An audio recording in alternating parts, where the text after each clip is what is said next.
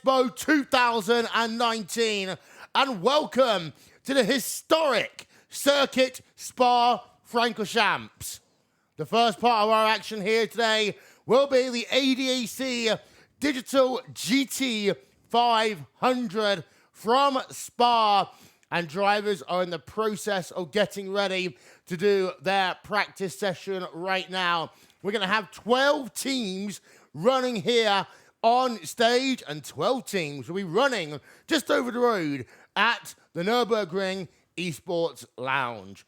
Well, Vincent, along with Connery Maddock and Paul Matthew Smith, as we are getting ourselves to say ready to get some cars out on track. And Connery, yesterday was exciting, but to quote our good friend JR, business is about to pick up. Yeah, absolutely. Another day of great racing on the cards here for the Saturday of the ADAC 2019 SimRacing Expo.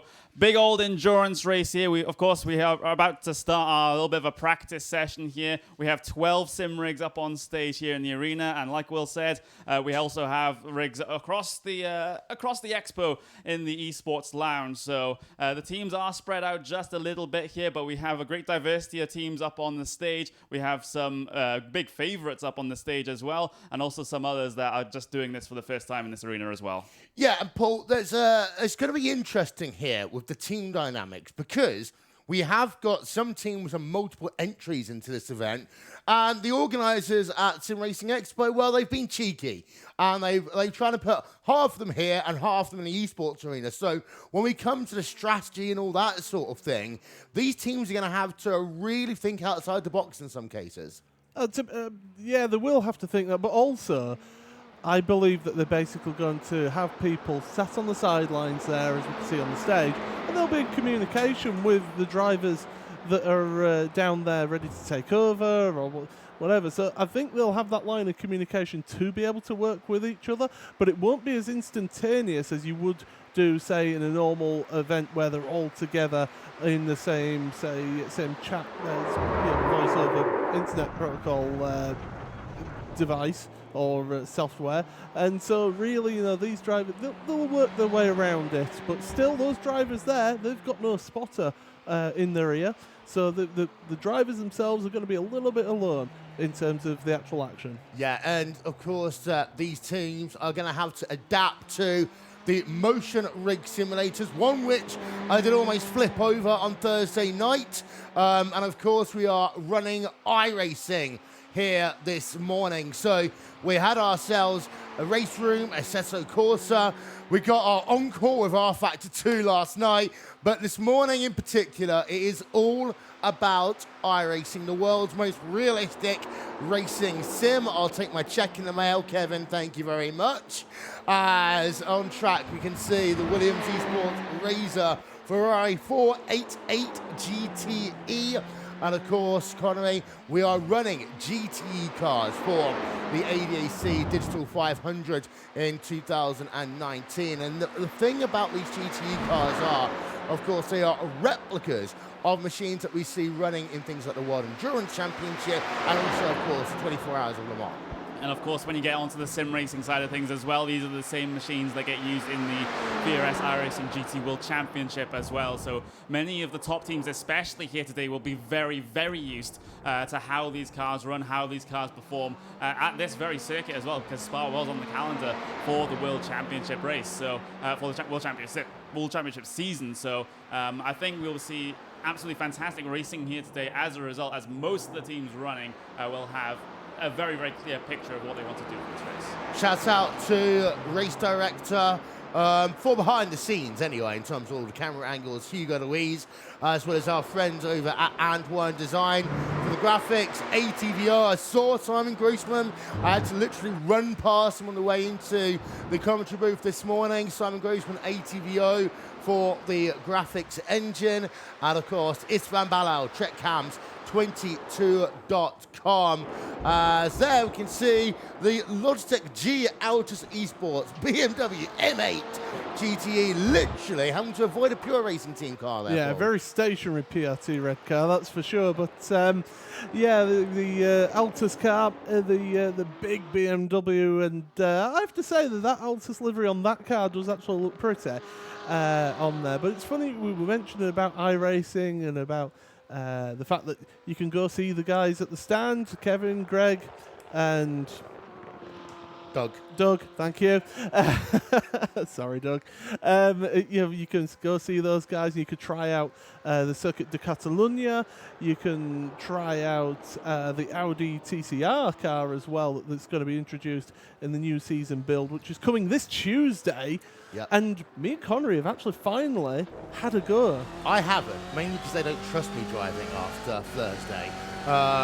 But you did get the chance to drive the, of course, front engine Audi TCR, so it's a little bit different to what we've got here today. We're on board, by the way, with Yannick Lapchin in that number 43 Logitech G Altus Esports car. I've got to make sure I say the G, otherwise I will get into trouble.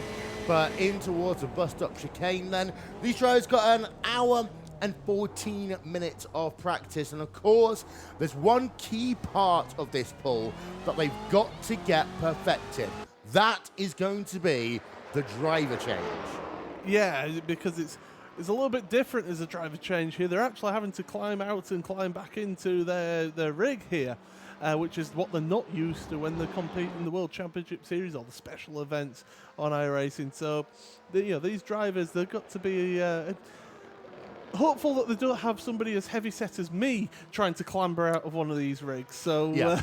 that's certainly an issue, and they'll have been working away trying to practice as much as they could. I remember when we were at Leipzig last year with Porsche for the Porsche SimRacing Summit, you had some teams who are literally doing attempts at getting in and out as quickly as they can. Of course, the athlete of Mitchell de Jong was the one doing the most there. It is great as well, kind of, to see all the different teams on stage as we're having a look at the Simicube NX racing car of Jack Cedric, currently behind the wheel there in the number 10 BMW GTI machine. But it's the little quirks that these teams is going to be the difference between winning and losing here today.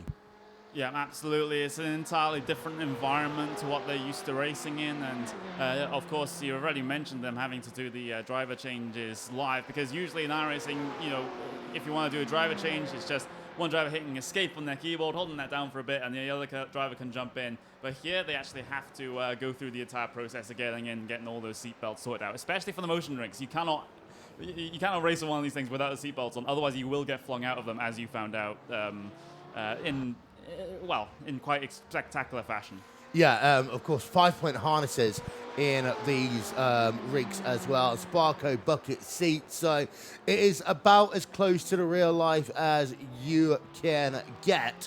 And this 1 hour and 12 minutes remaining of practice. Don't forget, by the way, German commentary for this event is available. All you need to do is visit simracingexpo.de for that one. Hello to everyone watching on social media over the course of this weekend, watching on Twitch TV as well as YouTube Gaming. We need to stop with the cars stopping in the middle of the racetrack.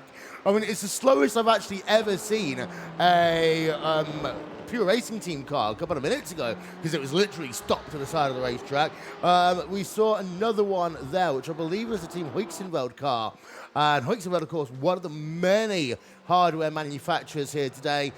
Seen Simicube, I've seen VRS, and they've got a busy stand. Of course, they've been launching showing off their new pedals and wheels.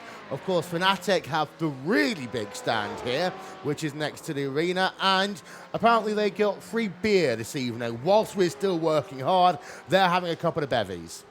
Yeah, that's thanks guys, thanks for the invite. Technically we did get an invite, well, but like we last did, year, we don't have the time. Well, I mean, some of us have to earn a living, don't we? So that's what's happening right now. And and certainly it's a great atmosphere. I mean, we've already got, it's so busy in there on the expo hall already, and it's only just gone 11 o'clock local time. Yeah, 10 past 11 coming up now. So it's great to see so many people there out in the expo hall. And once this race gets started, it'd be great to get this place filled up a bit. Oh, yeah. Of course, we've got racing at the track as well. It's the B word that I'm not allowed to say on an iRacing broadcast. And it's not a corner name at VIR either. It's the other B word. But, of course, there is racing going on over the course of the weekend. We've got also Formula Renault Championship. Lamborghini have got themselves some GT racing Masters, going on. of course. GT Masters, yeah. Team Hoexenberg. Now, one of the things, by the way, if you are new to a RaceSpot TV broadcast, there are certain things we spend a lot of time talking about. We will occasionally, Connery, talk about the racing on track, but the two things that we will talk about is the quality of the food and the quality of the liveries, and that Hoexenberg number 35 car is a pretty one. Yeah, it is. I'm always a fan of the Team Hoexenberg livery. I know you guys know how much a fan of the Altus livery I am, so there we go. I just have to get that out of the way quickly. But yeah, we've got an hour and 10 minutes of a free practice session to try and cover here before we get any sort of action out there on circuit. But I guess that gives us a little bit of time to talk about maybe the favorites for the upcoming qualifying and, of course, the race as well. Currently, you see top in practice as Team Hoexenberg, Jan Sinkowski, has an unfortunate altercation with the tyre barrier there, but he'll be able to reset that car back to pit lane and get back out there. But currently, Pure Racing Team Reds topping the practice session here. We have Rebel Racing Esports as well, going to be a big competitor here today. Williams Esports Razor, so all of the names that you expect setting fast times, they've already done so.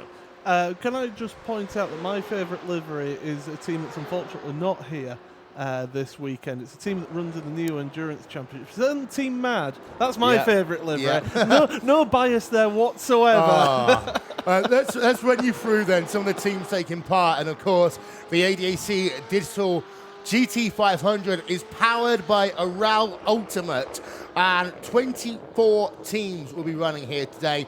Pure Racing Team will be cars number 1 and 2. They've got Pure Racing Team Red and Pure Racing Team Green. Phoenix Racing Esports have a car here. Red Bull Racing Esports has a car, and actually I was talking a little bit earlier outside with Graham Carroll. I'll come back to that point a little bit later on. VRS Carana Sim Sports, their number 8 car is going to be here. Sim Racing Academy have qualified for this event. They are going to be here on the Esports Lounge just over the road. Simicube Inex Racing, they've got a car. They're going to be here in the arena. Radicals Online. Of course, they've got probably the most mile traveled to get to this event with their 2 Japanese drivers. They will be here in the arena. Core Sim Racing.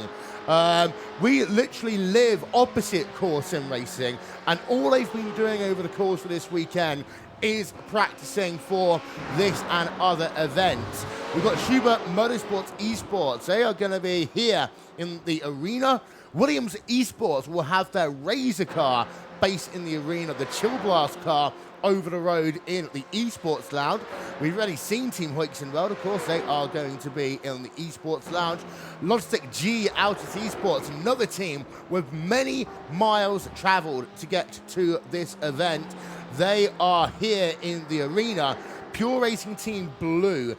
Pure Racing Team, by the way, have more cars than anyone else in this event today with 3 qualified. The blue car will be in the Nürburgring Esports Lounge. SimRC Carbon, which is one of my favorite cars because they have a RaceSpot livery on the back, RaceSpot logo on the back of their car, which of course makes your car at least 2 tenths per second faster. SimRC are here in the arena.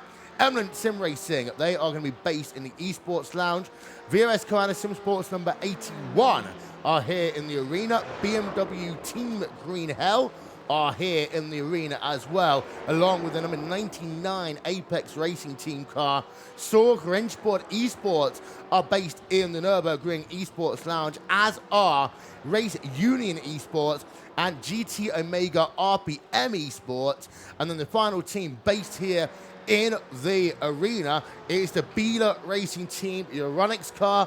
They, Connery, are 24 teams, and I managed to get them all out without making a mistake for once. Yeah, absolutely. We'll just ignore what happened with the stage introductions yesterday. Let's just let's just say that one. But that was a pretty humorous moment, though. But we have a very, very strong field here today. It has to be said. I was discussing with you guys yesterday that this is basically just an unofficial round of the VRS iRacing GT World Championship.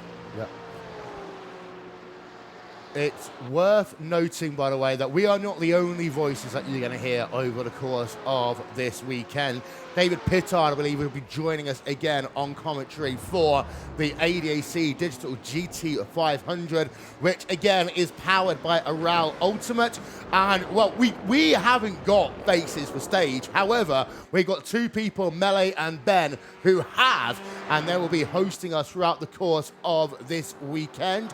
We're having a look at the Apex Racing Team number 99 machine of Michelle Ritchie right now as Red Bull Racing Esports move to the top of the timing stands with a time of 2 minutes 12.717. They are currently 1.4 tenths of a second ahead of Pure Racing Team Red. That is a big gap to the Williams Esports Razor car.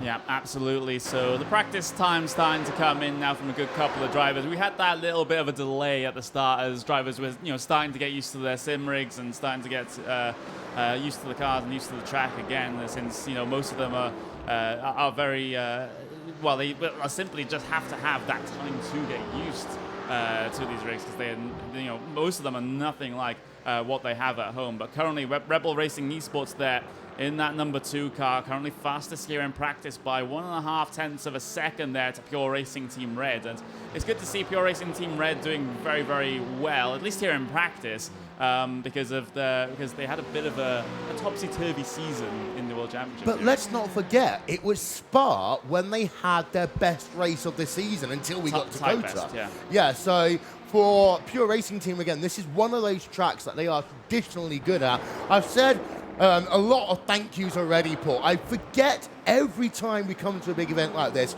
Of course, there is a huge group of people who are working behind the scenes to get this amazing video content out. We've got the beautiful directors talking to our ear, keeping us up to date over the course of the weekend as well. And I will say a big thank you from everyone at RaceSpot TV and actually across sim racing to all these people who put so many countless hours into making this event such a success. By keeping us informed, you mean keeping us in check? Yes. Is what you mean with the directors. But yes, it's a huge team effort, and that is what this is. It's a team effort to bring such a production like this out here to this show, and to have such a fantastic venue. I mean, you talk all the way through your vision mixers, your graphics people, camera operators, lighting people, sound operators, people in charge of the stream, directors, producers, everybody who's involved with one, even the runners that are having to grab us and get us in check and get us where we need to be. Everyone who's involved in this, it's a huge team effort, and I tell you what, this place looks spectacular out on stage right now, so it's a fantastic job that's being done here, and I do encourage anyone who is in the area or even at the Sim Expo, do make sure you get on into the arena, because it'd be great to see everybody here supporting this event and this race, because we want to see you guys, we want to actually see, it's been great meeting people. Yes. This is it. We only ever see a name on a timing screen.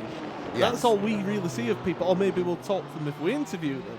Actually getting to meet up with people or seeing people we haven't seen for a number of months again, it's a great event to have there. Yeah, of course, this is not the only event taking place at the ADAC SimRacing Expo 2019 here today. We are going to have ourselves also the ADAC GT Masters Esports Championship.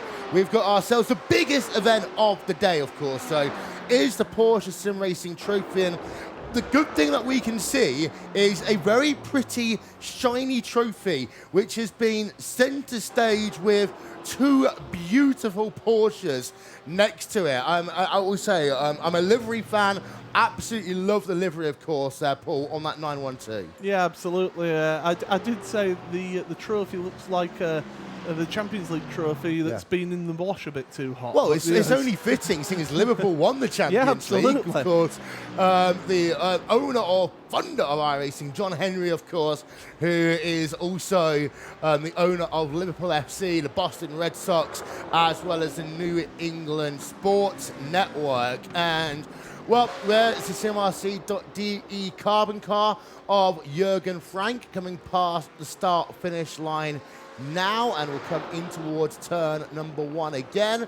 Currently in 10th place, so the 2 tenths per second he's gaining by having the race logo on his car is helping him out to some extent, Connery. Maybe, just maybe. It is worth noting, though, that since these drivers are only using one account to be able to do the race here today, the account of the driver that's racing first, I believe is the case here. That means that we won't get really, well, for the first half of the race, the names will be correct as the pilots of the cars. But once the driver change comes through, then that will be inaccurate. So we'll try and keep you up to date in terms of that when we get to it. But yeah, this is shaping up to be an absolutely brilliant race on the cards here. We've got about an hour here left in practice. Pure Racing Team Red, top of the timing screens at this moment in time. Rebel Racing Esports not too far away, and Virus Crown Sims number 81.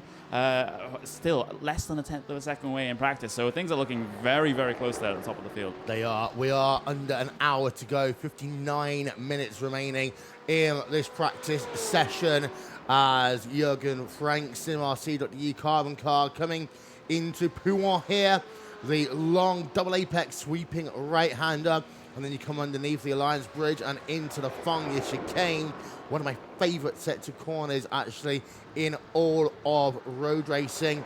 And SimRC.de carbon, of course, we see them quite often in terms of things like the World Championship Series, of course, but also, Paul, we'll see a lot of them when we get into the winter season of things, when the iRacing World Championship finishes, and we head ourselves over to the many private leagues that keep us entertained through the winter. Yeah, we've got, the SCO Championship, we've got Neo Endurance Championship, who's just these last few weeks announced a deal with the operators of the 24-hour series. Yeah. They're changing their format in how they're running. They're bringing the TCR car in, the Porsche GT Cup car, as well as GTE cars. So that's going to have a different dynamic. So it's going to be a little bit different to how we've seen the New Endurance Championship in recent years.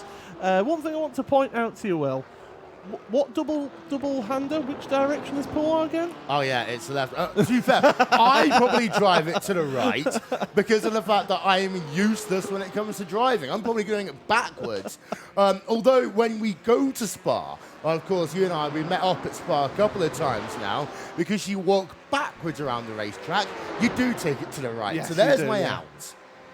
Yeah, I mean, if you think you're bad at driving, just try that TCR car on cold tires. Yeah. That is a big struggle, and of course that TCR car does have the new tire model from iRacing on it, so it's a lot more accurate in terms of how it behaves with the heat that's actually going into it. When you're coming out the pits, you're basically just babying the car around for the first lap or so, and then trying to get the tires up to temperature. So usually that happens quite quickly with the old tire model, and with the new one, it's from what I can see, from my limited experience, there's no complaints. Yeah, it's worth noting that you can go down to the iRacing stand. They are here, one of the many exhibitors. There's actually a lot of exhibitors running iRacing, but there is the official iRacing stand as well. And you can go there, test it out, say hello to Kevin, Doug, and Greg. See the present which I provided them this morning, which is one of the few cans of rich energy still left in circulation around the world. They'll be taking that back to the office in America, I am sure. But of course, check out Circuit de Catalunya, which will be released on Tuesday, as well as the car itself, the Audi DCR. So the new build is coming this Tuesday. That means, Paul, this Tuesday you also get the Racebot TV Ask Us Anything, like we do every time a new build comes out. Yeah, absolutely. I mean, those are the two highlights that have really been announced about what's coming in the build. We don't know what else might be coming in the build. They usually like to keep that bit, in their pocket until closer to the build. So really, keep an eye on the iRacing Facebook page. Yes, the Facebook page It's is back. And all their social media, and see what else is coming. What other tweaks and changes have been made? I have one thing that I think one of the staff members told us, and it's something subtle in the TCR announcement video. It's very subtle, but I'm not going to say. So watch the Audi TCR video on the iRacing page. It's a small thing. It's a small thing, but it'll do good for the immersion.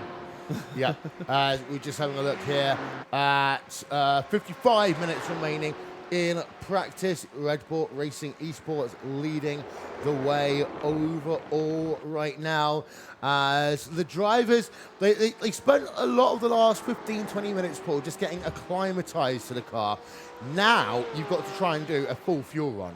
Yeah, this is it. This is what you've got to try and do here, and to get used to what the conditions are like out there, and see what we can expect, whether teams are going to try double stinting tyres or whether they're just going to play it safe and take tyres in the pit stop, because of course fuel and tyres do not get changed at the same time. Normally when you change drivers you change tyres as well, but it depends on what they get out of this. I would expect them to change tyres when they do the driver change here tonight. And we've seen a lot of strategy in the VRS GTI Racing World Championship, which became a big part of the back end of the season, especially at Sebring and Circuit of the Americas. And there'll be some teams here, Connery, looking to make a bit of a statement, and they are going to be the teams who will think, okay, let's have a look at the track conditions. Is it worth risking not taking tyres? Yeah, I mean, we did see it a couple of times in the World Championship Series, but it all depends really on how hot the track temperature is out there. And we do have a graphic for that. We're not going to be able to pull that one up unless Hugo is listening, of course. But if the track temperature gets into those high 30s, into those 40s, then double stint in the tires becomes very, very tough indeed. And if it is cool out there, if it is in the 20s degrees on that track temperature, then that double stint option really does open up for the drivers. And it also depends on how long they actually take getting ready into the sim rig as well, because some drivers might be faster than others and getting themselves sorted. I want to know what the rule is, whether or not they need to put all of the 5 part of the harnesses on in order to get out. Because I'll tell you one thing, you've got to do a little bit of shigging, a little bit of moving around. There's going to be a lot of close body contact, Paul, I'd say. These are going to be teammates coming into the event. Afterwards, they're going to be friends for life with some of the touching to get all of the bits and pieces into the 5-point harnesses. To be serious about the tyre situation, there is a crossover point. Of course, we saw at Circuit of the Americas, the track temperatures got up to 49 degrees Celsius, which is hotter than this commentary booth. Oh, I know. It's getting close, is this booth. But at the same time, there is going to be a crossover point for both sets of cars when taking tyres will become the quicker option. Yeah, and this is partly what these drivers will be trying to figure out here in this practice session. And it depends, of course, of what time of day we're at as well, what the cloud cover is like. We've got dynamic weather, we've got the dynamic skybox as well in terms of where the sun is in the sky. So if we're right smack bang in the middle of the day in the sim, you're going to be at the hottest point of that track. Whereas if you're, say, starting off late afternoon going into the evening, it's going to cool down. Or if you're starting off in the morning going through into the afternoon, it's going to heat up. So these are all variables that you've got to take into account, and that can affect your strategy. It can affect your stint length. It can affect your tyre wear. It can affect your setup of your car as to how loose or tight that car is. And yes, I did use NASCAR terms then. You did. Of course, NASCAR is one of the things that we broadcast here on RaceSpot TV, the eNASCAR Peak Antifreeze Series powered by iRacing, which they are in playoff season. Oh, that's Rogers getting a little bit twitchy on the exit of Curve Paul Frere, or Stavolo 2, if you like me, on a normal day. But Rogers just heading himself now through Blanchimont. Of course, that's one of the few corners here, Paul, which I'm a little bit upset about they paved, because it used to be, if you go off at both Air Rouge Radillon and Blanchimont, it'd be game over. Of course, Jacques Villeneuve, 98 and 99, as well as his teammate Ricardo Zonta. And then we have that huge crash in 2001. Thomas Enger in the Prost and won the Jaguars. Don't forget as well, Luciano Berti as well at Blanchimont as well. Had a monster accident there. I mean, on the one hand, yes, you would like to see the runoff be a punishment, but at the same point, you want to see cars in the race as well. So I can see the trade-off there between the two options. So, it's kind of like the Parabolica. Everybody absolutely cried foul when they went and tarmacked over the runoff of the Parabolica. But to be honest, really, we still see people going off there into the wall. So, it's all right having that paving there, but it still can suck you into the wall there. It's like the apron at Indianapolis Motor Speedway when they removed that in 1993, just in time for Nigel Mansell to almost win the Indy 500 until he forgot how to do restart. Still looking at Josh Rogers in that VRS Koana Sim Sports machine again. Virtual Racing School, they're the title sponsor of the VRS GTI Racing World Championship, which is where you see many of these teams here. They're also an exhibitor here at the Sim Racing Expo 2019. And Peter smiled at us, Connery, because we managed to do the entire VRS GTI Racing World Championship this year without a single commercial.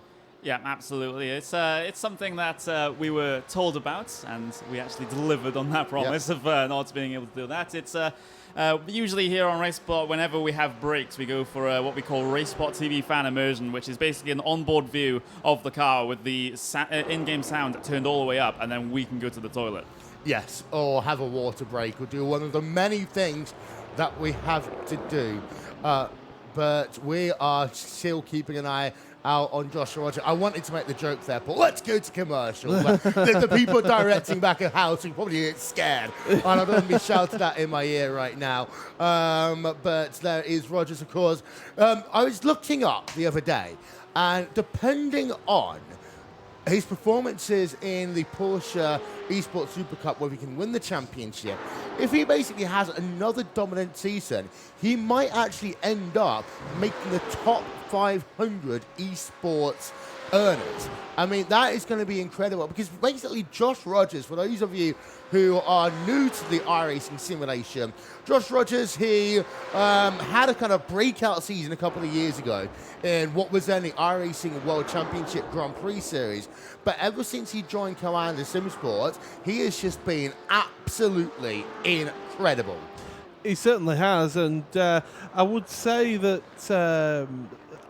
as well as the Grand Prix Series with his breakout season, also running in the GT Series as well the same year, it really was that sort of, everybody was ranting and raving going, who's this kid that's suddenly just burst onto the scene? I managed to commentate on him in the Road to Pro Series before he got into the Grand Prix Series, so I was lucky with that, as well as you, Connery, as well. You got to commentate on that as well, so we got to see him a little bit earlier than everybody else, and so we knew the potential that was there. You say that though, but probably the Australian the Australian community, the Australian community knew about him like years before we knew about him, but because he was one of, if not the best driver in the V8 supercars. Of course, he has his quite hot competition with Jared Filsell and a couple of others in that one, but yeah, he is just really coming to his own this year, I think it has to be said. Ever since the start of 2019, he has just been absolutely on point with every single race that he's run. There's one person who is going to have to be probably upset over the last couple of years, and I can just see him on the side of the stage. It would be Mitchell Dion, because of course Mitchell, he was behind Martin Kroenke in the iRacing World Championship Grand Prix Series, and then he got better, and then he had the new guy, Josh Rogers, coming along, Paul. It's like, now it's my turn to win championships. He won the World Rallycross Championship, so he is a world champion. Yeah, so he's a world champion. But I would say that Mitchell is one of the more diverse world champions that we've got here as well, and his ability to adjust from the Rallycross to the GT to, as it was, the Grand Prix Series as well. Yeah. That ability to have that adaptability I think the only thing that's missing really is him doing ovals, and Yeah. then he I was would gonna be the say, full package. Mitchell is one of the most diverse drivers in the history of iRacing. It's not often I say in the history or in the world, etc. But Mitchell is a part of a very select group of people. You've got the likes of, for example, PJ Sturgios, who has always been that most diverse driver. But I think Mitchell's up there. And of course, Coanda are one of the teams that compete in pretty much all the World Championship Series as well. Yeah, absolutely. So, you know, when you have such an asset like that, that is completely and utterly invaluable for a team to have, to be competing in so many series in different types of vehicle as well. If you put these adaptable drivers in any car, they can, you know, you can rely on them to actually get yourself a good result. That's what Sturgis has done. That's what, you know, now Joshua Rogers is doing with open wheel, going in towards GT cars as well. And of course, we have, you know, the main topic, Mitchell, just with the rallycross as well. It's absolutely brilliant to see for Coanda. They have their fingers in every single pie. They even have representatives, shall we say, in the eNASCAR Peak Entry Series. Yep. But of course, that is a drafted system now with some of the other esports teams and some of the real-life NASCAR teams also getting their names involved. So even though there are Coanda SimSports drivers in that series, they're not technically that on the broadcast. Yeah, and it's one of the biggest thing about the eNASCAR Peak Entry Series in 2019, the fact that a number of real racing teams and also other esports teams making that transition. Rogers is on towards pit road, so we can all get off the Coanda bandwagon now. I can see Philip Stam on stage, and that's your Coanda promotion out the way for the day. We've got it done early. Let's go and turn our attention over to Williams Esports Chill Blast. Well, Williams Esports here, Connor, they are one of those teams in the 2019 VRS GTI Racing World Championship that we didn't show a lot of all the time, but they were always there and always consistent, and if I remember correctly, the best placed Ferrari. Yeah, absolutely. Well, just as you say that, they have a little bit of a moment out of crew on. Commentators. So there we go. They will take the tow back to pit lane, and they can get going again. That's the good thing about racing here in the simulator, is that you don't have to pay if you crash the car, I suppose, and you know, that's always a good thing, right? And you know, talking about that, it's basically the barrier to entry here for sim racing is so much lower than it is for real racing, because you have the real racing going on out there on track right now with the Blancpain support races and of course the Blancpain GT series itself. And you said the B word on an iRacing broadcast. Yeah, I'm going to get fired now. I mean, it's here. We're at the SimRacing Expo. We have to mention it. But those guys, you know, it's such a financial investment for them to even get a slot on the grid, let alone all the maintenance of the car, or, you know, paying all of the mechanics to work on the car, and then of course any accident damage that you accrue. Here in the simulator, of course, yeah, the car is technically paid for, but that's like $11 to iRacing. You know, it's and you get to use it, you know, for the rest of the time that you have an iRacing subscription, and you know, and that sort of low barrier to entry here for sim racing is what's really, really attracting big names like Porsche, for example, into this, because they see it as potentially a new form of motorsports, a new form of competition, and there's also the fact that some of these drivers perhaps might just be good enough to get themselves in a real car as well. Yeah, indeed. So, and we have seen, as we said yesterday, for example, we've not only seen drivers make the transition from the virtual world to the real world, we've also seen even commentators. Jack Nichols, of course, the voice of Formula E, as well as BBC Radio 5 Live's coverage of Formula 1. Of course, he started in this wonderful little world of sim racing. Of course, if you are new to iRacing, you've never had the chance to try it out before, go and check out the iRacing stand. You can also then ask Kevin, Doug, and Greg very nicely. You can get a 3-month free membership to iRacing to give it a whirl and see how, as iRacing describe it, the world's most realistic racing simulator. So go and check out the iRacing stand and get yourself a free trial of iRacing for 3 months. As Neil's coach, ever since we were talking about how good they were, he's been on pit road twice here, Connor. Yeah, he's had a couple of issues, so maybe it's just getting to grips with the motion sim there. I know some drivers, you know, they take longer to adapt to these things than others. it's a whole different situation when you're strapped in and you're actually feeling forces in the sim for many of these drivers for the first time. So that's just an adaptation that needs to be made. Of course, the pedals and the wheel probably isn't the exact same ones that they have at home. So it's going to take them a while to get set up here, but that's why we have such a long free practice session to get all of these drivers up to speed. We actually have Team RSO there in their Mercedes AMG there. That is currently Manuel Weibel behind the wheel of that car, and it's currently P3 here in practice. So that is a very, very good run indeed for Team RSO so far. Yeah, Team Wrenchball online right now. Number 97 machine working through Blanchimont into the bus stop chicane, which of course they've reprofiled a couple of times over the years, Paul, and you can probably tell me the history of when they've done all the changes to that corner. I remember it when I first started watching Formula One, being that left, right, and then quick right, left, and the actual bus stop as it was. But it's been tamed a little bit over the years. Yeah, it's. I mean, the classic shot was when they used to come round the little sweeping bend into the bus stop chicane, which was the left, right, right, left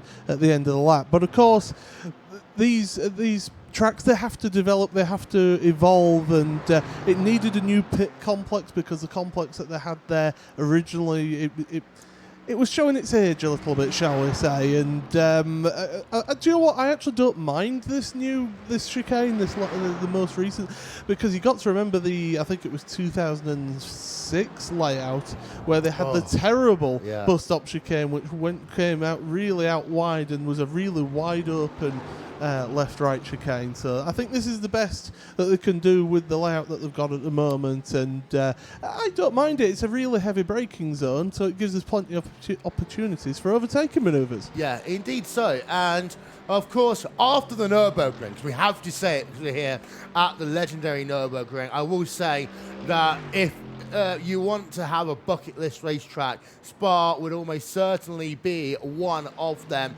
It's such a walkable racetrack as well. You get the opportunity, you start off, you sit in the grandstand just on the run into Air Rouge, and then basically walk backwards around the track. It takes you about 3.5 hours. Get yourself a nice waffle along the way, of course, and you can have fun. And one of the things I like about GT racing is just that, just how open GT racing is. And you talk about sim racing being a family. GT racing community is also such a big family. Oh, absolutely. And let's not forget, not only do you get yourself a waffle, on the day that we went there, it was plenty of ice creams and cold drinks. In fact, so many cold drinks that they ran out of them at the shop. But it was it's a fantastic venue. I've been a couple of times. I've been there for the Grand Prix as well. And you're right, you walk the opposite direction because there's twofold for that. One, that means you don't have to walk up the hill at Radio. Yep. And secondly, it also means that you're always facing the cars that are coming towards you on track, so you're not having to turn around. Yeah, just saw Rob Cuss, team principal for Radicals Online, walking off the stage, giving some information to the Radicals Online team. And Connery, I'm a geographer, I'm a town planner, so I should know my distances, but between here and Japan and here in Australia, of course, the two biggest distances that people have come to Sim Racing Expo, Radicals Online, they've got two of their drivers from Japan. And I mean, this is the amount of effort that some of these teams have put in to get to Sim Racing Expo, literally traveling halfway across the world. Yeah, absolutely. And, that's been the trend over the past couple of years with the ADAC SimRacing Expo. Usually it was primarily Germans, Germans from the local area, those that are attending the racing here this weekend, coming here and, seeing what sim racing has to offer. But over the past 1 or 2 years, it has really, really become much more of an international event because you do have those drivers coming over from Japan. You have Joshua Rogers, of course, from Australia, Mitchell de Jong, who's California resident. Yep. So that is a very, very long flight from the west coast of the United States as well. And of course, we have the English commentary that we're doing here as the commentary that goes out over the PA as well. So that makes it a little bit easier for all of the international audience to understand. Yeah, so we are just over halfway through our practice session. There's 36 minutes remaining in the practice session here for the ADAC Digital GT500 powered by Aral Ultimate. It's great to have such a big name, of course, sponsoring this event as well. We have got a long way to go here. Of course, we have got a lot of racing here over the course of SimRacing Expo 2019. So we're glad that you are part of it. You can see the seats are starting to get filled here in the arena. I know it is absolutely manic outside in the exhibitor area, but we're going to step aside for a brief moment here on Racebot TV. We'll be back after these messages.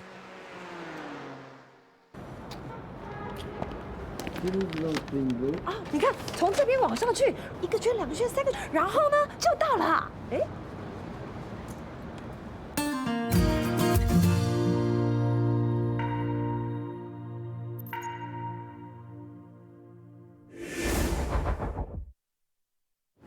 ，Bitburger 0,0.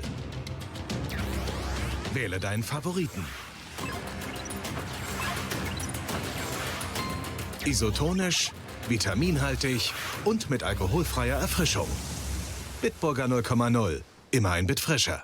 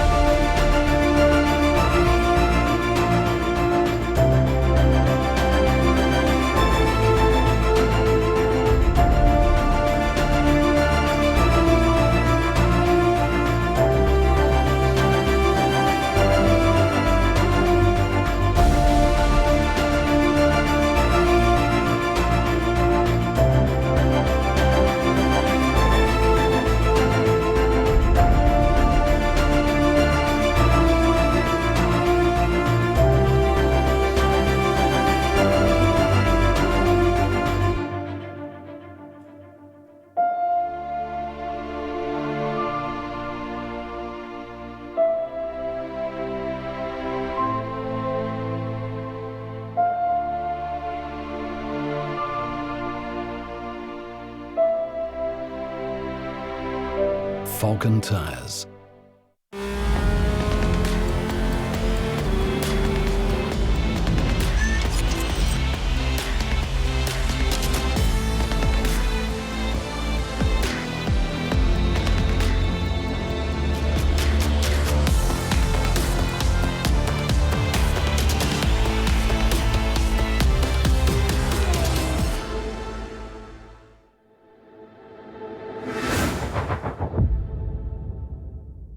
Welcome back.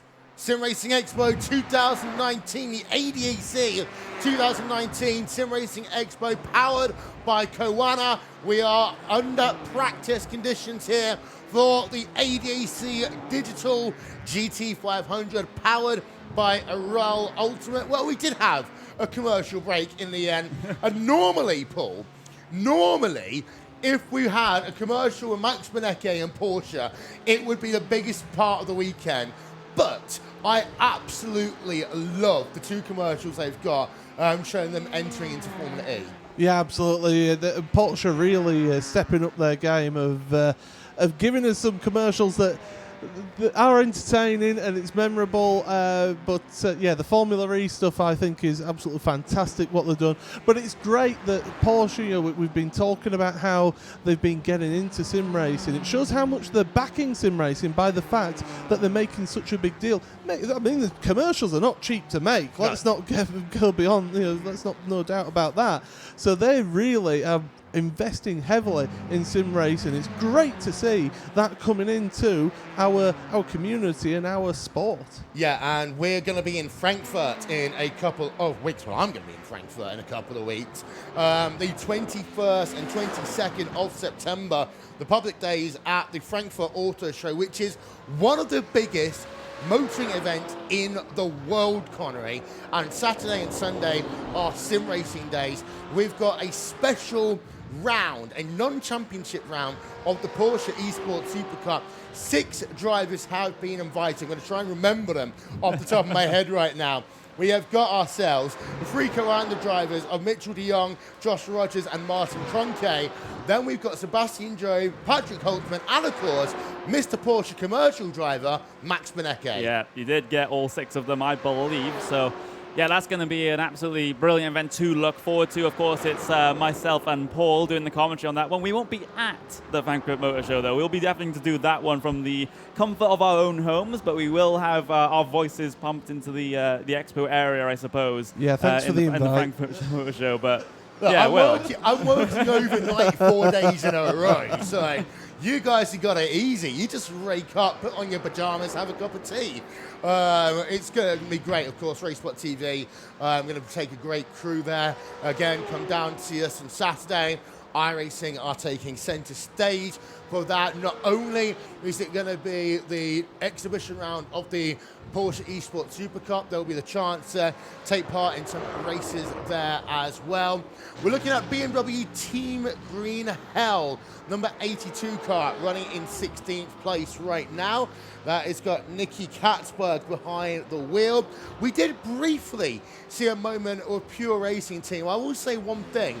This morning, they had the driver's briefing. I'd gone out to get some fresh air, Connery, and then all of a sudden, you just got swamped by all these sim racing drivers, and I am trying to work out who's got the bigger contingent between Koana Sim Sports and Pure Racing Team, because it's close. Oh, it is very close. I would have to say, I mean, from what I've seen in the arena space with the teammates watching, I would have to say Pure. But I don't know what the state of things is right now, because I can't really see either team out the window. So we'll have to see when it comes to the grand final of the Porsche SimRacing Trophy to see who has the most people here. Don't forget, they are split between here and the Esports Lounge as well for this event, so we won't see them all here in the hall, but still, they've got. The thing is, it just shows the success and the time and the investment that those teams have put in to their sim racing efforts to be able to bring and get such competitive athletes, almost. Well, some of them are athletes, yes. Here and in their team. So it really shows the time and monetary investment that they've put into these teams, and it's paying off for them by having such a big presence here at the expo.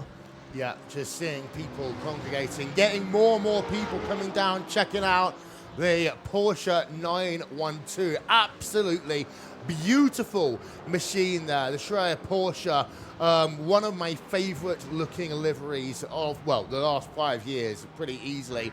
We're looking on screen at Core Sim Racing and Sindre Setsas.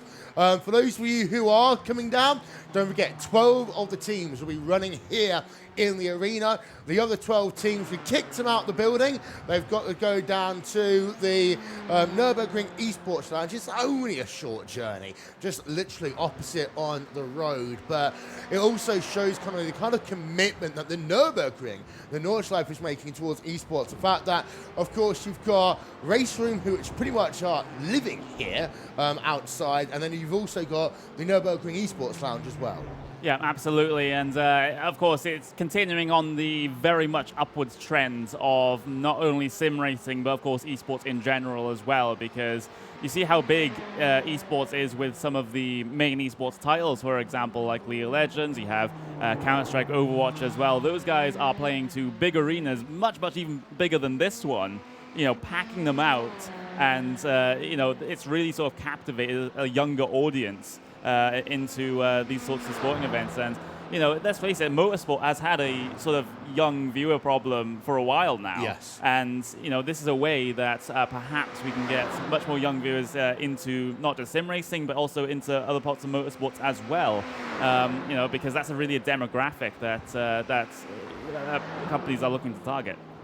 Wasn't the demographic under a certain Bernard Eccleston being the Rolex buying 70-year-old Yeah, that he was really aiming for? me. That was the demographic that Formula One was being aimed at, but it shows. But this is it. You've got sim racing, the integration of sim racing into motorsport.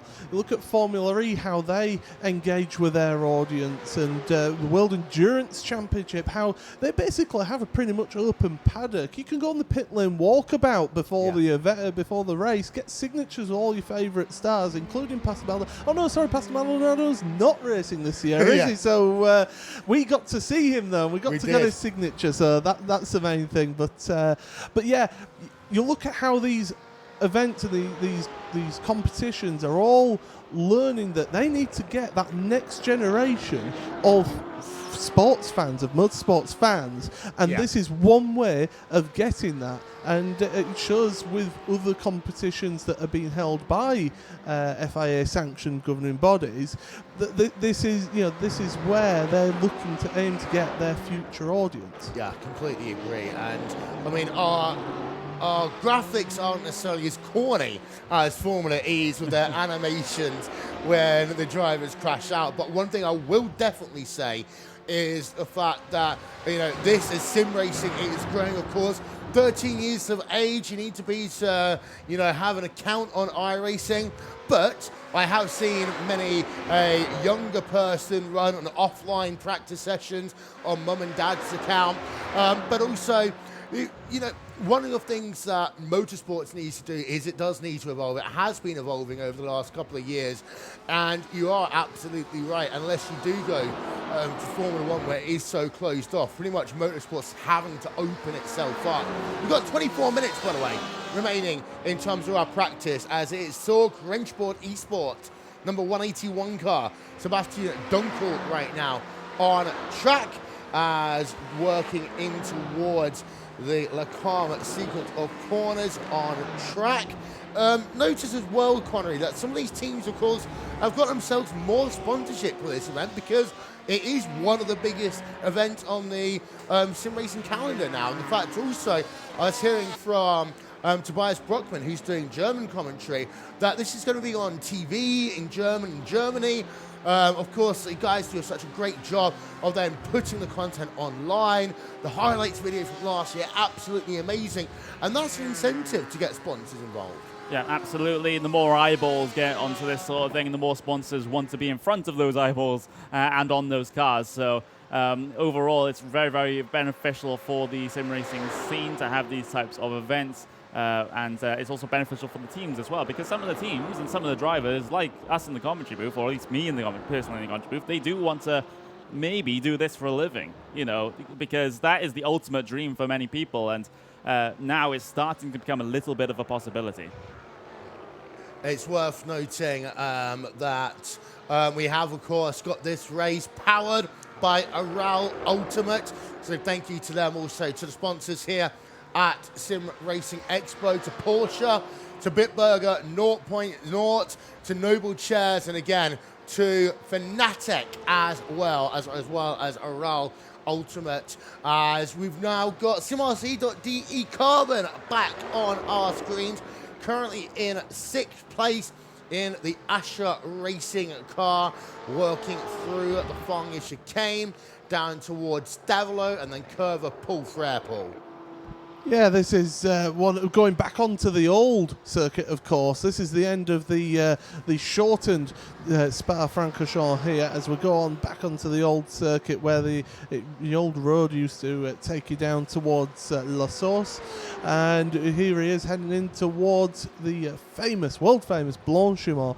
Seeing cars absolutely flat out through that corner is truly impressive, as you hit the brakes really hard, get it up over that right and then the left. Try to avoid those sausage curbs there on the bus stop chicane. Across the line, a 2:13.8 there for the SimRC.de carbon car. But onto the brakes once again, into La Source. Again, this is still part of the old track, and come out that corner, downhill, plunge downhill. The undulations on this track is absolutely astonishing as they headed in now towards Eau Rouge, which is the left-hander, and then into Radio, the right, and then the left at the top of the hill, and heading uphill, and it is uphill all the way up the Kemmel Straight, because this is a steep hill. It doesn't show it on TV or in the sim really from our pictures, but I can tell you that is a long drag uphill there. But of course, if you're in the motion simulators, you will be feeling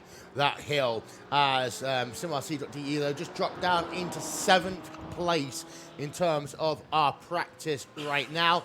I just saw Altus Esports doing a driver change, and it was a case of how quickly can you hop out the car and hop back in. Of course, one of the little rules here, Connery, is that you must enter and exit the sim on the left-hand side, so you can't even have a kind of revolving system. You got to get someone out, literally dragging them out on the left-hand side of the sim, and then put someone back in on the left-hand side of the sim. Yeah, it's going to be very, very interesting to see actually who is going to be the fastest to be able to do that. It's not something that they would have had to practice on any occasions before. I've already described how the driver change usually works in iRacing when the drivers are separated, but here in a live setting, it's just a little bit different. It's not only the process of getting in and out of the cars here, Will, it's also the fact that the drivers, well, they're not all identical. They don't have the same leg length, they don't have the same arm length, so what the rig being set up for the previous driver is not going to be the comfortable position for the driver getting in the car, so they have to move all of that as well. Well, yeah, you've got the two Maxes, for example, at Pure Racing Team. Historically, you've got a very, very tall Max and the not-so-tall Max in Max Benecke, who's almost the jockey or driver-sized car. You've got Max Benecke, who's far taller than that, Paul. And again, it does create a little bit of logistical issues, but again, also, the way that these drivers, for example, will set up their wheels, the way they'd have things like force feedback, etc. It's all these little things, unless you get immersed in sim racing, you don't actually realize the little nuances. Yeah, you get used to how you have your settings with your equipment, and you get that feel. You learn how you get that feeling through of the car turning, gripping up through corners. When you compare that to, say, when you have if you get a new wheel, and I found this in the last few months, I got a new wheelbase, and it ended up, it caught me out for the first few weeks because I was still getting used to how that felt. So really, these drivers, they're adjusting to the equipment on stage that they've not used before. They've also got to adjust the seating position, how they have it, the pedals, how they feel that, and there is going to be compromises made here with this setup. Wait, sim race is compromising? Yeah, that doesn't happen. That's the first time I've ever heard that one. We're looking at Race Union Williams Esports right now. Moritz Lohner just at the start-ish part of a lap into Rouge, now into Radio. He comes up the hill, up the mountain almost here. And I will say one thing as well, Connie, you've got to remember just how high up altitude Spa-Francorchamps is as well. I went to this event with Neil Heckins, who is the organizer for the Neo Endurance Series, and he has a small car. And that small car was struggling to do about 80 kilometers an hour once we got within about 5 miles of the track. And you got all these Ford Mustangs blasting past you, well actually be on the left-hand side. But this track, of course, most famously, I think it was 1997 or 98, where Formula One went to a commercial break. It was sunny, came back from the commercial break, it was pouring it down. And I wouldn't have remembered because I was born in 1997. Right, so that's where you then handed over to Yeah. myself Yeah. because I remember that because they were swimming through the bus stop chicane. It was 97 was that particular one when they were just splashing their way through. Because 98 it was just raining all Yes. day on the Sunday, but in 97 it was glorious sunshine, and then all of a sudden come back from a commercial break because British TV had changed to a commercial TV station, and all of a sudden the heavens had opened. Racebot wife is working up to the stage. Go and say hello to Racebot wife. Yeah, apparently even SimRacing can get married in 2019, as it is a big part of the organisation. Someone's literally chasing Racebot wife by the looks of it right now, as going up the stairs. It is great to see so many faces here at SimRacing Expo 2019. We can see more and more teams getting themselves ready.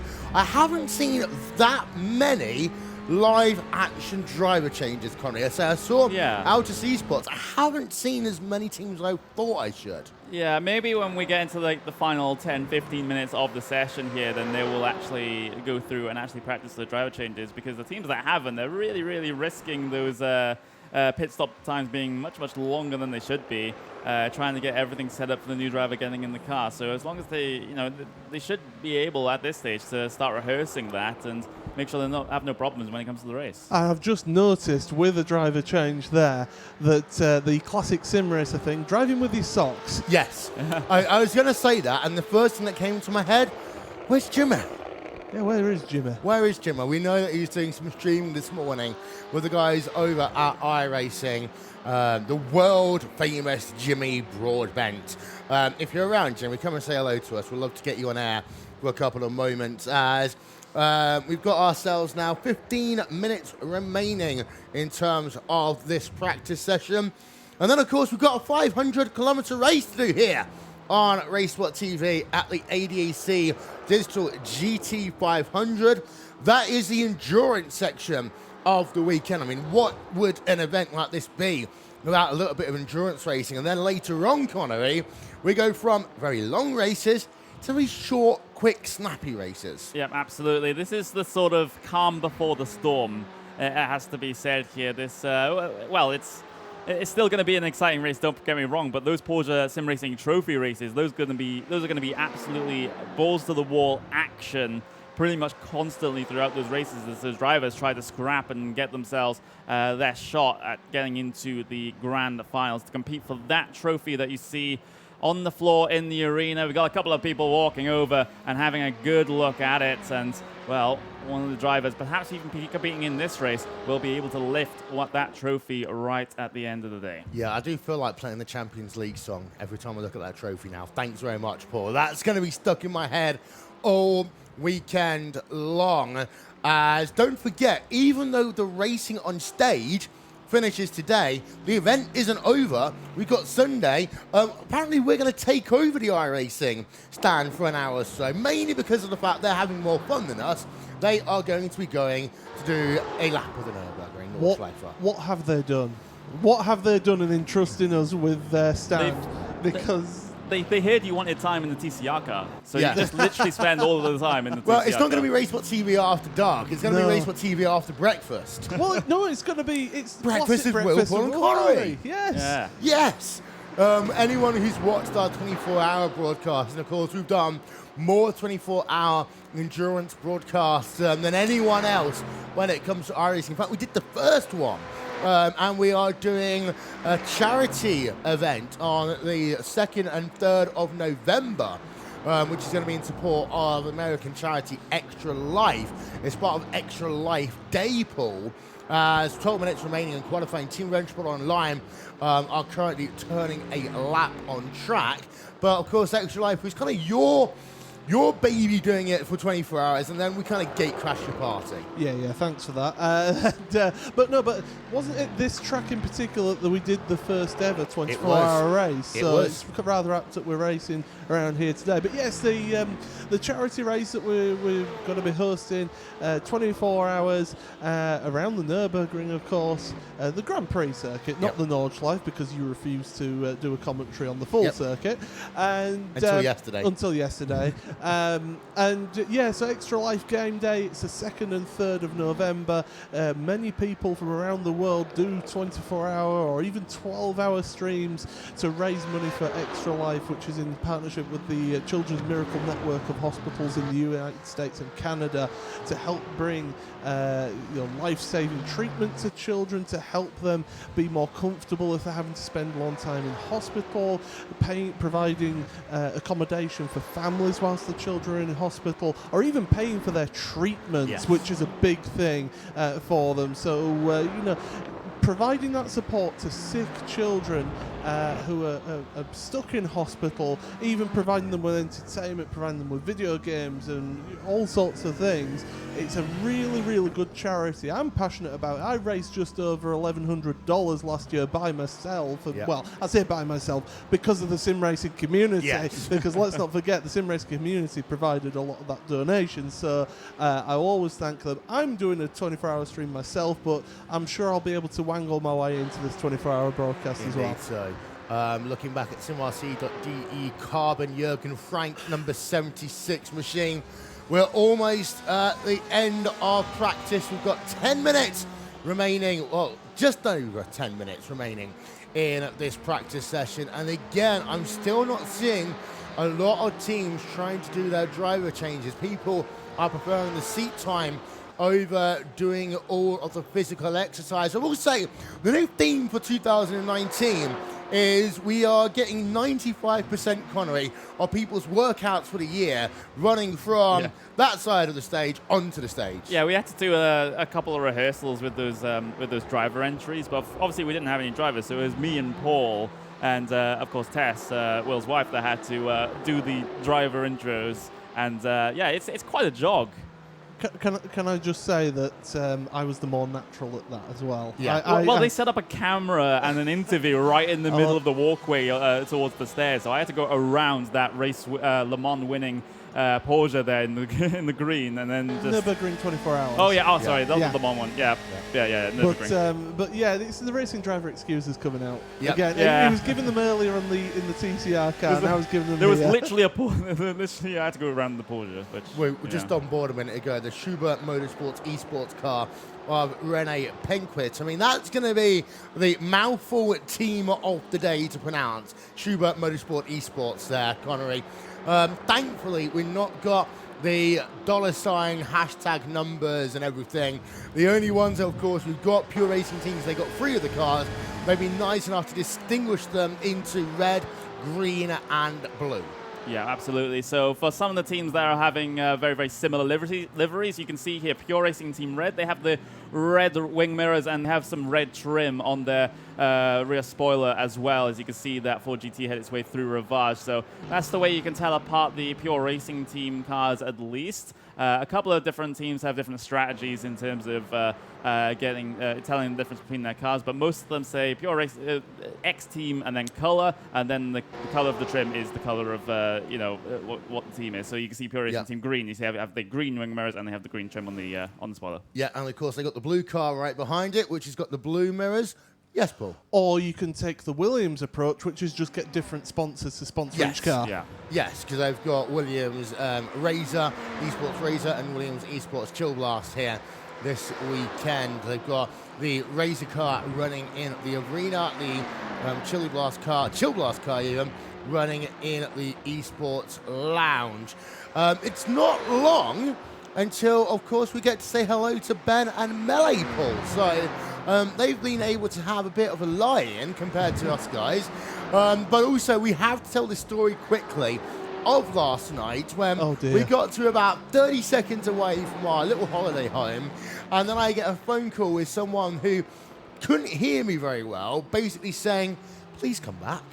Yeah, so while our lovely presenters, our handsome duo, got to go back to the hotel, have a lovely meal, enjoy the hotel Wi-Fi, and go to bed and get a nice, fresh, refreshing night's sleep. Me and you had to work until about midnight last night, considering that we'd been here since 10 o'clock in the morning doing rehearsals and meetings, to then have to be up here nice, bright and early once again to do it all again until about 11 o'clock tonight. We're not actually complaining. We're professionals. Yeah, we're just having a little bit of a joke. We do, of course, enjoy and love what we do. More people are getting photos next to the Mini Champions League, of course, the trophy. If you're wondering what that trophy is, it'll be the trophy for winning the Porsche SimRacing Trophy a little bit later on this afternoon into the evening. Less than 10 minutes to go now in terms of practice. We've got just under 7 minutes remaining. We're looking again at Sindre Setsas in the Core Sim Racing number 16 machine, running in the 16th position. So car number and position lining up for once there, Connery. Yeah, absolutely. Of course, Sindre Setsas as part of that team. We don't know if that is currently the driver that's in the car because, you know, that's one of the limitations of the spectator system when we're doing live driver changes, of course. But Core Sim Racing out of the final corner, of course, and their way across the line to get another lap set here in practice. And currently sitting at P1 is actually that, well, in the GTE class at least, we have VRS Command Sim Sport, but in GT3s, we have Vasaro KC Racing Esports actually setting the fastest time in class. Yeah, we do, indeed. So they can see along the top of your screen, we've got the ticker running, showing you all the drivers and where they are in terms of their positions. We've got ourselves just over 5 minutes remaining then in this practice session. Of course, then after that, we're going to have ourselves qualifying and the full race. You can watch it, of course, online, or if you're in the area, come down to the arena and join us for this event. We want to get this place absolutely filled, but we're going to take ourselves a quick commercial break here. We'll be back in just 1 moment's time.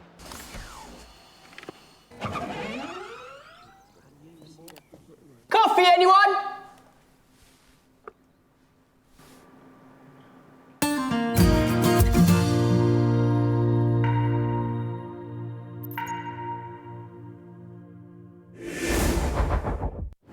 Bitburger 0,0. Wähle deinen Favoriten. Isotonisch, vitaminhaltig und mit alkoholfreier Erfrischung. Bitburger 0,0. Immer ein Bit frischer.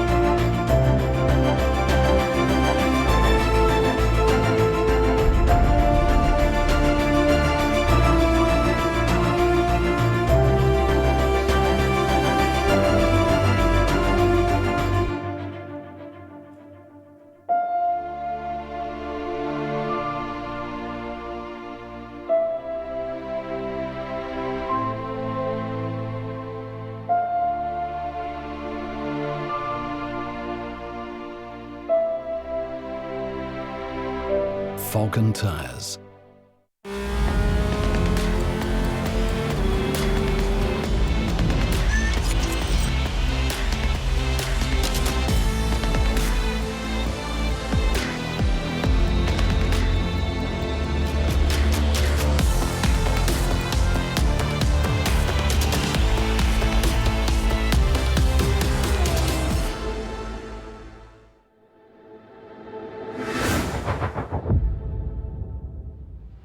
Welcome back to the legendary Circuit Spa Francorchamps the home of the ADAC Digital GT500, powered by Aral Ultimate. And we're almost now at the end of this practice session. We've just got ourselves a couple of minutes to go, and of course the most important thing is we got to see Max Beneke's face in the commercial again. Absolutely, I love seeing that commercial. It's as we mentioned earlier, great to see Porsche really backing the sim racing and including them as part of the Porsche team. So that's great to see. But yeah, it's just the last couple of preparation laps here. A couple of teams will be trying to get a qualifying practice in here at the end of this practice session. So definitely these drivers and teams giving it their all here towards the end of practice. It is Commander SimSports who lead right now over Pure Racing Team. Red Bull Racing Esports in third. TimRC.de Carbon in fourth place. Fifth place is BMW Team Green Hell. Then Pure Racing Team Blue. The number 8 Commander SimSports car in seventh. Race Union Williams Esports in eighth. Ninth place is a Williams Esports Chill Blast car. And running out your top 10, it is Radicals Online with Simacube NX Racing in 11th, Williams Esports Razor 12, Sorg Wrenchboard Esports in 13th place, Pure Racing Team Green in 14th, and the Apex Racing Team running out your top 15. I have to say Beta Racing Team in 16th because I felt bad because I could never see their logo to actually say their team name yesterday. Yeah, absolutely. One thing that I didn't realise until my team boss pointed it out was that Frank Beeler himself was sat literally about 5 seats away from us in this commentary booth. I remember watching him in the British Touring Car Championship, winning Le Mans. It's like, oh yeah, it's his team. That's you always seem to forget that. Well, I do anyway, but that's because I'm getting senile and old. But there you go. But yeah, it's great to see that people like that are getting involved with these esports teams. Look at Fernando Alonso have started up his own esports team as well. Yep, indeed so. The timer hits quadruple zeros. That is practice done for the Digital 500 powered by Aral Ultimate, the ADAC Digital GT500 powered by Aral Ultimate. And of course, that means we head ourselves over to the next part of our proceedings.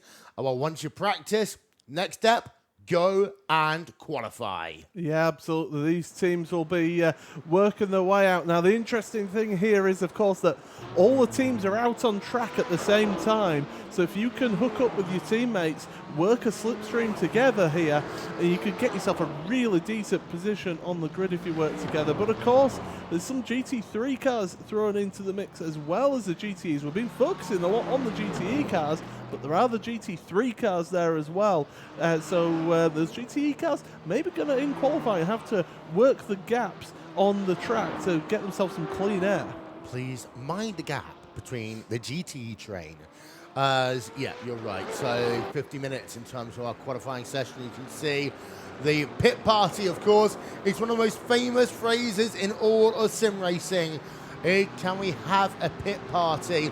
And we've got a lot of teams coming out on track right now. Now, what you probably want to do at this stage, Paul, is get yourself a lap in all this traffic, get one in the bag, and then try and find some clean air and see and compare and contrast. Well, I think Red Bull are actually trying to get themselves some clean air now just to get their own lap in. I mean, really, you want to try and get a clean lap in as soon as possible. Your first flying lap, get that clean lap in, just at least then you've got that in the bank. Then try and find yourself a little bit of slipstream. Now, with these GTE cars, they are affected by the draft through the corners, so they're not going to corner quite as well through some of these medium to high speed corners like at Poor. So make sure that you've got yourself enough of a gap that you're going to get the slipstream, but not too much of the slipstream to affect you through the corners. Yeah, indeed so. And for those of you who are just joining us, you're wondering where the other 12 drivers are. If you're here in the Nürburgring arena, well, 12 of the teams, they are going to be running in here. The other 12 teams will be banished outside to the Nürburgring Esports Lounge just over the road. And it does create an interesting feel to this event. And one of the interesting things, of course, this year, Paul, is that everyone is using these motion rig simulators with the 5-piece harnesses and the Sparko, compared to last year when we had a little bit of disparity between some of the quality of the equipment. Of course, Apex Racing came along with the huge BenQ monitors, and then was it Inex who basically just had one tiny monitor and a box? Yeah, but whatever works for you, and depending on what sort of budget you've got or how you can get the equipment across here is to what you can get. But luckily here today we've been provided these motion rigs here on stage by the Nürburgring Esports Lounge. So they've all got, as you mentioned, the same equipment there on stage, and it'll be the same across at the Esports Lounge across the road. So these drivers, they're all fighting it out with similar equipment and to be able to run here. But the first of your flying laps now are coming out. The out laps are done. We're going to start getting the first qualifying lap times in about a minute and a half. We are, and it's an interesting point you made there about costs involved in sim racing. Now, you will see some of the teams have spent thousands or tens of thousands of pounds on their equipment, but you can, of course, do it on a budget as well. You can get a racing wheel for about as cheap as 50 euros these days. And then, of course, you don't have to have treble monitors. There are many people who use a single monitor. And then, of course, the pedal sets. You start off with a cheaper wheel.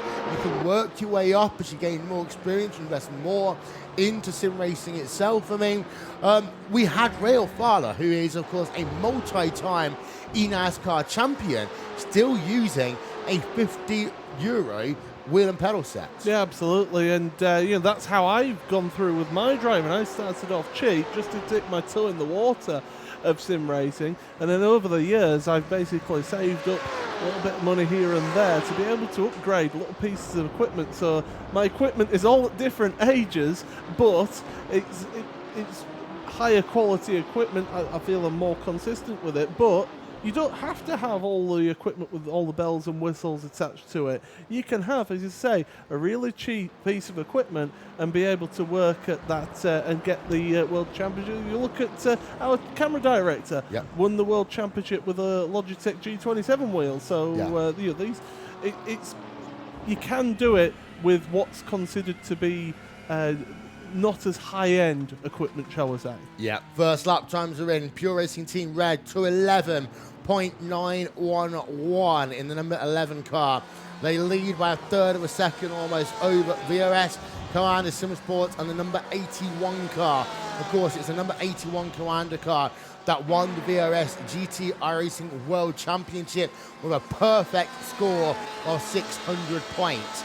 Third place, Red Bull Racing Esports. They are about 300s back from Commander, about a third of a second back from Pure Racing Team right now. Then fourth place is Radicals Online. Fifth place, SimRC.de Carbon. And Apex Racing Team in sixth. Seventh place is Race Union Williams Esports. Eighth is Williams Esports Chill Blast.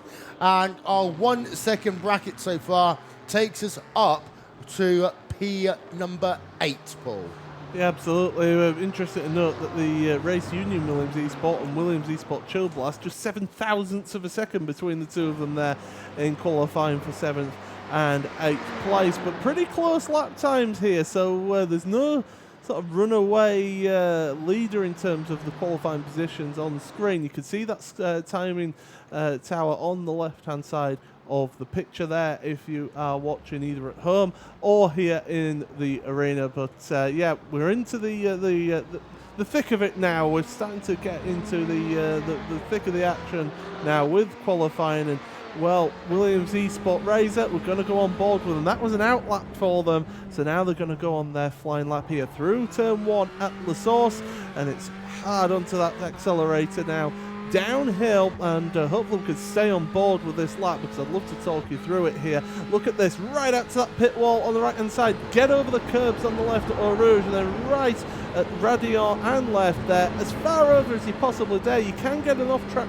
penalty if you're not careful through there. Trying to use as much slipstream as possible to carry the speed up the hill at the Kemmel Straight in towards Le Combe, left-hand side of the track. About halfway through that curb on the left is your braking spot, right, left, and then you've got Malmedy, the right-hander here, up over the curb. Use the exit curb as well, but not too much or else you'll invalidate your lap, and then down into this long sweeping right-hand hairpin at Rivage. And then we're going to be going down to Jackie X Corner. It's officially called, got a name now, Jackie X Corner, the left-hander here. It's off camber here, so it's difficult to hold your line through there.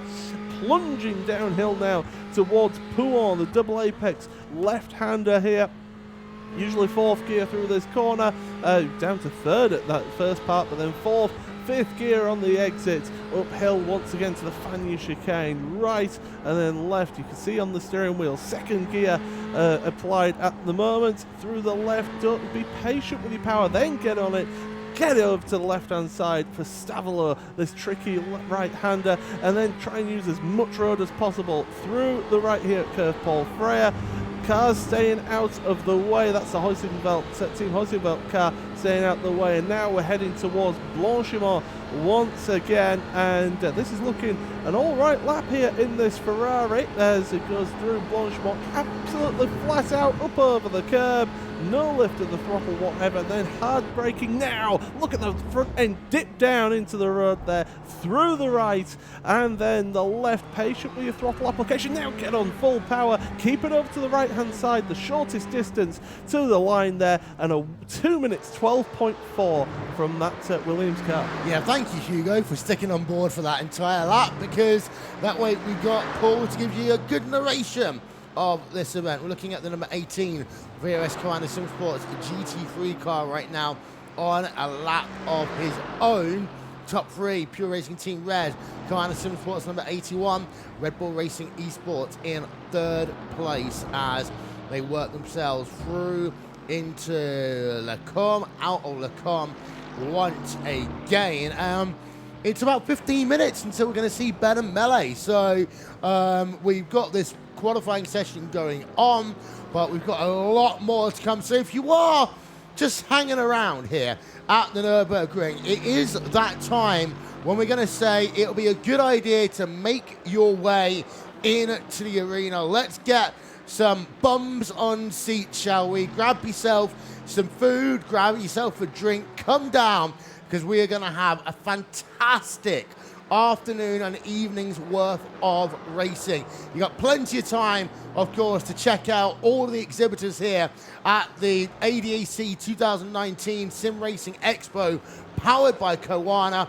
But it's time to come down and grab a seat in the arena, Paul. Yeah, absolutely. And you know, it's a fantastic venue. That's a little bit of a wide line. I think that's going to invalidate the lap there. But yeah, it's the Max Verstappen line. Yeah, no, that's through Blanchimont. Yeah, that's not the end of the line. But you know, it's a great arena. The setup here looks absolutely stunning here. The lighting, you know, even with the smoke now hanging in the air here, it just looks fantastic with that lighting. Of course, we've got the trophy there, centre of the hall there in the carpeted area, with the two Porsches down on the arena floor. You've got your floor seating, you've got the seating up in the rafters here as well, and you know, it really get yourself in here for some fantastic entertainment coming up, but we've still got some fantastic entertainment happening right now with qualifying, because these drivers are really pushing it to the limit. An Apex Racing team,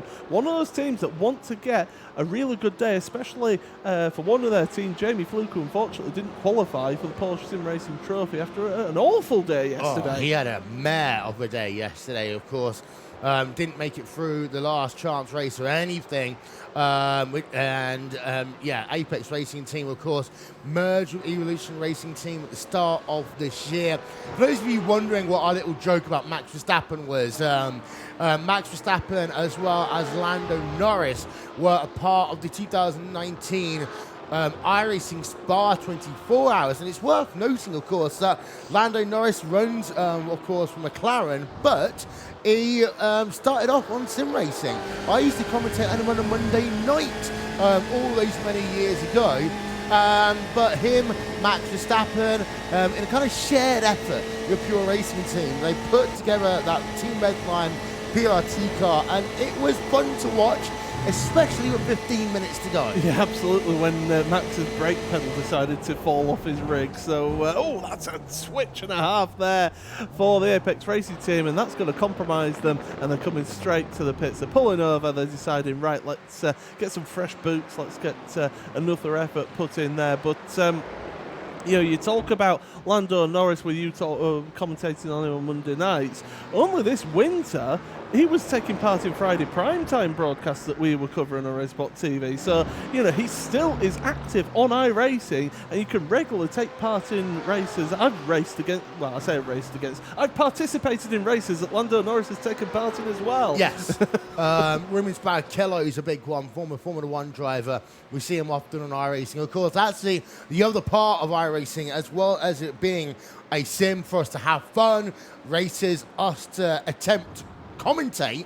It is also a driving tool, and there are many a racing team or even racing series who use it as a driving tool. Of course, I had the opportunity a few years ago to go out to Road Atlanta with Mazda, and they basically have a rig. Everyone gets out the car, their actual car, because of course you've got limited practice, runs over to the iRacing rig they've got to try and do more practice time. Yeah, and you know, this is the thing that that sims can really provide you. It gives you that muscle memory of the way that the track goes. Okay, you don't get that full sensation of the G-forces as we mentioned earlier, but it gives you that muscle memory of the tracks, of what's happening in terms of how the cars go around there.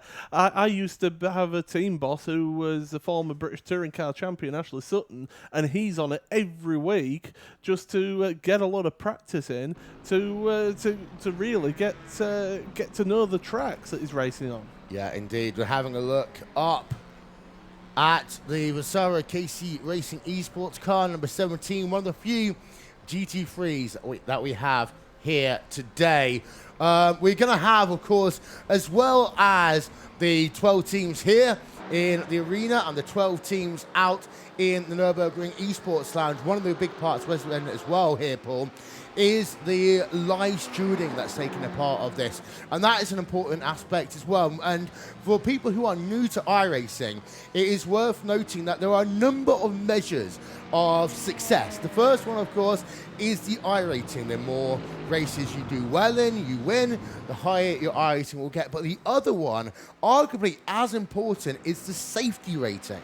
Well, that's it. If you don't have the safety rating available, you cannot get promoted throughout the different license levels. Of course, iRacing runs a license scheme all the way from rookie all the way through to A license. So these drivers, you know, they've all progressed through the license program to get through there. And you know, as long as you're a safe driver, it is actually rather easy to get through the licensing.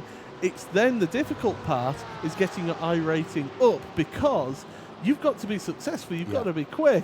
I'm finding it difficult. I'm still struggling just above 2,000 iRating, and okay, I'm not the best driver in the world, but still, I'd like to think that I could get it a bit higher than that with my ability, but there you go. But you can have one bad race and it affects you, but then you can have a number of different races, and lo and behold, you end up improving your iRating, and you end up getting those opportunities. Yeah, iRating, hard to gain, easy to lose is always the thing we say about it, and it is consistency that is a big factor. But again, we have got live stewards and people who are involved in this race. I did joke yesterday that we haven't seen any fisticuffs at ADAC SimRacing Expo before us. I just see one of the Williams esports drivers working himself over to their team rig, which is at the front in the middle on the right hand side from our commentary position. Yeah, we haven't seen any fighting at SimRacing Expo before. We have got WWE commentary knowledge. So if you do end up having a fight, at least make it entertaining. Well, I mean, don't forget I've got rugby experience true. and commentary as well, so they have a few fisticuffs in that. Hopefully it doesn't come to that, to be honest. But we have, you can see people. We have had occasions where people have been very upset with their performance or with what's happened and have not taken kindly to being on stage. But definitely. This is something that a lot of people don't take into account when it comes to racing. You're so heavily invested, you get emotional, and you've got to control those emotions to be able to get to be able to be consistent. Because if you let your emotions take over, before you know it, you end up having a bad race and you're wrecking out. Yeah, and I will say one thing. Having been to a number of events of the sim racing community, having been to a number of racing events, it is worth noting that, we have people who, behind the wall of a forum, etc., will often have a couple of arguments, but once you actually meet up, I actually see so much camaraderie here at all of these events. Just by the way, keeping an eye out, this is Michele Constantini's number 95 Apex Racing team, who are 10th place in qualifying. I'll tell you what, if I was a live steward, I'll be shouting at a couple of people for just pulling over randomly on track, Paul.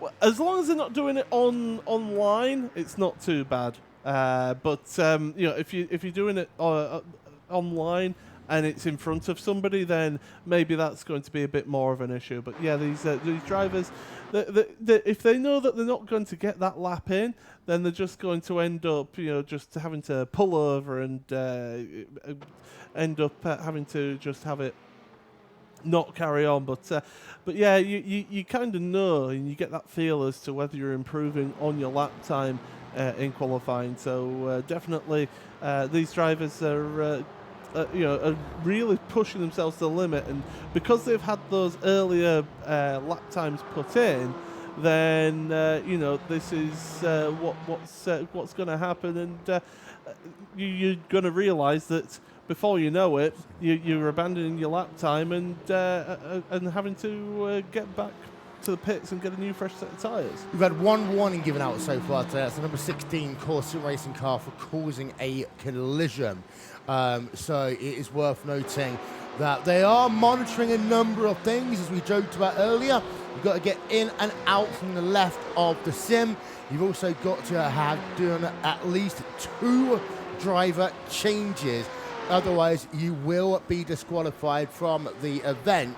Having a look, and it is the number 11 car, Pure Racing Team, leading the way. Hopefully, we're going to get a chance to go on board. Let's go on board with Pure Racing Team Red. Let's give you some RaceBot TV fan immersion.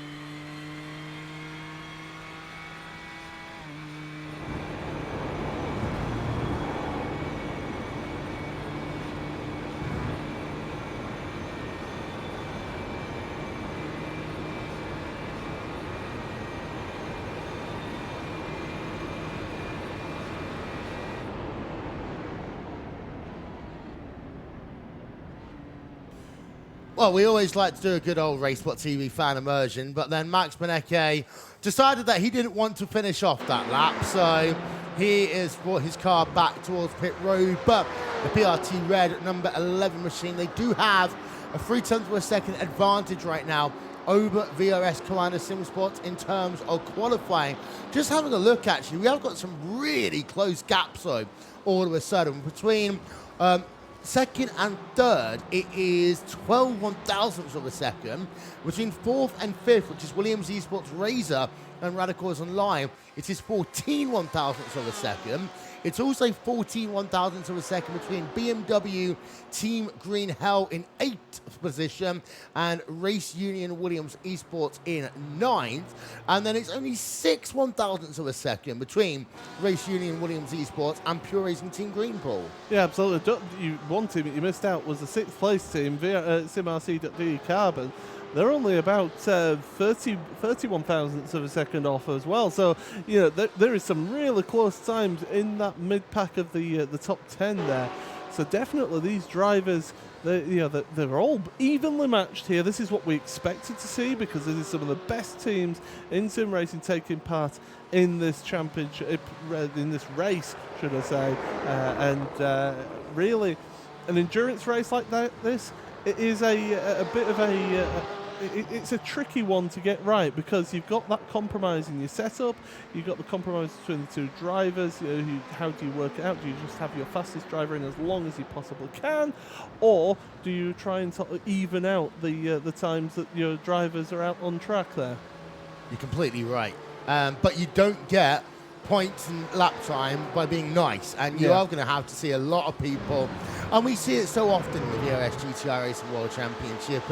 It's always a hard thing to try and say, but it's a fact of life. Some people are faster than others. Josh Rogers, for example, we talked about how great a season he's had this year across iRacing, but Rogers can't win the championship alone. He had to have, of course, Martin Kroenke as well as Ricardo Castrolado and teammate and the team aspect of iRacing. Of course, it's been about 5 years now since we had team racing and, these long events that you can have on the iRacing service. And it really has changed the dynamic of how people go about doing racing. The same way that we talked earlier on about having to get small people and tall people into a steering wheel. In an event like this, you can't just change a setup. You've got to find a little bit of a compromise. Yeah, absolutely. You all want to try and have the best compromise in terms of your driver lineup.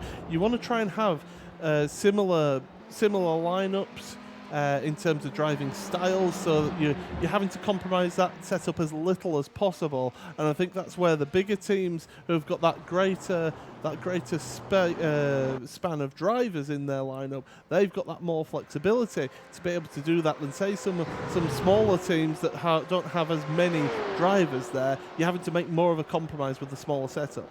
Yeah, good news. Our race director just told us that we are going to have a camera in the Nürburgring Esports Lounge. So even though I've been joking all morning about us banishing teams over the road, we are going to see them over the course of this weekend. Well, today anyway. As well, that is Matt Backham having a crash on the way into Air Rouge in the number 8 VRS car and the SimSports car. The number 8 co-anda SimSports car, of course, are one of the teams running in the Nürburgring Esports Lounge. The good news for us then, Paul, is that we can say anything we want about Matt Backham for the moment, because he's not going to hear us. For the moment. That's for sure, but yeah, it's really good how we've been able to get the coverage of everybody out here on who's competing in this one, give them a bit of time and be able to show their abilities. But I think pretty much qualifying is over and done with here. Drivers are getting out their rigs and just having a bit of a stretch, a bit of a walkabout, because they need to just get themselves refreshed before the start of this race here, because it's such a long race, and you're going to be in that cockpit for so long that you've got to just make sure that you're prepared, have a comfort break if you need one, and then get yourself prepared mentally, because there's a lot of mental energy taken up in a race like this. I see people holding up big signs of paper. I also had to translate German into English a moment ago, trying to work out my numbers, but we got there. It's not long until we actually get this thing officially underway for Saturday. So I've been saying it for the last half an hour or so. I can see there's a lot of people who are stood just at the side of the Nürburgring arena. Come in, grab some food, grab a seat. Let's make this an event that the drivers will be proud of. Let's give them some noise when we introduce them onto the stage in just a couple of moments' time.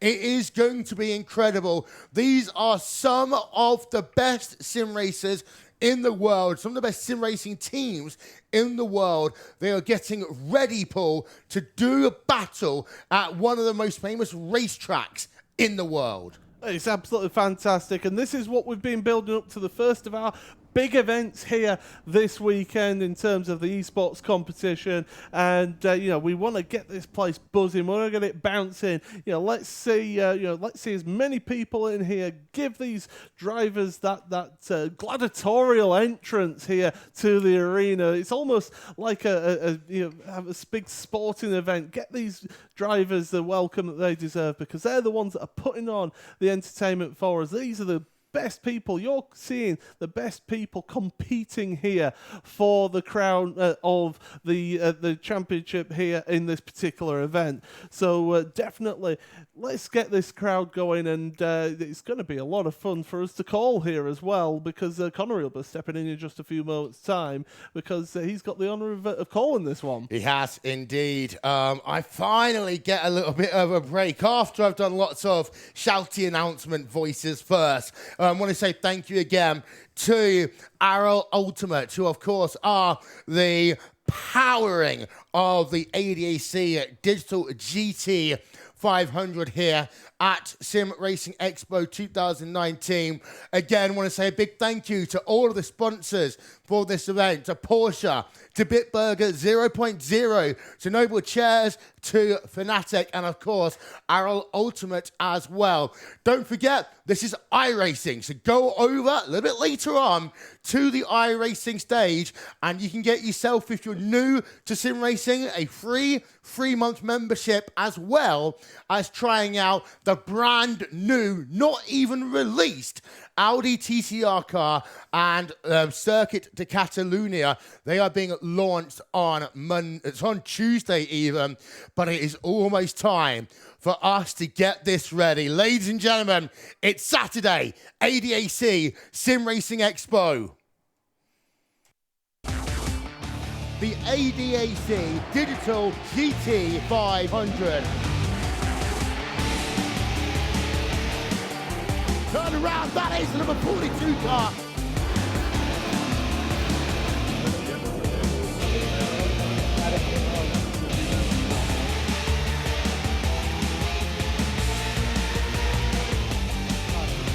Down to the inside, looking for an opportunity to arrive.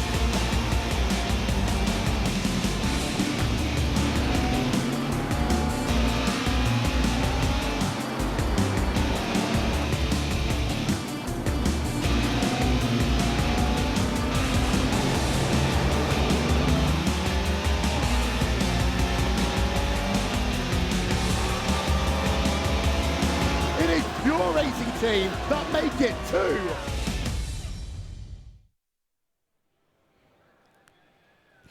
Hello and welcome to day 2 of the ADAC 2019 Sim Racing Expo. We are hosts Melek Melibalgun and Ben Constanduros, and today was a very exciting day full of races, but today is going to be equally exciting. So thank you so much for finding your way here into the Ring Arena, and of course for tuning in at home.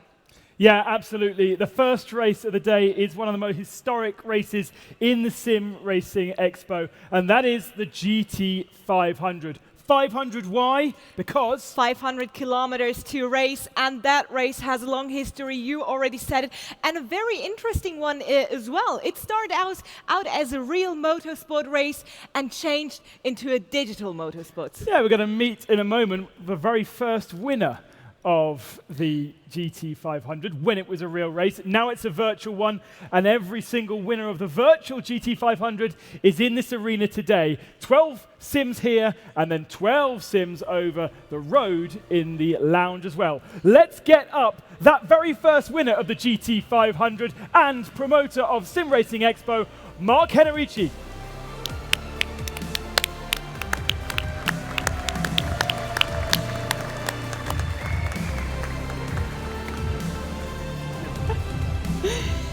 your microphone. Mark, thank you so much for joining us today. And Ben has already stated so beautifully, you are the first winner of this series when it was held back on the track. Yeah, a long time ago. It was 2012. I had obviously very strong teammates like Mark Gulsens back in that day, but it's true, yeah, it was a real race and it became a digital history, yes. And this is really cool because this is teams being invited to come and participate, some of the very best drivers in the world. Yeah, it's true. We have the top 12 qualified because they last year in the GT500 finished in the top 12 and the other 12 were invited by us. And so I think we have a fantastic grid with BMW Motorsport on the grid. With all the others, it's really great. I'm really amazed. And I mean, we split up the race in 2 locations. We have 12 teams out of 2 to 3 drivers here on stage and another 12 back in the esports lounge. We will have pictures of that later. And of course, there is a certain raffinesse to it as well, because those racers aren't the only ones. Yes, that's true. You know, we have the Manufacturer Cup, which you also could call the Exhibitor Cup, because they are racing from their exhibitor booth. It's 4 cars, and but it's prestigious. They want to fight with their own simulators and in GT3 cars today. And I think it will be a hard fight, a hard battle. And the best one will be also at the Podium Ceremony this night and get the trophy for the best manufacturer. So the basics then. For the very first time, we're going to be racing at Spa-Francorchamps rather than the Nürburgring GP circuit. We're using GTE cars for the main class, and then for that Manufacturer Cup, it's GT3 cars. So let's meet some of the teams here in the arena and over at the lounge. We're going to have 29 cars on track. Here are the second drivers, the team managers, whilst the real first drivers are on the sims right here. Give it up!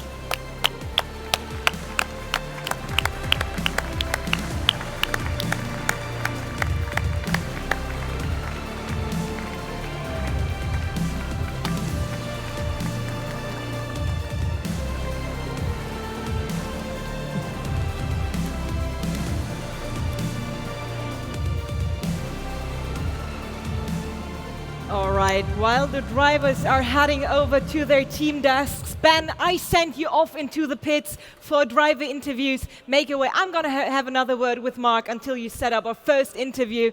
And Mark, this race is prestigious indeed. Not only glory, honor, a trophy, but what else can they win? Well, we have a prize pool of 5,000 euros. And of course, as you said, it's really prestigious. I think it's the most important race on-site event in the world, and we see the best sim racing teams of the world. Of course, tonight the Porsche SimRacing Trophy as a single competitor event. So I'm looking forward to it. I'm really excited, and it's going to be really interesting. How can you qualify for this event? There is no qualification phase.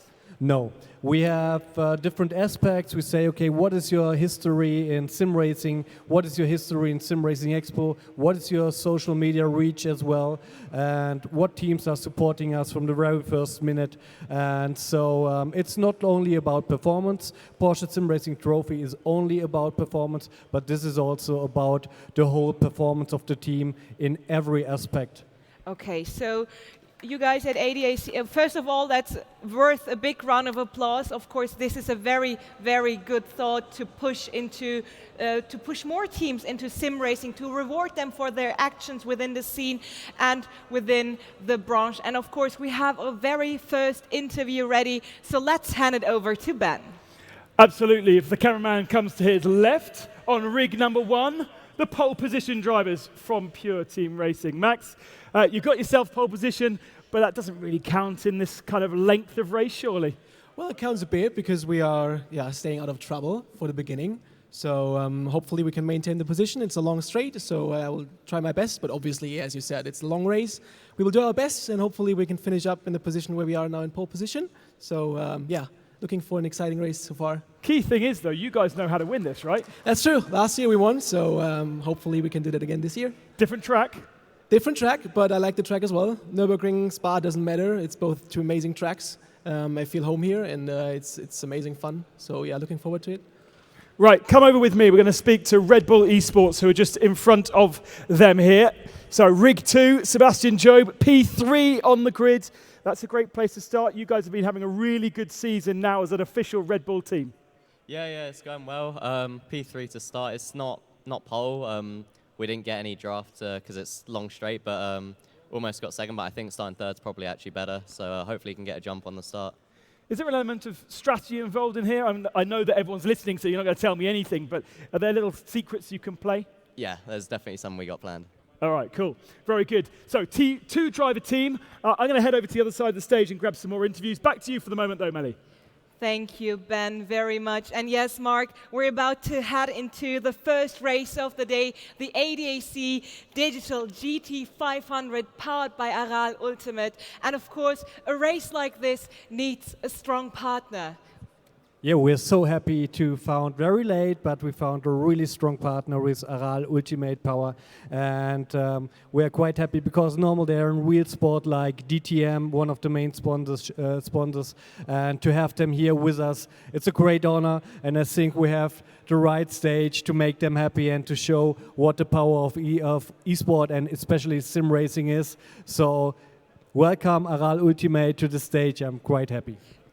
That sounds definitely lovely, and it's worth a big round of applause from our on-site audience here. Please put your hands together for this fantastic partner supporting this very race. And I think Ben is ready with our next interview partner. Over to you, Ben.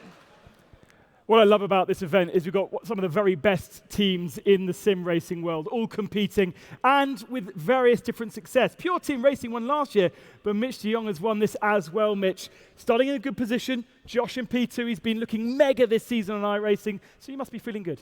Absolutely. Being on a car with Josh is always a really good feeling. He's an absolute hyper driver. So, he put in a great time, got us in a really good position for the start. I think we're going to be really strong on race pace. So we just need to hit our marks, make sure we don't make any mistakes, and we'll see what happens in the end. And what's the thought about car choice here? You've got a choice of car with a GTE. What have you gone for?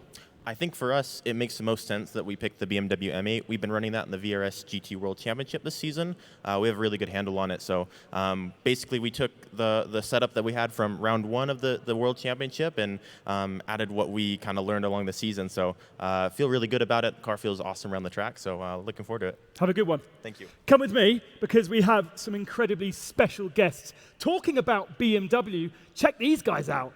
These guys are proper, real-life BMW Pro drivers, taking a foray into sim racing. Not your first time, though, Nicky? No, definitely not the first time, but I don't do it as much as some of the others here, but yeah, still good fun. I guess you have the BMW. You've got the Works livery, too. Works livery, number 82. It's the number we raced with this year at Le Mans as well, so should bring us good luck. And not a bad qualifying position. No, we're actually quite surprised. I mean, this is some of the best drivers in the world, and I think we are P10, so not so bad. Now, I'll tell you, Nicky has the most incredible setup at home. Absolutely awesome. I don't know so much about Bruno's experience on sim racing. Have you done a lot of this? No, not that much, actually. It's the first time I get to meet all these great drivers here. It's an honor for me to race against them. I have a lot of respect. Sometimes I met some of them on iRacing, and they're unbelievable quick. And I would like to practice more and get the chance to meet them more often, because it's fun to race them, because they're just so good. There's a lot you can learn from them. So I'm happy to be here with my friend Nicky, and we'll give it a go and see where we end up. But it's going to be tough for us because we are just missing a bit of experience. And is simulation part of your work with your DTM squad? Yeah, we do, because unfortunately we test less and less with the real cars. So now we have to involve the simulator in driving and in developing the car. So yeah, for sure we do a little bit. It's very different to what we have here, but we have to do, because like I said, we just test less and less, and so we have to include the simulator more and more. Good stuff. Have a good one. Enjoy. What a massive event. BMW Works drivers and Works drivers from all the different sim racing teams around the world. I can't wait for this one. We're getting started in just a few moments. Thank you, Ben, for these interesting interviews. And Mark, we have a very high-stacked starting field here. I'm so excited. Your last words for the race. Well, I wish all two teams really good luck, and I'm happy that we can bring the virtual world, the digital world, and the real world together in this beautiful place. So good luck, guys. That sounds perfect. And Ben, thank you so much for doing those great interviews. Ask me, man. So we're about to start. The race is almost on. Our drivers are ready. The cars are started, and the engines are ready. So head it over to our fantastic casters, Connery and Will. Thank you very, very much, Melly. We are just about ready to go racing here in the ADAC Digital GT500 powered by Aral. Fantastic interviews to set ourselves up for the racing here today. There is your starting grid in your GTE class, your main class here today. Pure Racing Team Red in their Ford GT pole position. Starting on the front row with them, it's that number 81 VRS Coanda Sim Sports car. Red Bull Racing Esports will start in P3 with Williams Esports Razor starting at the back end of that second row. Radicals Online will start in P5 with SimRC.de Carbon starting in that 6th place position. Pure Racing Team Green will start themselves in P7, and Pure Racing Team Blue make it an all-Pure Racing Team row right at the back there. We've got Pure Apex Racing Team in P9, the BMW Team Green Hell with those two BMW Works drivers there in P10. We've got Race Union Williams Esports in P11, and VRS Coanda Sim Sports number 8 in their BMW starting in P12.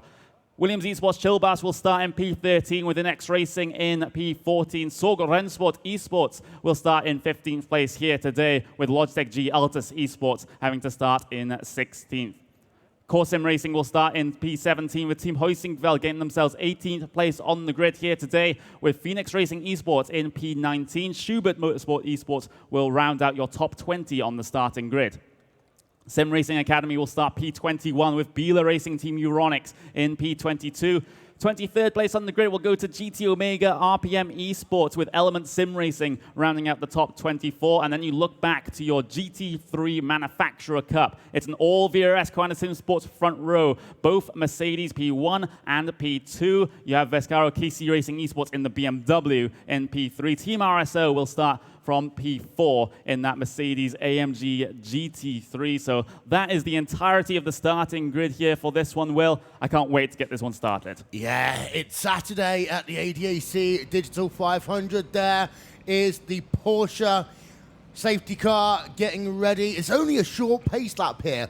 The one thing I'm interested in, Connery, only 3 seconds gap between the fastest of your GTE drivers and your GT3s. That means if any of these GTEs get some damage, the GT3 cars are going to be racing them. Yeah, that's certainly a possibility to any of these GTE cars that do fall to issues early on. But you see that Porsche safety car pull off. We're going to have a very, very short pace lap here. Of course, in iRacing, you do start the pace laps on some of these newer tracks, sort of 2/3 of the way through the racing circuit. The lights have started flashing already there on that SimRC.de car on row number 3. As you can see, all of these beautiful, beautiful GTE machines head their way through towards the last portion of the lap. And at the very, very back of the field, you will end up seeing those GT3 cars as well.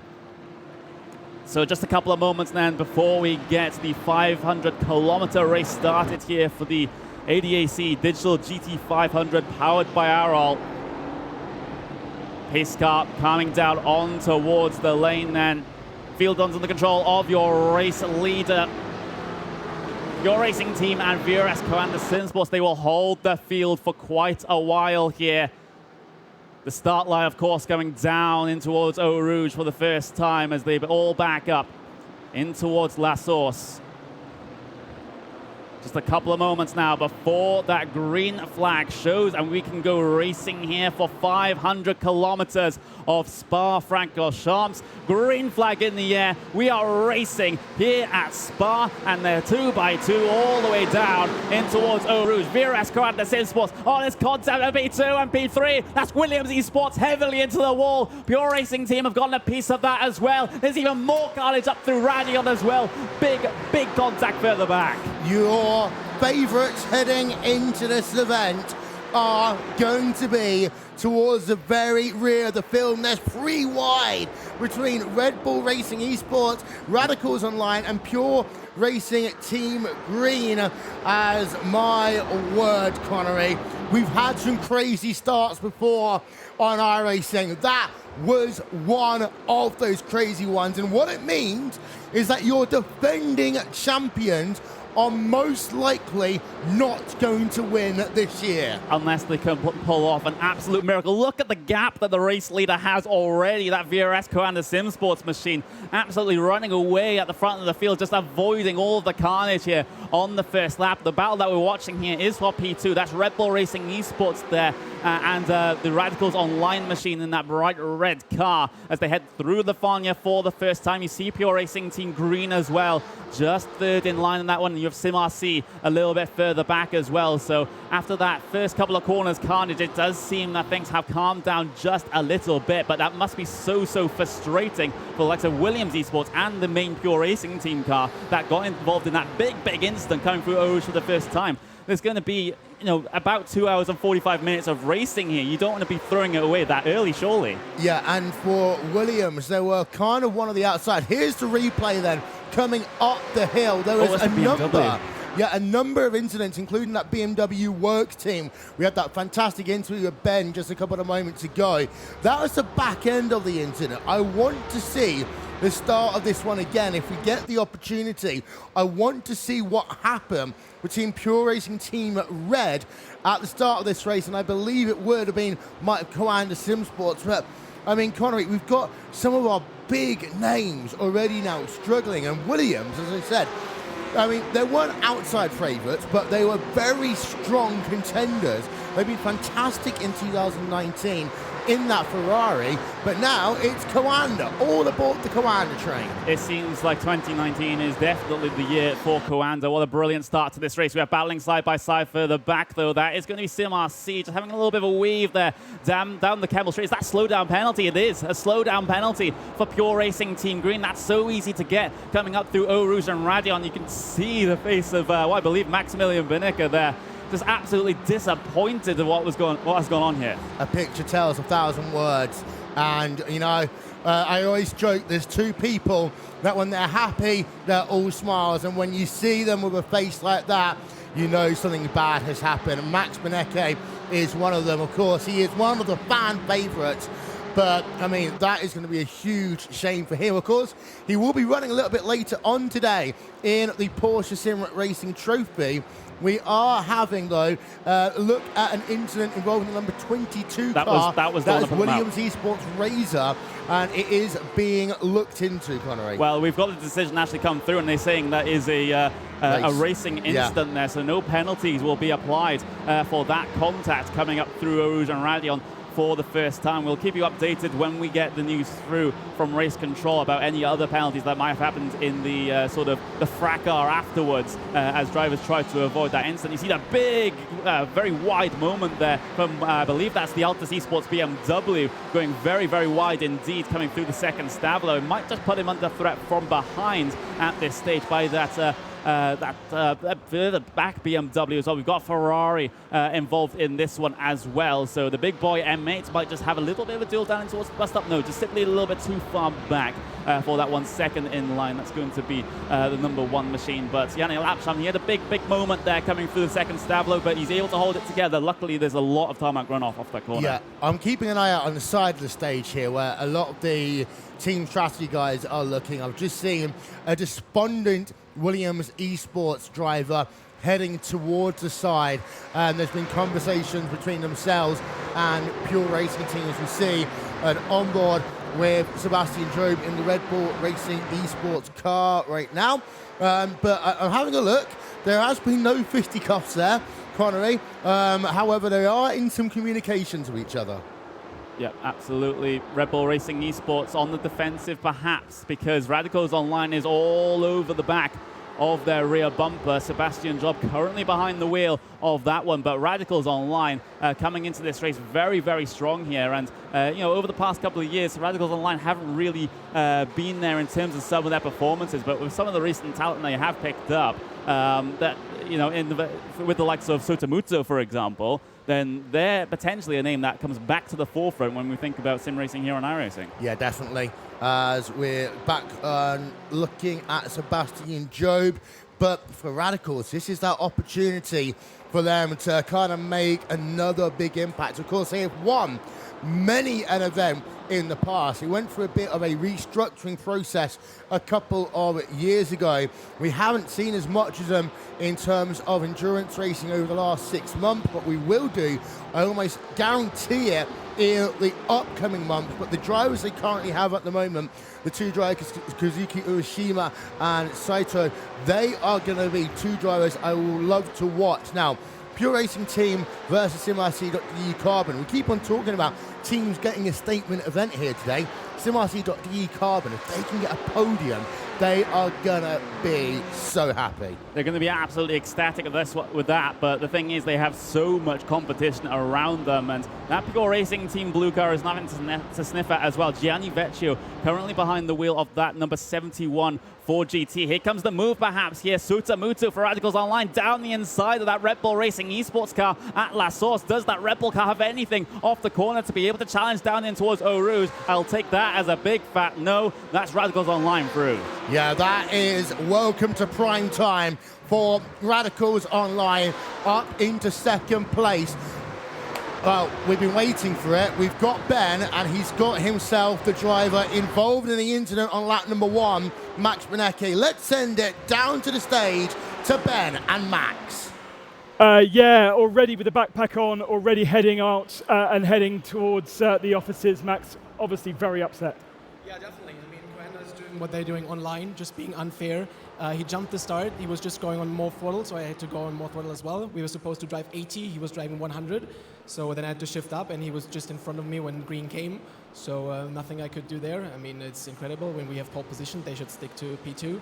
But they are just an unfair team, and that's what they do online. That's what they do here. So nothing more I can add to that. I mean, obviously the frustration comes from the fact you had contact with Williams as well. What happened into Eau Rouge? I didn't see it. I just felt like an impact on my rig, and that's it. But like that's not their fault. In the end, like we should stick to P1 when it's green. So yeah, it's a pity. I'm really upset. Sorry for my teammate, obviously, because we did a lot of practice for that, and we were hoping for the best with pole position. Didn't end up like that, but that's how it is racing sometimes. But I hope that the stewards will take a look at that, because yeah, it would be unfair if they would win the race. And the great thing about this Sim Racing Expo is we do have race directors from DTM here, so those kind of things are investigated very thoroughly. Exactly, and that's what I'm hoping for, and we will see in the end. Thanks, Max. Thanks. Wow. Wow. So, Yeah. I mean, we joked earlier about the fact that there's been no fisticuffs. There's been some verbal fisticuffs here. Yeah, well, Maximilian Benecke really showing his opinion, just wearing his heart on his sleeve there, it has to be said. And I'd rather drivers do that than try to hide their true feelings. That is for certain. So the rivalry continues then, perhaps. That's going to be a big storyline, perhaps, into the last couple of rounds of the Porsche Esports Supercup. That is for certain. But right now, with the racing that we do have out there, Red Bull Racing Esports now starting to be on the defensive once again. As soon as Sotomuto in that Radicals Online car went through, it does seem that Sebastian Job is having a little bit of trouble getting himself up to speed here, and now he's coming under threat from that SimRC.de Carbon car behind. The big drafting zone here of the Camel Straight. You could set up a move here down in towards Lecum. Does Sebastian Job go defensive, or is it just the case that SimRC is a little bit too far back? I think it's the latter there as they head onto the brakes into the S's. I want to hear more about this drama, to be fair. I'd love to see what Cohenda's response is to that one. I'm still shocked. And actually, this is one thing I love. The fact that, of course, getting more and more personalities. The teams of drivers, of course, they've got so many sponsors that they need to be thinking about after these events. To the point that Pure Racing Team, I mean, they are going to be disappointed because, of course, they had a Real Ultimate on the side of their car. Yeah, absolutely. So there we go. We have the split screen, of course, with SimRC.de Carbon here and Red Bull Racing Esports, but we do have another interview prepared with Ben down on the stage. Yeah, thanks very much. Trying to dissect exactly what happened going into Eau Rouge for the first time. From Williams Esports, Lawrence, what did you see? What happened from your perspective? I had a good start. So I was side by side with Max, and yeah, I had to try to hang on the inside and for the outside on Eau Rouge, because there was also the Red Bull car on the outside, so I had no chance. I tried to use the room I have, but yeah, sadly I crashed Max and we got together. Both are out. But yeah, I think all this started because there was a mess at the start with the starting procedure, and you can't let 30 GT cars run side by side into Eau Rouge, so that's what must happen with the starting procedure. Absolutely, it is very brave to go side by side into Radion and Eau Rouge. Yeah, I had to try it, because if I would have lifted, then I would have lost. Either I would have crashed by the Red Bull car behind me, or would have lost 5 positions or something. I mean, the other thing is you only start your rolling up lap in Blanchiment, so everything's pretty cold, right? Yeah, but in the iRacing GT cars, it's the colder the tires they are, the faster they are, so it's not that bad. Massive frustration though. The pod is empty and you guys are out the race. Yeah, I felt like we had good chances for a podium. Also, Alex was quite fast, so I feel very sorry for him that he didn't get more driving time. But yeah, that's how it is. Maybe better luck next year. Thanks so much. Wow, so we're getting a lot of information here. By the way, on the left-hand side of your screen right now, this is the Nürburgring Esports Lounge. We said it all morning, Connery. Half of the teams, they are running here in the Nürburgring Arena, where our commentary position is. The other 12 teams, they are running in the Nürburgring Esports Arena, which is located basically a stone's throw away across the road. Yeah, absolutely. So we can see the view inside that esports lounge as well. Absolutely fantastic stuff. And you see they're using the exact same rigs as they're using here on stage in the arena. They're using the same in the esports lounge, just a good 100 meters away from where we're sat right now. So do take a visit over there if you do get the chance. There's some absolutely brilliant equipment there that you can have a little bit of a play around with once these guys are done, of course. But with the racing that's going on the screen for you right now, we still have this big old train for what is pretty much P2, 3, 4, 5, and 6 all involved in this one, all still stacked together, basically draft locked. They are indeed. SimRacing.de Carbon, I think, have just lost out a little bit of time because of the fact they get stuck in that dirty air behind the Radicals Online and Red Bull Racing esports car.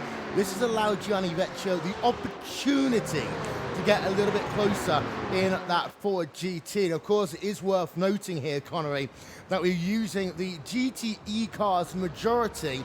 Now, Pure Racing Team, of course, in the VRS GT Racing World Championship, they were the only team to use the Ford GT, and it looks like it's exactly the same situation here today. Yeah, absolutely. We talked about it during the World Championship broadcast with them having the very, very questionable pick of the Ford GT, because if you're unaware of the balance of performance in iRacing, usually the Ford GT, at least in this current iteration, is not quite as good as some of the other cars, but they do seem very, very comfortable with it, and it was more of a comfort pick for them as far as I understand it. And but you know, this is probably one of the tracks that is best suited to it. Lots of medium to high speed corners where the downforce of that Ford GT really does come into its own. But with this battle between Radicals Online and Red Bull Racing Esports, then still very close there on the brakes in towards Le Combe. Sebastian Job trying to find trying to get him pressed up right up against that back bumper of that BMW. Don't forget, just a couple of laps ago, it was that Radicals Online car that made its way past, but Sebastian Job is keeping that Red Bull car in the contention. I'm keeping an eye out, Connery, just on the race control machine, and there's currently not been any investigation over at the number 81 car.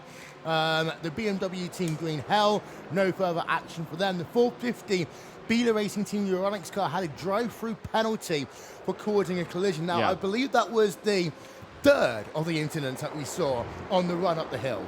Yeah, absolutely. You know, there were a couple of sporadic incidents there, one leading to another and leading to another, which can happen, especially on big first lap incidents like that, as people rejoining the racetrack later on and all of a sudden finding themselves in the door of another driver. But it seems like once we got that first lap out of the way, we've had some pretty clean racing for the subsequent 6 laps of the race. But now coming towards the end of the 7th, Radicals Online still leading this group around here for the final couple of podium spots. It just seems like Hoanda at the front of the field are doing what they have done all season long and just run away. Yeah, Josh Rogers in that number 81 car has himself already a huge advantage. 4 seconds actually is the gap right now between the number 81 car of Koanda SimSports and Radicals Online of Sota Muto. Update on people out of the event, by the way. Apex Racing Team, we talked earlier on about how Apex Racing Team needed a good event here today after Jamie Fluke had issues yesterday. Well, unfortunately, they haven't. They're out. Shaw Rensport Esports are also either out or very far down the rear of the field. Yeah, they're 6 laps down. Yeah, Williams Esports Razor, the number 22 car, of course. We've already had a chat with Ryan Heinrich. The number 11 Pure Racing Team Red car. Sorry, Pure Team Racing and Max Benekes. We're having a look at Satomuto on screen in the Radicals Online car. So Pure Racing Team Red are out, and of course Beta Racing Team, they're so far down the order because they had that drive-through penalty. Just look at Sota, and he's just sweating. You know, this is a very, very big workout there, especially with the type of wheel that you have up there on those sim rigs. You're being thrown around by the motion system as well. It is a very, very big workout. You know, when mostly when you talk to, I guess it's more of the older generation, I suppose, that fall foul to this. It's not just these guys just sitting in their bedrooms, just like twiddling a wheel around, and it's all happy days. These guys, at least on the stage here, are just getting a very serious sort of workout here. There is this fatigue factor, especially here in endurance racing, or even in sim racing, where you just get mentally fatigued. And you do, if you're running a direct dive wheel or other similarly high force feedback wheel, your arms do just get tired and heavy. Yeah, indeed. And also it's worth noting that we've got the bright light of this stage environment as well to add to that. So this is the whole thing, of course. Even on iRacing, it's an online service. We can use the phrase LAN event because we've got everyone here together. But for a lot of these drivers and teams, this is the first time they've been into this type of environment. Very different to what they're used to. By the way, at some point, we just got a glimpse of your race-leading car as around the outside there goes one of the Williams Esports cars. Yeah, absolutely. Battling with the Race Union car, battling with the SimRC.de car, just has to fall back in line. That was very, very close indeed. Is the Race Union Williams Esports car going to go down the inside at the source? They're looking for a line through there. They're being challenged on the outside as well by one of the Pure Racing Team cars. So we were both like, it's a Race Union Williams Esports car. There we go. But on the way down towards Eau Rouge, no overtaking opportunities down in towards here, I'm afraid, for Williams Esports. But a good run through Eau Rouge and, of course, Radion, and then you can get all that draft all the way down the Camel Straight. It seems like that Ford GT, a Pure Racing Team, have managed to get the best run out of the corner, though. They'll take it side by side. Will we see 3 wide? We will see 3 wide. Down into the braking zone, Lecombe. Williams Esports is going to back out. SimRC still hold that inside line, and then the Pure Racing Team slot right in the middle of them. So that was a bit of a ballsy move. Gutsy is the word I'm going to say. I've got a serious question here, Connery. If you had the opportunity to run on the stage or in the Nürburgring Esports Lounge, which one would you choose? I would want to race in this arena. You go big or you go home, as far as I'm concerned. But for some of these teams, it might be a bit more of an advantage to be over there. I mean, I don't know what the temperature conditions like over there, for example. But for some of these teams, they might not like the full idea of the bright lights shining down on them as we're having a look on board. Look at the focus. Yeah, look at the focus there on that Red Bull Racing Esports driver. I mean, I like how everyone has their own little quirks. We have, I know Mitchell de Jong does foot taps when he's driving, but also when he's spotting. But all these little drivers, they have their quirks, Conway, and that's what I really enjoy about sim racing, as well as that is off, and off there for Pure Team Racing. Yeah, it's Pure Racing Team Blue, I believe. I know. Sorry, Ben, sorry. Yeah, but Pure Racing Team Blue then still, well, they had a little bit of a moment there that you just saw coming out of Curva Paul Frere that has given up a little bit of time there to that SimRC car ahead. Williams Esports, get very close to them, coming through the middle of the bus stop there. Very, very close to making contact between the two of them, and Williams Esports now still in a pretty good position to perhaps be able to challenge challenge here down in towards the last source. No, they don't go for the move. The door was very much open there. You can sling one down the inside. Gets very close once again. Coming through the middle of the corner, but can't find a way through just yet. They'll just have to follow in behind again here. Coming down into Eau Rouge. That big old compression as you climb the hill. It's a bit of an incline coming up here. If you've been to Spa-Francorchamps in real life, you know how much of an incline that one is. But down on towards the Camel Straight then. That's going to be the Pure Racing Team Blue car, just, you know, trying to break the draft here. Here comes Williams Esports then in that Race Union sponsored car. Big look towards the inside, but not going to commit to any moves just yet. I'll tell you one thing. I wouldn't like to play poker with Josh Rogers because he has not moved a facial muscle at all in the 45 seconds that we've been having a look at him and that Koanda Sim Sports rig. And he does have emotions, says Josh Rogers, but it's pure poker face when he's behind the wheel.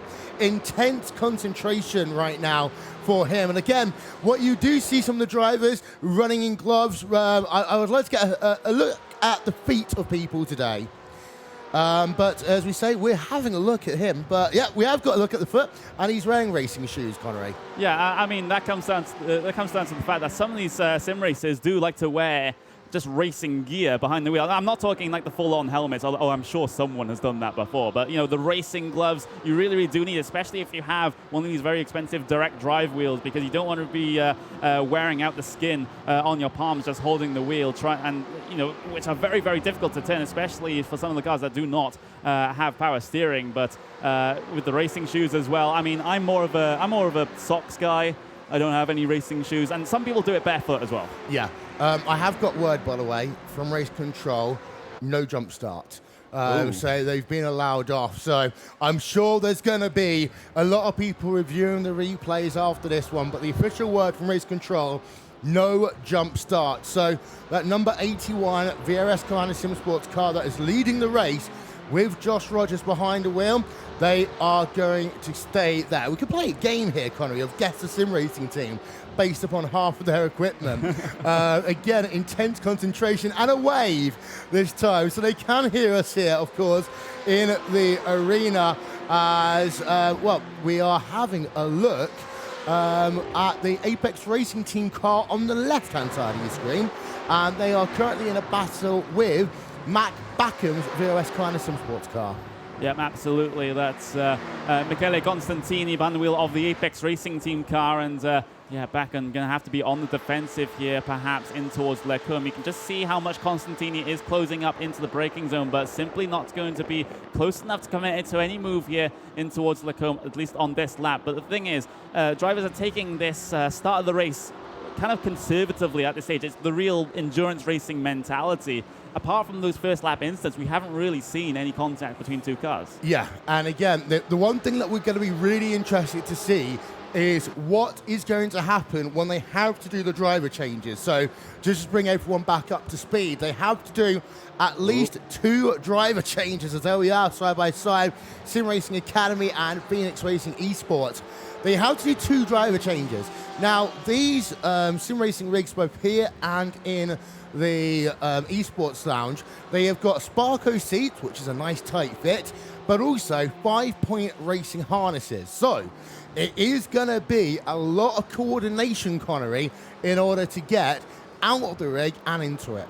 Yeah, absolutely. We were talking about it during the free practice, of course. Some of the teams actually getting themselves into a routine, trying to practice for those driver changes, because at least in iRacing, when you do a driver change online, you're stepping out the car, holding down escape, and the other driver can hit the green button and get in the car. And there's a sort of time penalty applied to the pit stop that is basically simulating the amount of time that a driver takes to get in the car. But since we don't have that here in this sort of setting, in this sort of venue, it's actually the time that the driver gets in and out of the car. And that can vary a huge amount depending on how fast they're able to set everything up. Indeed. So the sad news is I need a Brazilian Grand Prix Pele Kimi Räikkönen moment.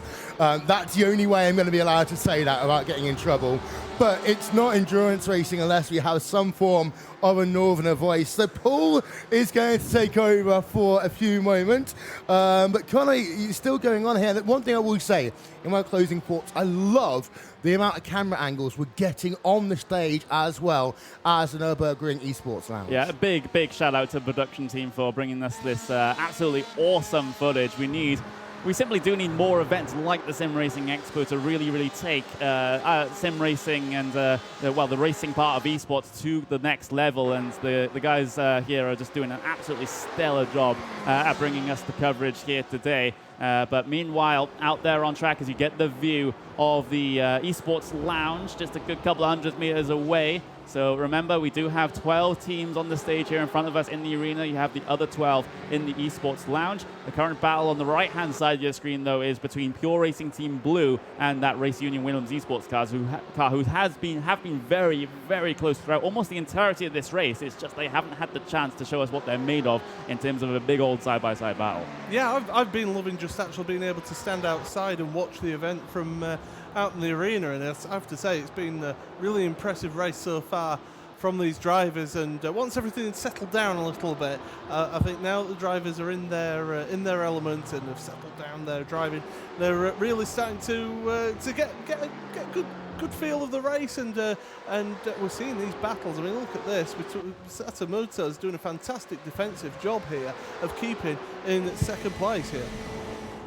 Yeah, absolutely. So Red Bull Racing Esports then still trying to make inroads on that Radicals Online car that passed them in the opening couple of laps of the race, but Job hasn't really gone himself into a position to be able to challenge just yet. That's a very good exit off the bus stop there for that Radicals Online car ahead, able to keep the threat at bay, shall we say, in towards the last source hairpin. So no big old dives down the inside here just yet, as they head their way through that hairpin. And of course, you do have that SimRC car just in the background. I've noticed because of Williams Esports and Pure Racing Team's blue shenanigans, they've actually dropped off this battle here for the final couple of podium positions.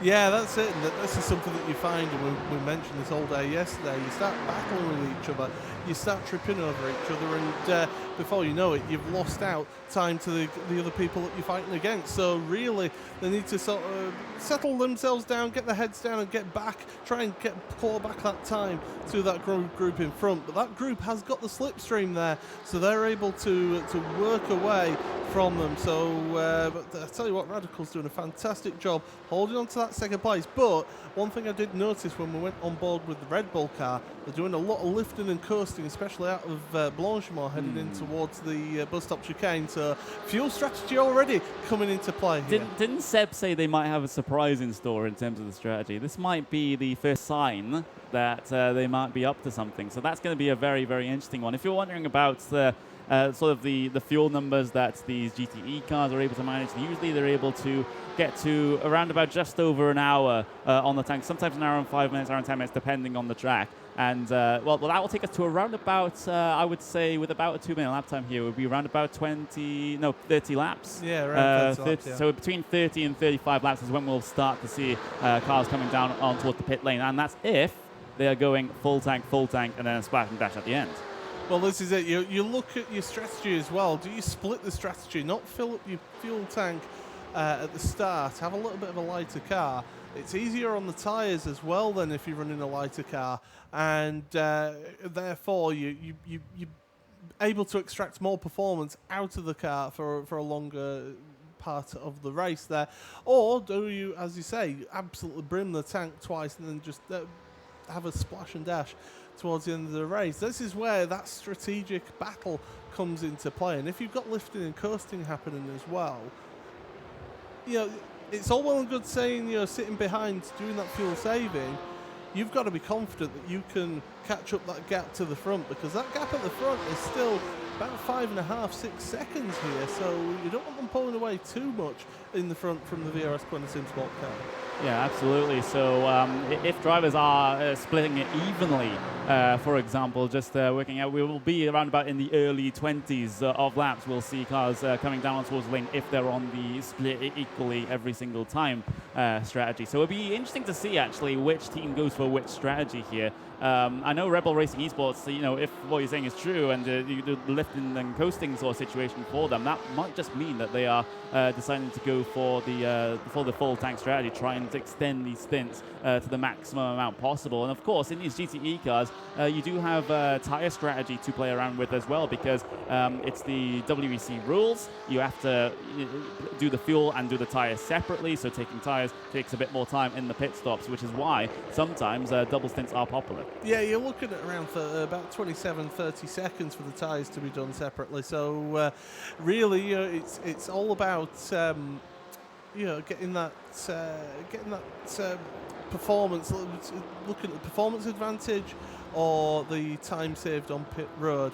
And generally, you do try and find teams try and double stint in the tyres stints, but depending on the conditions, that doesn't always work out for teams.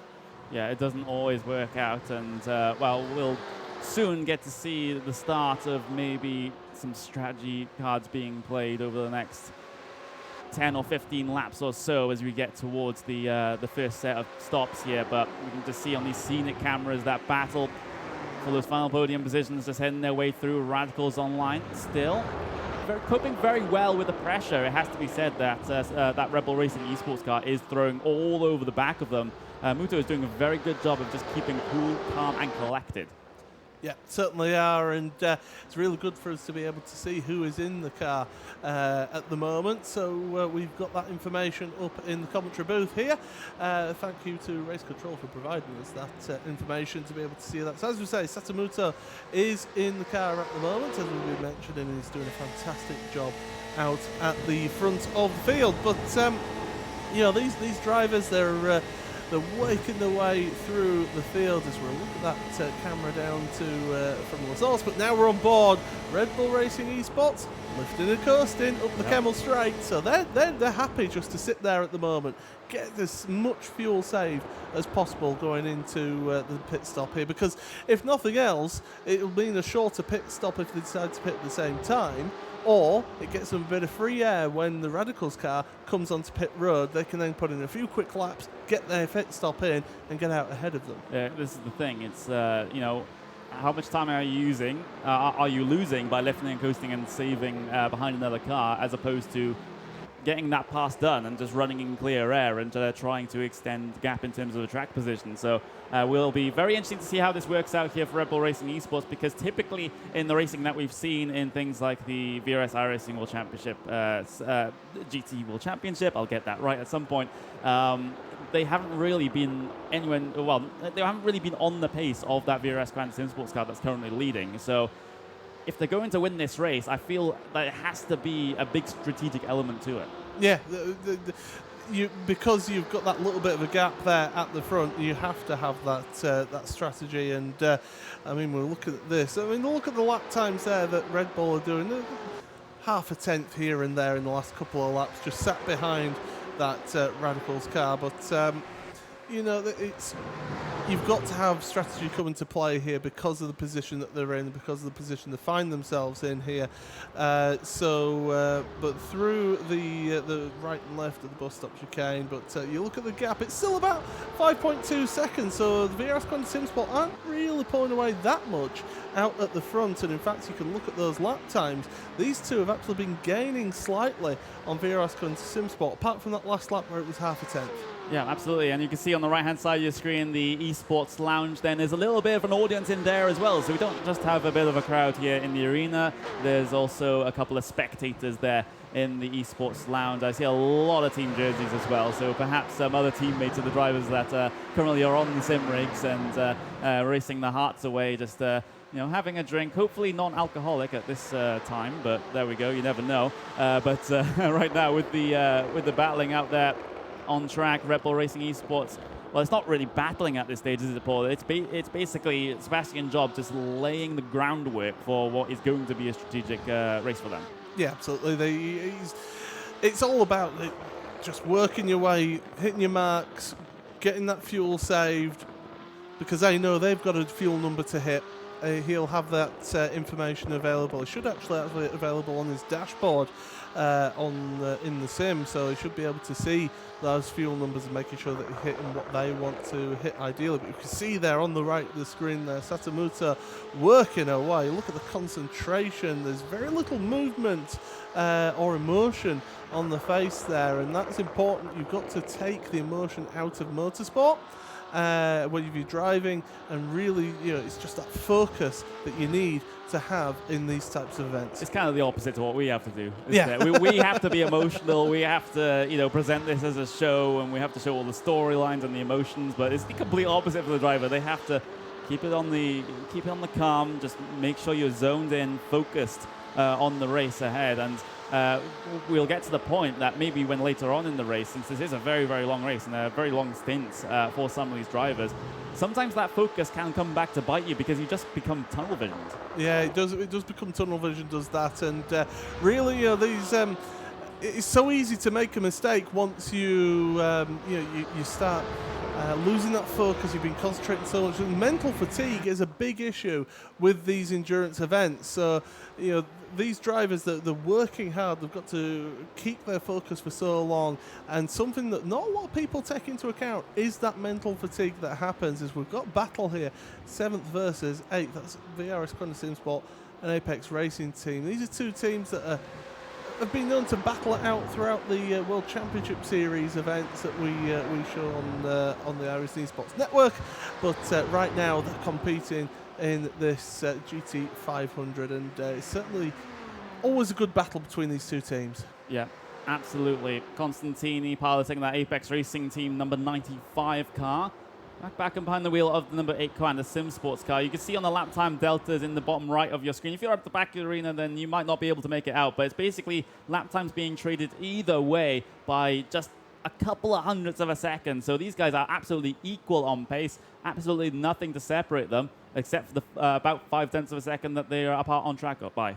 Yeah, it's again, this could be a case of where Apex Racing Team are taking that approach of just having the saving the fuel here and there, doing what they need to do, but not losing too much time that it's going to cost them later on in the race. But yeah, they certainly are pushing on. But we've also got the GT3 battle on track here as well. There's about a second between these two. In fact, 1.16 of a second between first and second place. There they are. And they're both Quanta Sim Sport cars. So nice of them to have the white and purple, and then the purple and white to differentiate between them. And look at that, Team Range Sport Online and Vizaro KC Racing Esports actually running the BMW, which I like to see. I always preferred the BMW myself. It's not the strongest in a straight line, but then through this middle sector is really where that kicks in. Also, it's a little bit awkward because it looks like that Team RSO car has a Quanda paint on it. So that's going to be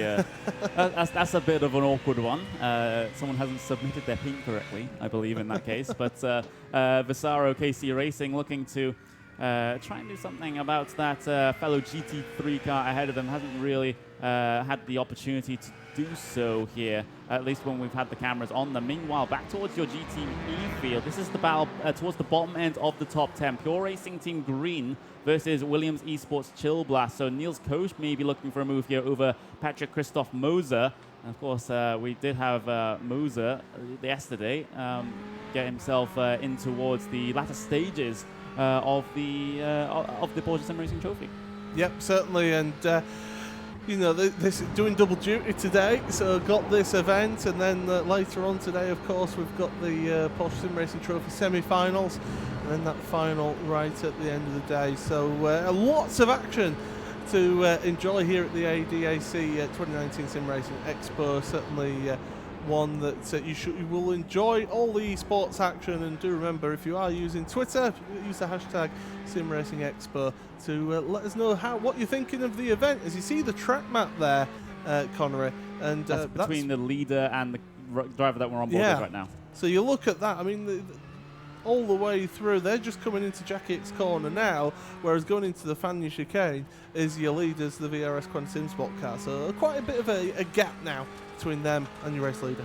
Yeah, absolutely. So the field does start to spread out at this stage. We have about, well, we're on towards the 18th lap of this event. So still very much in the early stages of this one. Williams Esports Chill Blast, though, still trying to get locked onto the back of that 4G. There's the full track map that we were looking for. So these are all of the drivers out there on circuit. And we see the GTE field in the blue, and we have that very small GT3 field in the green there. So that is the sort of state of traffic out there on circuit. Yeah, absolutely. And it's not too spread out. It's not that bad, actually, is the field spread here today in this event. So it's always good to see. But this I'm not going to call it a backhaul. Yeah. It's more of a no after you sort of thing as we're going up into the turn. Oh, and Pure Racing Team Green coming under pressure from that Williams Esports Chill Blast car, and Nels Koch trying to work his way behind the wheel, trying to get down towards turn number 1. But we've got a pitter, Matt Backham then. So an early pit stop here, lap 19. Well, this is an interesting strategy. Okay, coming down to, on the end of lap number 19 here. He's still within the window, and it's a pretty wide window to split it, well, relatively evenly from here until the end of the race. So Backham bringing that car down in. We don't have word on which driver is going to be in that car. We'll get that to you once that driver change comes through. But yeah, that's very, very early to come down on towards the lane. He's the first one to do so. Yeah, it's interesting to see how that's turned out here. And, well, in towards pit box. Has got a long old pit lane here as well. It takes you about a minute to traverse the pit lane itself, so it really feels like an edge, and you almost lose a lap here. But yeah, you're going to have a change of driver. We won't see it on camera, but there is going to be a change of driver happen very shortly indeed between those two, and they'll jump out, get the belts unbuckled, get in. In fact, we've got quite a few cars coming onto pit road now. Okay, so maybe this is the start of those that are splitting it evenly all the way until the end of the race. We can see on the right-hand side, you do see one of the cars down on towards pit lane. I believe that is the BMW Team Green Hell car, currently Katzberg behind the wheel of that one. And we'll see Spengler soon be able to get back behind the wheel. And this is a good opportunity, if we leave it on this picture, to actually see the whole entire driver change process. And this is done by the pro drivers. Well, I mean, if anybody is practiced in this driver change, it's these two. So all the pressure's on these two to get it right as they come onto the pit box. Trying to find his pit box is going to be an interesting thing. Pulling in now and getting that car to a stop. And now it's a case of, right, you've got to get the headphones off. Yep, that's right, get those headphones off. Jump out the car. It looked like he'd already unbuckled himself. That's something that some of the teams do in endurance racing anyway. And then jumping back in, knock the headphones down, that's right, as got the change here. But look at this, there's no rush, there's no panic, it's just nice and simple, calm. This is the professionals at action here, as, the belt's going in now, and, we're looking at the pit stop time. They'll have a little bit of time as your leader comes onto pit road as well. So as you see, there's the belts getting tightened up a bit. Handshake between the two of them. a bit of friendly rivalry there, and then it's all towards getting that pit stop completed and changed over. But as we mentioned, race leader has come onto pit road. Yeah, absolutely. So that's Josh Rogers bringing that car down on towards pit lane, getting himself stopped in his box. So race leader pit stop service is underway. We see Radicals online and one of the Williams Esports cars also down on towards the lane. So now is the time that it seems to be a big old pit party there down on the pit lane, Paul. Yeah, so this is going to be interesting how this pit party goes, but certainly these drivers are going to be pushing hard, and away they go then from their pit box. And, well, let's head on down to the stage then for an interview with Ben. Yeah, let's quickly catch up with the other accident that happened at turn 1. We saw the BMW Pro team, Nicky Katzberg, being, well, you did a pirouette. I'm not quite sure whether you were spun round or was that just a case of cold tyres? No, I don't think So honestly, we never have that kind of oversteer there. So I turned into the corner, and all of a sudden I just spun. I was sideways. So I'm not sure if I just got tapped around. I don't think I saw a contact. So after that, I got hit many times. So we had no top speed. And for the rest of the car, was actually really good. I had good fun with, I don't know who he was in a Ferrari, but good fun on track. And yeah, unfortunately, we're kind of out of the race, but it's still very enjoyable out there. And we were watching your pit stop with Bruno, nice and relaxed, because obviously lots of damage to fix as well. So you were able to do his seatbelts up for him. Exactly, I was really helping him out, and I see he's still waiting. He still has 2.5 minutes to go, but he'll be fine. All right, thanks very much, Nicky. Right, thank you. Thank you very much there, Ben. And, well, of course, the interview with Katzberg there, they do have, as they said, quite a bit of damage to that car, which is why they took a little bit more of a relaxed approach there to the driver change. Meanwhile, we do have Red Bull Racing Esports then down on the pit lane there, that BMW M8, negotiating that very, very tight hairpin right in the middle of pit entry. That's unique to the endurance pits here, where you have both of the pit lanes joined together to get the maximum amount of pit stalls here. And I've seen so many drivers just graze that wall coming through the pit lane. And somebody in the audience is going to hate me right now, but I've seen a teammate of mine roll it in the pit lane at that point, and that's exactly what can happen there. It's so easy to do, though, it must be said, but this is going to be interesting to see how long this pit stop is for the Red Bull Racing Esports team. Because they've been doing that fuel saving behind Radicals, this is where they could see the benefits of that with a shorter fuel stop happening. Yeah, absolutely. So waiting for that fuel to go in the car, of course, getting the driver change underway as well. There's the number 81 VRS Quanta Sim Sports car. We still haven't got word of who is behind the wheel of that car. It was Joshua Rogers starting off the race for them. But of course, with the rules here, you do have to use the drivers available to you. There's Red Bull Racing Esports then coming off of the pit lane. It's going to be Sebastian, well, it should coming off the pit lane. Oh, there's the Pure Racing team car coming up very, very close to them. They're filing back in towards this battle that they had for those podium positions. Here comes Radicals Online then down in towards Lacombe. So Pure Racing team have been able to get themselves through, and so have Radicals Online. So Red Bull Racing Esports getting filed back a bit here through that pit stop phase. That was pretty slow for them. Meanwhile, while we have that battle going up on stage, we have some action going down on the stage. Yeah, thanks very much, guys. We'll just take a quick look at the steering wheel of the Red Bull machine in pod number 2. Look who's still in there. Sebastian Job is still in the car, no driver change. A little bit of discussion going on. Graham, I was expecting to see you jump in there. Seb's the GTE Pro at the minute.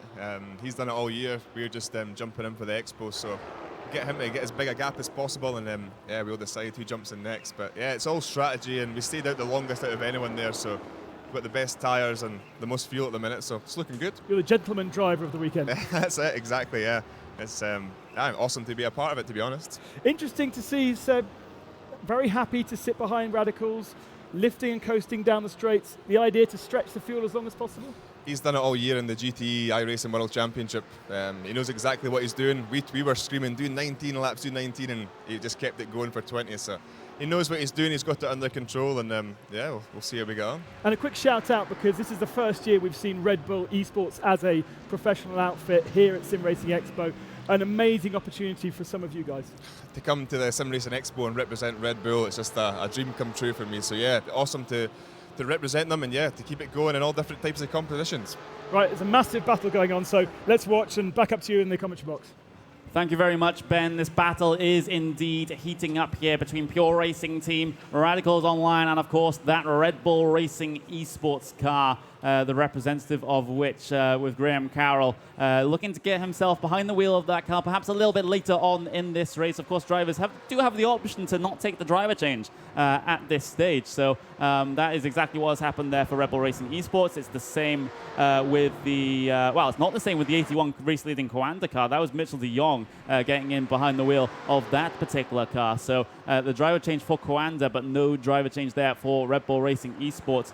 For Radicals Online, I I believe it is still Sotomuto behind the wheel of that one, and that Pure Racing Team blue car. I'm just having a little bit of a look through my list there. Gianni Vecchio still behind the wheel of that one. So that is going to be the situation there for this particular battle. Still Pure Racing Team, then Radicals, then Red Bull Racing Esports. So it's very interesting that some teams have decided to take this driver change very early on, and some of them have decided to keep their strongest drivers in the car.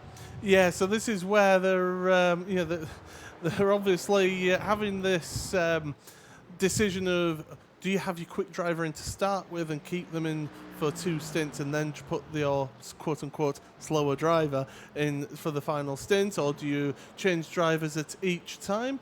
So really, these drivers, they're pushing hard, and we'll see how they get on here in this one. Yeah, absolutely. We were just going to be getting ourselves a little bit of an interview, a little bit of a chat with the Kwanza SimSports team member of Joshua Rogers down on the stage. Absolutely leading driver after that first round of pit stops. But Josh, most of the leading contenders have stayed in the car. You're out. You've handed over to Mitchell. What's the thinking behind that? We're just trying to do some equal stints between us. So not that Mitchell's doing 1 and I'm doing 3. So we'll split it between the 2 of us. And obviously Mitchell's a brilliant steerer, so he'll bring it back after these 2 stints really well. Now, we met at the Porsche Sim Summit last December. I think that was your first time ever in Europe. It's been a pretty mental year for you in the World Championships, in Australia for you, so it's a weird time zone, and then coming to these kind of events. Yeah, it's certainly it's a pleasant surprise to be able to race in a regular time of the day, not up through the night. But yeah, obviously second trip to Europe, the team's been really accommodating, and it's been obviously a really fun trip at meeting everybody and obviously competing in these events as well. So how's it looking? I mean, you feel very under control. You're hitting your fuel numbers as you need to. Not quite as much fuel saved as Red Bull, a couple of litres, but I guess you didn't have the slipstream and you didn't have the opportunity to lift and coast. That's correct. I was just trying to stay as consistent as I could. I probably wasn't as consistent as I would have liked, but obviously trying to adapt to these rigs isn't the easiest thing. So I think from here out, we'll just try and keep it nice and consistent and see where we end up. And of course, the one thing about an endurance race is you're going to start to be putting yourself in slower traffic. And with all one-make cars, that is tricky, right? Yeah, certainly. The GT3 class, obviously they're not significantly slower than the GTE cars, but certainly that few seconds certainly does make a difference. So we'll see. I'm sure due to the regulations, passing lap cars shouldn't be too much of an issue, but we'll see how we go. All right, thanks very much. No problem. Thank you. Thank you very much then, Ben. Just have a little bit of a chat there with Joshua Rogers. He's had an absolutely fantastic 2019 so far, current leader, of course, in your Porsche Esports Super Cup competition here on iRacing, and of course leading the race here as part of the VRS Kwanza SimSports team in the Digital GT500 here at the ADAC SimRacing Expo. But back to the on-track action here, Paul. 23 laps about to be complete here, and the first set of stops done for a good amount of your teams. Yeah, absolutely. And of course, not everybody changing drivers. Some deciding to keep drivers in behind the wheel. And quite frankly, if they're comfortable behind and happy to do more than 1 stint in one go, then yeah, just keep them in there. And that's working out for some teams right now. But some teams deciding, you know what, we'll make that driver change now and get them moving through the field there. So bit of fresh eyes, fresh arms. Get them behind the wheel and give it a go. As that Red Bull car getting really close behind the Radicals car now. Yeah, very, very close indeed. Just not even 1 car length between them on the way down to Eau Rouge and Radeon. Red Bull Racing Esports then up through that very, very fast historic section, then up towards the top of Radeon, and then still 100% throttle all the way down the Camel Straight here. You can see the focus on the driver on the right-hand side. We've got Red Bull Racing Esports, though, on the left-hand side. Perhaps going to be looking for the move here. No, or are they going to return to more of their lift and coast sort of fuel-saving strategy here? Maybe not. We'll just have to wait and see if there's an obvious opportunity for them to make their way by on that Radicals Online car. It seems like they like just sitting just a good couple of tenths of a second back here, Paul, but they just simply are not ready at this stage, at the still very, very early stage, remember, that they don't want to get themselves involved in an incident if they do go for a hopeful dive. Well, this is it, because damage can affect these cars so easily here that it ends up that these drivers, it can end up costing them time in terms of the top speed. It could cost them grip through the corners because of the effect of on the aerodynamics, but also cost them with fuel as well, because it'll make the cars less efficient and make them use a little bit more fuel as well. So definitely you don't want to be damaging the car here, and it will have a long-term effect on them here. Yeah, absolutely. And well, we have another view of the look at the focus. It's amazing, like sometimes how much these drivers just don't blink when they're focusing. They must be doing like one blink every like 3 minutes or something. And it's, you just have to be in that zone when you're in this type of racing, in and amongst this type of competition as well. There's some drivers that actually need to remind themselves to keep breathing as well, because some drivers just hold their breath, say through corners or through long sections where they're concentrating. There's that Red Bull car now ahead of the Radicals car there, so change of position. But yeah, some drivers do actually hold their breath for long times, and that has an adverse effect on them in the long term as well. It's the same approach to some of the other esports when they're in big old clutch situations. Speaking of, there we go, down in towards that source, just that big old accordion effect. Down in towards the hairpin, just everyone backing up into each other, but no contact made between the three of those teams, so they're all able to get away with it without any damage at all. And now coming up in towards the top of Radion, and then of course the Camel Straight on the way down towards Lecombe. Red Bull Racing Esports, remember, as part of that BMW outfit, trying to chase down that Ford GT at this moment in time, but not going to be finding any space. There's always a car off ahead of them that might just get impeded there. Oh, that's the BMW works team, I believe, that almost got involved in that one. But everyone seems to be through pretty much unscathed. Yeah, that was a really close one. That could have ended up being a bit of a nightmare, but everyone's got clear of them, and it's good to see how Pure Racing Team keeping up with their Ford GT. They've been running that throughout the season, and they have been pushing hard throughout this event and doing a good job there in second place. Yeah, very, very good job so far there. The battle for the podium spots, this just seems to be where it's all at. You can see the flashing of the lights there on the part of that Red Bull Racing esports car, doing everything it can. It's usually what we say here in iRacing, with the flashing of the lights, the universal driver symbol of get out of my way. There's no please, there's no thank you about it. He's letting them know he's there.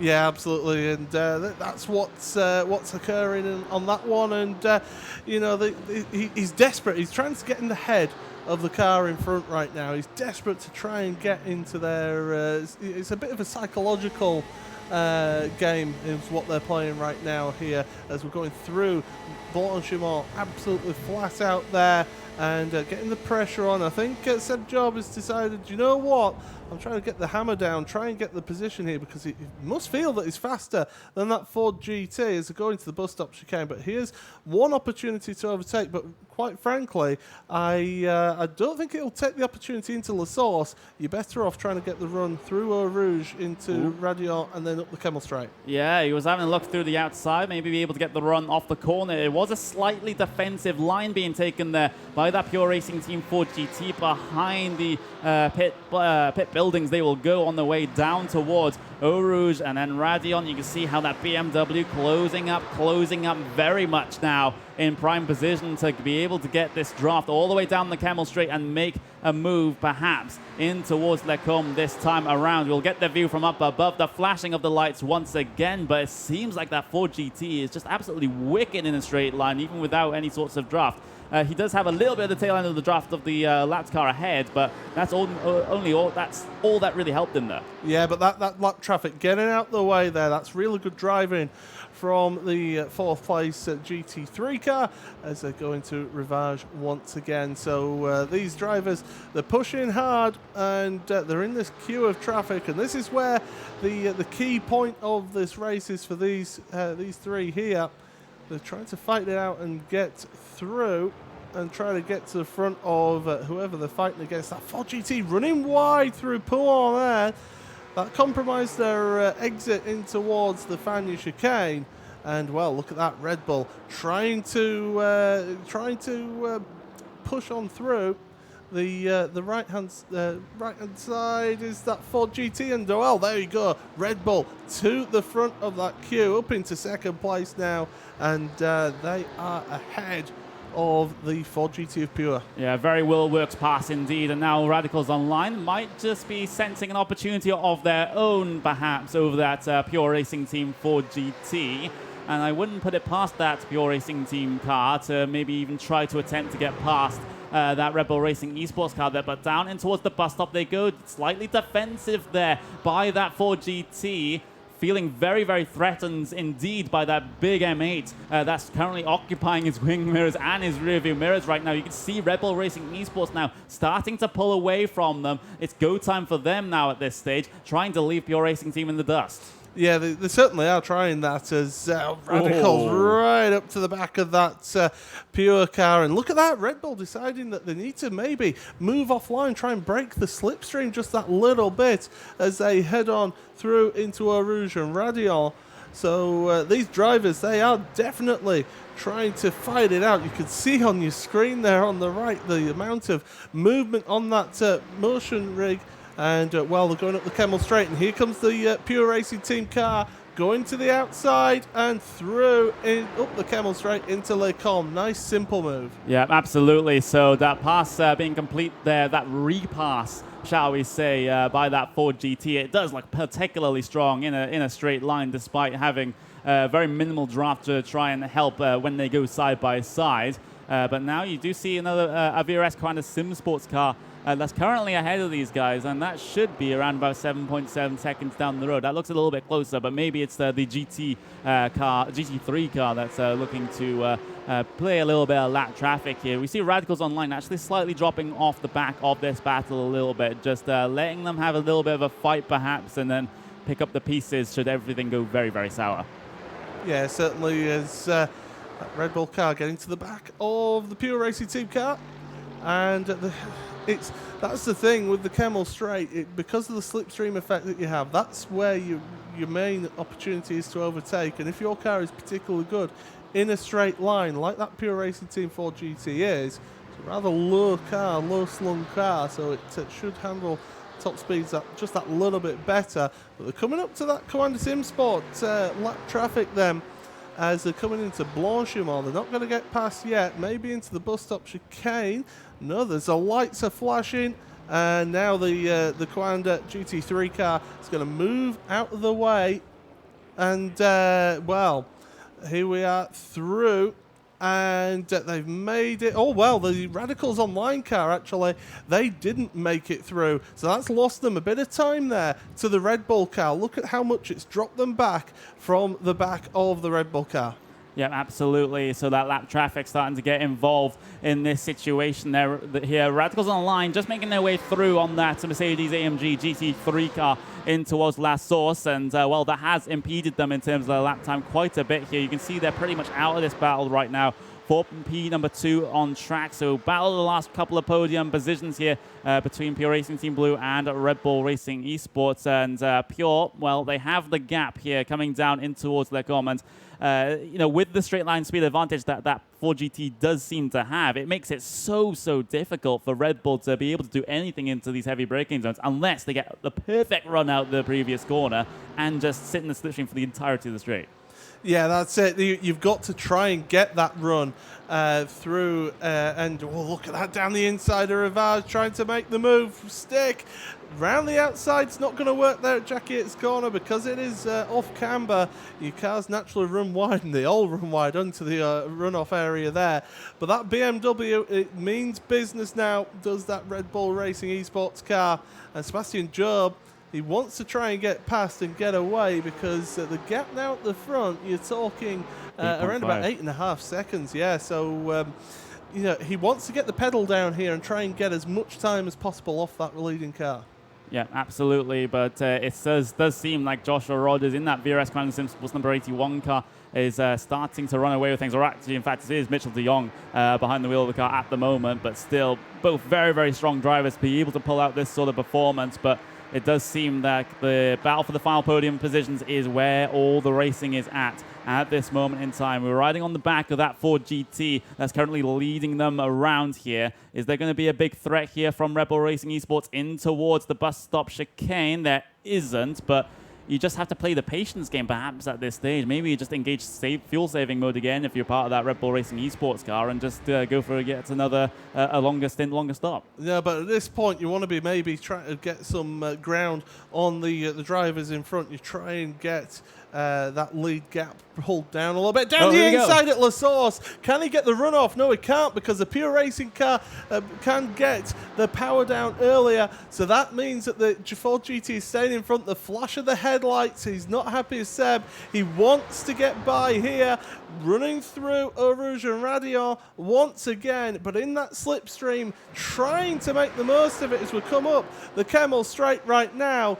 Can they do it? The side come right up to the rear of that car, pulls out to the left, but not going to be able to get past. So that Ford GT showing its top speed advantage once again. That's so close, coming up through Malmedy now, and then the next corner, the right-hander of Rivard. Big old inside blocking move there by that Pure Racing team cars. They go side by side just a little bit, coming down through Rivard, that big old downhill right-hander, and it seems like that still that Ford GT of Pure Racing team has the position secure by the time Jackie X corner arrives, but Red Bull Racing Esports still another big opportunity, a look towards the inside of Pouon. That's not really an overtaking opportunity.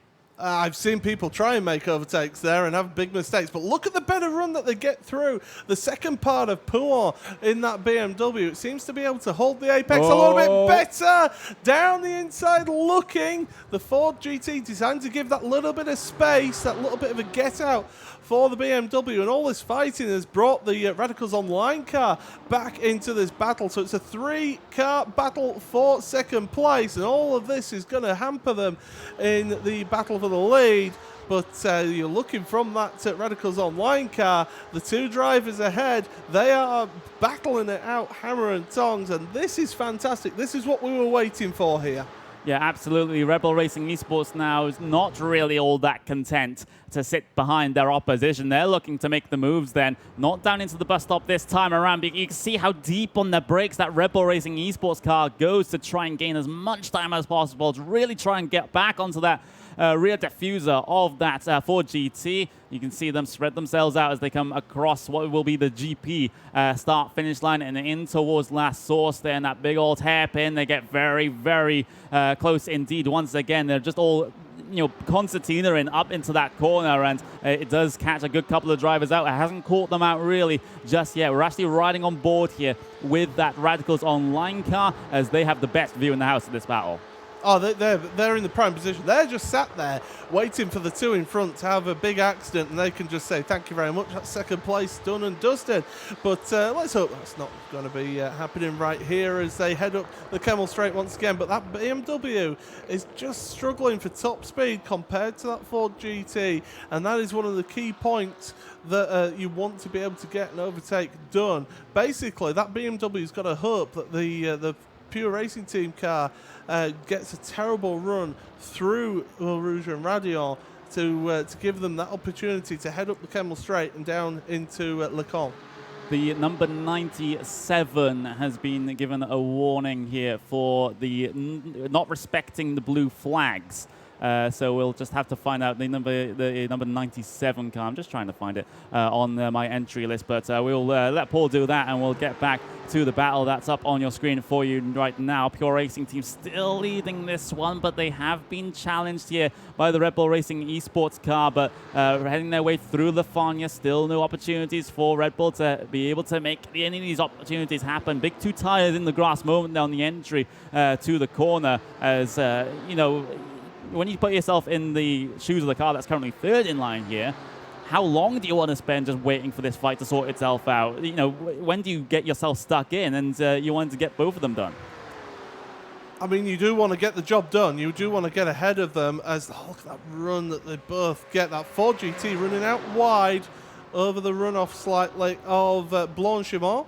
And that BMW really good on the brakes, coming up right behind there. But yeah, the Radicals Online team, they do want to get ahead, and they do want to get ahead sooner rather than later. But right now, they're in a solid position, and you can afford to wait a little bit for an incident to happen between the two of them. But they're slowing you down, and here we go, BMW of Red Bull Racing Esports trying to get the move. But look at that grunt, that Ford GT just able to get ahead once again. You can see they're even slightly pulling away, even when Red Bull dive themselves back inside the slipstream. That's how much of a straight line speed advantage that Ford GT has. Of course, it is a very small car. It's a very low down car as well. It doesn't present all that much air to the much bodywork to the air, so the drag on that car is pretty low. But compare that to the M8, which is, you know, you've seen all the memes, you've seen all the jokes. It's a very, very big car indeed. And here we go, Red Bull Racing Esports looking for the line in towards Malmedy. Maybe a move in towards Ravages on the cars here. You can see him riding on the back of that Ford GT. Big outside move here by Red Bull around the outside of Ravage. They're closer than they were last time this happened. A little bit of deja vu, but it's still the Pure Racing team car holding strong. Do you know what this reminds me of? This reminds me of the 2009 Belgian Grand Prix when Ferrari won ahead of the Force India. And the only reason they actually won was because the Ferrari had KERS on the car and was able to deploy that down the straight there to stay ahead of the Force India. If that Force India had got ahead in that race, they would have pulled away. You've seen a similar thing here with the top speed advantage that Ford GT has. As long as they're ahead and keeping ahead crucially through the parts of the track where the BMW is faster, then as soon as they get onto the straights, they can just relax that little bit because they're able to pull away there. Yeah, absolutely. Coming towards the, end of the second sector, in towards the final sector of the lap then. Curva Paul Frere, and then on the run down towards Blanchimont. Of course, that Ford GT has been on the defensive for so long. It looks like they will have to do so again here down in towards the bus stop. Very, very close between the two of them. Coming up through that very fast left-hander. And now on the anchors into the bus stop chicane. Red Bull Racing Esports again deciding not to go for any moves, finding an alternate line through that second apex, big old wide arc to get the speed off of the corner. They will hold the slipstream then all the way down in towards La Source. You do have Radicals on the line, still waiting in the wings, waiting to get themselves involved in this battle as Red Bull Racing Esports, big wide line again in towards La Source, trying to maximize the exits here to try and gain back what they're losing on the straight line speed. Hello, I'm back. Paul Smith has not become a southerner. I've not become a northerner. This Red Bull Racing Esports car, they are having a good run at it today.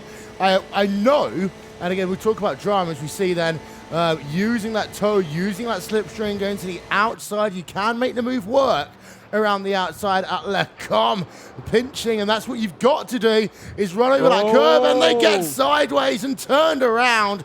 Is Pure Racing Team. What is it? Every time I come back into the broadcast booth here today, Pure Racing Team have an issue. It's going to be like there was that one race and I got banned from my actual own commentary team. Yeah. At this track. Yeah, but that is a very contentious incident there. You could just see the desperation on the part of Red Bull Racing Esports. They've been behind that Ford GT for so long. They even spent a time or a lap or so ahead of that Ford GT car, and the Ford GT was able to draft just back past them, going down the Kemmel Straight. That must be so frustrating, and that frustration, I believe, has now come out. We'll wait to see what the stewards say. Yeah, I was going to say a moment ago, before we had that incident, Graham Carroll, of course, the drama was with him yesterday. He has his version of events, as there's a replay up on your screen. But the reason for that, Connery, was because of the fact through the second part of the corner, the Red Bull Racing Esports car got himself onto the curb, which then pushed him back out across the racetrack. There's a good look there. And you can see as he's bobbling, that's what caused the Pure Racing Team, him to go into the Pure Racing Team blue car. Yeah, got to be careful with those curbs sometimes. That Red Bull car just getting unstable over them. We'll get a look from up above. It's probably our best view of it. You can see them go up over the curb, two tires, car unstable, right into the side of that Pure Racing Team car. And they spin themselves around in the grass trying to get going. In fact, they overdo it just a little bit, head towards the exit road, but they've lost a lot of time as a result of that one. So now, as it stands, it is actually that Radicals Online car that's currently ahead of the Red Bull car. It is. And I was going to say, the Pure Racing team, they are going to be angry with quite a few people by the end of this event. First, of course, for those of you who are just joining us, lap number 1, turn number 1, we had the moment between, well, officially, the record books will show it's between Pure Racing Team and the Williams esports car. However, of course, they say it all started because of the jump start that they claim Coanda had down at the start of the race that caused the Constantino effect. We're back to live pictures here as we're almost at halfway point in this event. And yeah, what's happened to Red Bull? They're having to change, they're having to swap positions because we just had the stewards come through. It's the 2 and the 71. The change of position, it was an inaccurate overtaking maneuver, and they have to give the place back. But that's an interesting situation, though, because Pure Racing Team, they lost a bunch of spots off of that one. So what Red Bull Racing now have to do is they have to wait. They have to pull over, wait for Pure Racing Team Blue to head their way through, and then finally now they can go back racing. Well, and I mean, the other option would have been a drive-through penalty. Yeah, for which race is control. very long here with the combined pit lane. Precisely. So that is one thing. Yes, they've got to give up the what essentially is 20-odd seconds. It could have been a lot worse. They could have had to done about 1 minute 20 seconds, having to come down pit road, and also pit road here is very slow. It's only 37 miles an hour. One of the slowest pit roads on iRacing. So focusing on Race Union, Williams Esports, and SimRC.de Carbon. It's a battle between the Ferrari 488 GTE and the BMW M8 GT. Oh no, apparently I'm joining the booth. Yeah, there we go. But SimRC then in that BMW M8 trying to chase down the Ferrari of Williams Esports. This is now the battle for the final podium spot, thanks to Pure Racing Team Blue and Rebel Racing Esports having their little bit of an altercation. Speaking of that Pure Racing Team Blue car, they are down on towards the lane. Yeah, I'm very interested to see whether this is going to be a strategic maneuver to get them doing what is their requirement for a driver change, or whether there's some damage to that race car. The Pure Racing Team Blue car, I'm going through the paperwork here really quickly to double check. They are not in here. They are in the Nürburgring Esports Lounge. So we have to hope that we can get a view of them in the lounge at some point, because I'm very interested in working out whether there is actually damage to that Pure Racing Team Blue car. Red Bull Racing Esports, though, they're going to be angry now because they've had to give the position back to Pure Racing Team Blue, who then came onto pit road. I know, right? Well, what would have been the situation if Pure Racing Team Blue came down onto pit lane immediately after that? It might have been a different decision, but there we go. So they'll be able to get their pit stop service done and dusted here for the second time in the ADAC Digital GT500 here this afternoon, live at the ADAC 29 SimRacing Expo at the Nürburgring Arena. Then Rebel Racing Esports and Apex Racing Team now, they're battling for P5 and 6 out there on circuit. Both BMWs, both equal in terms of their manufacturers. You forgot the most important part. Powered by Aral Ultimate. We can't say it as well as Melee, unfortunately. We know them as BP. Essentially, they're the same company. But Aral Ultimate are, of course, the presenting sponsor of this, as well as the ADAC Digital AllStar race. So it is great to have such a big billion-dollar organization behind them. I saw a couple of other people. We had a chance to see a representative from BenQ yesterday. They have a lot of people here this weekend, Connie. And if you have that many corporate people coming to a big event like this, it normally means you're willing to spend a few bob to sponsor something in the future. My main monitor is a BenQ monitor. So there we go. Oh, yeah? So I can attest to the competence of their monitors, I suppose. Yep. But with the racing out there, we got Williams Esports and SimRC still up there on screen. You can see the lap time deltas, though. There was a lot of time lost on lap number 31 by that Race Union Williams Esports car, which has brought SimRC into the position that they're in. right now is actually, I'm reading that wrong, that's SimRC losing a lot of time on lap number 31 of this event. So that has really, really compromised them. They're in P4 at the moment, this moment in time. Still podium finish on the cards here, which is what a lot of teams and drivers here are aiming for. Not necessarily for the race win, especially when you have that 81 VRS kind of sim sports car right at the front of things. But a podium finish, that is absolutely fantastic for any team that has managed to get it. Yeah, I also have some very interesting news, Connor. It's arguably the most important piece of news of the weekend, and that is the fact that for lunch today, it's chili con carne with baguette. I feel like I'm going to turn into a chili con carne in this RaceSpot TV booth because it is very, very warm up here. Our race director is saying that the chili con carne is great. We haven't had the chance. We get a little bit of a break later on, thankfully. But yeah, the one thing, Connor, it is rather warm in here, but we're used to this as commentators. You and I, and Paul in particular, we often joke after a race just how hot and sweaty we get because of the fact as commentators, we can't have fans on because we get all the horrible background noise. Yeah, we can't have fans on, and in my case, I can't have my window open because I have some very noisy neighbors and kids screaming and things like that. And you don't want that on the broadcast, so there we go. It just gets pretty warm, especially in summer months. But there we go, down the inside of the GT3 traffic goes the Williams Esports car, wanting to really be disposed of that one very, very quickly. And does that SimRC car get impeded off the corner here? It does seem like they are. They actually have to change lines to get around that Mercedes-AMG GT3. So that is one that I think will be looked at by the stewards because I think that was sort of a little bit unfair on the part of the Mercedes. Yes and no, in my opinion. As they go very wide down at Blanchimont, this is the reason why they'll be glad that there's no longer a gravel trap there like we were talking about earlier on. But of course, in iRacing, rule number one, it was responsibility of the overtaking car to make a clean and safe pass. It is written into the iRacing First Sporting Code, which I know in the history of iRacing, at least one person has read because I did it live on a stream once upon a time. I do need to update that at some point. But with SimRC.de, I mean, we don't see it as much here at Spa because it is such a long track. Of course, we've got the iRacing Petit Le Mans coming up next month on iRacing. That is going to be fantastic. But when we do that event, I often say patience is everything. You've got to be willing in an event like this. When you have a moment like SimRC.de had, when they lost a little bit of time, not to let it get into your head because otherwise you're going to lose more time overall. Yeah, you sometimes, when you make a mistake, you start just getting inside your own head about it, and you're thinking, what have you done wrong? What was my mistake that I've made there? And you're trying very hard to rectify it, but in the process of doing that, you're just doing things that you didn't do in practice, for example, and all of a sudden your lap times just fall off a cliff. You're not as consistent as you previously were. Well, I've just realised that RaceSpot Wife is bringing Hugo Luis some of this famous chili con carne. So Hugo, good news, you're about to get fed. Of course, Hugo doing a fantastic directing here, flew all the way in from Brazil. And I will say, of course, wearing these yellow and black T-shirts, we had quite a lot of attention over the course of the weekend here, Connery. But I think a lot of people realise that Hugo Luis actually exists as a human being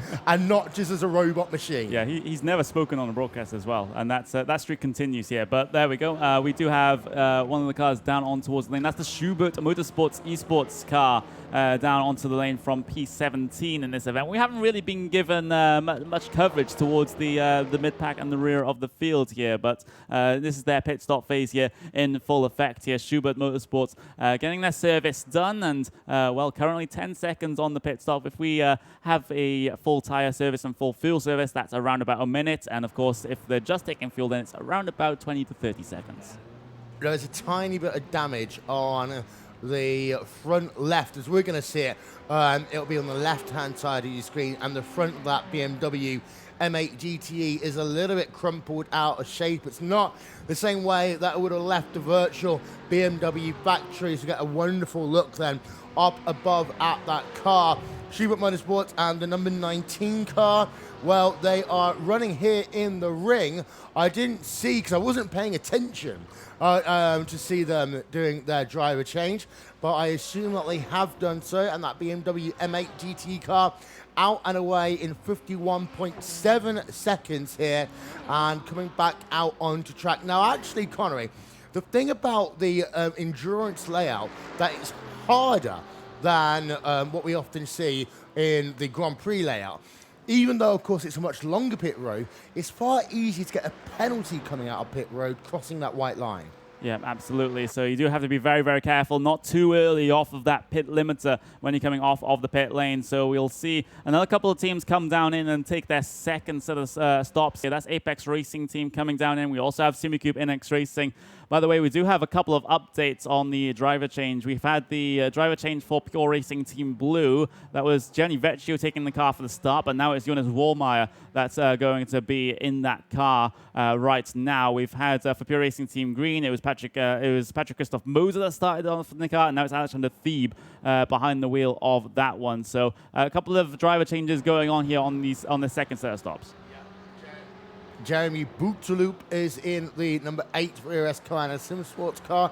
I say Bootaloop immediately, I think of the first person I ever commentated on iRacing with, which was Marius Gonenbeck back in the days before RaceBot TV was even a thing. As we're looking at the BMW M8 GTE of Carolina Sim Sports at number 8 car, which has got Bootaloop behind the wheel of it right now. That's a really interesting pairing with Matt Backham and Jeremy Bootaloop, because Matt Backham, it is fair to say, many people will call him one of the more aggressive drivers in iRacing.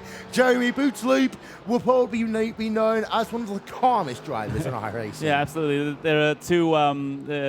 They're like yin and yang. It's basically the two opposites that have to work together in this situation. But VRS Carolina Sim Sports number 8, then they actually do come down on towards the pit lane for their second set of stops then. So we're very much in full swing here in terms of this second pit stop phase. We've had about half the field come down on towards the lane and half the field still out there. Yeah, and one thing I will say about Jeremy Bootaloop, of course, he is such a great driver, but it was at this racetrack in the iRacing World Championship Grand Prix Series when I saw the making of Jeremy Bootaloop coming from the rear of the field. This is when he was part of the Radicals Online organization, one of the best drives I've seen in the history of the iRacing World Championship Grand Prix Series. I mean, I remember Andy Kay and the guys were raving about it afterwards. We were raving about it on the broadcast. I mean, there are drivers who have that one track that they are better at than others. For Bootaloop, this is one of those tracks. And actually, this is going to be great. So we're going to see it now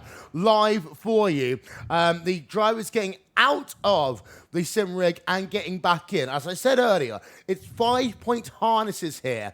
And a lot of these drivers will probably trying to undo them as quickly as they possibly can. And it Maybe looks like in. actually he is going to stay in the car. So we got excited for nothing there. Yeah, absolutely. We had that very relaxed driver change from the BMW factory drivers a little bit earlier on because they had a bit of damage that they had to repair on the car. So it ended up the fact that they had to take the driver change was inconsequential in terms of how much time they were spending down on the pit lane. And we see those Coanda boys just waiting for their pit stop service to finish.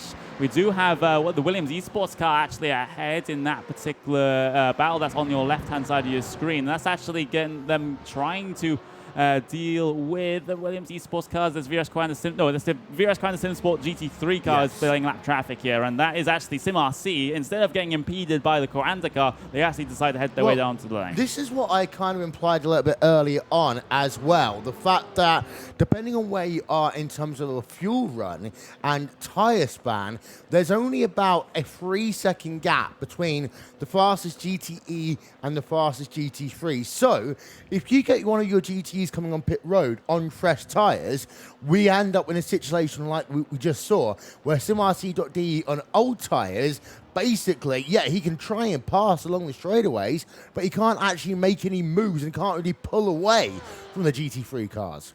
Yeah, you can't really, as we see a good gaggle of cars then coming down the pit lane, down that little turn that they have to do at last source, inside the pit walls, and then get onto what is basically the historic pits, I suppose you could call them here, down on the way into towards Eau Rouge and Radion. That's Williams Esports getting themselves looking for their box. They'll get stopped in that one soon. And you can see on your right-hand side of the screen, that is the very same team. That's the Race Union Williams Esports car. So now the driver change is in full effect. Getting that first driver out of the car and then getting the second one in. It all seems to be smooth and very, very calm. You can't rush these things because if you rush, you start making mistakes. Yeah, and I'm wondering, yeah, we are seeing the close touching. You've got to be careful because of where these harnesses are. And you see, this is the same issue I had. It is a tight squeeze in there. And say 5-point harnesses on there. You can see one teammate helping out the other as the Ferrari 488 GTE car.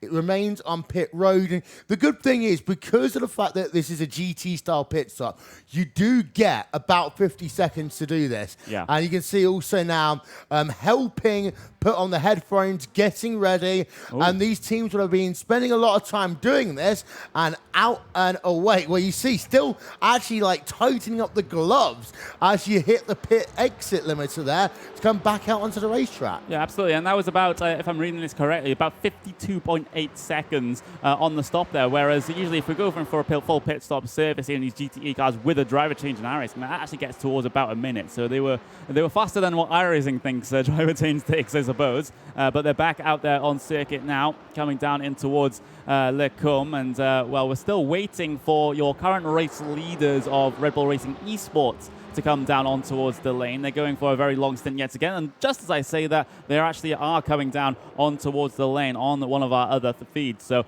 they will get their second service done here, Will. Indeed so, and I'm just trying to work out who is now in that Race Union car, and it's going to be Moritz Lohner in that one. In terms of Red Bull Racing Esports, they are coming down on towards pit road, as we just see.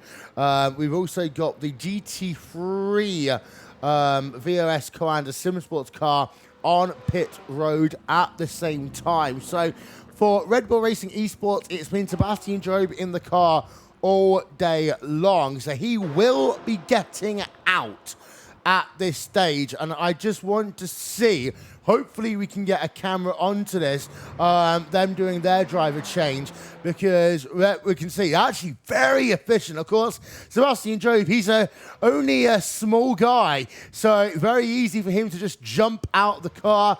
And we see new driver getting in behind the wheel right now.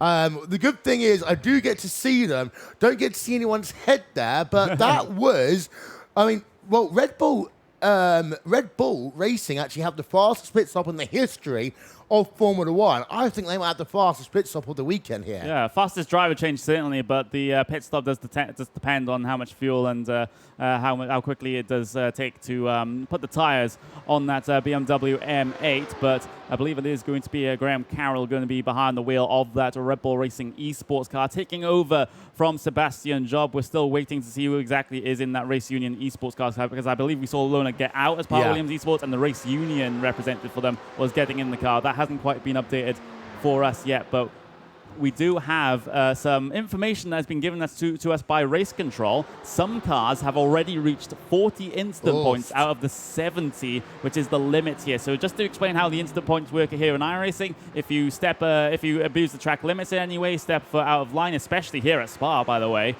you get 1 instant points. If you make contact with the wall or lose control of the car, that's 2 instant points. If you hit another car and quite firmly as well, that will be 4 instant points. And the limit for this race is 70.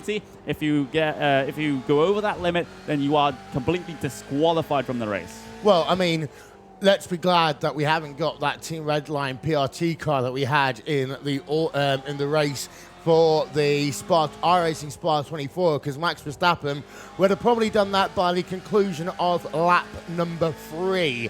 We can see we're getting ready now to hand it over to the stage. We have got an interview. Ben, let's hand it over to you. Yeah, thanks very much, Will. Wanted to chat to one of our far-flung drivers, all the way from Japan. Soto, that was a really good run for you. Thank you. It's a really hard race, but I did my best, I think. Yeah. Lots of pressure from Red Bull. Yes, it's really fun. I enjoyed drive Red Bull car. Very good. Thank you very much. Thank you, Ben. Thank you, Sato. And we were just talking off there, Connery. One of the issues, or I say all the issues, I say this again nicely.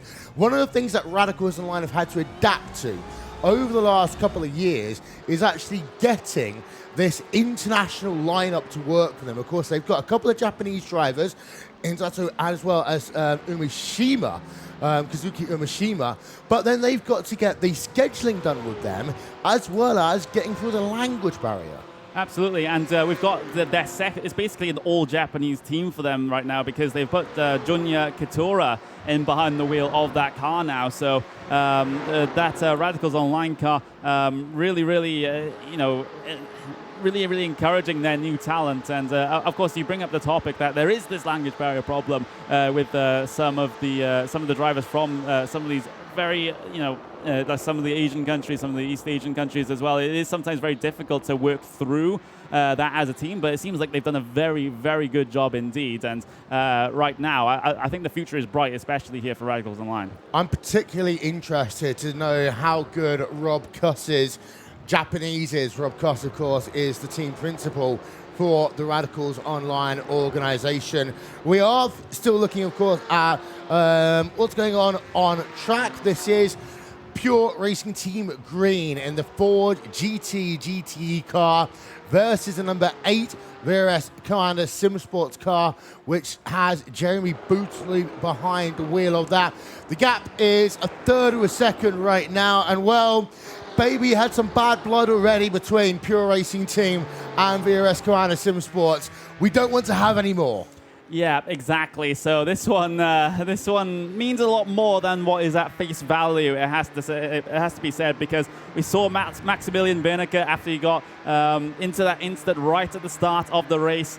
He showed his emotions there. He said it exactly what he was thinking, which drivers. I would rather drivers do that than try to hide what they're actually feeling. But VRS kind of Simsport would have hid that, and it might even change how they approach this one. Here we go, big dive down the inside here at the bus stop, perhaps. So Coanda, no, it's not going to work, but there is the Pure Racing Team car pushing wide. That's compromised Apex there for that second one of the bus stop. Here comes the drag race then down in towards La Source between the BMW and that Ford GT. The Coanda car on the outside line then for La Source. Pure Racing Team still Comte holding that inside line, a little bit of a lockup down in towards there, but that Ford GT still stays ahead. Yeah, it is, as well for Jeremy Bootloob in particular, of course.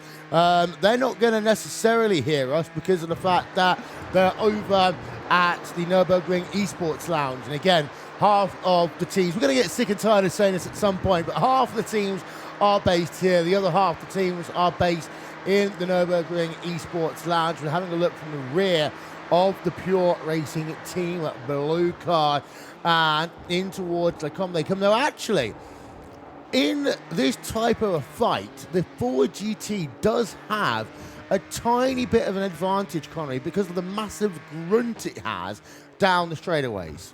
Yeah, absolutely. It's similar to the battle that we saw between the Pure Racing Team car and the Red Bull Racing Esports car. In fact, it was the exact same situation, Ford GT versus a BMW M8. So it's going to be interesting to see how Coanda actually approached this situation. Maybe they've had a look at how Red Bull managed their race when they're in this exact position, and maybe if they could make some adaptations to be able to try and get past this Pure Racing Team green car as opposed to the blue car that the Red Bull Racing Esports car was trying to get past. Yeah, we're on board again with the number 8 VRS Coanda SimSports car as Jeremy Bootloob them on the entry into Stavolo 1 right now. Exit Stavolo 1 in Stavolo 2, Cobra Paul Frere. You can argue as to which one is the correct one. Of course, what we can't say anymore is that the corner before Pouin is Racebot corner. What we are going to do is talk about something far more important. I see Ben has got himself a nice seat, and next to him, I believe that is Sebastian Job from Red Bull Racing Esports. Sebastian Job has grown and changed into a Dutchman, German even, Nils. Will thought you were Sebastian. Oh, all right. Not quite as good. As far as I know, I'm still Nils. So Nils Naujoks won yesterday the Porsche Carrera Cup Deutschland final. So congratulations for that. Thanks again. And now takes a completely different role. What exactly are you doing as part of Red Bull Esports team? Well, generally, I'm like the manager or coach, put it how you want it. So I'm just taking the guys to the events, be there for the issues that they have, answer questions, go to the tournament organizers, things like that. But right now we're just looking at the gaps that we have, the lap times that we can do, and well, the most interesting thing will likely be how much fuel we can save, how much we have to put in the car for the last stint. How much do you try to communicate with your driver out on the sim? We're lucky that we're sitting close because our team speak isn't working perfectly, so we basically just have one direction line, so he can wave to me, and then I probably got to walk over. And whether it be arena races or online events, your role is still the same? For online, they're spotting themselves, but since they put me in the role here on stage, I'll gladly take it. And you're managing the whole program for Red Bull Esports, right? Across all the different platforms. Indeed, we're a team of like 10 or 11 drivers by now, and well, I'm taking care of most of them, but we're seeing a change in Forza, for example, where they want a dedicated coach for going into the next season. But yeah, they're like office tasks to do in every team, so that's the bigger chunk of work I have to do. The professionalism of esports teams grows and grows. Now, I did actually come here to speak to Sebastian about that little incident we saw at Les Combes. What was your perspective on it? It was a bit unlucky, really, because we were sitting right next to the Pure team, and they were telling us in the straight that they wanted to pit this lap, so we were about to tell Sebi to just let it go for that lap, and but we were just too late going to the rig, and they were side by side already, and then he lost it on the curb. It's just unlucky. Yeah, it was really unlucky, but everything's still good. Seb doesn't look too frustrated. He's actually, he went to excuse himself. So. Okay, very good. By the way, these Noble chairs are super comfy. I might rest here for a little bit longer. Thank you very much, Ben. And yeah, apologies. We get a little bit of a glare here from the RaceSpot TV commentary booth. I saw Seb in that seat a little bit earlier on, but he's grown up a little bit. We won't mention anything to do with lampposts in this situation. We absolutely promise. What we did see, however, and it's getting ready for us right now, Connery, once again, we said no more, but Pure Racing Team and Coanda, well, they had another one. Yeah, and you know, before we cut to that replay, though, we're going to wait to see if there's going to be a bit of a fight here. Well, replay anyway. Here's the contact then coming down in towards Les Combes. VRS Quantum Sim Sports on the inside. Pure Racing Team having to slide all the way through the corner. And here we go in the live pictures once again. It's almost the exact same thing. Down in towards Les Combes once again. It's happened again here. That's Pure Racing Team Green off into the grass. Big contact. And now there's going to be a lot more bad blood. Red, blue, green have all had incidents so far here today.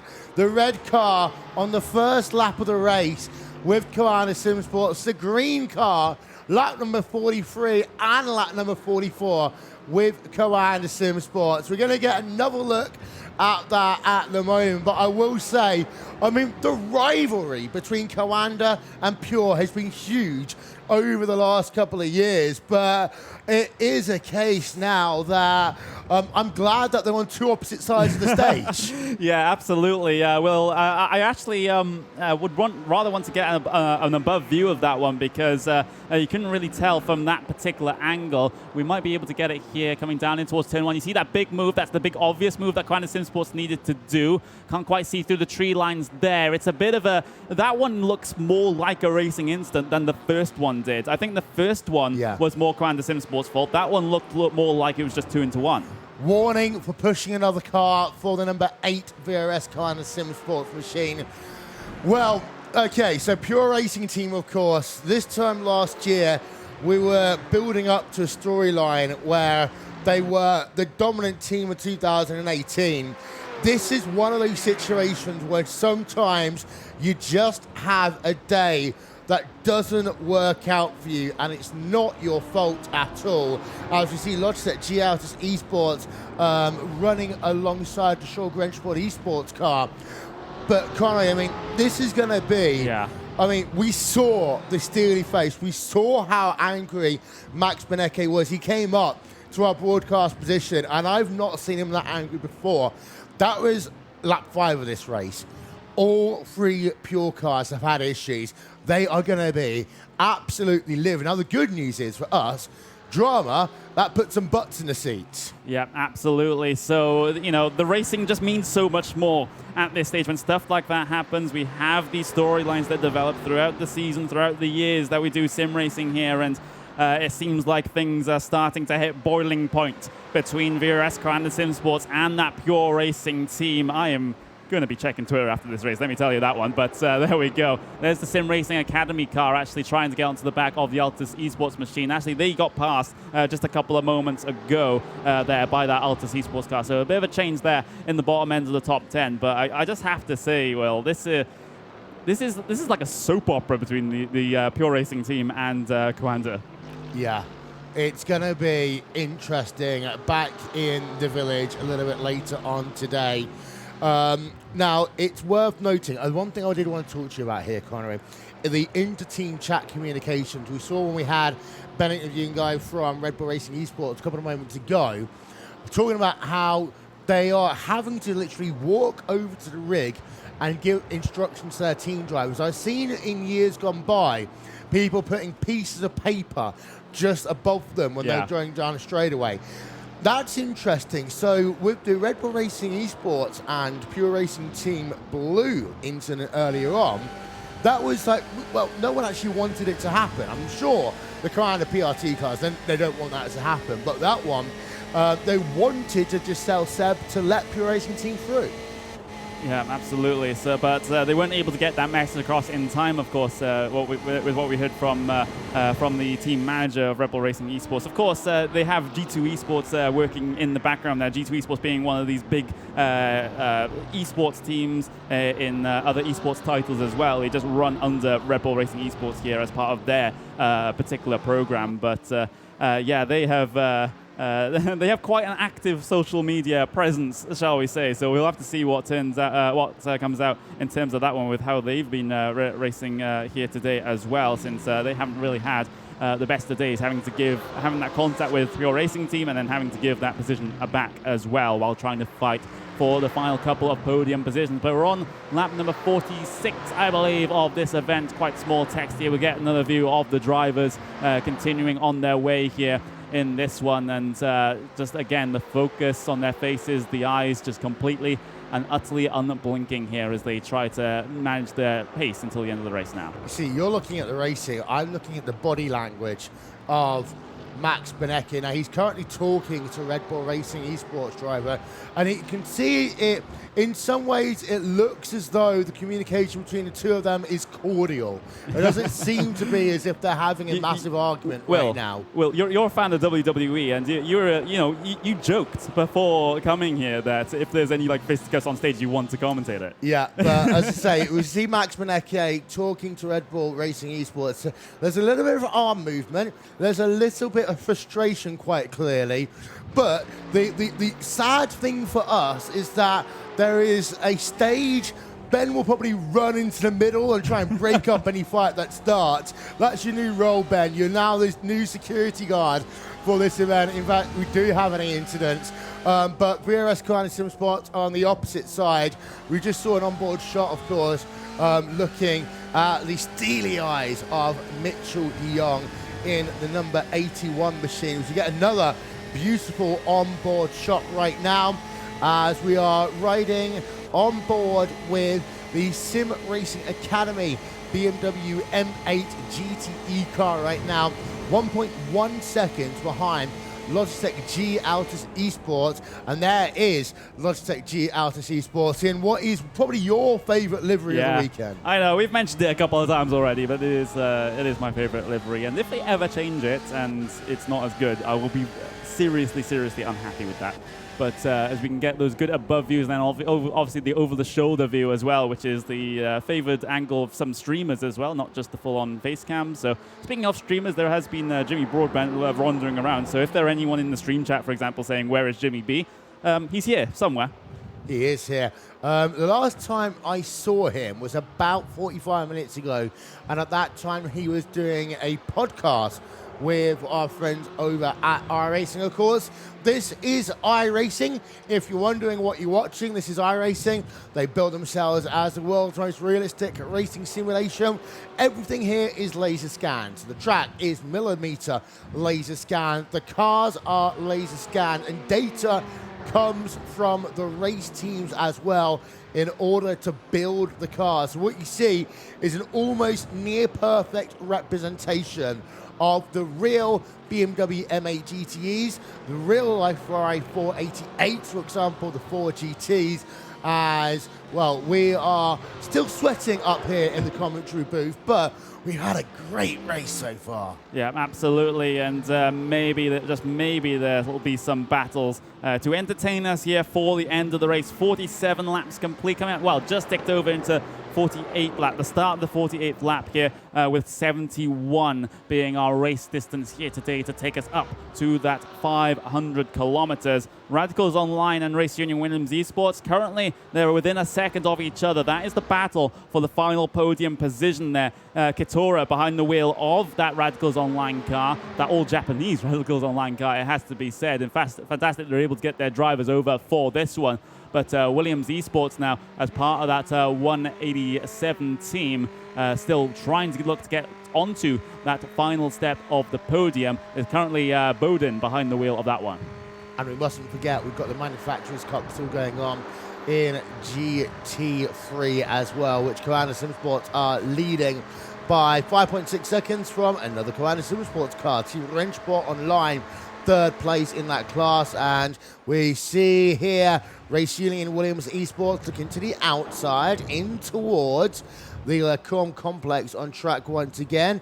And the thing is, Connor, you can overtake around. Of course, earlier on, we saw how not to overtake down at Lecom when we had the moment between Red Bull Racing Esports and the Pure Racing Team car. But you can overtake. The issue is you've got to kind of pinch a little bit into the first part of Lecom to then have enough room to then hit the apex for the second part and then into Malmedy.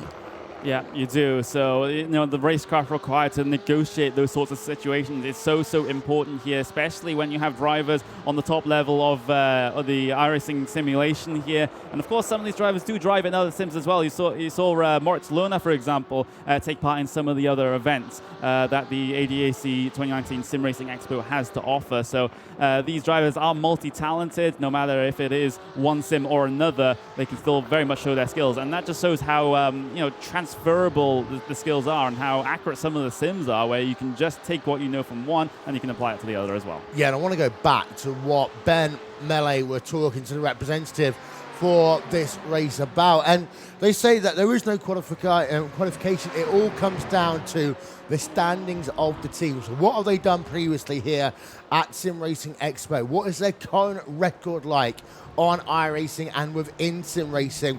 The one that I was really interested about is what is their social media reach, because it's then actually encouraging these teams to actually understand that there are other elements to being a SimRacing esports team in 2019 than just having fast drivers. Yeah, absolutely. It's a whole different team structure to what we used to. I mean, even 3 or 4 years ago, for example, where it was basically teams consisted of just groups of friends racing together. But since we've had these big prize pools come into play for a good couple of these series, Race Union Williams Esports looking to get past one of the Radicals Online machines here down in towards Lecom. It's a battle between the Ferrari and the BMW. Williams Esports around the outside. Are they able to complete the move? They have the inside for the second apex of Lecom, so they're able to make their way by there ahead of Radicals Online. Williams Esports are up one position here today, and I've actually just had a look at Twitter, and it's Maxime Meneke. He's not very happy, shall we say. He's basically calling Koanda SimSports the most unfair virtual racing team in the world. Wow. So it is bad blood right now between Pure Racing Team and Koanda SimSports. It reminds me of when I was a kid and I had to choose between Slipknot and Korn. I've got a feeling it's going to be a bit like that, just in terms of sim racing teams. There's going wide there was the number 32 Radicals Online machine. As well, the thing is, the emotions are getting higher and higher in terms of these events because of the fact... that's a lot of required. Yeah, that is. Is that the BMW Works team? Because we saw shots with them a moment ago, but 9 minutes and 21 seconds required repairs, 1 minute 48 of optional repairs, and, well, that is not a happy chap right now. Yeah, just in that situation when you have required repairs, I've been in that situation before. You know, when you're having to do, at least in the NASCAR racing that I did, you can go and do full engine changes there that take quite a while. You just have to sit there and you just have to, you know, maybe go and have a sandwich, have some, have a drink or something like that, and just wait for the time to come all the way down and then back out and maybe hope to recover a couple of points from drivers that had a couple of incidents. But we see the Radicals Online cars, it's pushing wide coming out of Pouon. Very good what I saw. Slow motion shot right there. Ooh, that is a big moment there. But he's able to catch it. Car seems straight. Yeah. But yeah, still a very big scary moment. It wouldn't be a European racing event, it wouldn't be a German racing event meeting without some form of super slow-mo. Yeah. I mean, they're almost famous for it when they did the Formula One coverage of the super slow-mos. Hugo Louise taking a book out of that one there. Nice to get the super slow-mo replays, but Radicals Online now down into 4th place and out of podium contention for the time being. And I will say that Williams Esports car in 3rd place, Race Union Esports, Williams Esports car. They have just really picked up the pace over the last half an hour or so. Yeah, absolutely. Bowden behind the wheel of that car, originally from the Race Union organization. So this is kind of a little bit of a partnership they have going on here. They have Mats Lohner from Williams Esports, and they have Bowden from the Race Union Esports side of things. So that's what some teams do actually like to do here, because remember we had in one of the iRacing special events, the Spa 24 Hours, we had that partnership between, I believe wasn't it the Pure Racing Team car, and I want to say, I completely forgot. Will, save me here. I'm not going to lie to you, I wasn't even paying attention to that one. So, I'm sorry, you're doubt by yourself. It's on Spa that. 24 Hour. It was Pure Racing Team partnering up with someone. It was Team Redline. Team Redline. Because, There of we go. course, it was the 3 Maxes and Lando. Oh, yeah. It was Max Rennig, Max Benecke, Max Verstappen, and then Lando Norris, just to add a little bit of variety into that one. So 2 Formula One drivers on there off that summer meeting that they have, the summer kind of break they have in Formula One, teaming up with the 2 Maxes. And of course, it was all going so swimmingly until there's about 15 minutes of the race to go. And then I got in trouble with Fantec because I claimed it was the Fantec wheel that broke, and it wasn't. It was actually Huxenfeld pedals, I believe. Yeah, I believe so. So that was one of the more hilarious Twitch clips to come out of iRacing special events, and probably the most watched Twitch clip that there ever has been here on iRacing. But we have some news from Race Control, the contact between the 73 and the number 8 car. That's the most recent contact that we saw between the VS Grand Sim Sports team and Pure Racing team. That is ruled as no further action. So the 8 got the warning for the first incident, and for the second incident there was no further action. Yep. Apex Racing Team 13th place. They just being able to make the pass to get themselves up into 13th place. Can't believe it's taken me a day and a half to say this. Live timing and scoring is available. Just visit raceport.tv/timing for that one. As there is Apex Racing Team with Simicube Inex Racing as they work out of the bus stop chicane once again. So the first incident definitely was Commander, again, just pushing too wide. Yeah. The second one, I'm almost inclined to agree with you on that one. But the thing is that this is the second, basically, weekend in a row that Commander is in the middle of the storm of having race incidents. They had the first one where it's really starting to come to the forefront. Of course, it's always been in the background, at least as far as Pure Racing Team has been concerned. The first one was the making life difficult for Benecke in the Porsche Esports Super Cup with some of the very, very heavy defensive moves that were being made. And, of course, Commander letting their teammates at the top of the championship by, even though it's not a team race.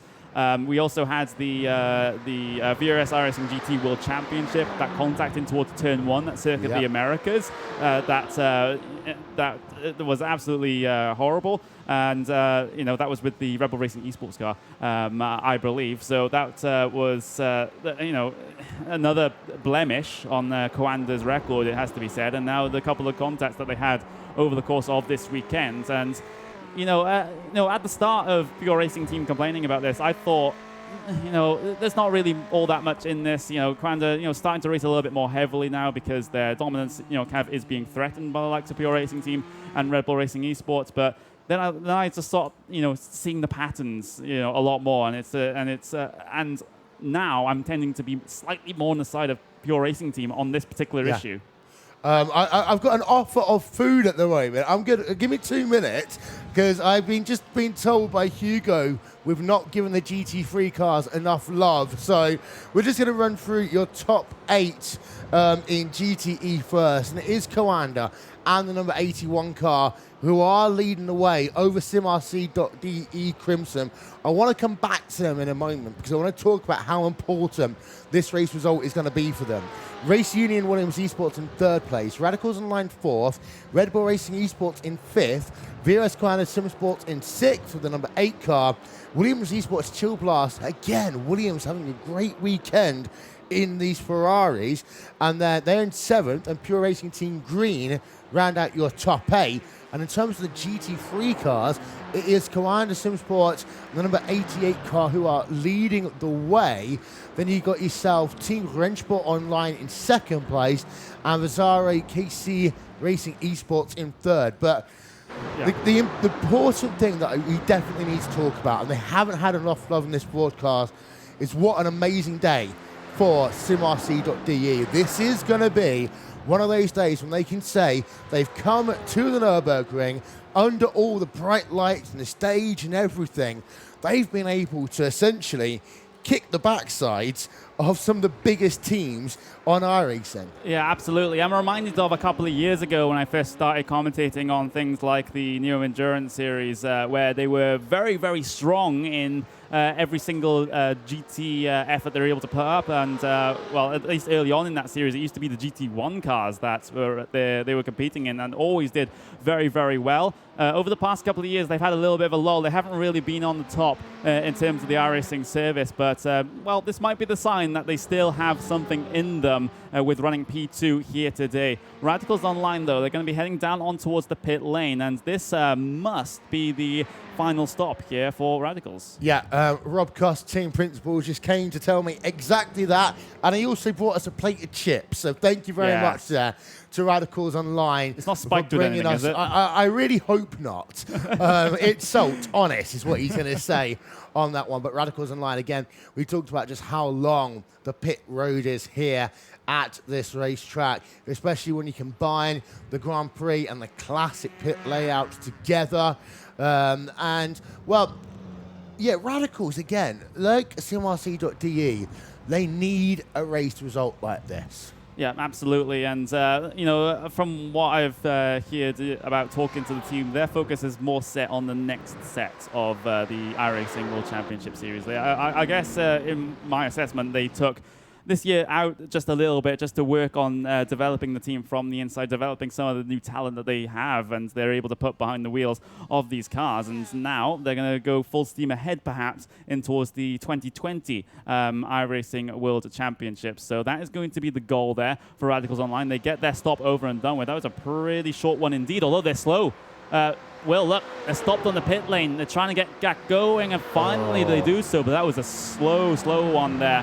It was a quick stop at about 21 seconds, but they had some problem getting out the box, and it has resulted in them staying stationary for what was basically about 5 seconds. Was that because of the fact that they were just trying to figure out whether or not they actually got the pit limiter on? Because that's the only explanation I could have. Of course, you could worry that if you, especially coming out of pit road, if you speed on towards pit road, you get yourself a 15-second penalty. It's a pain, it's annoying, but you can deal with it. If you get a speeding penalty coming out of pit road, it's another long journey and 2 minutes down the toilet. Yeah, absolutely, especially at a track here where it is the endurance pits for Spa-Francorchamps, where the pit lane is very, very long, so you're just sitting there at the pit lane speed limit for what seemingly ever. And right now, we do have SimRC.de Carbon then coming down in for their final stop of the day. So bringing that BMW M8 GTE car down in, but we still have had the vast majority of cars out there still haven't come down on towards the lane for their last set of stops. So these are just the early pitters here for this pit stop phase. Yeah, I finally found that tweet by Max Maneke. It's getting interesting on social media as we see SimRC.de Carbon then on towards pit road. They've been flashing the lights a lot in that BMW M8 today. They seem to like flashing the lights. I will say that is the one thing that we haven't seen as much of as I thought we would have done. We always joke that Matt Backham basically has his light flashing button attached to his throttle because he always seems to have it going on. But that SimRC.de Carbon car then doing its final service of the day. And now it's just a case of get out, get through, get to the end of the race, because this could be great for them. Yeah, it could well be. Let's see where they come out in relation to a couple of the other cars. That's the Team Hoisingfeld car just heading their way through, although that Team Hoisingfeld machine, I don't believe, has headed their way down on towards the pit lane just yet. They haven't. So that's not going to be a problem there for SimRC.de Carbon. They're in actually quite a bit of clear air there. So that's all you could really ask for here for an outlap after your pit stops, just to get up to speed and get those tires up to the optimal temperature at the end of things here. So good couple of drivers have and good couple of teams have had their final stops here, but we're still waiting for the likes of your race leading Coanda car, Race Union Williams Esports, Red Bull Racing Esports, still all yet to pit right now at this moment in time. Yeah, I'm seeing a lot of drivers stood next to those on the rigs, feeding information. The mobile phones has been a method of communicating this time. It's just like typing something into a note section and handing it over. Lights are flashing the Schubert Motorsports Esports BMW M8 GTE as he comes down on towards pit road. And this is the important part of the race now. But what we are going to do is we're going to head it downstairs for a quick moment. Ben has not had to break up any fights yet, but he has got himself a nice little interview for us. I guess the important thing is to stay out of trouble in this one. That's what we're seeing so far. And for Jürgen, P2, final stop done. This is going very nicely for you. Perfect stints for us until now. I'll turn your microphone on. There we go. Wait 1 second. Wait for it to work. There we go. Yeah, it's going well. Yeah, we had 3 great stints until now and great position. So everything going well. The first stint was very hectic. Particularly the start was crazy with the PRT guys and Williams, I think. But now we are happy on P2. And is this a place you would expect to be in these kind of environment with these very, very big teams? No, not really. We focused on a P5 maybe. That was our target, but we are happy now. It can go further like this. So the idea is, final stint, just take it home, or are you going to try and chase down the win? No, we take it home because Joshua Rogers or the Coanda team is pretty much in front now. Yeah. Too much. Okay, and just tell me a little bit, driving in these motion rigs, a long stint like that, physical for you guys? It's more under concentration. So if you do a practice where there's no competition, you don't sweat like that, but here now, really. So tired in the brain rather than the arms? Yes. All right, I'll let you have a rest. Thank you very much. Thank you too.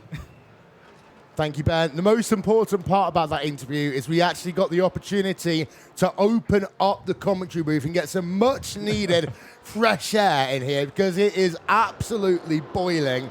Talking of boiling and smoking hot, we have the northern powerhouse of Paul Smith coming back in. So it's time for me to once again say goodbye, Connery. I'm going to hand it over to the guy who's far, far better than me. There we go.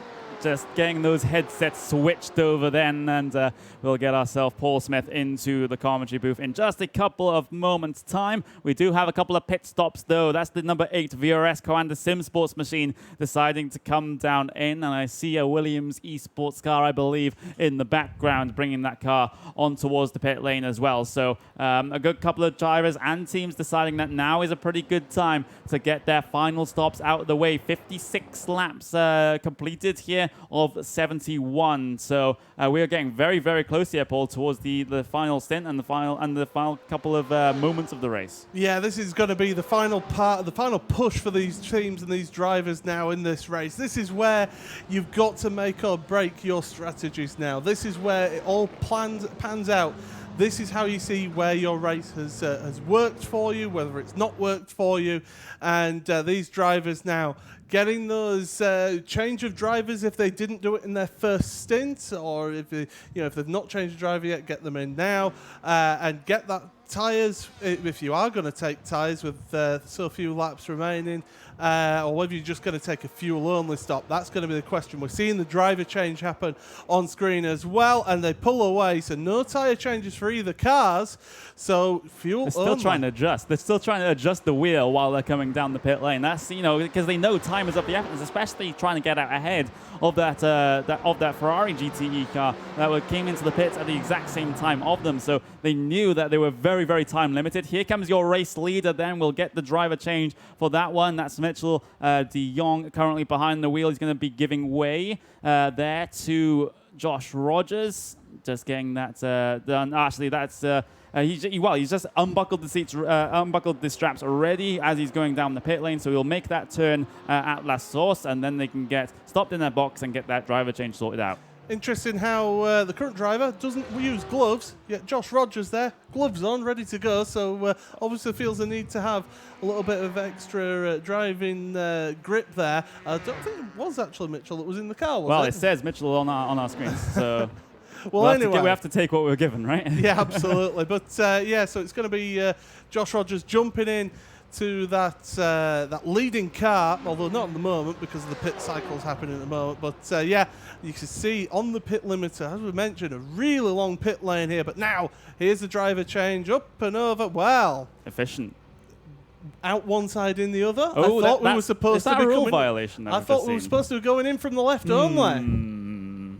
Oh well, we'll have to see what the stewards have to say about that. We were given the driver's briefing and they advised that. So I don't know if there's any penalties that could be applied here, but still, that would be a huge drama for the end of the race if that is the case. But they will continue on as if nothing has happened and get that car back out there on circuit. Very fast driver change indeed, about 28.5 seconds there on the stop for your race leader in VRS Quantum Sim Sports car. You see how efficient it was, though. He was getting the headset on as he was finally buckling in his seatbelt. So the great teamwork between the two of them there, and you can obviously tell that they've really worked at that and really practiced that for their race here today. But out in second place at the moment, and you've got to think that they're on for a really, really good result.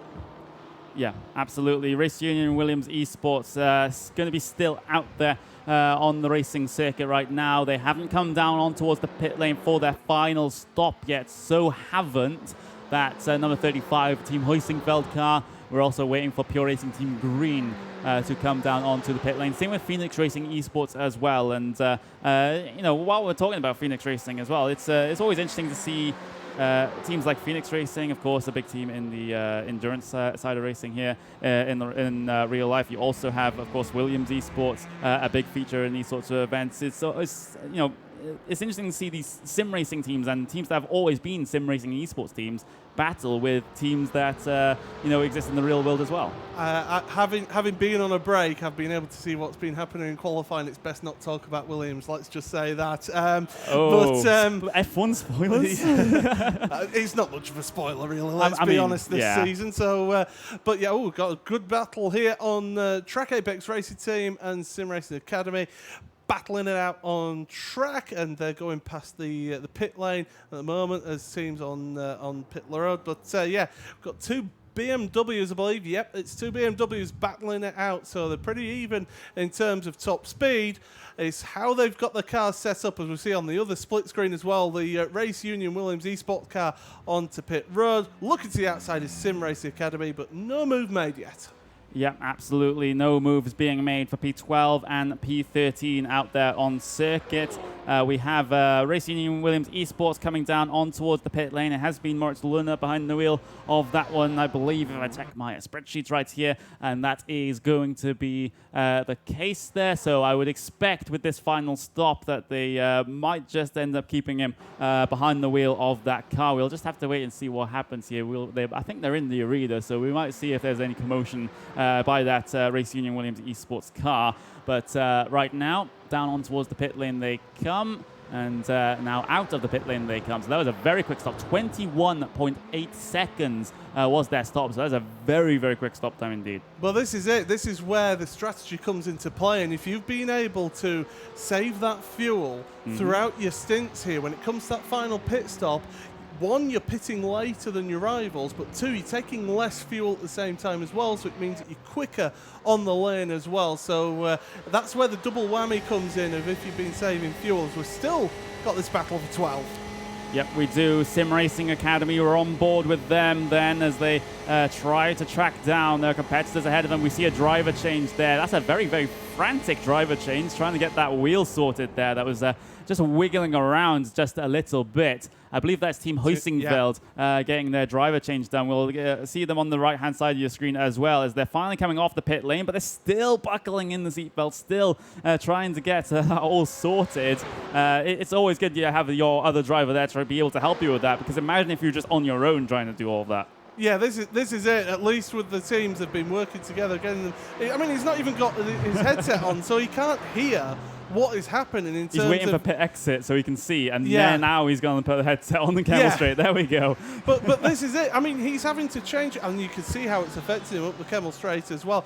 He's having to change gear there without being able to hear the engine notes of the car, which is it really throws you, does that, and it can affect your performance. Well, you have the LEDs, of course, but, you know... it's not ideal, though. You always work off of the sound of the engine, I feel, when you're driving. Yeah, well, I guess in that case it is sort of driver preference, and I'm an LED boy. There we go. Let's just say that one.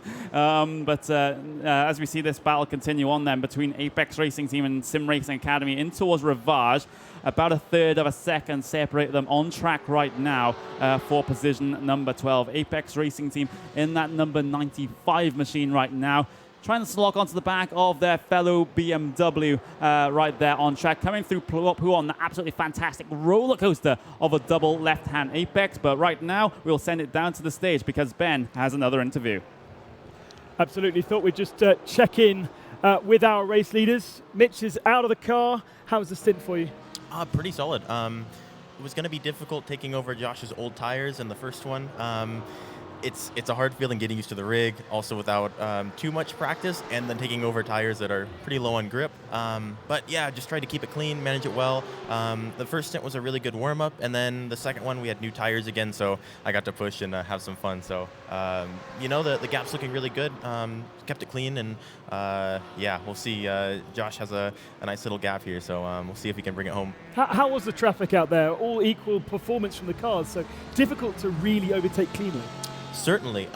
You know, I had a lot of traffic when I was on old tires, so compared to the GT3s, I wasn't gaining too much in the corners as much as, you know, you'd like with a GTE car. So they're also faster down the straight, so you need to really work hard to get by. But all of them did a fantastic job. Once we got close enough, they let us by. So everyone's driving pretty well out there. Now, you're talking about the rig. Fantastic rigs provided by the Nürburgring Lounge.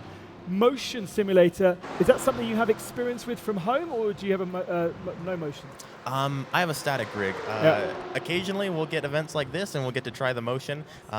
So to be honest, I don't think really any of us are too used to the motion, which is a nice element. It's who can get used to that feel and that big difference that we have here.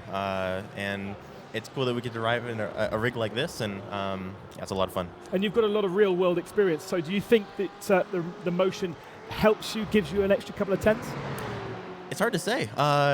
You know, I think even though I have a lot of real-world experience, I also spend a lot of time in the sim, so I think for my style, I've been able to differentiate between the two.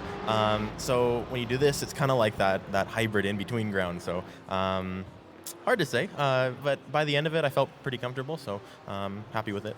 So in contrast to over the other side of the room where the teams are looking at emails and in fact looking at results from other races. Right here, we've got the iRacing on the screen. We're watching exactly what Josh is doing. You've got all the data there as well.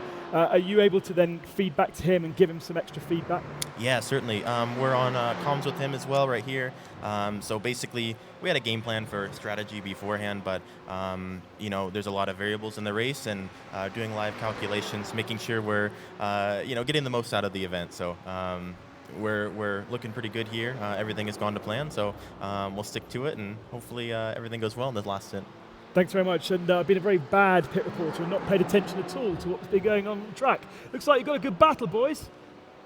Yeah, absolutely. The battle is on for P3. Thank you very much, Ben, there. Speaking to Mitchell de Jong as a part of that race-leading VRS Commander Sim Sports number 81 machine. But it looks like just at the start of the race, Paul, it is the battle for the final podium position, which will be the main feature for the end of this race. Yeah, we've got a kind of familiar feeling to the end of this race here. Red Bull Racing Esports, should I say, give them the correct name. Yeah. They're battling it out, trying to get that final step of the podium here. They'll want to come away with at least a podium in this race after having the disappointment of getting caught up in instance earlier on. They'll want to at least get a nice clean job done here and try to get through. But Race Union Williams Esports, they'll really give them a good fight at this one.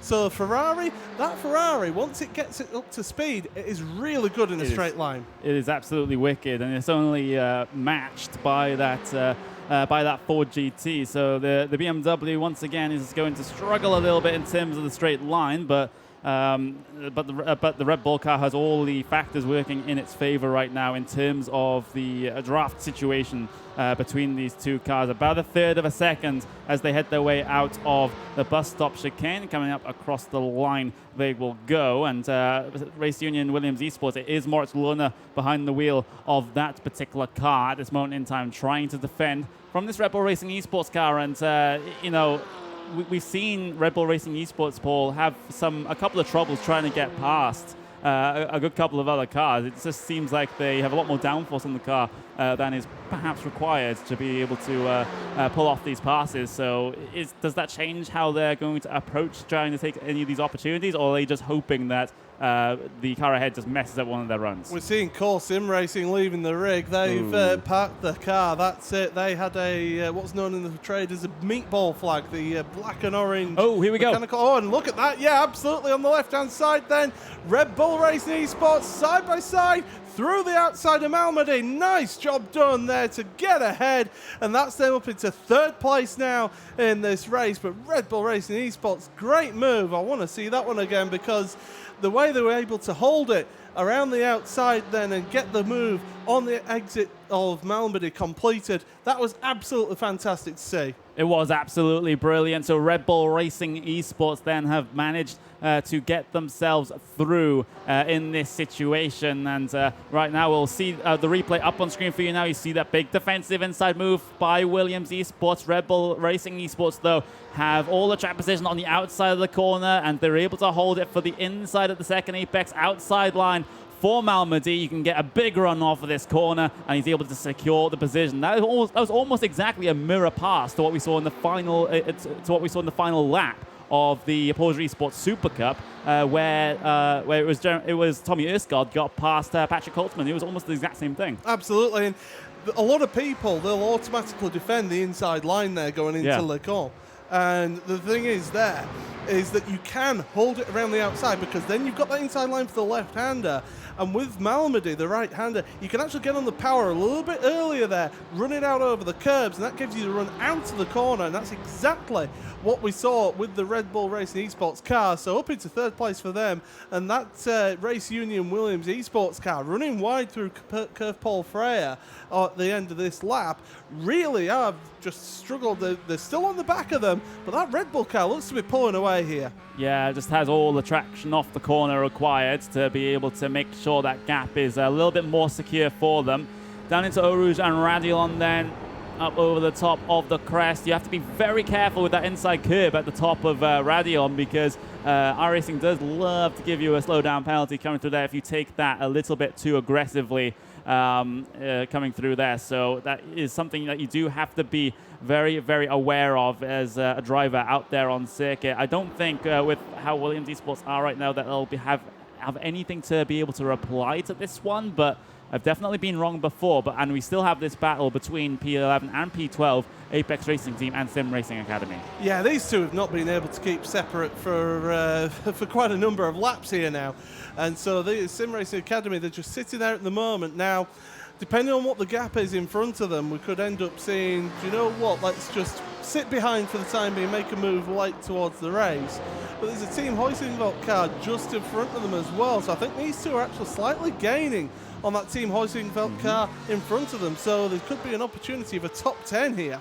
Yeah, it could well be a 3-car fight to secure the final spot inside of that top 10, and well, that would be an absolutely fantastic finish to this race if we are able to get it. We're around about 10 laps here to go until we reach the 500-kilometer mark here in this, the ADAC Digital GT500. It is the number 81 VRS Coanda Sim Sports car that currently leads by about 17 seconds over SimRC.de Carbon, with Red Bull Racing Esports there in P3. So it's an all BMW podium at the moment. P4 is currently Race Union Williams Esports in a Ferrari. Yeah, but then you look at that, another two BMWs behind them before we get the next Ferrari. The first four down in 9th place, of course, is Pure Racing Team.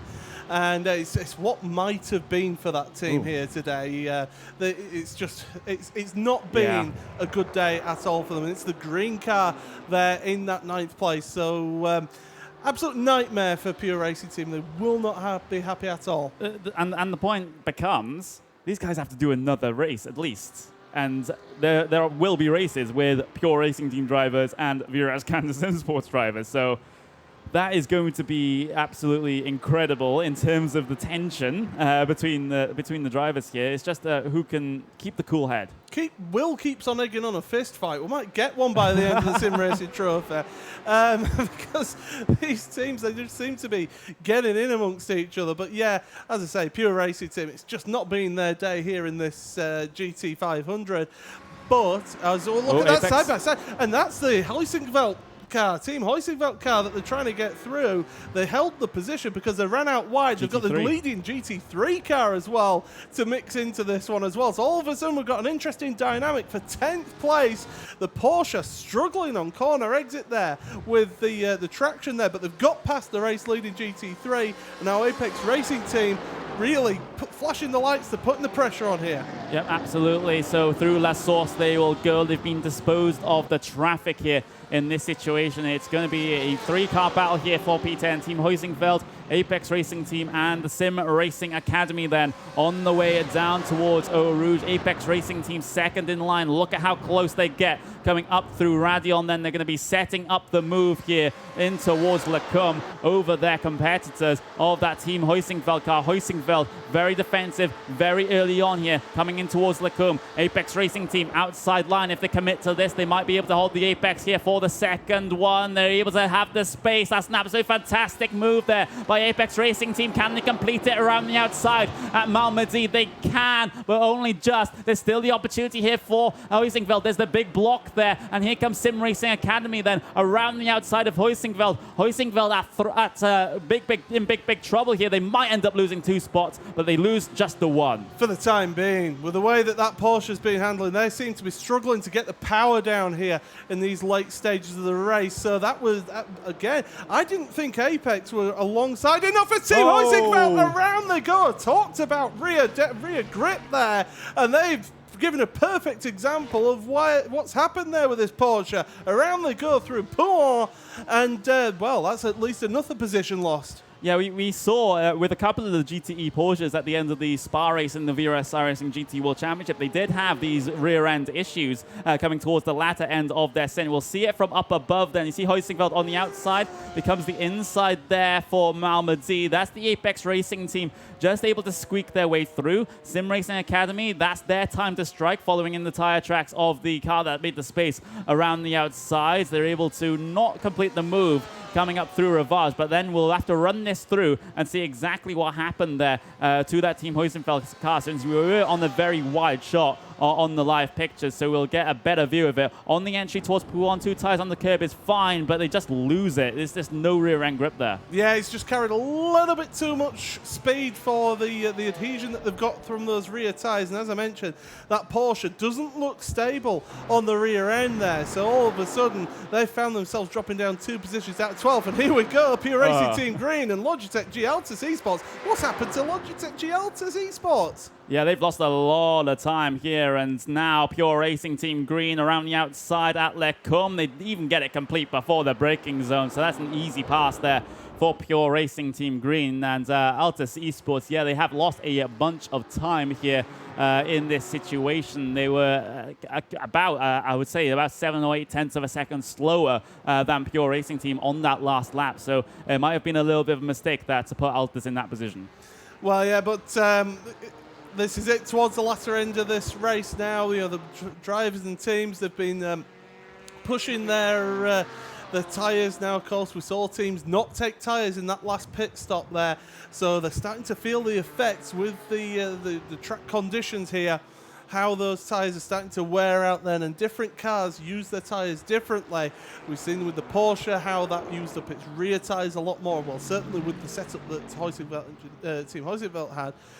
But we've still got a battle in GT3. Let's not forget these. You know, we may only have, 4 of these teams out there for GT3, but we've got 1 second between the 2 VRS Quanta Sim Sport cars. Yeah, that might be a little bit of intra-team rivalry, it has to be said. Of course, we did have the situation there where they took, of course, the double front row here in qualifying, and they've been able to run away with the race exactly the same as their GTE counterpart has been able to do so in that much bigger class here today. But right now, for the number 27 Kwanzaa car, which is the car that's second in line, and the 18 that's currently in the race lead, you can see on the lap time deltas 2.6 seconds gained by the number 27 second place Kwanzaa Sim Sports car on that last lap. So that was a big old gain there. I have to wonder if they're slowing down to come across the line together. That could also be a thing. Well, I mean, they're doing it a little bit early to be doing that, but I will note that on the front bonnet there, if we stay on this shot here, you can see a little bit of damage on the front right of this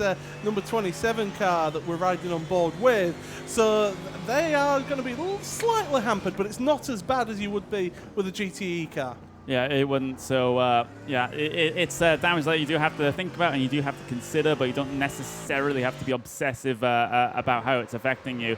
So right now in that race-leading GT3 battle, still the second separating them at this moment in time. It's VRS Quanta Sim Sport leading both GTEs and GT3s here today as we cut back towards that battle for P10 between Apex Racing Team and the Sim Racing Academy, because Sim Racing Academy was able to gain about 5.5 tenths of a second over the Apex car on that last lap.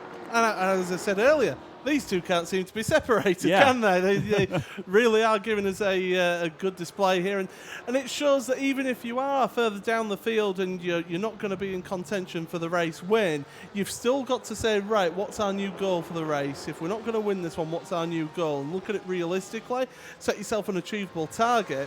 And right now, Apex Racing Team, I mean, I don't know what the gap is in front of them to the G Altus Esports car, to Yannick Lapchan. That's about 9 seconds. Yeah, so maybe not be able to get ahead. Yeah, 9 seconds. So they may not be able to catch up in front, but they'll be wanting to hang on to a top 10 finish. It's Michele Ricci in that Apex Racing Team car. It's Yannick Danish in the Sim Racing Academy car. So those are the pilots of the battle for P10 and P11 here. Coming into the final couple of laps on this race, we're on lap number 66 of 71 to bring us up to the 500-kilometer mark for the race distance here today at Spa-Francorchamps. And now we can just see on the right-hand side there just the drivers once again. Again, a big shout-out here to the production team for bringing these camera angles, bringing us these shots. It's absolutely impressive stuff, and it just shows where sim racing is going.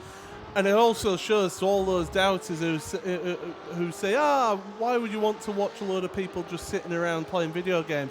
Look at the effort that's going into these drivers with these direct drive wheels that they're using, the force that's going through these wheels. They have to have a certain level of endurance and stamina there, as well as strength to be able to cope with these. You can see how the focus, the mental preparation that you have to go through to be mentally prepared and not fatigue yourself in an event like this. It just goes to show the level of commitment that these athletes are doing to be able to compete at the highest level here. Yeah, absolutely. A lot of effort goes in, not just on the stage, but also behind the scenes as part of some of these sim racing teams. But down in towards Lecombe for this battle for P10, then Apex Racing Team, Michele Ricci behind the wheel with Danish behind the wheel of the Sim Racing Academy car. Trying to make some inroads here on their opposition. We're riding on the back of that Apex Racing Team machine as we can see that BMW get ever bigger in their point of view, and it's not like that BMW needed to be any bigger. Yeah, I mean, the thing is with these GTE cars, they've got a little monitor on the dashboard, and they'll be seeing that it's this sort of similar view that you see on the dashboard here that we've got right now, looking off of the rear bumper of this Apex Racing Team car, and you can see how the car's just sliding that little bit, and how much that Sim Racing Academy car has caught up here on shot there. So really good shots that we're getting here. Thank you, Hugo, for that. And around they go through the final chicane into Stavolo once again, and time is starting to run out now for the Sim Racing Academy team. They need to be starting thinking, right, we've only got so many laps left, let's start preparing and making that move, because I feel that maybe they've been stuck behind a little bit too long.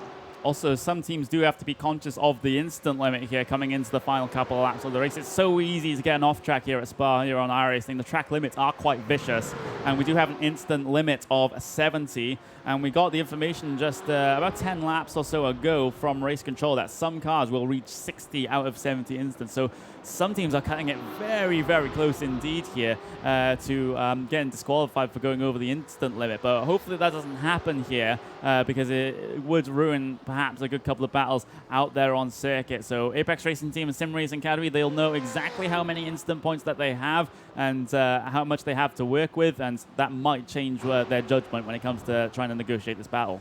Well, this is it, because with the way that iRacing works, if you have heavy contact, you end up with accumulating 4 instant points. If it's only a light brush, you can get away with a 0x contact, but if then something else happens to that car and that accumulates, say, a spin penalty of 2 instant points, loss of control penalty, as going defensive or Apex, they're having to up towards Le Camp. But, if that other team, if you have a 0x contact and that other team loses control, you end up with 2 instant points there because you've kind of affected them there. But great shot, hanging on for dear life onto the side of the Sim Racing Academy car. But you can see all the accumulation of dirt and detritus as well on the side of that car. So great shots as always. Provided to us. Isfan Bala with his trackcams22.com does a fantastic job providing our track cameras. But look at this from the top of the roof here. It's just dropped back a little bit, I feel. Yeah. Here. Yeah, he's just giving a little bit of space here in this situation, which, you can just back off, maybe, get the tires back down to temperature maybe a little bit to try and go chasing later on, but perhaps that could be what's happening here, although it might not be the best plan here because you don't have a lot of time. There's no guarantees that you'll be able to catch right up back to the rear end of that Apex Racing Team car, so you do have to be careful when going for something like that one. Right now, this is, of course, the closest battle out there on circuit. We have a 1.8 second gap between Schubert Motorsports and Phoenix Racing. That's for P14 and 15. But apart from that, this one is definitely the closest one to be looking at here today. So with just a couple of laps, just a handful of laps here to go. Apex Racing Team, big error there coming through the first apex of the bus stop. They were able to recover it by the time the second one arrives, but that was a lot of time gained there by Sim Racing Academy. They have the slipstream here down in towards Last Source. Do they go for the dive or do they go for the run up towards Eau Rouge and Radion? No, you hang it behind there. If it's the last lap, you'd maybe look at making a lunge into La Source there, but no, at the moment, your best run is to not be too close going through Eau Rouge and Radion, because if you get too close, you have to back off because you catch up to the car in front through the corner. But if you get it timed right and you keep flat out, you could get right up to the rear of the car in front. And look at this Apex Racing team once again going defensive in towards Le Camp, and they're going to go side by side into the braking zone there. SimRacing Academy, can they hold it out? No, not this time. Not this time, but we've seen moves around the outside at Lecombe work before. As long as you can commit and have the inside line for the second apex, you can then power yourself around the outside of Malmedy. We see the shots inside of the esports lounge there with a couple of the team members just watching exactly what is going on as this race starts to draw to its closing stages here. We have that dominant race car currently leading right now in that 81 VRS Coanda Sim Sports car, who has been there since the start of this race. But SimRacing Academy, they'll look to break themselves inside of the top 10, which would be an absolutely fantastic performance from them coming into this one. I spy a lot of anxious faces in there in the esports lounge, and quite rightly as well. They must feel that they're quicker than the team in front, the Apex Racing team.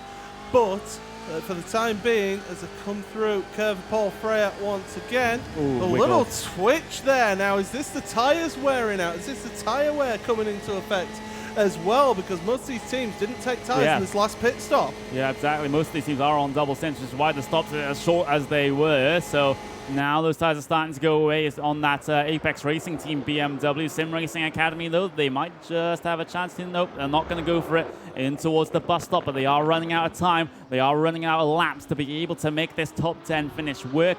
Apex Racing team, though, finally that rear end seems stable, coming out of the final corner on the way down towards last source. So they will be a little bit safer now, at least coming through this hairpin. But that SimRacing Academy car has been very, very quick over the past couple of laps. They just need that door to open just once, and they might be able to make it work.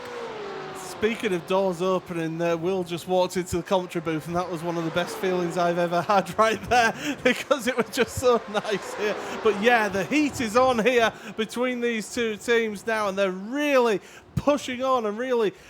The SimRacing Academy team, they've only got 3 laps remaining here to make a move, and they've got to make it stick as well.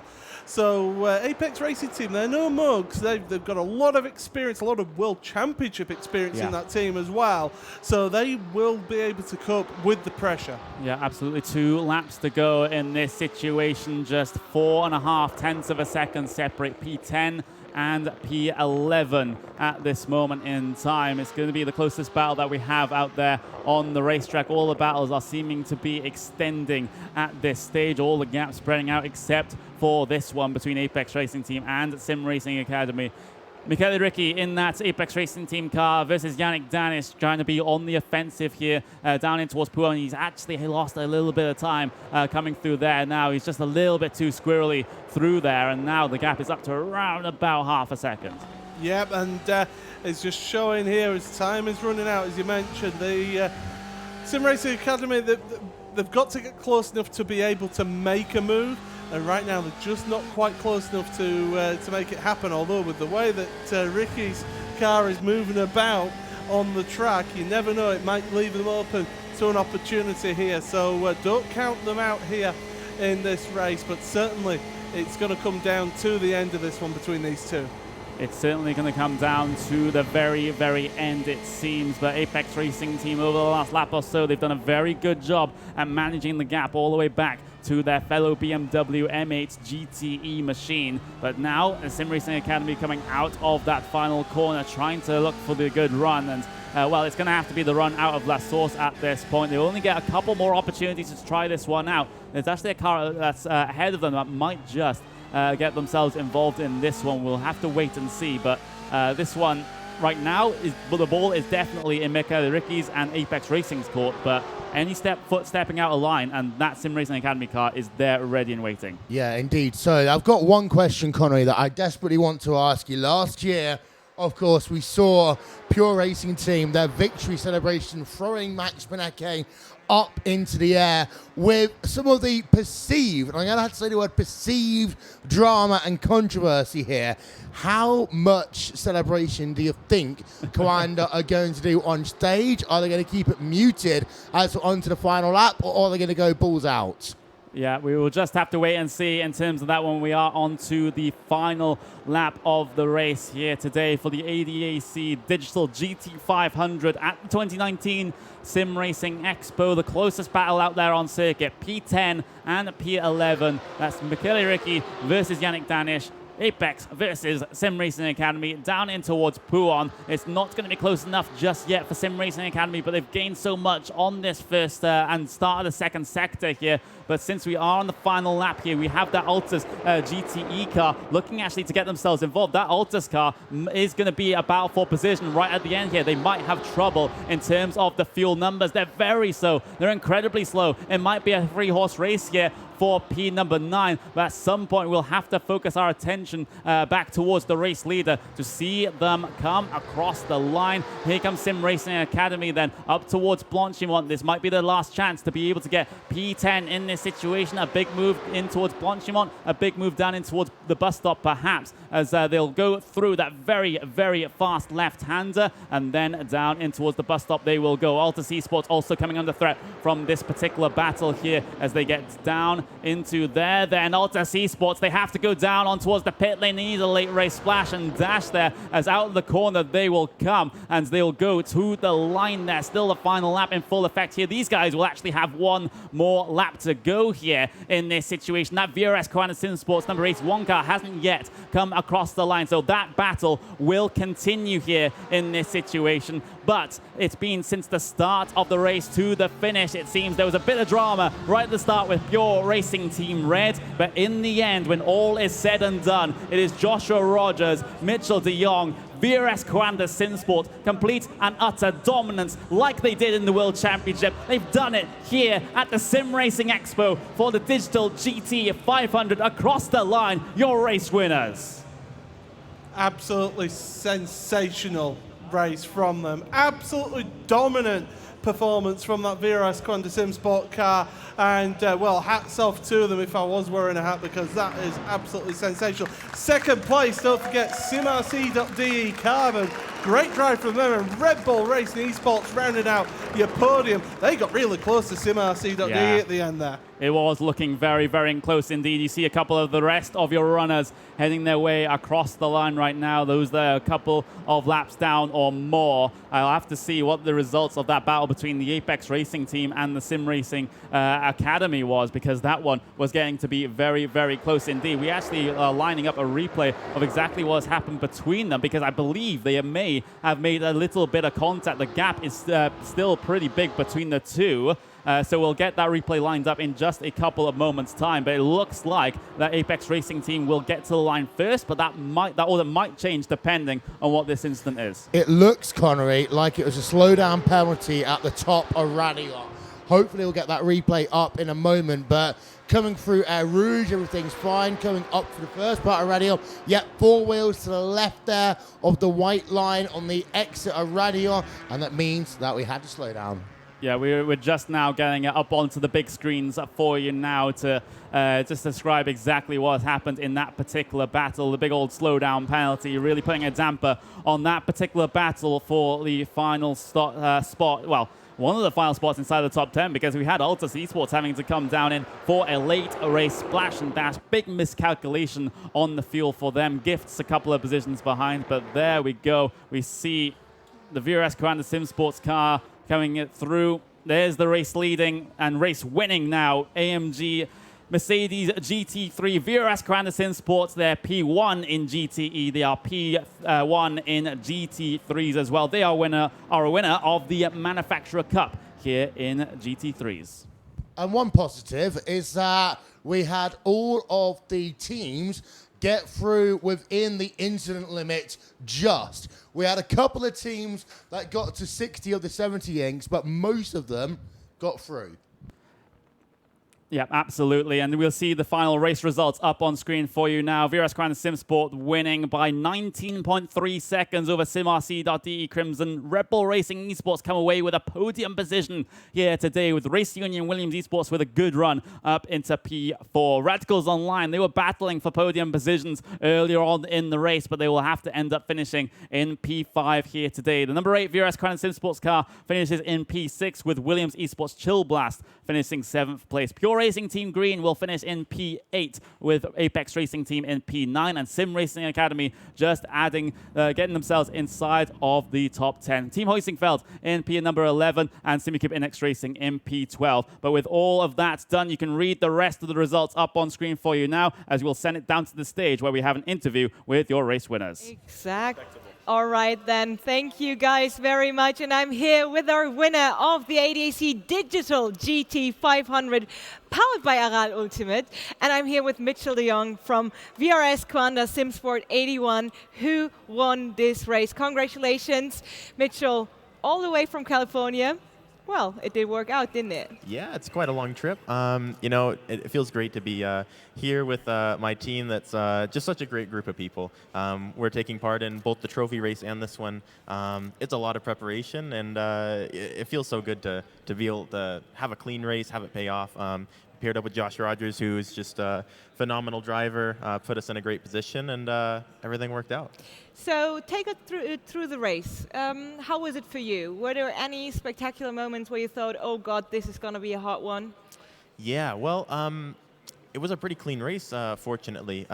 Josh put in a good lap, put it in second, got the lead off the start, and was able to extend a little bit of gap. So we had about 6 seconds when I took over the car for the second stint. I took over his old tires, so just tried to take my time, get used to the car, driving like that. I did another stint as well, no issues, had a few lap cars, and that was pretty much it. So Josh also had a clean last run, and honestly, there's not much to say, but you know, everyone did their part really well. And of course, you have your team manager here with you. How important is his role? Huge, huge. You know, at home, you know, it's a lot easier on your own computers to be able to work everything out. But we had to do it live on a laptop and right in the moment. So great to have him here. Awesome job, Philip. Exactly, Josh. You made it out of the rig. Well, congratulations once again. You guys decided to race for yourselves. How does it feel to be successful here on this stage inside the Ring Arena? Well, of course, you know, it's really, really good to be teamed up with Mitchell this time. Obviously, my first time at the SimRacing Expo, and yeah, getting used to all this stuff was interesting. And coming into this, at least after qualifying, I didn't feel too confident. I was making errors here and there everywhere, but thankfully we got through the start okay. I think there was a bit of a mess in Eau Rouge, but yeah, all in all, can't be any happier. How did you like the setup? I don't think that you have a motion rig at home, do you? No, definitely not. This is the first time I've been in a motion rig. Obviously, it's very, very different. It does a really, really good job at you know, simulating the motions of the car. You know, when you go over curbs, bumps, all that sort of thing. I guess it probably helps a little bit in the sense too that you're not just relying on the feeling from the wheel, but also, you know, you're getting that feedback through the seat as well, like you would in a real car. So yeah, honestly, they're really, really impressive. All right, Josh, thank you so much. I think we will make our way up to the desk in just a second. But before that, we do have a highlight video for you to round up this beautiful race. Thank you so much there. And we see the incident started down Eau Rouge, lap 1, turn 1. It was Pure Racing Team Red, the team that won this last year, who ended up being involved in that incident out at the very start. We had more drama. That's the BMW Works team involved in incidents at the start through Radio as well. And, well, the big story of the day is now the tension between Pure Racing Team as well as Koana SimSports. This is a replay of Sebastian Joe in the Red Bull Racing esports car. As we can just see, we're going back then. Pit stops, of course, these drivers had to negotiate pit stops and doing a real life driver change. We saw the BMW guys, the guys who arguably had the most experience. They had the easiest rides, the damage they had. Here is a battle between Pure Racing Team and Red Bull Racing Esports. They made contact down at Le Com, and this cost another one of the Pure Racing Team cars a shot at a podium here. That is a PRT blue car in the 4GT GTE. As you see then, Red Bull Racing Esports had to give up the time, but ironically, Pure Racing Team then came on towards pit road the next time around. Here is the first of 2 incidents between these 2 drivers in the space of 2 laps. That is Pure Racing Team Green and VRS Command Sim Sports are number 8. And you were going to say PRT, Pure Racing Team, are going to feel as if they've been absolutely robbed here this afternoon at SimRacing Expo. There is the number 8 BMW M8 GTE of Command Sim Sports. Of course, we saw a moment ago, we had, of course, an online car as well. Here is a battle going on between Red Bull Racing Esports and the Race Union Esports, Williams Esports car. And then a little bit further back in the field, later on, we've got battles going on between Team Huixenveld as well as the Apex Racing team. You had yourself the Sim Racing Academy car in there as well. Team Huixenveld looping their car around down at Pouin as you have a look on board the Sim Racing Academy car. But your winners here, the number 81 team, they won the VRS GTI Racing World Championship, and they have won the ADAC Digital GT500, of course, powered by a RAL Ultimate. Let's go back to the stage. Ben Melee. And not only that, Mitchell de Jong's second victory in the GT500, adding his name to those historic winners both in the real and the virtual world. So fantastic to see. Let's have a quick chat with the rest of the podium. We will have a full podium ceremony at 10:30 this evening when we crown all of our champions. But as they're here and having a nice photo, let's chat to them. Jürgen, first from you, that last stint, watching your teammate do all the work, was it nerve-wracking? Yes, it really was, but I know that he does a great job and no problem at all. You had quite a lot of pressure, though, from Red Bull. They were closing you down second by second. Yeah, I had exactly. Yeah, but it was a hard job to keep the pace up. And hard work in these motion sims. Of course, yeah. It's my first time in a motion sim, and yeah, worked out quite well, I guess. Yeah. So how on earth did you find yourself in this position? I have no idea. Still, it takes some time to realize that we are in P2, I guess. I think no one believed that it could be possible to finish in P2. So, yeah, gonna have a big party tonight, of course. Absolutely, because there is some fantastic prize money involved in all of these guys. So if you want beer or drinks, if you're around this area, chat to these guys. They've got a nice little check in their pocket. Melly, you've got Red Bull over there. Exactly. They'll Thank be you drinking so Red Bull only. Say again, Red Bull. Yeah, of course. Yeah. I mean, our Red Bull Racing team managed to close this race on 3rd place. And looking back on the last few laps in this race, you were pretty comfortable on your 3rd place and without, I mean, you did well. There was no issue from your side, so the 3rd place was secure. What goes through one's mind when you're racing the last few maps of a race without being able to push forward because the distance is too high, but also have to keep the distance to the 4th place? First of all, it was Sepp at the end in the last stint, but I was pretty nervous watching him. But I know how good he is, so I was pretty sure he's gonna get it to the end. The race was pretty good overall. I think we had a crash in the middle part of the race and a penalty, so that thrown us back a little bit. We recovered in the middle stint, and then Sepp at the end with a mega stint closed it for us and got the podium. Perfect. So 3rd place for you guys, Red Bull Racing. And Patrick already said you were the one racing the last few laps. What goes through your mind? What happened here on stage inside the motion simulator? I was just pushing quite hard because I could see the car ahead was like 5-6 seconds, and I managed to get it down a bit. So I was just pushing really hard in case they made a mistake, but they didn't. So respect to them for that. And yeah, I was just pushing. I wasn't really thinking, to be honest. I was right on the limit, just focusing. And you guys are 3 racers, and you made a team decision to only field 2 of you? Yeah, some of us we didn't get as much preparation as we'd like, so we decided whoever's fastest just drive the most. If we're fighting for a good position, if not, then we'll drive. But we were fighting for a podium, so decided to put me back in the car for the last stint. And I mean, you made it onto the Yeah. podium, and that's, I think, what counts. So please give it up once more for your first, second, and third place drivers here on stage inside the Ring Arena. And Ben, I think, first of all, thank you guys. Please stick around for a final photo. But before that, we have to close this race. Hang on. There's so much more racing to come today. Absolutely. We are no way near finished. In a couple of moments' time, we've got the local teams racing, the ADAC clubs from around the local area, 35-minute two-driver race from those guys. And then we go into the second of our most serious races, the SimRacing Trophy from Porsche, semi-finals and finals, and that's separated by what is an intriguing battle, a Nordschleife race on Raceroom, thanks to Volkswagen. Absolutely. We have the Benny Leuchter challenge, let's call it that way, beat the Leuchter. And I'm really excited for that one because the record, well, the round record, lap record for this race has been set by Mr. Leuchter himself. And we will see who was able to qualify for that race here on stage. But later, more to that.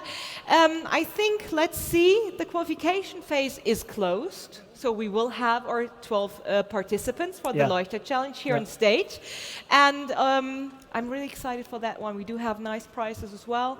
And yes, a lot of things to come. So stick around. Stick around. That's exactly what you're going to say. Stick around and make sure you're back here in the arena in about 10 minutes' time when we'll get the next race onto our big screens. And if you're on the streams, then you'll have another race coming very, very shortly. Thanks for being here at the SimRacing Expo 2019, and congratulations to our GT500 podium.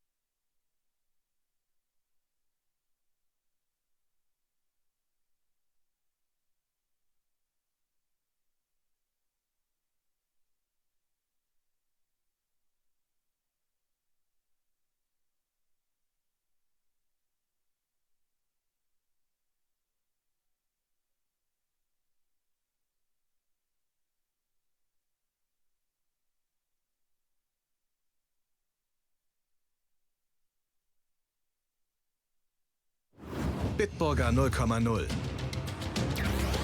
Wähle deinen Favoriten. Isotonisch, vitaminhaltig und mit alkoholfreier Erfrischung. Bitburger 0,0. Immer ein Bit frischer.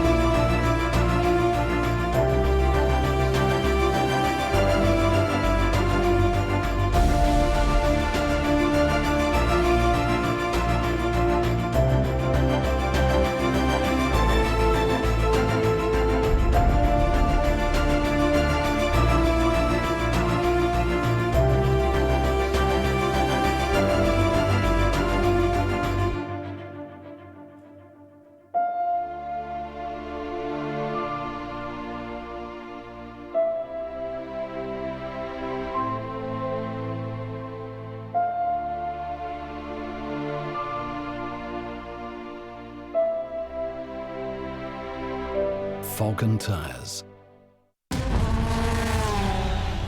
Dear dreamers, dear enthusiasts, dear gamers, dear racers, and dear fans, you inspire us. You give us passion. You show us dedication.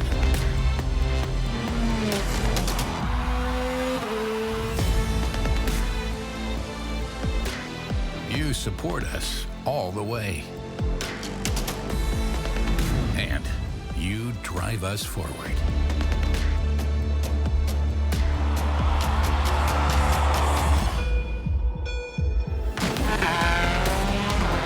You have made this race car what it is.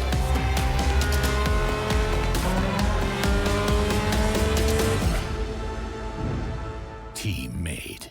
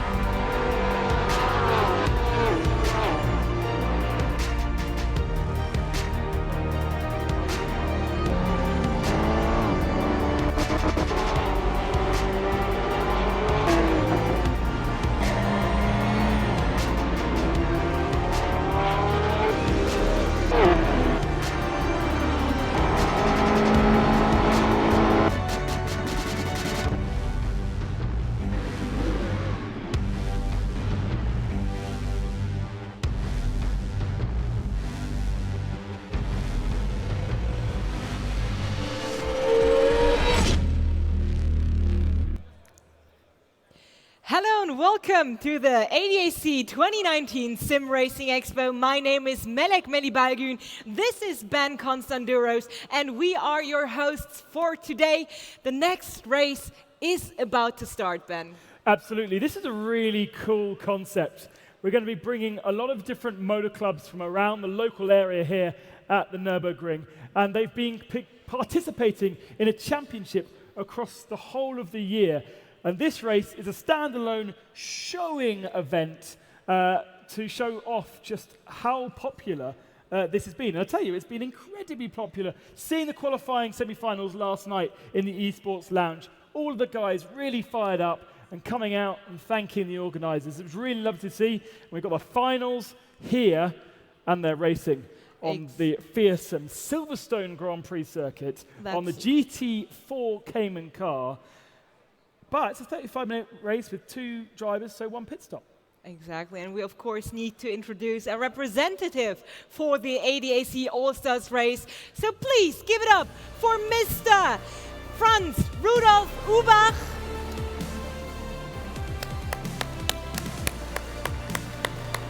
Mr. Ubach, Head of Board Sports at ADAC Mittelrhein. Herr Ubach, vielen lieben Dank, dass Sie sich die Zeit genommen haben, hier zu uns zu kommen. We're going to switch to German. And of course, I welcomed our guest. Thank you so much for joining us today. And Herr Ubach, bitte erzählen Sie uns doch bitte, was ist die Vision des All-Star Race? What is the vision of the All-Star Race? Wir wollen mit dieser Veranstaltung Ortsclubs motivieren, wieder jungen Leuten Angebote zu machen, um auch Nachwuchs in die Ortsclubs zu bringen. Okay, we want to offer local clubs here around the Nürburgring the possibility and the option to engage young people with motorsports, in this case digital motorsports, to make it more lucrative, more interesting for the clubs to engage with younger people. Nicht nur der Nürburgring oder die Ortsclubs um den Nürburgring herum. Wir haben gesehen, dass wir eine viel größere Zielgruppe erreichen in den Ortsclubs. Wir haben heute aus 5 Regionalclubs, Ortsclubs hier, die besten, die sich hier präsentieren, die wir gleich sehen werden. Und ich bin ganz gespannt. Ich habe gute Hoffnung, dass noch mehrere in Zukunft dazu kommen und wir den Motorsport neu definieren. Right, so it's not only the local clubs here around the Nürburgring, but out of 5 regions in Germany.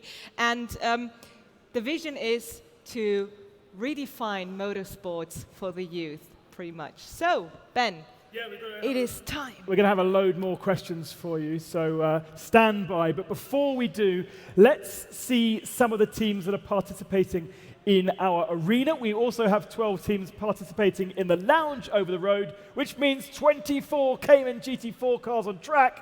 Will's got your drivers for here. Thank you, Malek. Thank you, Ben. Let's get the teams then up onto the stage. And here we have our first team coming out right now.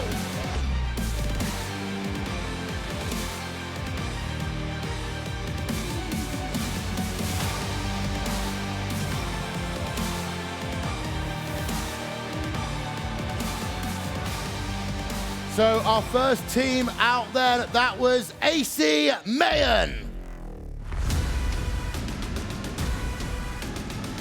And our next team out onto stage, it is MSC number 3 coming out onto the stage. And Heinen, let's give them a round of applause. It's Eidenhauer coming out onto the stage.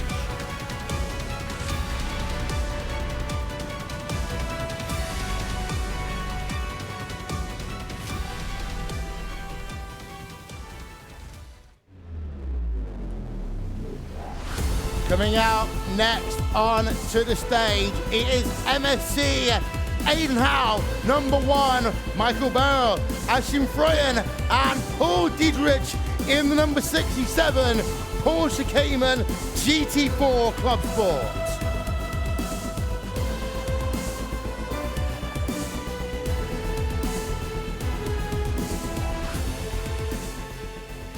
And let's keep it going then. Our next team coming out onto the stage. It's the third MSC Eidenhau team. This is MSC Eidenhau 2 with Niklas Walter, Noah Dietz, and Paul Diedrich in the number 68 car.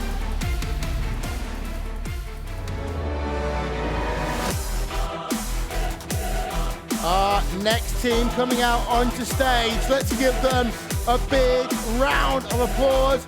This is MSC Eidenhau 1.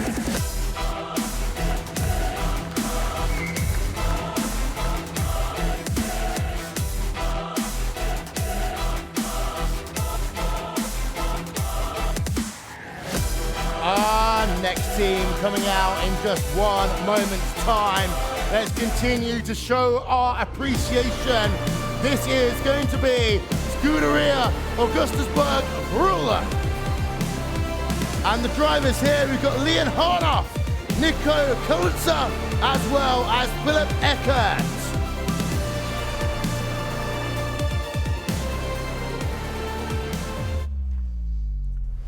Our next team coming out onto the stage, it is MSC Knetskau. The drivers who entered this event, we had Marcel Schramm, Raphael Frey, Sanjo Gorbig, and Christopher Kraus in the number 70 Porsche Cayman GT4 Club Sport.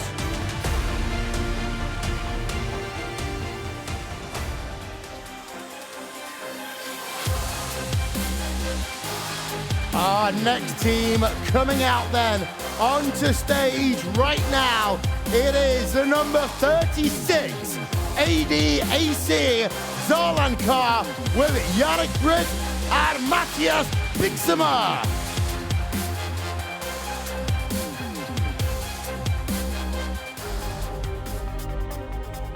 Our ninth team coming out onto the stage here at SimRacing Expo 2019. Give a round of applause to number 6 car, the AMSC Laden Eder car with Connor Koenig and Max Kroll. There they are, took them a couple of moments, but they're doing the sim racing job, coming down the stairs, and they're heading themselves now onto the stage.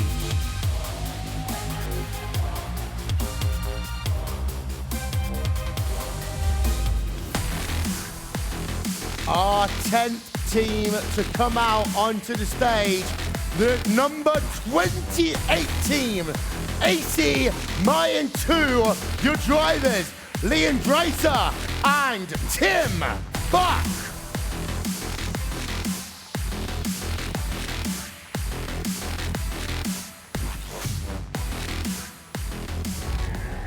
Our 11th team coming out onto the stage, driving in the number 90 AMC Birkenfeld Endurance car.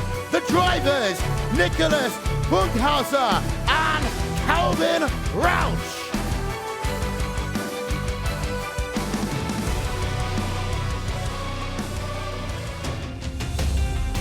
And our 12th and final team coming out onto the stage.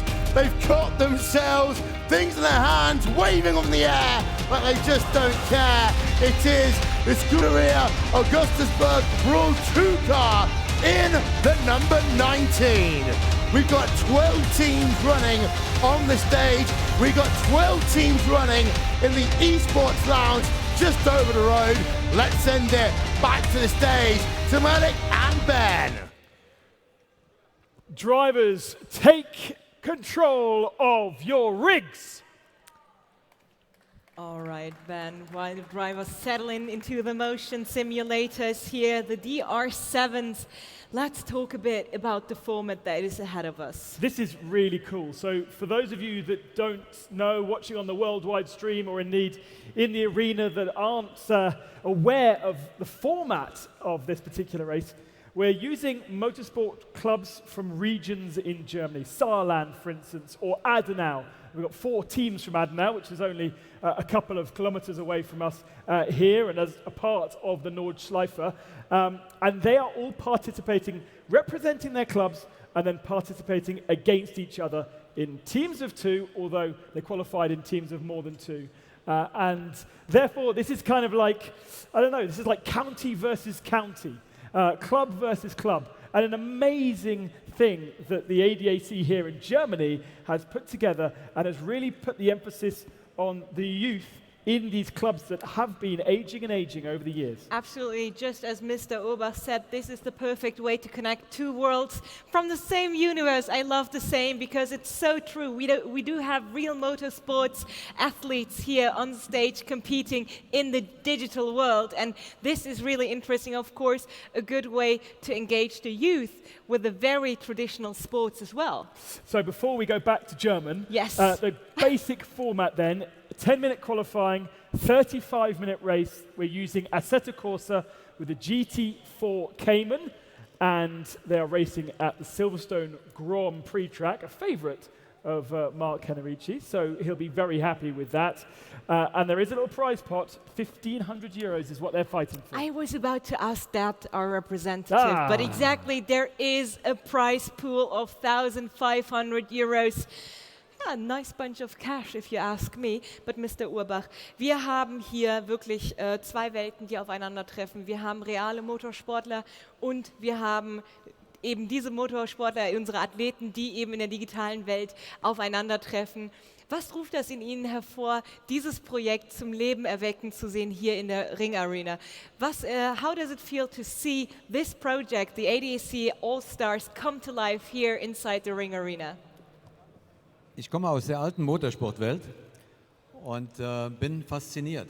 Das, was hier geboten wird, unser lieber Kollege und Freund Mark Henrici kam irgendwann mit dieser Vision. Ich persönlich, aber auch viele meiner Vorstandskollegen haben das unterstützt. Wir fangen mal an, schauen, was sich entwickelt. Was sich entwickelt hat, sehen wir hier. Und ich bin total fasziniert. Und lassen Sie mich vielleicht eins noch sagen, ich wünsche allen Teams viel Spaß und den erhofften Erfolg. And well, the last message we have to put in front. Mr. Urbach says, well, best of luck to all participating teams, and of course, a lot of fun during the race, because it is a unique situation being here on stage competing inside the Ring Arena. And Mr. Urbach himself said that he himself is from the traditional, from the old motorsports, and that he loves to see this project come to life. A good colleague of his, Mark Henrici, who we already met as one of our race representatives earlier this day, came along with this idea to bring digital motorsports into ADAC, and Mr. Urbach and his colleagues absolutely stood behind that idea and supported this idea. And I mean, seeing this come to life inside the Ring Arena is of course an honor and a beautiful thing and a beautiful sight to see evolvement in motorsports, to see that a tradition is something that has so much tradition goes forward, also appealing the younger youth around us. Ben, I mean, we have a fantastic race ahead of us, and maybe we will find our next professional sim racers at some time, because, I mean, projects like this are also a very key factor when it comes to building up amateurs that can become Pros. Die Amateurförderung steht natürlich bei so einem Projekt ja auch im Vordergrund. Ich meine, wir können ja vielleicht sogar den einen oder anderen Motorsport-Enthusiasten und realen Motorsportler vielleicht sogar später als Profi in der Sim-Racing-Welt sehen. Das ist natürlich eines unserer Ziele. Wir wollen die jungen Fahrerinnen und Fahrer nicht in der virtuellen Welt verharren lassen, sondern wir wünschen uns irgendwann den Übergang in den realen Sport, sodass wir auch morgen und übermorgen auf der Rennstrecke auch noch spannende Rennen erleben.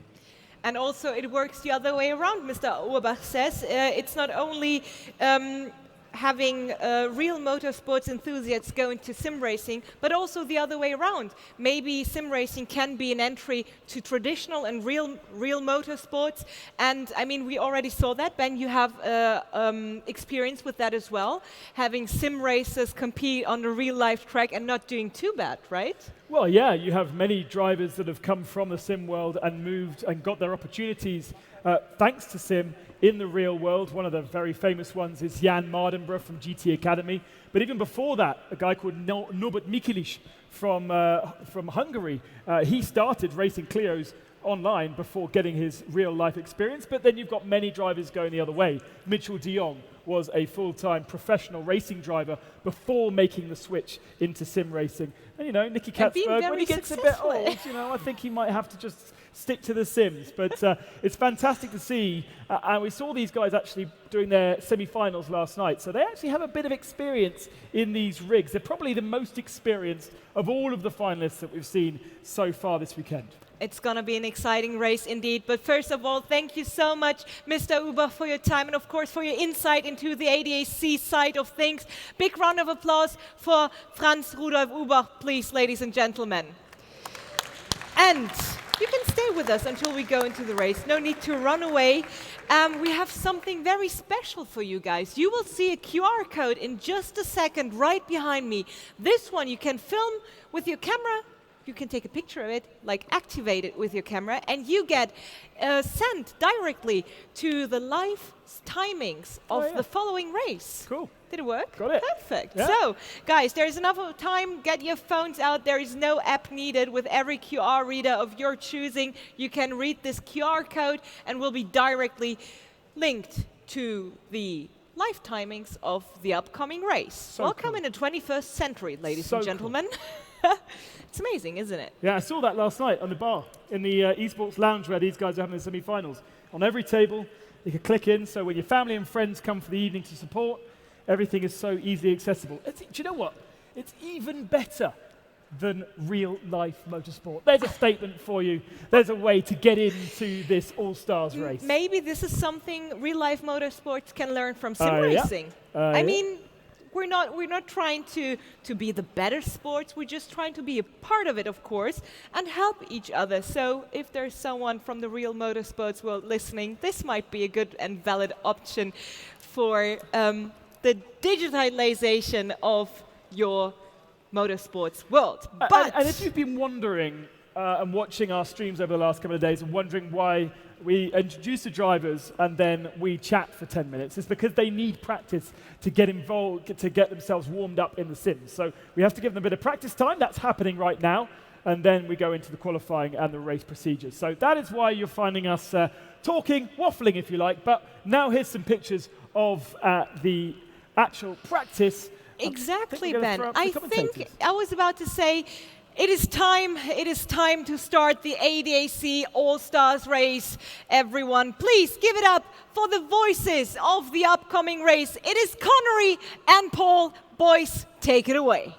Thank you very, very much, Melly. And wow, I absolutely love the idea of this sort of racing, getting the teams and racing clubs from in and around Germany. We already have an instant out there up on screen. Of course, this is free practice, so it doesn't really matter all that much. But these small racing clubs, around Germany coming together to compete on stage in a virtual race. Yeah, absolutely. This is fantastic. I'm looking forward to this race. As we say, we're in free practice.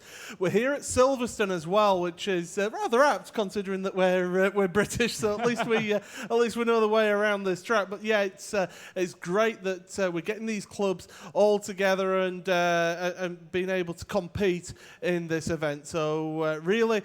It really is looking to be a good event, and I'm looking forward to this and seeing what kind of action we can get from these Porsche Cayman GT4 cars. Yeah, absolutely. GT4. So not exactly the most powerful cars in the universe, but still will be able to play host to some absolutely fantastic racing here. We do, of course, have the free practice session up on your screen for you now. We see May and Team 1 there taking the, provisional fastest time here in the practice session. Of course, we got a bit of time to work with here to be able to get all of the drivers and all of the teams used to those sim rigs. As we've been discussing throughout the weekend here, it's acclimatization is the main point.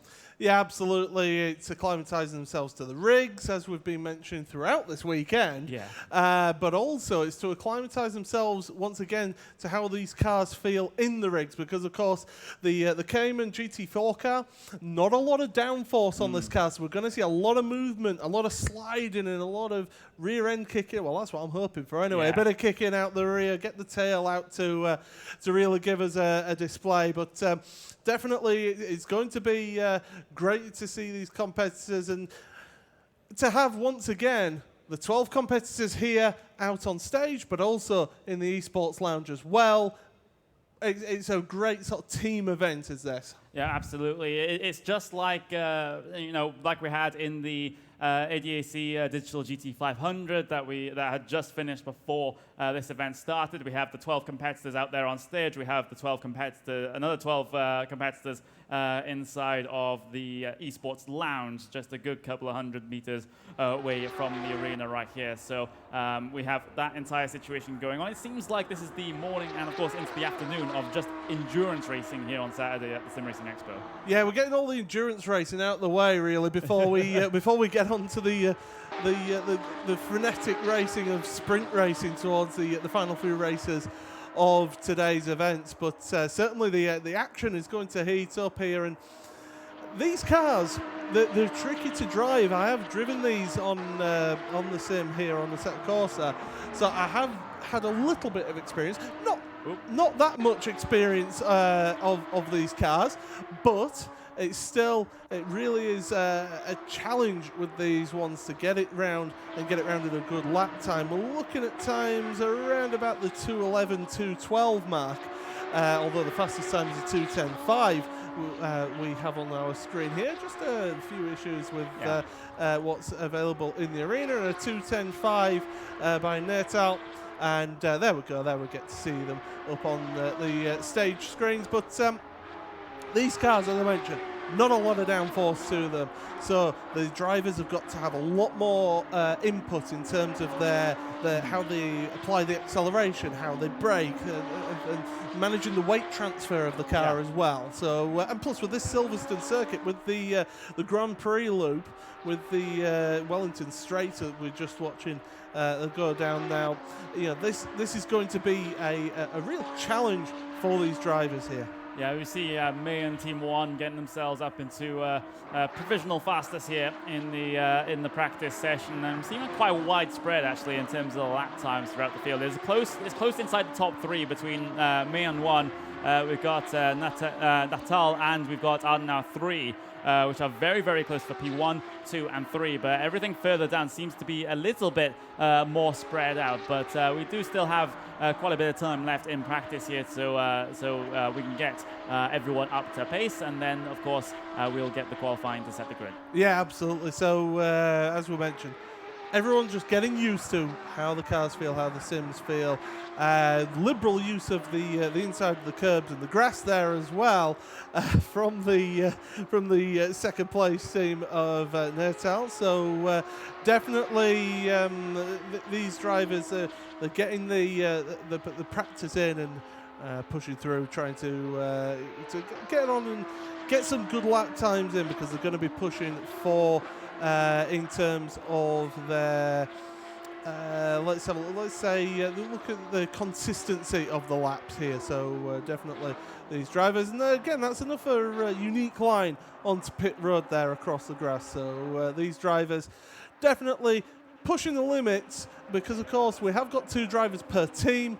So therefore, these drivers have got to maybe practice their changeover of the drivers into the rigs there. So definitely going to be a bit of a challenge, as we saw with the previous race, how the changeover of drivers. Some teams had perfected that technique, whereas some they were still dealing with the buckles and everything whilst the driver was pulling out of pit road. Yep, absolutely. And actually, that is going to be getting towards the end of the practice session then. So we will get into the qualifying. We have 8 minutes for these drivers and teams to be able to get their qualifying laps in. They're all just set on the pit lane right now, and soon they'll be heading out there on the circuit to try and get their, first their out laps, and of course then their flying laps in. We see a couple of cars off to the front of the pit lane there. Everyone else will follow in turn.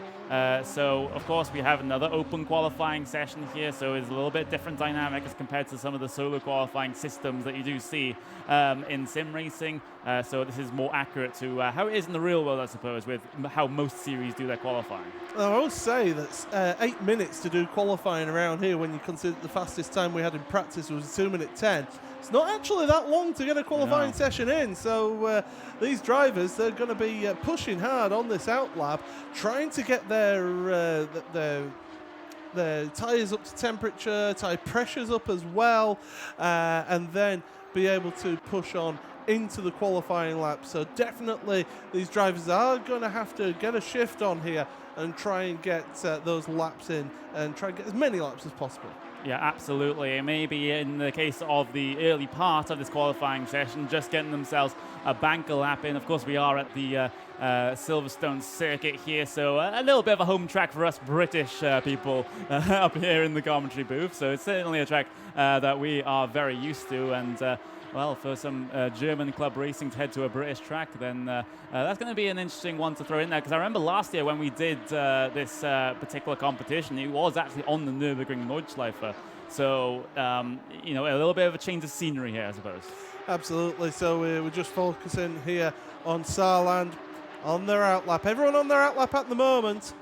And you can see these drivers having to really work the wheel and to push on to get on through, to get a look at that tyre warming going on down the hanger straight as well. So these drivers, they're trying to get as much pressure and tyre pressures up as well as the temperature up here before they start their first qualifying lap. And they're coming to the end of the lap because, of course, we're on the new Grand Prix layout with the Silverstone wing. So we're going into the first corner, the right left at Abbey. Yeah, in towards Abbey, pretty clean there on the part of Maven Team 1, heading themselves down into the braking zone for the right-hander there. Just a little bit, tad unstable, but it was just like micro correction needed on the part of the driver coming through there. In through the left he goes, and then coming out on towards the one of the back straights here, and then on the run down towards that sort of Luffield sort of complex down at the end of what was the historic lap, so before the new pit building was put in. Yeah, absolutely. Into Brooklands then. Tricky corner. You want to try and take as much, get the car up to the left a little bit, and then there's different approaches to Luffield here. You either hug the apex, which is what would happen in right now, or you V it off. So you take an early apex, come out wide, and then V back in to get on the power out of the corner through Woodcut Bend. That's where the old start and finish line used to be, but into Copse Corner. Fantastic corner is this one. The first time I ever went to see a Formula One car was in 1995 here, and we stood on the exit of Copse going into Maggots. So it's an impressive sight to see cars coming through there into Maggots and then Beckett's. And this is one of my favourite complexes of corners here because it starts quite open, but it narrows up, it gets tighter progressively throughout before you head through Chapel onto the hanger straight there. 1995, that was, you saw an F1 car before I was born. Yes, there absolutely. We go. That makes you feel old. But Thank you. on the way, yeah, less said about that one the better. But there we go, big inside line there coming in towards what is going to be Stowe Corner. Coming out of the corner and then down past where is the new pit lane entry as you start to look to get onto the brakes then in towards the final chicane, and then you get to look and see if you can get yourself through Club Corner. Don't track out too wide coming through this final corner of Club, and that is a lap of the Silverstone circuit here for Maven Team 1. What is the lap time as they head their way across the line? Is it even a valid one? It is a valid one. It's a 2 minutes 10 second 0.3. Yes, that's a good solid start. That one, that's quicker than we had in the warm-up. More times coming in now. Adenauer 2 with 2:11.8, but Adenauer 1 with a 2:11.3. So a little bit off that pole time. Brule with a 2:11.2. So that pole time is actually looking pretty good at the moment here as we've got more drivers coming through. We've only got 2 minutes 50 remaining here, so you're only going to get, maybe 1, maybe 2 laps before the end of qualifying here. So these drivers, they've set some early lap times here. There's not everyone has set a qualifying lap time here, only 8 so far. So these drivers were waiting to see how we get on in this one. But the 12 drivers out on track at the moment. We've got another qualifying lap time coming there, and that is still 9/10 of a second between first and second place though. Oh. Mayen 1 versus Brule 1. Oh, it's a lock up there. That's going to cost a huge amount of time, and that's their lap time. That's their lap wasted there. They've only got one more opportunity here. Yeah, absolutely. They'll have to head their way across the line, and well, with about 2 minutes and 10 seconds in terms of lap time, that will be the start of the final lap there for that 90 Birkenfeld team. So they'll need to get a little bit of a move on. There's a little bit of side-by-side going on here. This is qualifying, boys. This isn't the race. But down in towards Maggots and Beckett, they will go. Lesnitsko, that team that's just ending their way through. They completely and utterly butchered that section, though. So they will have to abort the lap. Here comes Saarland, and then down in towards the exact same section of Maggots and Beckett. They are currently in what is going to be P8 right now for them, but they are 2.7 seconds off of your race leader. They are a couple of tenths of a second behind Nitsko, though, so for P7, so there's still positions to be gained on the cards here for the starting grid for Saarland. Absolutely. Down towards Stowe Corner. Such a tricky corner to get right because it's a medium speed corner.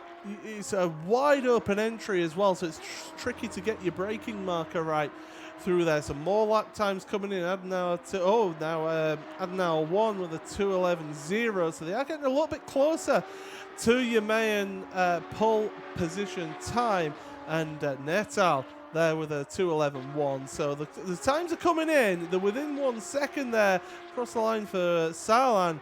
No improvement for them. So at the moment, Adenauer 3. Adenauer 3 there. So within half a second, or just over half a second, should I say. So it is coming closer. Yeah, it is getting closer and closer, but you have to wonder and you have to look at that clock because that clock says 20 seconds left remaining in the session. We're having a look at one of the Brühl cars there. That's the Brühl Team 1, so that is the car currently in 5th place position on the starting grid. They are they're exactly 1/10 of a second behind the Natal car, so heading their way through that left field corner, looking for the exit. Here we go, checkered flag out there on circuit, so those drivers that are out there, they just need to complete their laps, and if they can't, well, that is going to be it. So Brühl, they hit their way across the old start finish straight and in towards Copse Corner then. Absolutely fantastic corner in any sim, in any car that you decide to take through there. It's an absolutely brilliant corner indeed, and directly afterwards you have that beautiful flowing section. Absolutely. I'm going to show my age even more and say I remember when Beckett's used to be just a tight right-hander, but there you go. Well, I think this is a much of an improvement compared to the old Beckett's corner, but through down onto the hangar straight now, underneath the bridge, and of course scene of that famous incident in Formula 1 where the guy ran on with some placards on the side of the track there, bringing out a safety car. So I think it was back in 2003 was that particular incident. Mayen, though, putting in a faster time, 2 minutes 10.1. They've extended their advantage at the top of your leaderboard here in qualifying. Your final qualifying laps are coming through now, and we're getting to see whether there are improvements here. Across the line we go. Do we see any improvements? Yes, Natal. What a lap time there. 2 minutes 10.0. We talked about this yesterday. The most important time to get the lap time and get a provisional pole is right at the end. Yeah, absolutely. A brilliant lap time there from the Natal team. Can anyone best them this later on in the session? We're currently having a look to see if there's anyone out there that may be able to get a lap in right in the dire moments of this session, but it doesn't look like anyone is going to be able to. The Brühl Team 2 car will be able to improve, but they are still starting dead last in this sort of situation. We're having a look at the Lan Eder car coming through now, trying to get themselves the lap time set. Coming out of the corner and across the start-finish line. Where are they good enough? Well, they do improve, and they go up into P6 for the starting grid. Yeah, so it's Natal in pole position ahead of Mayen 1. Then it is Adenauer 1 with Birkenfeld in 4th place. Adenauer 2 ahead of Brühl 1 with Mayen 2 and Adenauer 3 7th and 8th place. Knetzgau in 9th ahead of Brühl 2. And then Lan Eder and Saarland rounding out your 12-car grid here. Yeah, absolutely. And we do apologize for our typical British butchering of all the German names there, but we will just have to work with what we're given in terms of our accents here. So we have a little bit of time before we see the starting grid here. Not only do we have Brits butchering it, you have a Northern Brit butchering it as well. So I do apologise, everybody. I'm trying my best. There we go. We will have to just plow on through it. But everyone just waiting down on pit lane right now, ready and waiting to get that gridding process underway here. You can see the drivers just sitting in their rigs, just having that little last chance to have a little bit of a talk to their teammate before they take themselves to the starting grid then. So for this race, we, of course, do have to have those driver changes come into full effect at some point during this race, as the drivers sit themselves on the grid right now, just waiting for those final preparations to complete. Absolutely, but what a lap time it was in the end there. 1.5 tenths of a second. 1.5 tenths? Yeah, what was that? 1.5 tenths of a second in pole position there in the end as we're looking down the grid there. As we mentioned, it's a good sized field then for the start of this one, and we're certainly looking forward to this. We've still got about 1 minute and 10 seconds to go before the start of this race, but these drivers are going to have a really tough challenge because Silverstone, of course, is known as an endurance track as well. Yep. You have the World Endurance Championship take place here. You have the British GT Championship take place here. You have the Silverstone 24 Hours take place here. So it's a well-known endurance track. People mainly know it for Formula One, but it does a lot more than just Formula One does this circuit. Yep, a lot more. Of course, it's the home to so many British racing series as well. Of course, you have the British touring cars that do turn up here from time to time. You have the British Superbike series as well. We have MotoGP. So much racing goes on here at Silverstone, and well, it's about to play host to some German club racing. Absolutely. I'm looking forward to this race. This should be a really good one, and I think we're all set for the start of it as the lights are going to start lighting up. Yep, the lights are about to go red, and then they will extinguish to signify the start of this race then. All the red lights showing, just about to get ourselves started here for the All-Star race at the ADAC 2019 SimRacing Expo. It's a good getaway from the second row there as one of the teams tries to fire their way through. This contact between first and second place. The pole sitter spins in front of the field. Almost everyone gets collected in that one. There's cars in the gravel. There's cars everywhere. It's absolute carnage at the start there through turn number 1. We're still going to stay green here, though, as they come through into the loop for the first time. It's a place where you can get caught out with your braking through the left-hander there, but we've got sideways action there from Leonardo as they go down the field. What a rejoin! Into the wall heavily, around they go, and before you know it, we've lost a couple of cars there at the back. They're waiting patiently to come back onto track, but that wasn't the best rejoin coming on from the side there. No, that wasn't. Immediately into a 3-wide situation, and the drivers on the racing line completely unsighted. They weren't expecting that one at all for the car to come back onto the circuit in such a fashion. But with they're coming towards the halfway point in this lap already, we have Birkenfeld currently in P5. That's where the cameras are focusing right now. Not too far off that P number 4 Adenauer car, but it is the number Team 1 Adenauer car that is leading the field at the moment. They already have a 7/10 of a second advantage over the second place. Of course, what all that contact has done for us, it's split the field pretty much in half. The halfway point of this field, but you see the pole sitter there, third place. You can see all the scuffing and damage to the front and side of that car, but he's putting on a good effort here in the slipstream, down into Stowe once again. And at the end of the first lap here, we're going to go side by side. Are we? No, they're not for the time being. They're going to hold the positions. Maybe a dive down to the inside through Vale into Club. But no, that's not going to be working here as they come through the right-hander. We've still got side-by-side action further down. Sarland up into 9th place. And Nertal have made it up into 2nd then. So they were able to get the move done through Club Corner. We could see it on the timing tower on the left-hand side of your screen. So up to 2nd place for your pole sitter. Not bad considering that they were facing the wrong direction at turn 1. Yeah, absolutely. So, starting the recovery drive there. There's contact into the corner there. That's Mayan Team 2. And Nürburgring gets punted off towards the outside of the racing circuit. That was a catastrophic missed braking point on the part of the second Mayan team that's put Nürburgring right back down into P6. Can I say it? That was a Glasgow kiss right there. Hey. That was absolutely head-butted off the track there. Leander have actually gone to pit here in this race. So absolute nightmare for a load of drivers. But the ones that have come off worse of this was, of course, the pole sitters. Nürburgring are down to 6th place now in this race. And they're going to be looking ahead at that Mayan 2 car and thinking, right, I'm going to have you, seeing as you had us off there at turn 1. Yeah, absolutely. So maybe there's a little bit of rivalry between these two teams right now. We do have the Adenauer 3 car also making some progress as well. On board with them as they try to chase down the Mayan 1 car in towards Kopp's corner. On the throttle through the middle of the corner all the way to the exit. Not really taking all that much track runoff, to be honest there. We do see people often running onto the curbs there, but at least the drivers deciding not to. But into Maggots and into Beckett's as well. Coming through this fast-flowing section, which is absolutely brilliant, just slowing the car down all the time before you get to Chapel, and then you can 100% throttle all the way down out of Chapel and then into the Hangar Straight, and then you look towards your next braking point in towards Stowe.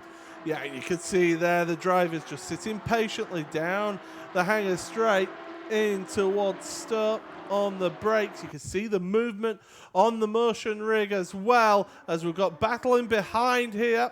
And that's for 5th and 6th place. And Nürburgring are going to make it up into 5th place then. So they've avenged the little contact that happened into turn 3 there on the start of this lap.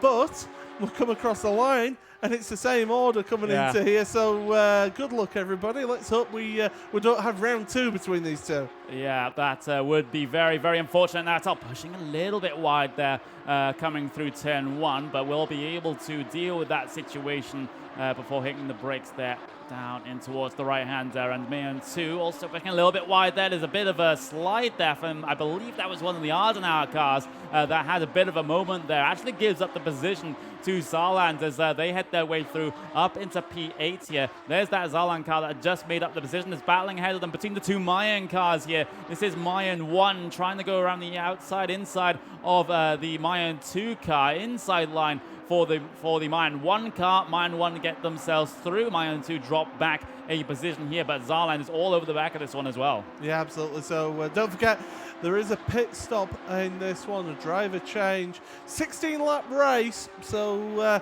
these drivers, it's going to be short and sharp for each of the drivers, but it's a longer race for these cars as they come through towards Kopp's corner once again. And, well, through Kopp's corner, and that Mayan 1 car just pulling away from their compatriots there in the 2 car and heading towards Beckett's, Maggots and then Beckett's. And in fact, that Mayan 2 car coming under pressure from Saarland now in 7th and 8th place. So those two, and also there's the Adenauer 3 car. They're involved in this battle as well. So a 3-way battle for 7th place in your order here. Yeah, absolutely. Side by side, further behind those Saarland and Adenauer 3. That's Adenauer 3 in that red. Oh, there's a little bit of door rubbing between the two of them. More like wheel arch rubbing up against the door. There's another bit of a bang down in towards Stowe corner. Adenauer trying to work their way through in this situation. They will have the outside line here onto the brakes in towards Vale. Can they make this pass complete? Another little bit of contact down in towards the corner. Saarland's really, really defending this one viciously. Yeah, vicious is one word for it. Aggressive is another word for it as well. Crowding each other there as they go through. And look at that run that Saarland got out of Club Corner in towards the Abbey chicane once again at lap 4 and through up into 7th ahead of the Mayan 2 car. And here's Adenauer at 3 as well, trying to make the move. And 2. They missed the braking there. Get them on the cutback. We're going 3 wide into the loop, are we? No, not for the time being. And still, these drivers are swapping paint here. Oh, it's absolutely crazy indeed. Adenauer trying to make up positions on all 3 of these guys at this moment in time. Zarland still holding strong in the front of this trio. They look to try to break away here, but here comes Adenauer with the draft. Not going to be in a position to be able to challenge down in towards the left and in towards the right then of Luffield. Just follow nose to tail coming through here. Maybe try and get an angle off the corner using an alternate line. It looks like everyone's using the exact same line coming through there instead of the Ving off the angle. Coming up through Woodcut now. Adenauer looking very, very aggressive coming through here. They have the draft. Will they try to make it side by side indoors Kopp's corner? The defensive moves all over the place there from Zarland in towards Kopp's, and they're still in the same order. Yeah, don't believe in the 2-move rule there, does the Zarland car. But look at this side by side then.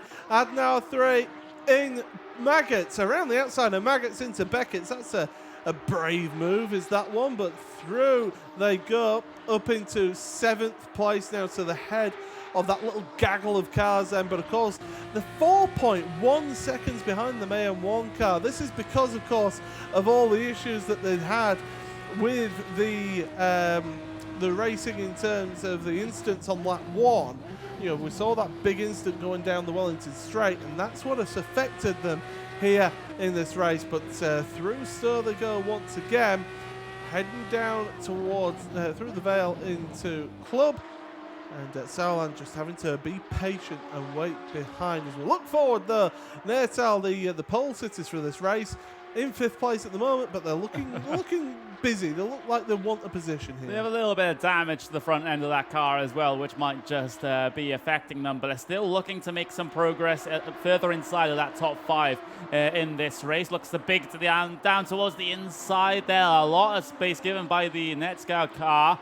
But now they still have the position in towards the left-hand, coming up on towards the Wellington Straight. Then it's going to have to be Natal still behind here. But if they can get a good run down the Wellington Straight here, they have a big, big opportunity maybe into Brooklands. Yeah, they're certainly trying. Looking to the inside, not going to be there for the time being at Brooklands, so they're going to have to hang behind here. Maybe look for the alternative line through Luffield, the Netsgal car hooking that inside line. They do not want to give an opportunity or even slightly leave the door ajar, because I have a funny feeling that Natal car would make sure they get their foot in there and really force their way through. Yeah. I mean, forcing their way through is pretty much what these guys have been doing throughout almost the entirety of this race. So I don't think we'll see a change in terms of the theme here today. Natal, though, big run on that Scout car, and they let them through pretty much in towards Maggots and Beckett. The easiest position of their life gained there by the Natal team. Will the same be the case, though, for the Mayan 1 team, though? Because Netscout, they just, they opened the door, welcomed Natal through. They even closed it behind them as well. They're polite people. Yeah, they didn't hold the door open for others, though. They just went, no, we'll go through. That's fine. But yeah, that's up to 4th place now. They've got 4.5 seconds, call it, to catch up in front of them. So these drivers now, they've got to get the head down. They need to basically do qualifying laps now for the rest of this race to catch up to that front 3 to try and get a podium position here.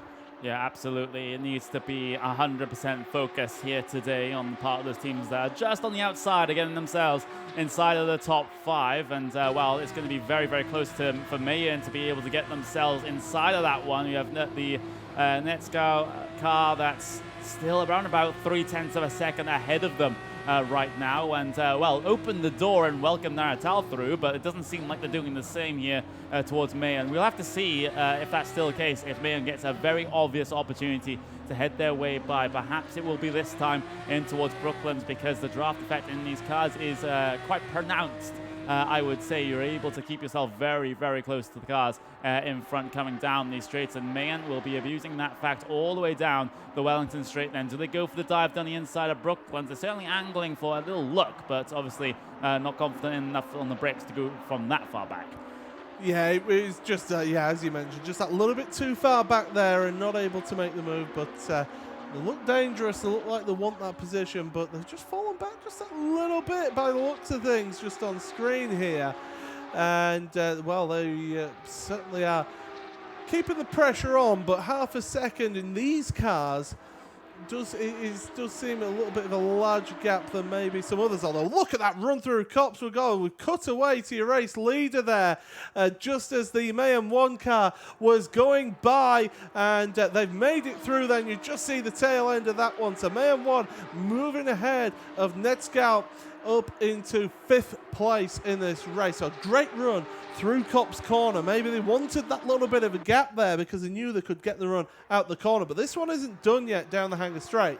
Yeah, Netscout looking to try and maybe work their way through an opportunity once though, but not going to happen there. Still a couple of too many car lengths that Mayhem has been able to pull out here and able to make that position secure. That is your race leader currently. That's the Team 1 ADAC car, who is absolutely just the class of the field right now, it has to be said. 2.3 seconds ahead of ADAC number 2. So the ADAC teams, the local teams to the circuit, really doing very well here.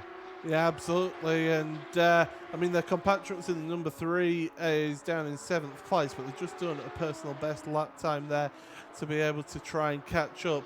So you know, the battle in here, they're all trying to just close on up that gap in front of them. So you never know what's going to happen here towards the end of this race. And of course, we've got the driver changes as well to take into account. So when they're coming for their pit stops, well, they'll be roundabout now, really, that they're going to be coming in to make those driver changes here in this race. As you mentioned, 16 laps. We'll go through the left and then the right at Luffield. That's more of the V formation around the corner there, just running it out a little bit wide and then cutting back in for the exit of the corner. Yeah, absolutely. You have a couple of options coming into that that Luffield corner.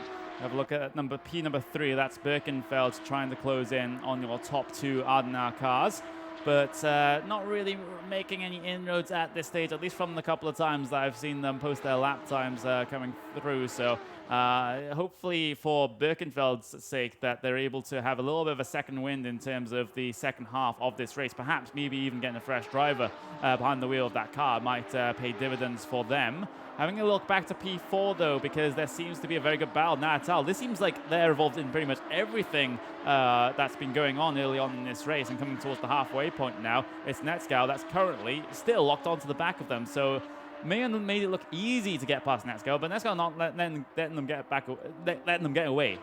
Yeah, that was easy for you to say. But, you know, I struggled with the English there, not the German.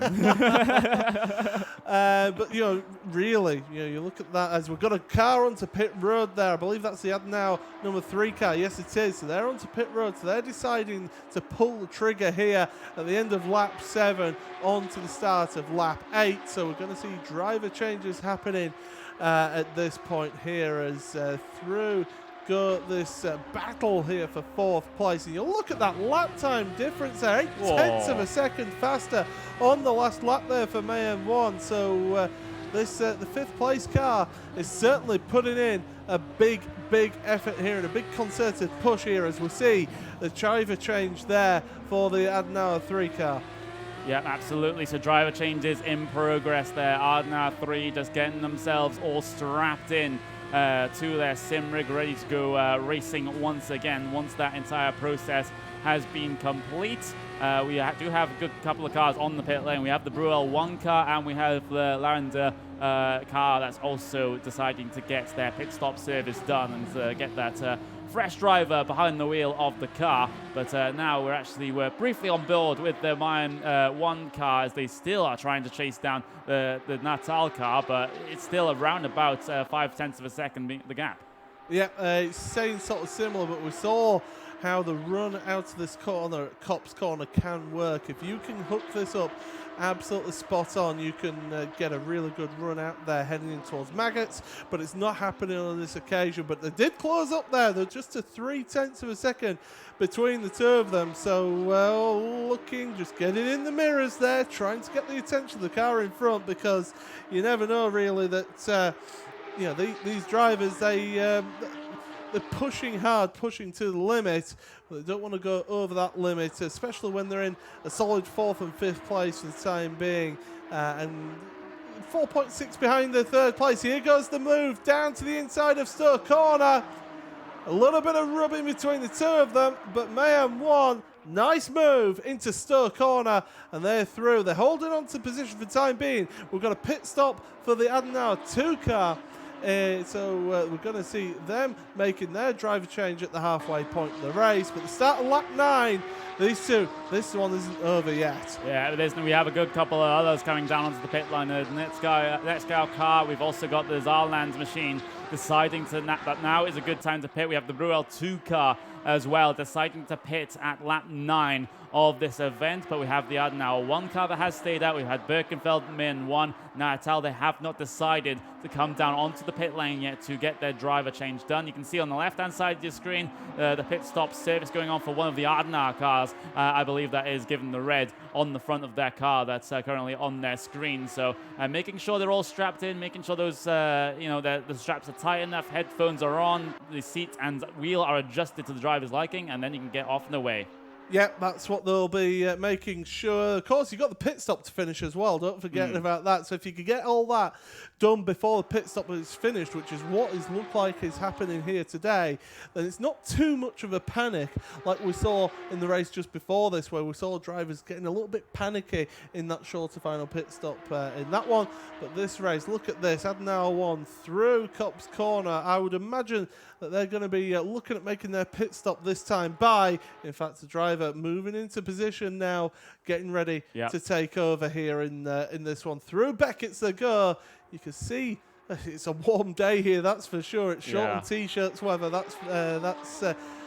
That's appropriate for today's weather conditions, and it's giving us a little wave there, and obviously enjoying himself there at the front of the field. But into Stowe once again, and this will be his final time through here before he changes over to his new teammate. Yeah, it looks like his teammate is sort of getting ready to get behind the wheel of that car, so it might just be the case they dive down towards the lane. Yes, it is. So your race leader coming down in to get their mandatory pit stop service here with the driver change. So you can see him slowing down to the pit lane speed limit. Make sure that pit limiter is on there already, as they did in the Digital GT500. Unbuckling the belts, coming down the pit lane. That's just so they can get things done even quicker when it comes to stopping in their pit box. And soon we'll see the Adenauer car just come to a stop and then actually get their driver change process underway. You can see, there we go, quickly out and then hopefully quickly in as well. Yeah, absolutely. Looking to help his teammate get into that car then. We see the rest of the runners who haven't made their pit stop on pit road right now. So that's the Mayhem 1, the Adenauer 1, the Natal car, the Birkenfeld car, and the Mayhem 2 car, all on pit road. We'll look at the Adenauer 2 car on screen on the right-hand side, because that's the first of the cars, or we will look at them, they were the first of the cars that had made a pit stop. But we've got a battle here, Saarland versus Netscow right now for 8th and 9th place. I don't suspect that they'll be in that order for very long. Yeah, I don't suspect either, because they're about, less than 0.2 of a second apart. And here comes the Saarland car then on the Netscow car around the outside here, coming into the braking zone. They've gotten the pass complete there. They're able to slow it down for the corner. It doesn't seem like they've been able to just enough, so Netscow can perhaps come back, coming on the way down towards the Vale chicane then, but not going to be close enough for Netscow to reply in that situation. So that is a good position gained there by Saarland. We have the rest of the pitters coming in right about now. We have Mayan 1 down on the pit lane, just coming out of that pit lane as the pit stops have pretty much all cycled through now, with the exception of Mayan 10, as Landa is still down on the pit lane. Or if they come down in a second time? Yeah, that's the second time. I think they've pretty much parked it by the looks of things here. They're not moving yet, so unfortunately they're out of this race. But yeah, so all the pit stops have taken place here on lap 10 of this one. And now 1 and 2. For my OCD, that's very nice because they are in first and second place here. There was a car that just went right across the front of our screen. I have to wonder which one that one was. It was a very, very split second that there seemed to be a car out of control. But there we go. We'll just move past that one. Ardenau 3 then. Natal is on the cards for them. 0.2 of a second is the gap as they head their way through Woodcut and across, of course, the old start finish line then. Here at the Silverstone circuit, angling towards the inside of Copse Corner. Natal has to go defensive, returns back to the racing line. I'm sure these guys don't really know the FIA rules, but the thing is, Natal pushes very wide through Copse Corner, and now Ardenau can take the battle here down towards Magnussen Beck, and he's completely and utterly clear. What a critical error there for Natal. There's pretty wide, and then there's completely going off track, and that's exactly what that one was there. So a nice simple move in the end there for Ardenau 3. And they are moving up through your field. They've got their sights set on that battle in front because they want to get a podium to make it an Ardenau 1-2-3 right now. They've done a pretty good job in a recovery drive here as the 5th place car as well to catch up that gap that they lost out at the start of the race. Yeah, there were a lot of teams involved in that big old smash at the start of the race that put a few of the cars down the field, but that Ardenau 3 car, certainly one of them, and has done very, very well in terms of the recovery drive here today. We have them currently sitting around about 1.4 seconds behind your P4 sitter right now. That's the Mayon Team 1 car. So they're going to have to be, it's going to be a bit of a while before they're able to catch up in this situation. But now we actually have around about 1 second gap between Ardenau 1 and Ardenau 2 here. So it might just be like a home rivalry here for the battle for the first place position. Well, they always say that the person you want to beat the most is your teammate, and that's what we could potentially be seeing here. But look at this now. This is a 3-way battle for 3rd place in your race here, and a good run through the loop onto the Wellington Straight for that Mayhem 1 car. 4th place for them, and they're going to be fighting on down towards Brooklands. Once again, on the brakes. You can make the move down the inside there. If you hold it out around the outside, you've got the inside for Luffield, but that job is done, and Mayhem 1 up into 3rd place. Birkenfeld down to 4th, but Adenauer 3, they are right up there with them now, putting the pressure on that Birkenfeld car. They could lose another position here, Conor. Here comes Ardenau. Perhaps where do they decide to make the move? When do they decide to make the move in towards Copse Corner? Of course, it's not going to be available for them. They actually missed the apex coming through there. Big wide line towards the outside of the track there. That will compromise them just a little bit here on the way in towards Magnussen Beckett's here for the 11th time in this event for these guys. Ardenau is still keeping themselves in contention. A big hit of the curb there for Birkenfeld. Really compromises their line through what is supposed to be a very flowing section indeed. And again, they make an error towards the end of the section. Here comes Ardenau then. Drivers right-hand side, our left-hand side as we're looking at it coming down the hangar straight away then. It's going to be Ardenau up the position for now. Can they complete it on the brakes in towards Stoke Corner? They can pass. It's complete. There is the cutback move here for Birkenfeld. They'll get the run, but they won't be able to do anything with it. No, it's a good, nice, taking advantage of the error there and able to make it through. But look at this battle for the lead now. It's the 1 and 2 cars from Ardenau to try and get it. Look at the concentration on their face there, biting the lip, really putting the pressure on here on their compatriots from the same club here. They're wanting a bit of one-upmanship down the inside. They're leaving space. They obviously don't want to end end up starting a little bit of a rivalry here, but looking to try and get the exit out of the loop here, try and get in the power earlier to carry that speed down the Wellington straight, and in that slipstream now, the question is, if you defend the inside, you leave the outside open, which means that you get the inside for Luffield, but if you defend the outside, you leave the inside open. But there they go, around the outside then, will they be able to complete the move? Adnau 2, what a move to hold it around the outside of Brooklyn's. Great respectful driving between the two of them, but it's the Adnau 2 car, or is it the 1 car? Because the 1 car showing is staying ahead. Yeah, the 1 car successfully defends the move there from their teammates. So this is going to be a very close one for the last couple of laps here in towards Cop's corner. Then Adenauer 2 has been particularly strong coming through this Maggots-Beckett section. They need to execute once again if they're going to have a chance of getting past their Team 1 competitors into the Maggots-Beckett section, then the fast and flowing section that it is. We have a battle a little bit further back as well. That's the Adenauer 3 car. That's 0.2 of a second away from making it an Adenauer P1, P2, and P3 as well. So this will be absolutely huge for the Adenauer team. Yeah, absolutely. It would be a utter display of domination here at Silverstone. So, they're hoping to get a great result for them here and for the home audience as well. Into Stowe Corner once again. Lap 12 at the moment. We're about to start lap 13. So time is starting to run out here. We've got 4 laps going to be remaining in this race. And, moves made further down as well as that Netzgau car battling with the Brühl number 9th place team in towards the Vale and then Club Corner.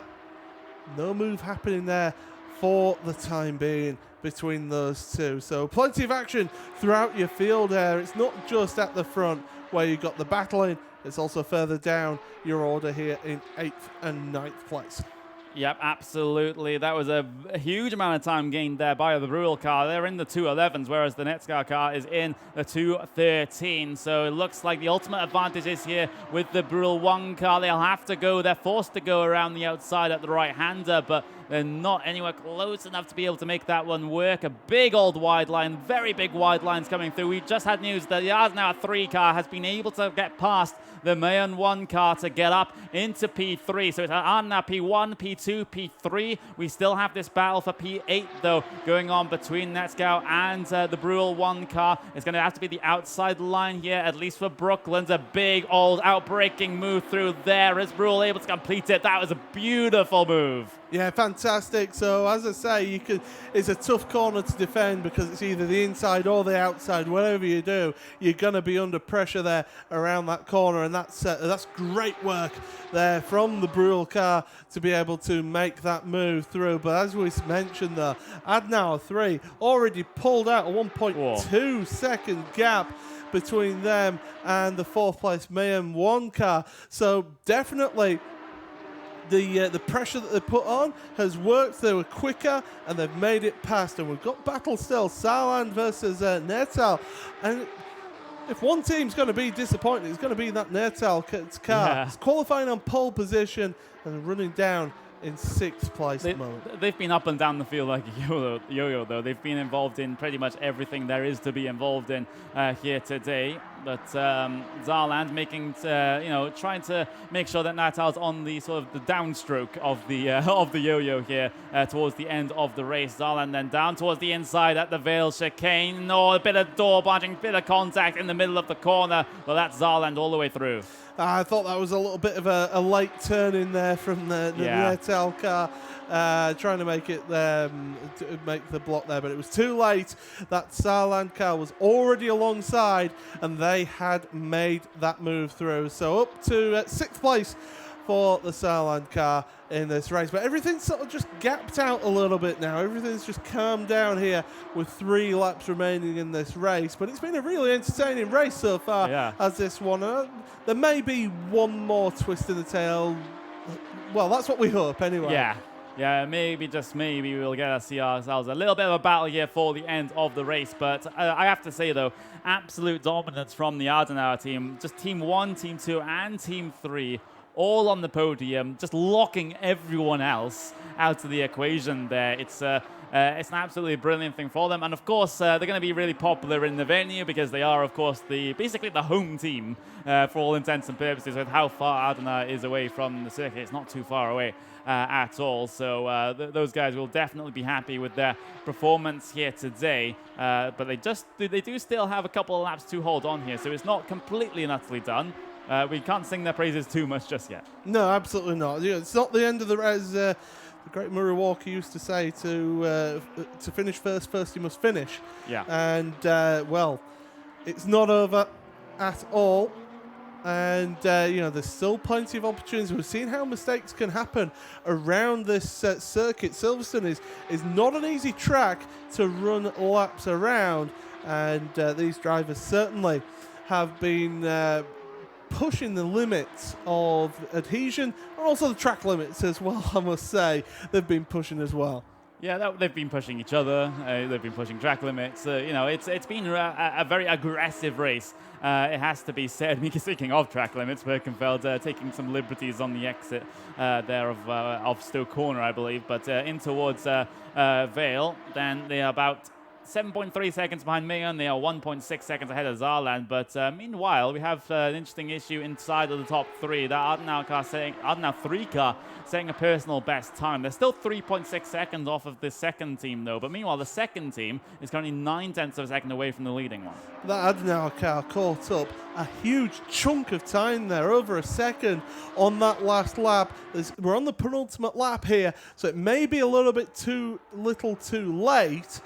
But they are certainly pushing on, and they're trying to get involved in this battle for the lead. And as you mentioned, the Adenauer 2 car, 9/10 of a second behind. They're keeping the pressure on here. They're wanting enough a shot at the race lead before this one's over. Yeah, absolutely. But the thing is, the gap does extend a little bit there, coming through Luffield Corner, around about 1 second, starting to dip back down once again. So it would have to be basically qualifying type laps here coming out from the Adenauer 2 team to be able to challenge their teammates on the final lap of the race. There's a bit of bragging rights inside the team to be played for here. Yeah, absolutely. You want to get that one-upmanship over over your team and mate and your compatriot. So definitely they're wanting to get this one done and dusted here at the front here. Of course, in the arena here at the ADAC 2019 SimRacing Expo with the ADAC Digital AllStar race powered by RL Ultimate. So great to have great partners here with this race as well, as we've got the battle here between the Brühl and Nertal, and the Nertal have just fallen off throughout the second half of this race here, and Brühl really pushing on, and we've got Saarland as well, have just made a move on Birkenfeld, so changes happening towards the end. I said there was going to be some twists in this one. Yeah, absolutely. We see the Brühl car trying to work their way through on the Natal car. Then outside, big wide line being taken there through Stoke Corner, looking for the traction, looking for the speed off the corner to be able to challenge down in towards the Vale chicane. Here comes Brühl, big move down towards the inside line for the Vale chicane. They clip the first apex. Is there contact in the middle of the corner? Maybe, maybe not. Big old battling here through the second apex and coming up through Club Corner. Coming across the line, this will be the final lap for them. 0.3 of a second separate them, even less than that. Yeah, absolutely. As I noted that the third place car was 1.4 seconds faster than second place. So that one isn't. Well, it is. It's going to be close towards the end. Yeah. It's just maybe a lap too long here for them here. But yeah, still battling going on here. Further down your order in 7th and 8th, trying everything they can, the Brühl team, trying to get that cut back, but it doesn't really work through the loop there if you run out too wide because you're too far away, and the other car lost control, dipped a wheel into the grass, lost control, have they gone off into the barriers? It looks like there's a cloud of dust there in the background, and all of a sudden that Nertal car nightmare race for them, down to 9th place now. It is an absolute nightmare. The last lap, and they find themselves in the barriers here at the Silverstone circuit, and that is so disappointing from what is a team that has been involved in pretty much every single battle you can think of here today. It all ends in tears and inside a barrier here in the ADAC Digital All-Star race. But it's going to be the Adenauer team, the Adenauer 1, Adenauer 2, Adenauer 3. They are very close together. They're all in one shot as well. 8.5 tenths of a second separates Adenauer 1 and Adenauer 2. But it's going to be too little, too late, just as you described it here, Paul, for Adenauer 2 to be able to do anything. But it's an absolutely fantastic performance then from the home team to the Nürburgring in towards the Vale chicane for the final time, and coming up through Club Corner, then final corner of the racetrack. Adenauer 1 will win here the ADAC Digital All-Star race. Adenauer 2 P2, Adenauer 3 P3. It's a podium lockout for Adenauer. And quite rightly, the crowd show their appreciation for them. What a result for them then. 1, 2, and 3. Mayhem in 4th place. Saarland are going to come across the line in 5th, with Birkenfeld currently in 6th place across the line now. Brule 1. Well, they're a bit off a little bit down in 7th, with the Netzgauer team in 8th. Then we've got a bit of a gap between them and the Nertal car in 9th place. Mayhem 2 are in 10th place ahead of Brule 2 in 11th. Of course, the Leuchter car went into the pits and has not finished. But a very happy team right there. First, second, and 3rd for them. Across the line go the Mayhem 2 car, with the Brule 2 car, the last car to cross the line there. But what a result for them, and there's a very happy man behind the wheel of the Adenauer 1 car. Yeah, absolutely, and you have every single reason to be happy.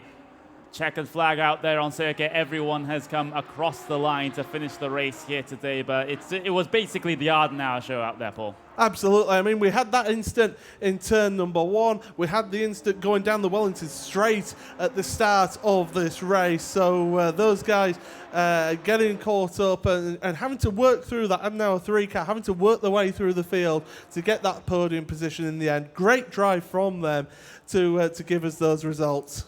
Yeah, absolutely. The results up on screen for you now. Adenauer P1, 2, 3. We have Mayhem in P4. Saarland found themselves in P5, with Birkenfeld ending up finishing in P6 here. Brule Team 1 finishes 7th, with Netzgauer in P8. Nertal in P9, with Mayhem 2, Brule 2, and Leuchter finishing off the 12-car finishing results here today. An absolutely brilliant race indeed. That's about time, all that we have time for here in the commentary booth. I've been Connie Maddock, that's been Paul Smith, and we're sending it down to Melee on stage, who has your race winner interview.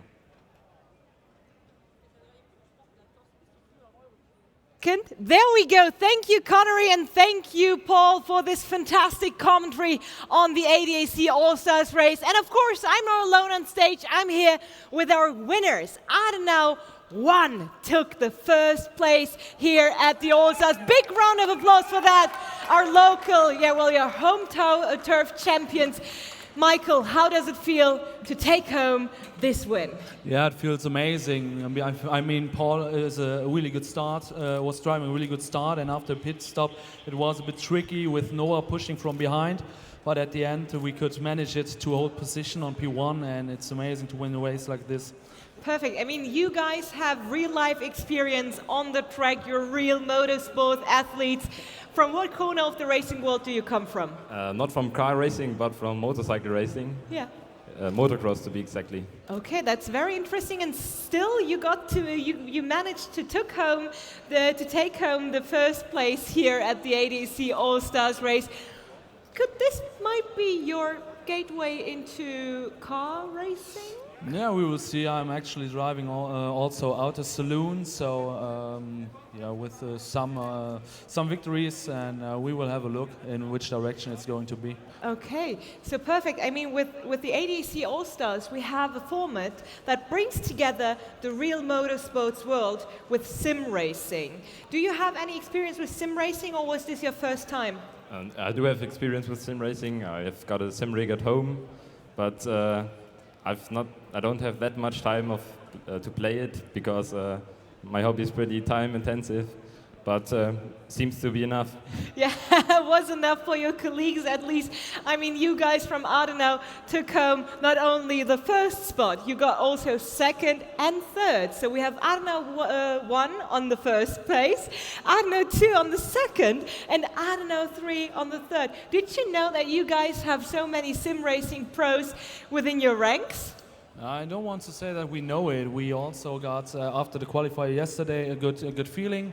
That we could go under the top 5 with all 3 teams. That it's in the end a complete podium was not to expect. So, but it's absolutely great to have so much good drivers in the team. That sounds very lovely, and I see Ben is already waiting for us, so we will make our way very carefully, Mr. Cameraman, towards the desk. I will guide you, or do you want to walk behind us? That's much more secure, exactly, because safety comes first, right, Ben? I mean, one of the most popular sayings in the racing world is, slow and steady wins the race.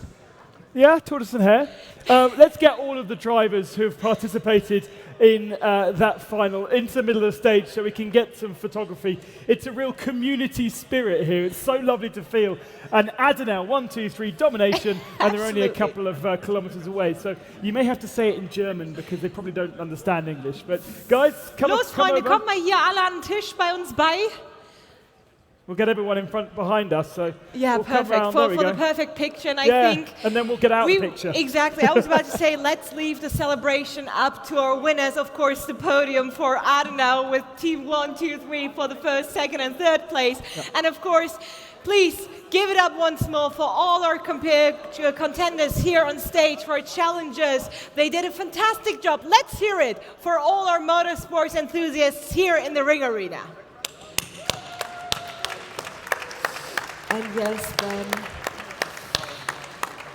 So we're going to have a quick break. Exactly. And then we're going to step it up a gear, a serious gear, because we're going to have the semi-finals of the Porsche SimRacing Trophy, and that means the very, very best pro sim drivers in the world fighting it out for just 12 spots in our final later this evening. So it's really hotting up. Absolutely. I mean, yesterday we already had the group stages, we had the last chance race, and now we have our semi-finalists, and only 6 of each semi-final will make it into the grand finale for the Porsche Trophy. And you know what? There are 25 fantastic iRacing specialists here. So how are we going to get them down to just 12? Well, we're going to do it in a various racing format. I don't even know what car or track yet, so join us in a few moments' time when we'll be able to tell you exactly what the competition is using, which car and which track, and who is in which semi-final. Because again, you don't want to be racing the likes of Josh Rogers and Mitchell de Jong in your group, do you? Exactly. I'm so happy that I don't need to compete against those stars, to be honest. I've seen her this morning. It's not good. Oh, come on. I did better than you. Right. Come on. Let's let these guys have their photos. All right, guys. Thank you so much for joining us. And as said, do not go anywhere. We will have here in the venue a DJ break. We will play some lovely live music. And, of course, you guys at home will tune back in just a second when we kick off the main show, let's call it that way, because not only our stream will be watching, but also it will be on linear TV as well in Germany, and of course all our other streams, and of course languages we provide the content in. At this point, thank you so much to all our commentators in all the languages we have.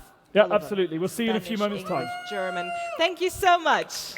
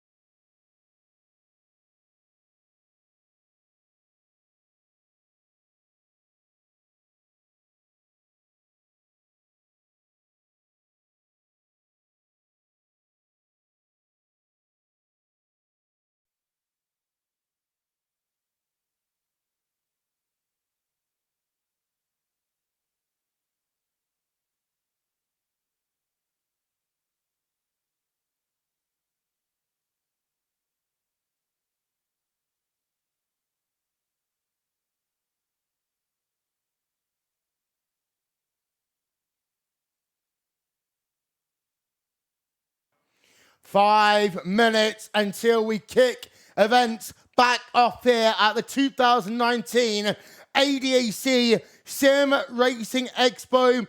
We're getting ready to put 24 drivers into 12 in the Porsche SimRacing Trophy at the legendary iRacing Virtual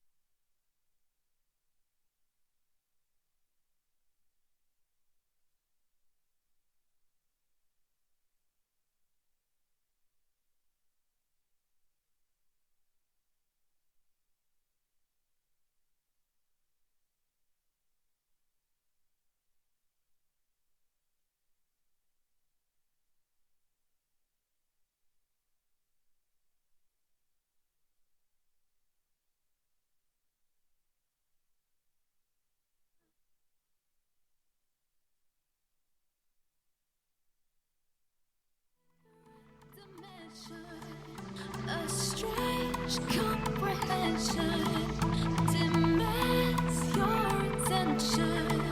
Whoa. In a different dimension, a strange comprehension demands your attention. Whoa. We're from electro worlds. We're from electro worlds. We're from electro worlds. We're from electro worlds. We're from electro worlds. We're from electro worlds. We're from electro worlds. We're from electro worlds. You are electro world.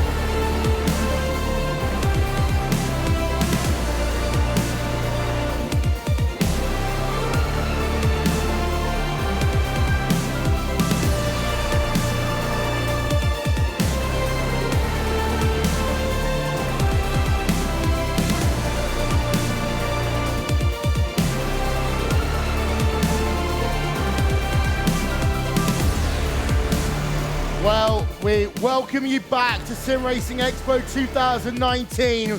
We're down to the semi-finals of the showcase event of this event, and it is the Porsche SimRacing Trophy semi-finals.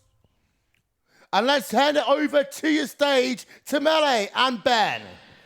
Thank you so much, Will, our awesome voice of God. And of course, a warm welcome to all of you here in the Ring Arena. Thank you for joining us here at the ADAC 2019 SimRacing Expo. My name is Melek Melibalgun, and this is my fantastic co-host, Ben Constanduros. And today is going to be one hell of a ride. We've got a next couple of hours. We've got the very best sim racing drivers from around the world on this stage competing for the Porsche SimRacing Trophy, the biggest prize in esports and the biggest prize right here this weekend. So please, all of you guys at the top of the arena, come down. There are a couple of seats left down here, and fill yourselves, settle in. There's a bar on the right-hand corner with 0% Bitburger.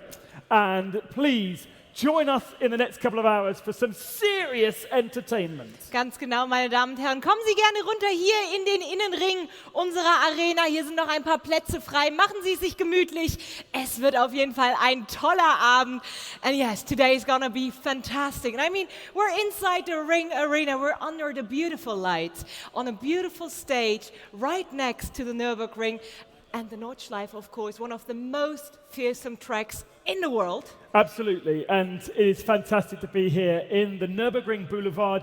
We have 25 of the biggest brands in sim racing exhibiting over the next couple of days. So if you are local and watching online, make yourself down to the Nürburgring and come and enjoy everything that there is to offer in the Boulevard. Blancpain weekend is out on the Nürburgring GP circuit, and there's track days happening on the Nordschleife as per usual. So much going on, so much to enjoy.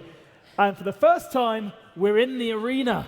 Absolutely. I mean, look at this stunning stage with our beautiful GR7 motion simulators. We're going to have some big competitions here on stage, and we already saw a few good races happen here and find their champions and winners. I mean, we had the GT Masters Esports Championship. We had the Porsche Esports Carrera Cup Deutschland. We had the Porsche Last Chance race, the last chance to qualify for the semis here at the Porsche Trophy. And I mean, we had the huge R-Factor reveal and many more. So for the first time, we've got 4 platforms rather than 3 platforms. So we revealed our Factor 2's Nürburgring late last night and their Porsche as well. They've recently announced.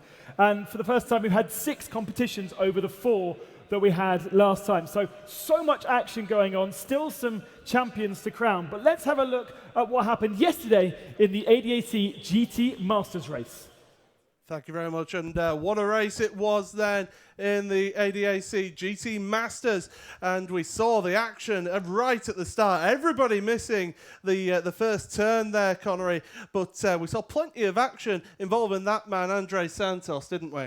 Yeah, absolutely. Andre Santos, one of the highest placed Audis coming into this race, and we see Kunze also finding it out with Moritz Lohner as well in the early portions of the race, but the main battle was between these two. Look at that door rubbing on the way down towards the Mercedes Arena between Hasse and Brzezinski. Yeah, absolutely. It was a real barnstorming battle between the two of them, and then Santos got involved as well. That was the little mistake that cost Brzezinski the chance there for the lead, and that allowed Santos through into the lead of that one. But the action wasn't over there. More door banging with Marshall, but in the end there, it was Hasse who won ahead of Brzezinski.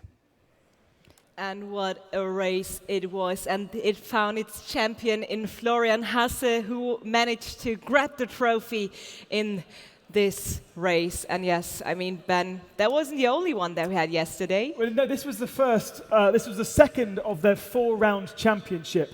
Really cool. They have 4 races at 4 racetracks around the country, alongside the ADAC GT Masters. This was the second round here at SimRacing Expo.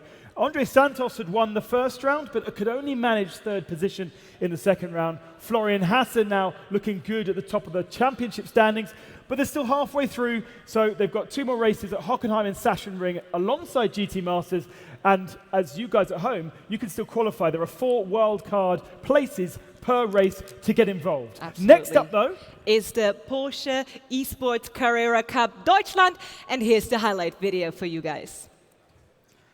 Thank you very much. The Porsche Esports Carrera Cup Deutschland started off just like this. You can see the entire field storming their way down towards turn number 1 for the first time in the event. And, well, it was all about Nujok's right at the front of the field. But the thing is, early on, we had issues right at the back. Scholl having a bit of an incident there that put him towards the back of the field. But then we saw this battle just outside the top 10 here, Paul, right in the middle of the race. Yeah, and absolutely. Those drivers getting involved early on, giving us a good show. We saw this big moment for Heckenfeld through the Schumacher S. Well held there, but lost him the chance of getting that 5th place.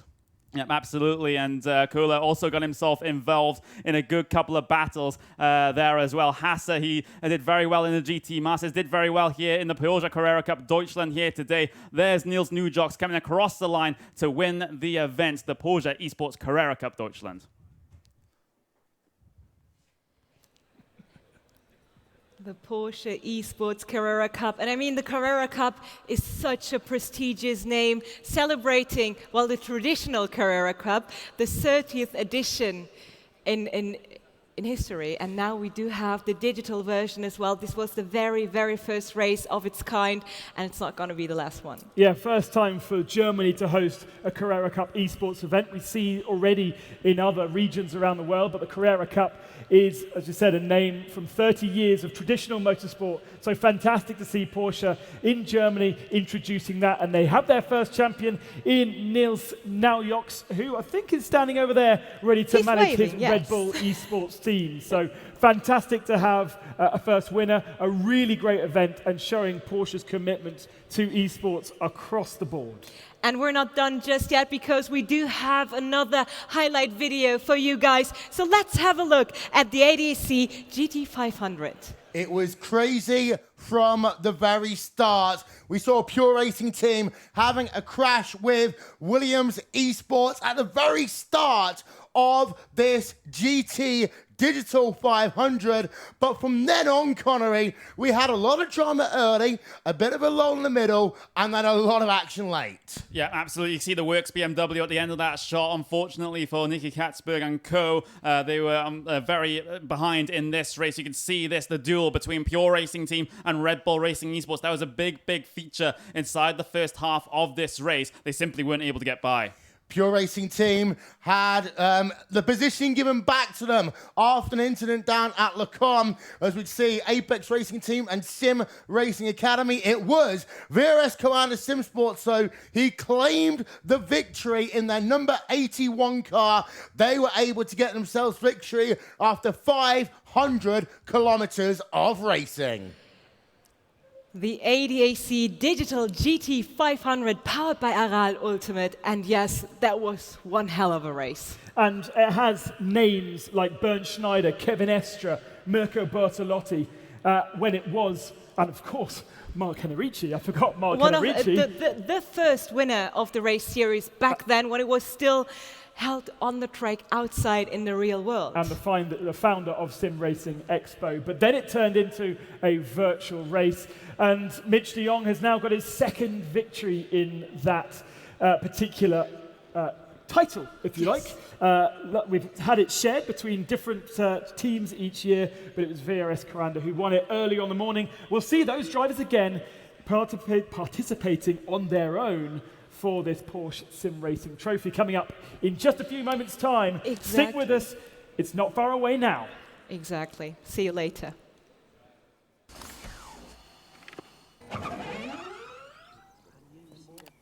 Coffee, anyone?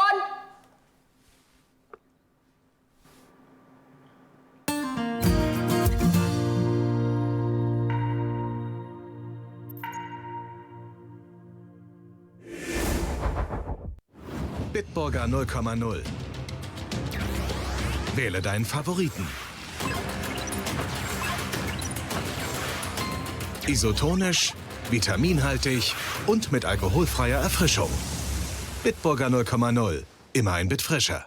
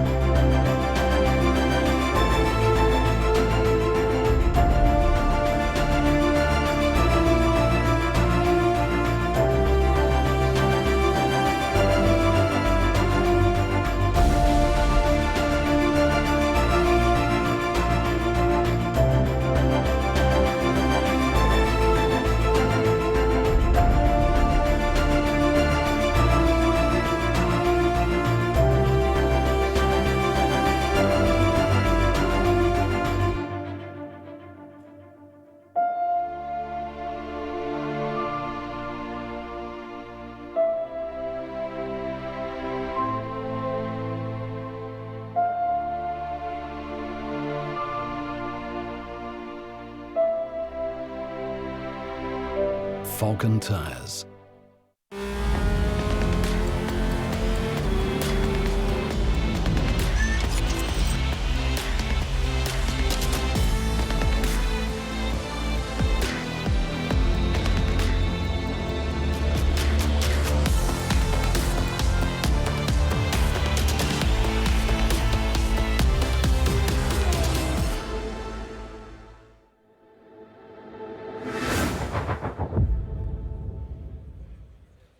And we are almost there, ladies and gentlemen. I mean, it is the second day of the ADAC 2019 SimRacing Expo here at the Nürburgring, in the middle of the lovely Ring Arena on this wonderful stage. And for us, this beautiful audience. And Ben, it has been so awesome so far. I mean, we already had 1.5 days full of races, but we're not done just yet. Absolutely. So 19 different countries are represented by over 200 drivers participating in the various different races that we've got, 6 different competitions across the 2 days, 25 different exhibitions up in the boulevard. It just grows every year, doesn't it? It is pretty much the biggest sim racing expo of the world, and I'm really excited to be a part of it. We're really excited to be a part of it. And of course, a vital part is race control at this very point. We do have professionals at every station. Yeah, this is really cool, actually. Race control, we have representatives from DTM, from the DMSB, and Stefan Stopper is the race director. So a lot of the online races, you wouldn't have a race director, but here we have a professional race director with Jan Seifert as a driver's steward, and they are scrolling through every single accident. So we saw quite a few in the GT500, and I can assure you, all the drivers here, every single one was looked at in minute detail to see if there was any wrongdoing, and then he decided yes or no, a penalty should be applied. Absolutely, almost like in the real world. Absolutely, and of course, in the real world. We already mentioned the beautiful stage setup we have right here. We have the DR7 motion rig. Yeah, so quickly, let's go and have a look at it. Ben is running. We need to go and have a look at it. Come closer, come closer, come closer. So, 7-point actuator, 7-point movement from these hydraulic rams. It's got a Fantec direct drive steering wheel and pedal set. And it is bespokely made here at Nürburgring for the eSports Lounge. And a 5-point harness as well, so the drivers are really snug and tight in. Absolutely. I'm back here. Hi. You are so enthusiastic about the rigs. I just wanted to give you a second on your own. And I mean, we have a lot of things ahead of us still. We have the semifinals of the Porsche Trophy, and then we do have something very, very special. We have the Beat the Leuchter competition. Yeah, absolutely. The only competition where you could have qualified here on site. You had to set a time. The top 12 have been selected to come and race on Race Room, but on the Nordschleife in a TCR car. That is going to be chaotic. Make sure you stay with us and join us. And I feel like the energy is a bit calm in here. We've got a huge crowd here. So make yourselves known to the world, everyone. Are you excited for this evening's action? Yes, absolutely. Perfect. I mean, after the Leuchter challenge, let's call it that way, we do have our big final of the Porsche Trophy, which I'm absolutely looking forward to. And I've heard a few cheers here from the audience while I mentioned that name. I think, who else is here for the Porsche Trophy? Give it up for the Porsche Trophy, guys.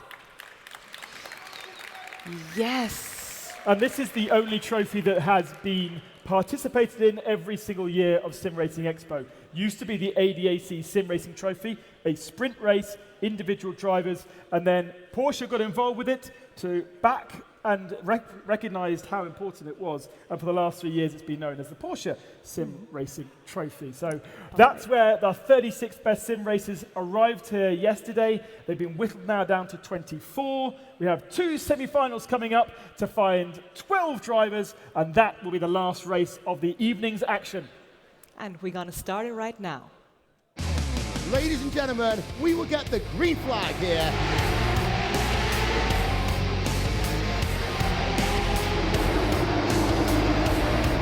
Oh my word! There. Oh my word! Multiple drivers involved.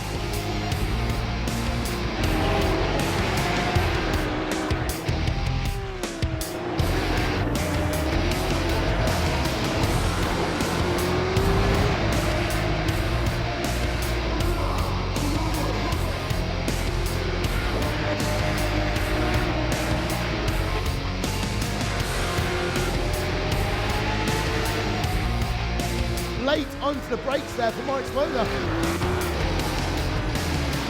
The winner of the Porsche SimRacing Trophy is Pure Racing Team.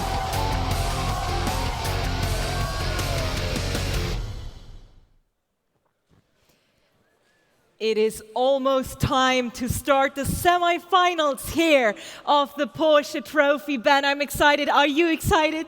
Absolutely. That's going to be a big one, ladies and gentlemen. And I mean, we do have 2 semi-finals, obviously, ahead of us. Yeah. And culminating in the grand finale after the Leuchter challenge. And I mean, only the best 6 drivers of each semi-final get the chance to compete in the grand finale of the Porsche Trophy. And it's going to be, take us through the format real quick. Yeah, we've got about 30 seconds. So we are participating in the Porsche 911 RSR, that's the GTE car, at Spa-Francorchamps. Qualifying is just one single Super Pole lap, and the race will be an 8-lap race, obviously fixed setup, so they cannot change anything on their setup. And we've got the best sim racers in the world participating in semi-final A, and if you don't recognize them, then you'll see more of them in semi-final B. Exactly, and it's time to, well, welcome here on stage a very special guest of ours. So please give it up for a Porsche representative for the Porsche SimRacing Trophy, Sebastian Schmalz. Sebastian, thank you so much for joining us here on stage. Here's your microphone. So this is going to be a very exciting one, and we've been looking forward to this race all weekend. Yes, all weekend, definitely. Yeah, it's great to be here, see this big stage audience, so very exciting. Yeah, we're going to introduce the drivers in just a second, Ben. For Porsche, this must be incredibly exciting to see how this event has scaled up year on year, and the place that we're now in, this amazing arena, absolutely rammed full of people. Exactly. I think it started like something of a LAN party for sim racers, and now we have this amazing arena. We have the great expo outside. We have a big community from all over the world. We have amazing sim racers, great competition. So that shows how I think the sport itself has grown and is recognized. Yeah, I mean, we do have a full audience in front of us, and of course, a lot of people on the ranks dropping by only for this happening of the weekend. And I mean, we do have a traditional race outside happening at the same time, but still the people decide to come in here. How does it make you feel? Yeah, it makes me feel proud, and I think it shows that we are right to take this serious and realize it's a sport. It's not child's play. It's sim racing. It's motorsport, and we're happy to have this competition here. We're going to get some more questions to you in just a few moments, but we need to learn who are our first group of finalists, the first 12 drivers in semi-final A who have progressed from the qualifying yesterday morning. So let's find out who our 12 drivers from semi-final A are. Thank you very much, Ben. And let's start welcoming drivers onto the stage. First of all, he was a part of the winning team earlier on in the GT500, representing VRS Coranda Sim Sports. It is Josh Rogers. Our second driver is a part of the Apex Racing team. He comes from France, driving in the number 19, Antoine Higelard.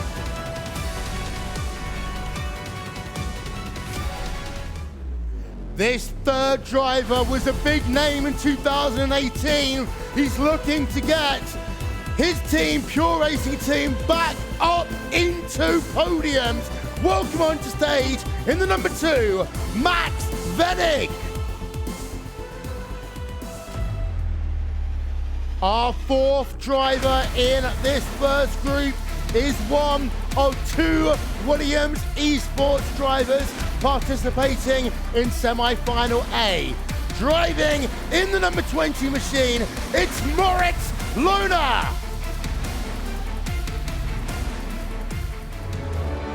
It's a big part of the VRS Coranda Sim Sports contingent.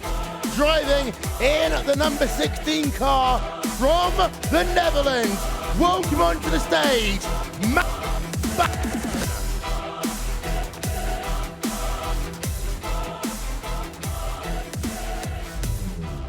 the third of our 4 Coranda Sim Sports drivers in this race. He is in the 007 Sir James Bond, and welcome onto stage, Jeremy Bootaloo.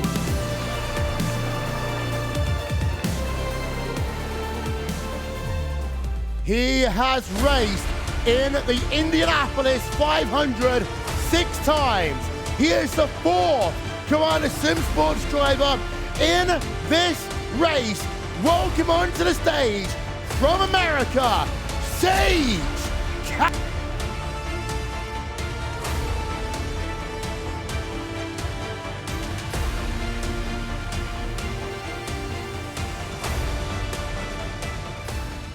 Our 8th driver. He is a part of the Biela Racing Team Euronics.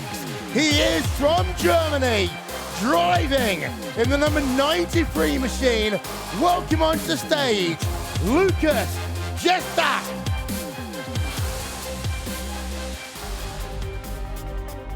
Our 9th driver, the 2nd Williams eSports driver in this semi-final. He hails also from Germany. Give him a round of applause to Lauren Heinrich.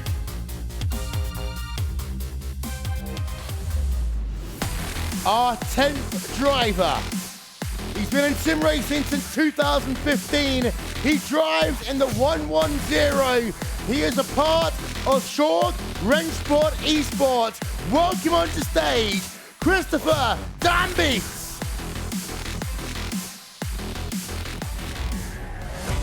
Driving in the Treble 6 car. He is a part of the Porsche Ball by Sorg Esports car. Give him a big round of applause from Germany, Sebastian Dunkel.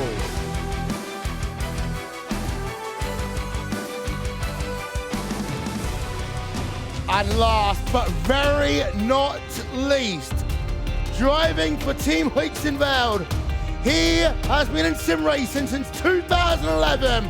Give him a round of applause in the 35, Jan Tentowski.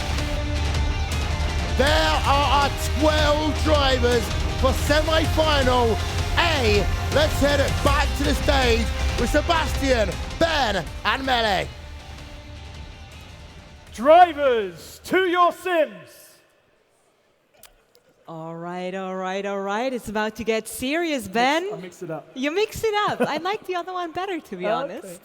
But we'll find a way. We'll find a way. And Sebastian, I mean, isn't it amazing that we have so many different nationalities competing here on stage, live at the Nürburgring for the SimRacing Trophy? Exactly, that's what makes it exciting, that we have people from local heroes, we have people coming from the US, from Australia even. That's mind-blowing to see that it's become this kind of big thing. We already mentioned it in the opening, 19 nations participating all across the globe, from Australia to California to Japan, and of course Germany. We had Norway. Oh, we had, as said, 19 nations compete within over 200 races. And I mean, Sebastian, since I have you here already from Porsche, tell us, what is Porsche's vision for sim racing? Well, our vision is, or our mission is actually to make sim racing become recognized as a serious form of motorsport. We believe in that. I think many other companies have seen the potential as well and recognize the talent of sim racers. And yeah, it's something that's about time to become recognized. I mean, it dates back to 2017 when you guys decided to first participate in and back this particular competition, removing the ADAC from the title and adding Porsche. That was in its very early days, really, of recognizing sim racing. Well, it's a first step for us, and obviously the passion that's put into this kind of event, we see from the community, the engagement that really showed us, okay, we should get involved here to like grassroots support in a way, and then take it to the next level.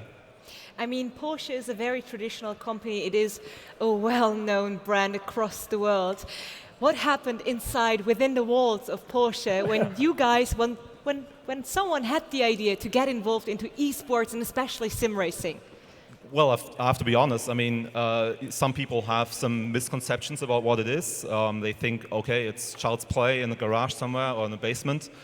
So we had to educate people what it really is, what it means, and how close it is to real-world motorsport, the level of skill you need, the training, the precision in driving. So once you tell that story and show also these kinds of events to people, you get people on board. And so at Porsche, I think everybody's now really behind it.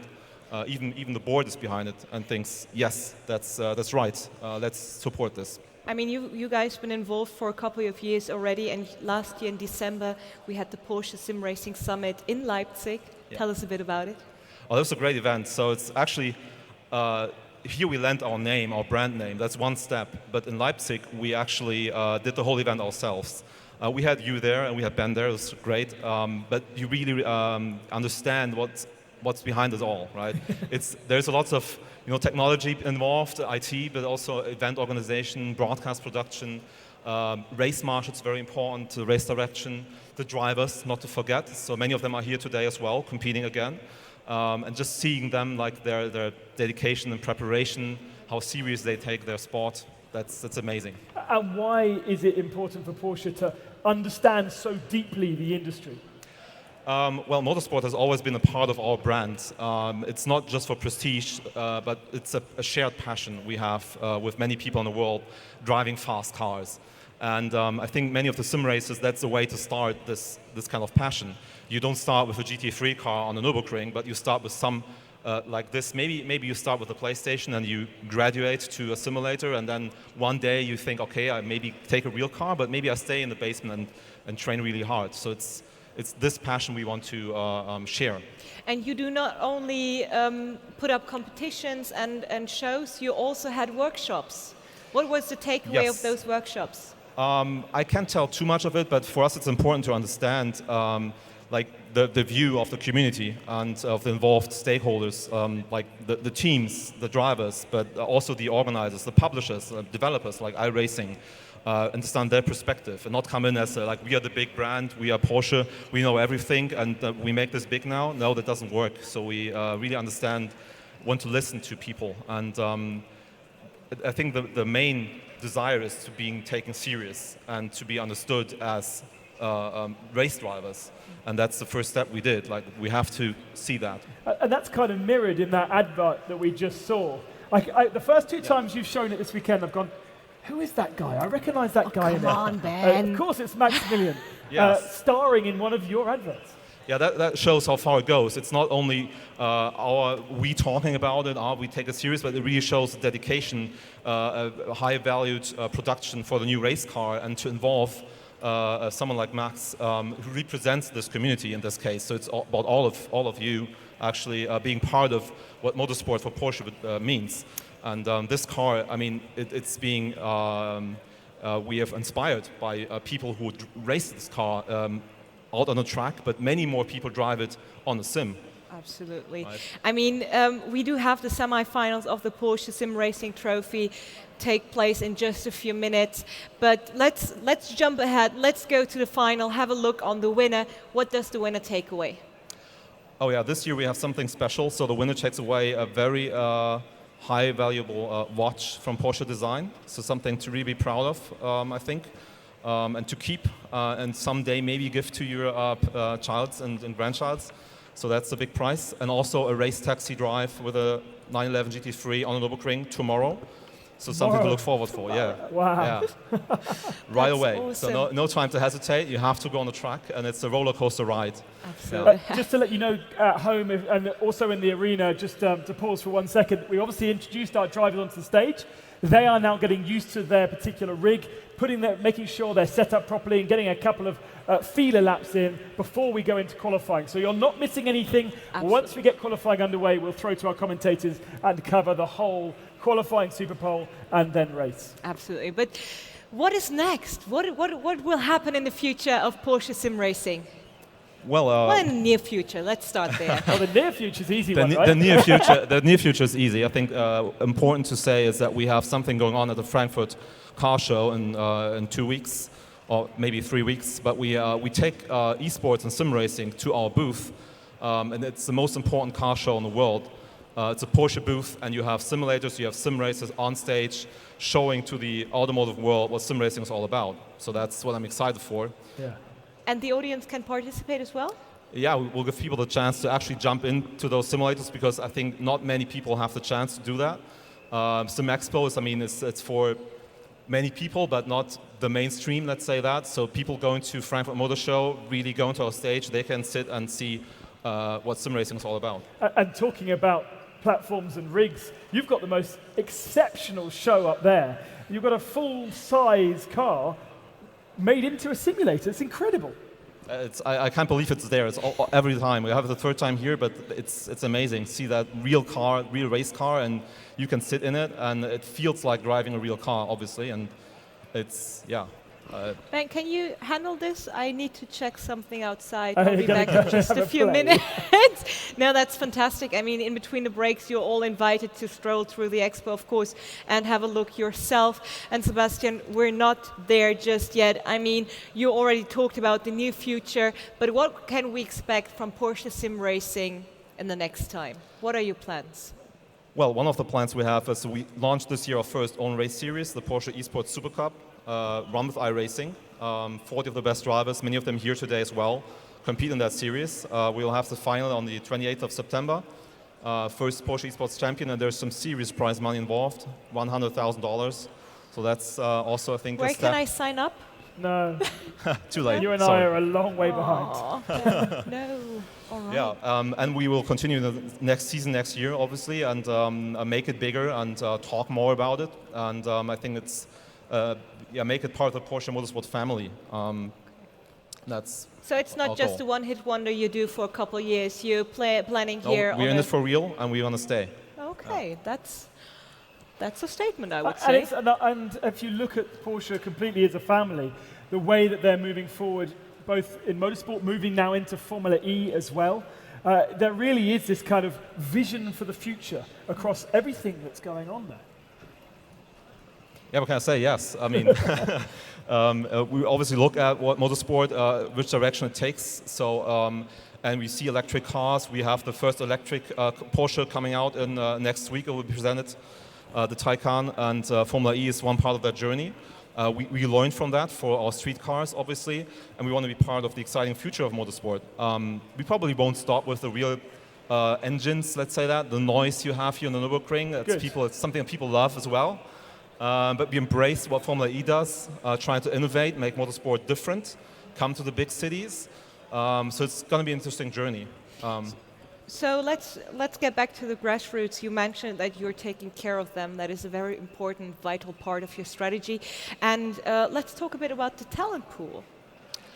Well, the talent pool, that's something we saw yesterday in the Esports Carrera Cup. So we have drivers who are taken under our wings to grow them into real race drivers. So they have a chance to get a cockpit sponsored for the Carrera Cup. Yeah, and I think in principle, sim racers have the chance to become part of that as well. Yeah, is there a possibility for a crossover? In the future, maybe. I won't say no, I won't say yes at the moment. That's a bigger motorsport discussion to have. I'm trying to get those announcements here out of Sebastian, sorry. But yes, Sebastian, this is a very exciting journey that is lying ahead of us. We already had a couple good years, and I think there is more to come. We're not done just yet, we're just starting. And I mean, how important is it to grow organically for you guys? That's at the core of our vision, that we really have to take the community with us. And again, don't come like, here's a big $1 million event and it's a big show, but then it's gone again. We want to be continuously in the market, want to offer platforms for people to grow themselves, to become professionals. Many of them are maybe 17 or 18, they're not there yet. So we don't want to overwhelm the community with something that's too big. So that's why we want to start on grassroots and offer the way to grow for the whole community. Absolutely. I mean, we're about to jump into a first semi-final. And of course, we're going to see a second semi-final because the semi-final is, I mean, well, two it'd be parts, weird if obviously. you only had one, as Sebastian and I established earlier on today. If you only have one semi-final, how? It doesn't work. Make sense, no, right? no, It doesn't it make doesn't sense. make sense. No, but they will be competed back to back. And for everyone that's tuning in right now, thank you so much for joining us here on site. Of course, there's still empty seats to all the people standing around. Do not be shy. It's just us. Come join us. We're gonna have a good time, guys. You don't need to stand on your feet. There are a lot of seats waiting for you. And of course, to everyone at home, thank you so much for joining us on TV, via stream. We have different languages, so this is going to be big. And we are finally ready to have a look at the qualifying session for this first semi-final. A one-lap shootout around Spa-Francorchamps, followed by an 8-lap race. Over here to commentators, Will and Paul. Thank you very much, Ben. Thank you, Sebastian. Thank you, Melee.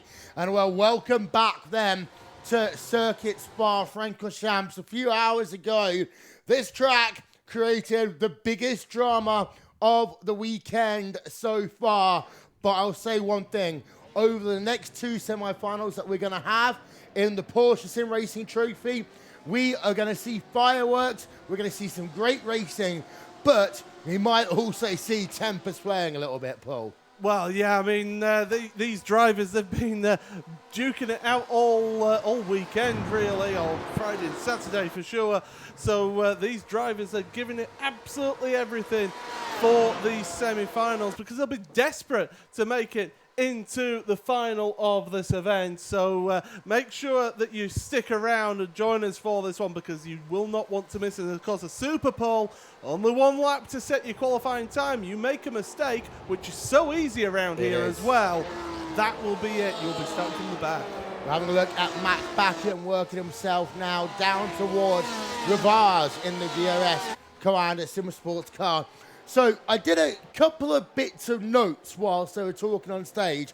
Over this semi-final, we've got ourselves 4 Commander Sim Sports drivers, 2 Williams Esports drivers.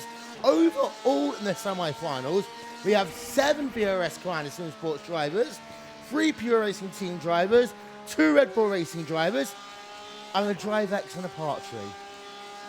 Yeah, we've got quite a selection, a real smorgasbord of drivers from different teams, and yes, it is notable about the accumulation of drivers from VRS Quantum Sim Sport and Pure Racing Team there. But teams like this, Sebastian Dunkel, he could be a dark horse for this event here today. You know, he's due some really good results, and getting into the semi-finals not being easy. It's not been. Of course, we saw earlier on today a team getting themselves a great podium finish in SimRC.de, which is actually probably one of the best results they've ever had. They've had podiums before, but to say they've beaten the likes of Pure Racing Team, the likes of Red Bull Racing Esports, a marquee event and a marquee results here, this is giving you the sponsorship money coming in. Yeah, and this getting the exposure here to really get your name out there as a team, getting in events like this will really boost your ability to be able to bring in that sponsorship money, which can then improve your performances. You can use it on equipment. You can encourage other drivers to join your team as well to boost your chances of improving overall. So definitely these drivers representing their teams. Yes, it's an individual championship this, but they're representing those teams. Those teams want to do well here. We're on board right now with Max Venig in the Pure Racing Team number 2 car. Now, Max, of course, in the finals of this event last year, was a part of the winning team in last year's Digital 500. So for Max Venig, Pure Racing Team, of course, had a nightmare this morning. I say absolute nightmare. They had one of their cars involved in an incident about 200 yards after the start line in the GT500. Then we saw ourselves issues with one of their other cars in Red Bull Racing Esports, and then a third incident, basically meaning Pure Racing Team were out of the picture earlier on today. This is their chance and their necessity now to bounce back. Yeah, if there ever is an opportunity to be able to bounce back, you want to do it as quickly as possible. You want to get those bad results just out of your mind, and you want to be able to come back here and really show in this competition how well you're doing. We're looking at Max Venig now through Stavolo, and it's important to get your run out of here, to get your run through Paul Freyer, the curve of Paul Freyer there. Don't run too wide or you will invalidate your lap round there through track limits. And we're heading towards Blanchimont, one of the trickiest corners for track limits throughout this circuit. So we're expecting the first few lap times and the other lap times coming through very shortly. Runs a bit wide there, does Max. Does he incur a penalty? I don't think he has, because he is carrying on his lap. We'll have to wait and see. He's missed his apex there as well. I think this is a bad lap. It is, and this is the pressure of Super Pole qualifying. You get one shot and one opportunity. I'm not going to sing the rest of the song, but you get one chance and one chance only to get a lap time in. We can see them. The times up on your screen on the left-hand side. Jeremy Bootsaloop currently has provisional pole position by 2 tenths per second, but Lon Heinrich in the Williams Esports car moves himself up to provisional pole. Lucas Jedstack in the Beta Racing Team We Run It in 3rd place right now. Dambit in 4th, and Moritz Lohner rounds at your top 5. Now, Paul, 6 drivers will qualify for our final. A little bit later on, the showpiece of the SimRacing Expo 2019. The other 6 drivers on, unfortunately, it's game over and some Bitburg and Nona alcohol for them. Absolutely, and well, there you go. 10 lap times on the board, and it's just about a second between them here in qualifying. It's 1 lap qualifying only, so even though we saw Max Venig not complete that lap last time, he's still getting some practice in, a little bit of cheeky practice in here. You might as well do what you can to get as much benefit as possible. Yeah, every second in the car is vital. There is Joshua Rogers. Now, has he just waited for everyone else to go out and do their lap to see what the benchmark is going to be, then set himself out on himself? He's in the number 92 VRS Carolina Sim Sports car. And the only sad part of this semi-final is the fact that and Rogers stops out on track. So could this be Rogers for Carolina Simmersports and Venig, a pure racing team, not qualifying and starting from the rear? This is huge. This is going to be an interesting race then that we've got coming up here, because these drivers, they're going to have it. And here we go with your starting grid. Lauren Heinrich, pole position, 2 minutes 15.79 seconds. Jeremy Booteloop, second place. Luca Chestak in third. Christopher Dambitz in fourth. Moritz Lohner, fifth. Sage Karam in sixth. Rest of those results up on your screen. We are getting ready to go racing. It is a standing start here, of course, and the lights are out. We are underway for semi-final A as the cars head down into La Source for the first time. 8 laps around this racetrack, and we got drama already early, Paul. Yeah, that was Jeremy Bootloop getting collected there in the 7 car, so a little bit of contact into La Source. They're heading on down to Eau Rouge for the first time. Great start from the Williams Esports driver up at the front. That's Lauren Heinrich, isn't it, who's up at the front there. The Euronics car in second place. And at the rear of the field, you've got Coanda versus Pure Racing Team. At this stage, they've got to find a way of getting up into a qualifying position. And that is Rogers around the outside of the Team Hoixenveld car. Max Venig moving up from P12 to P11 right now. The sad thing is, Paul, we're not going to care about much of this racing out front. It's all going to be P7, P6 and back. Yeah, absolutely, but there's a gap between 6th and 7th place at the moment. Sebastian Dunkel seems to be having a queue of cars behind him here, and that's going to be crucial here. If they lose the slipstream early on in this race, it's going to be pretty much impossible to get up there to get that top 6. Rogers is up into 9th place already, but he needs to find a way of getting closer. He's going to go down the inside of the number 19 Apex Racing Team car of Antoine Higelar into the final chicane for the first time. Sticks it and holds it around the outside. That gives him the inside line into Stavolo 1. They come now into that first Stavolo and then curve a Paul Frere. But you're completely right, Paul. That gap gets up above 2 seconds between P6 and P7. It's going to be very, very hard to then catch back up. Antoine is not giving up this battle here either. He's right on the tailpipe, but look at that. Max Venig now down the inside of Jan Sentowski, so up to 9th place for Venig, and he's looking to maybe make a move into the bus stop chicane. He's getting a little bit defensive on Sentowski.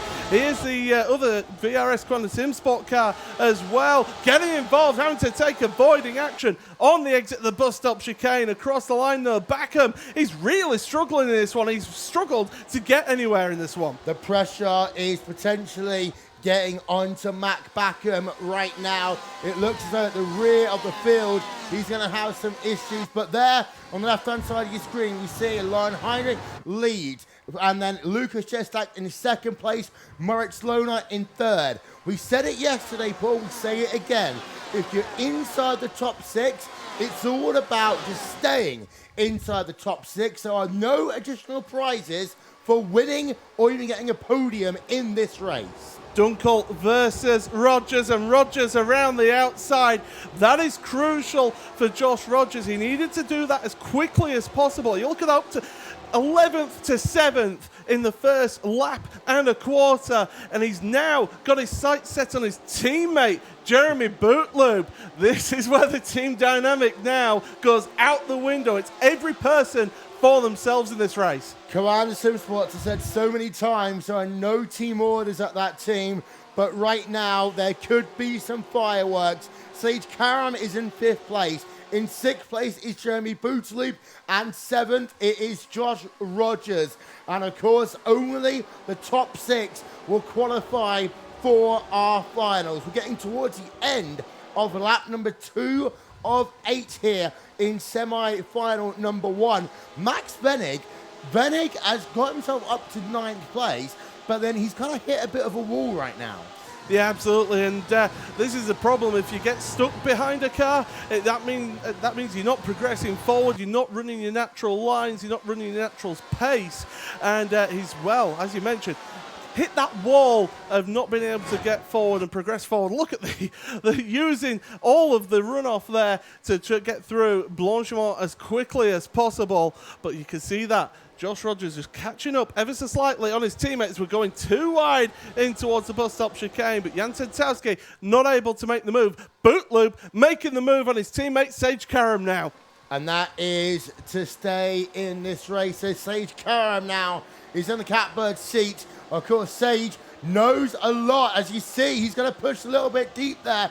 And they're still going at it for 5th, 6th, and 7th place on track. I was about to say, Sage Karam knows what it's like to be in the drop zone, of course, having to run at bump day in the 2019 Indianapolis 500. But Rogers is now looking to the outside of the number 7 car. Let's see what happens as they come down into Le Calme. Hopefully we'll get a nice tight angle into the corner. There we are. And it's going to be going round the outside for Josh Rogers, inside line for the second part of the corner. A bit of a wiggle there, and Sebastian Dunkel is still there in the mix if these two come together. I tell you what, we've seen that move work before. Rogers aggressive to attack there to get down, get in front, cut in front of his teammates. And now Jeremy Bootloop is out of the final here. Josh Rogers is in, but he's in that crucial 6th spot. One little mistake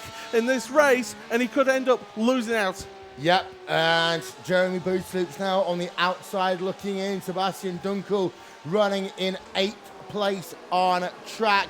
It's Lauren Heinrich Lowe who leads away. Well, there's 2 Williams esports drivers right now in podium positions. And whilst they said, on one hand, a podium means absolutely nothing, it does in terms of messing with the psyche of other drivers heading into the final. Absolutely, you get in their heads, you really give yourself that real boost going into the final there, because if you win this race here, you're going in with such momentum into that final, and it's going to be a great show. Venig, again, getting onto the back of Dunkel here, still in 9th place. Venig running really wide there at Blanchimont, trying to carry the speed, ends up losing some ground there to Sebastian. So at the moment, battling it out for 8th and 9th. That is not where these two people want to be in this race. Yeah, I was going to say, Max Venig taking some tips there from his one-time only teammate, Max Verstappen, at Blanchimont. Of course, Pure Racing Team worked with Team Redline. It was Max Verstappen, Max Venig, Max Benecke, and Lando Norris. Bootaloop then is back up into 6th place. And now Sage Karam is on the outside looking in. But whilst we've got the still battling going on between the commander drivers in 6th and 7th, what it's doing is if Venig finds a way of getting past Dunkel, it's giving him the opportunity to still attack on the second part of this race. Oh, well, we've got 2 by 2 here. It's like the arc going down into Le Calme. And Karam trying around the outside. He's seen it work before. He gets the inside here. Now carry it around the outside here, Sage. Oh, just not able to hold it around the outside of Malmedy. So he does fall in behind his teammate in 7th. Still Venig cannot get past Dunkel, but Dunkel locks up a brake. That's allowed Venig to get his nose in there on the inside of Rivage, but he's on the outside of Jackie X corner. Yep, through Jackie X corner, Max Venig remains in 9th place. We've been talking about it quite a lot over the last few hours, over how 2018's SimRacing Expo was basically the crowning moment for Pure Racing Team, but it's all going wrong for them in 2019 as Sebastian Dunkel and Venig there almost coming together through the Fong chicane. You see also behind the flashing lights there. Well, it's Matt Backham, of course he's flashing his lights. Absolutely, but Antoine Higelin now on the back of Max Venig is putting the pressure on there in the Apex Racing Team car. Here comes the VRS Quanta Sim Sport car though, and well, this is the opportunity to move up a position, but Antoine is not going to let Mac through that easy, and holding on his position into Blanchimont. Once again, they all run wide on the exit of the corner, so no advantage gained because they all took the same line. No, but I do suspect, of course, we have got live race control for the entire weekend. If it becomes a habit and you gain an advantage, then we might see some form of time penalties or disqualifications. We almost need to give a penalty to Matt Backham for flashing his light pretty much non-stop for the last 4 laps now. But we're going back on board that VRS Carrera Sim Sports car of Matt Backham. He's in 11th place. He's got himself Antoine Higelard in the Apex Racing team just ahead. And well, Apex for another team, he's had a bit of issues there. What's going on? A slowdown penalty, yeah. So ran wide over the inside of the curb at Radion there, so ended up losing a bunch of time, moves into the back of the field, and that's pretty much going to be Antoine's day done with that one mistake. But it just shows how easy it is to make that mistake there at Radion. We've still got battling here, Boot Loop as well. Venig battling away with Matt Backham now. So Backham, now that he's got clear of Antoine Higelard, is able to put the pressure on Venig, and there's a locked tyre from Venig. And look what that's allowed Sebastian Dunkel to do. Start putting away, get a bit of clean air, and of course now for Sebastian Dunkel, he can go from looking in his rear view mirror to thinking about closing the gap ahead and maybe finding a way of forcing a mistake of the 2 Commander drivers who are ahead of him on track to make it into the finals. Max Venig still runs in that 9th place on track in the number 2 Pure Racing Team cars. They work through the Farnley chicane underneath the Vodafone Bridge once again. And, well, the drivers who are currently going to make it into our final a little bit later. And actually, here's the slowdown penalty first from the Apex Racing Team car. You're just going to see all 4 of the top. Well, that was a big slowdown there. I mean, that was nowhere near close. He caught the inside curb through the right part of Radion there, and that just seemed to unsettle the car, push it wide through into the left part. So easy to make that mistake there, but still back to live pictures now. Backham all over the back of Venig, and these 2 drivers, they know that time is running out here because we've only got 3 laps remaining now in this race, and really the opportunities are becoming less and less for them, and desperation will start coming into play. Yep, at the front of the field, you've got yourself the Williams Esports, to say 2 of their drivers looking as though they'll progress. On the bubble right now, it is Sage Karam. On the outside looking in is Jeremy Booterloop. So let's go through your top 6 drivers then who will be racing later. Lauren Heinrich in first place, Lucas Jestak in second, Moritz Lohner in third, Christian Dambeat in fourth. Then in fifth place, it's Josh Rogers. And P number 6, well, it keeps on changing. Jeremy Bootlib is back past Sage Karam. Yeah, Bootlib got a great run through Eau Rouge and Rivage and Rivage through Radion. But, well, that's crucial now. Venig has finally made his way past Sebastian Dunkel. So finally, it's taken up to lap 6 to make it past there. It's a little bit late for that move because you can see the gap in front of him now. And, well, time will tell. They're hoping now, this bunch of cars here, that there's a big incident further up the field. This is all the pressure of the semi-finals for the Porsche SimRacing Trophy. Of course, we had ourselves Super Pole. 1 lap and 1 opportunity to set your qualifying time. It's a short race of 8 laps. And what Porsche are essentially doing here are testing a lot of different elements about racecraft. Can you drive under pressure to set a qualifying time? Have you got the racecraft to not make a mistake?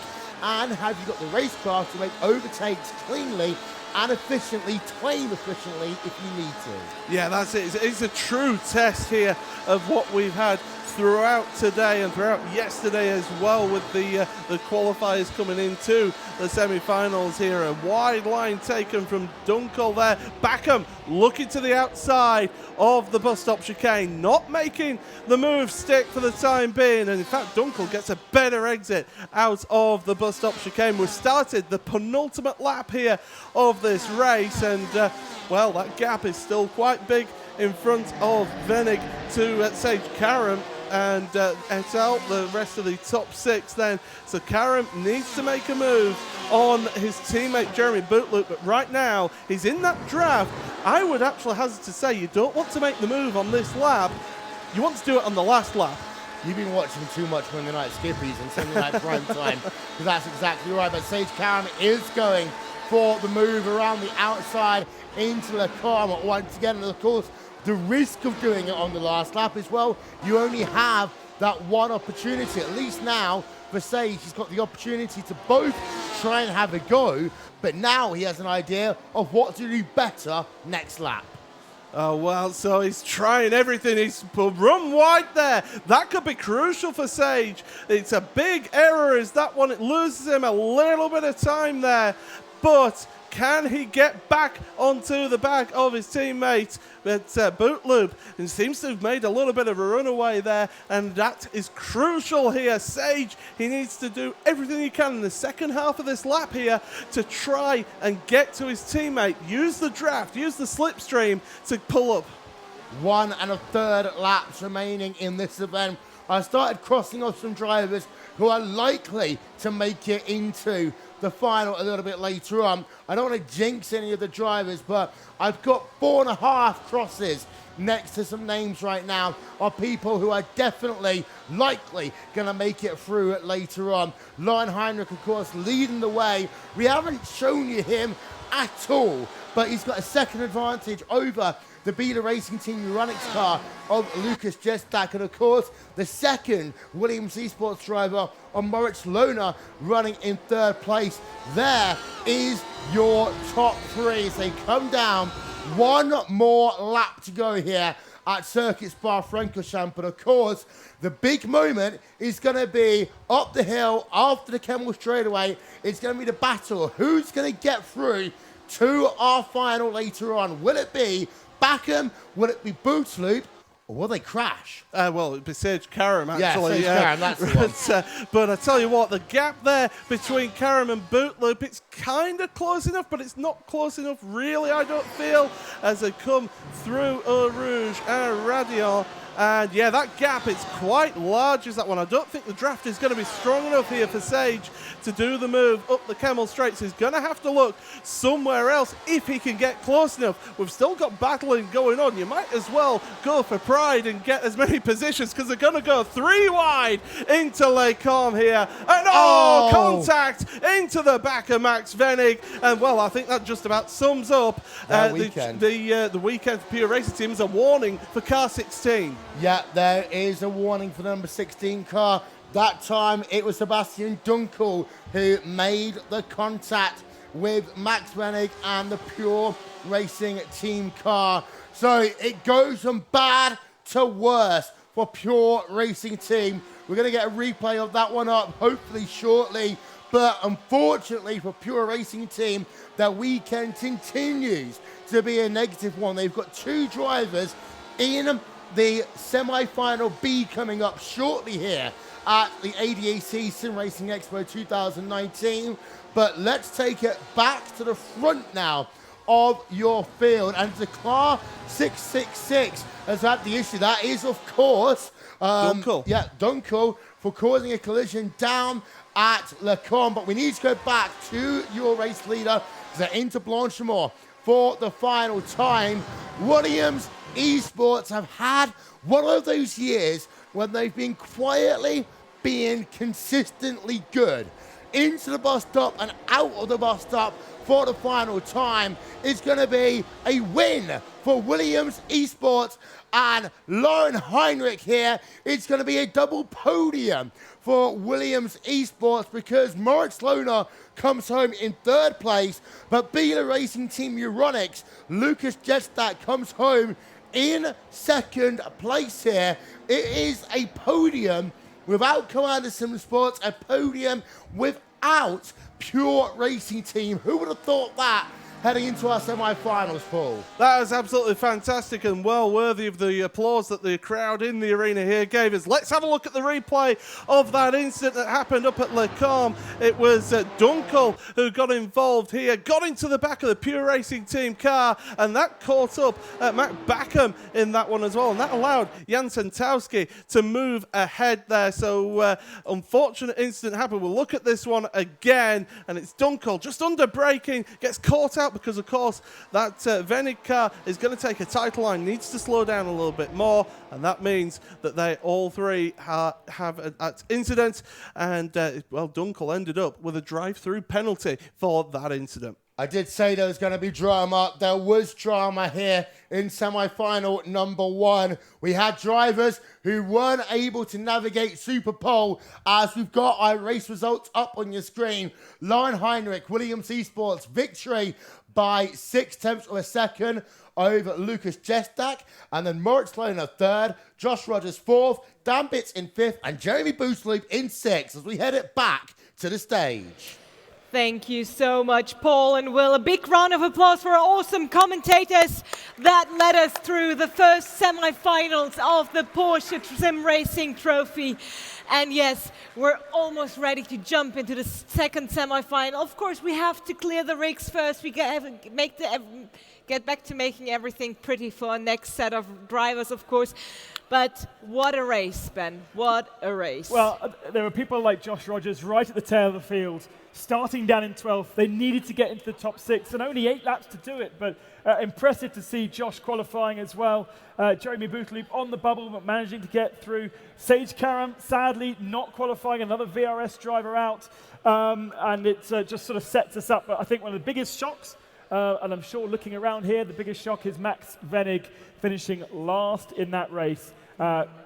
Problems with contact, and he will not go through into the final. But ladies and gentlemen, in the audience here, a big round of applause to our drivers, and if the drivers could clear the stage, what a race, what a semi-final one. All right, as said, we're getting the stage ready for our next set of drivers.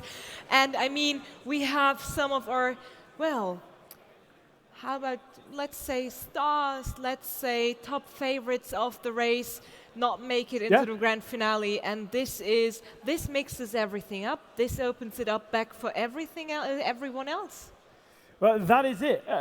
There are now opportunities for others to shine with people who are out of the way. But take, for instance, Lauren Hendrick, right? Williams Esports driver, he was out on corner 2 of our GT500 race, and he's just gone and won the semi-final A. So that is particularly good for him. Real good feeling. Doesn't matter that he's won. He'll have to qualify in the final to set his grid position for that final race. So actually the order 1 to 6 doesn't matter at all. It's all thrown in the bin now, but at least those 6 are through, and we're about to find out who the next 6 are. The stage is clear, and we can get our drivers on stage. Exactly, ladies and gentlemen. So it is time to introduce our second set of races for a second semi-final of the Porsche SimRacing Trophy. And here they are. Back to you, Will. Thank you very much, Melee and Ben. Let's get then your next set of drivers onto the stage. First of all, he is a part of Race Union Esports, driving in the number 187 car. Welcome onto the stage, Florian Bowden. Our second driver, he is a part of the Red Bull Racing Esports organization. Give him a big hand. He is Sebastian Joe. Apologies there. Max Benecke, second up onto stage for Pure Racing Team, winning this event, of course, last year. And now we welcome onto the stage the Red Bull Racing Esports driver in the number 22 car of Sebastian Joe.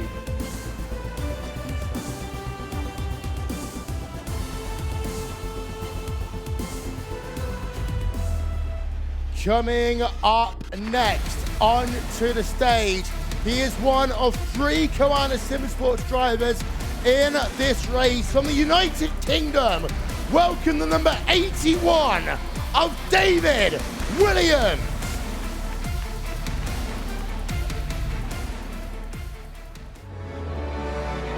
Our next driver, he is the only remaining SimCube NX Racing driver in this competition, driving in the number 10 car. Give a round of applause to Jack Sedgwick.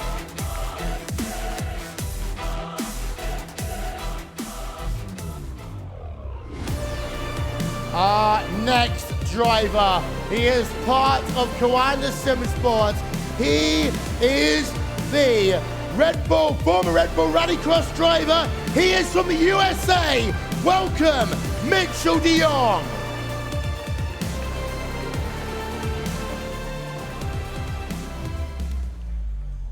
And coming up next now, onto the stage, he is from Pure Racing Team. They are desperate for a good result here. He's jogging onto the stage from Germany, the number 18 of Mark Elkerman. Our next driver represents DriveX Esports, driving in the number 4 car from Spain. Give him a hand. It is Sauber Talent.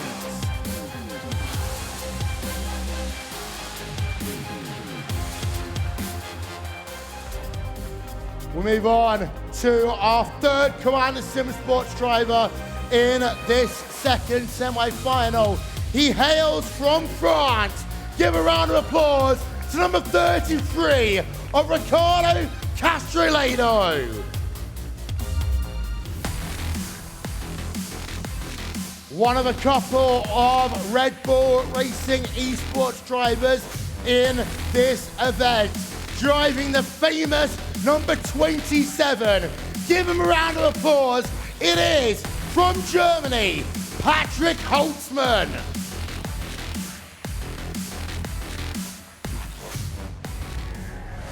Next up, Williams Esports had such a great run in semi-final A. Now they've got another driver in the number 3 machine. Give him up, it's Alexander Voss.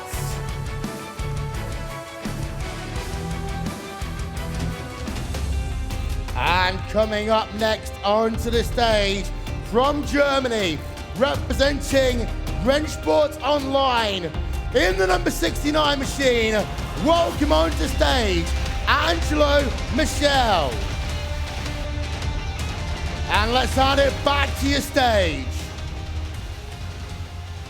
Drivers, to your rigs.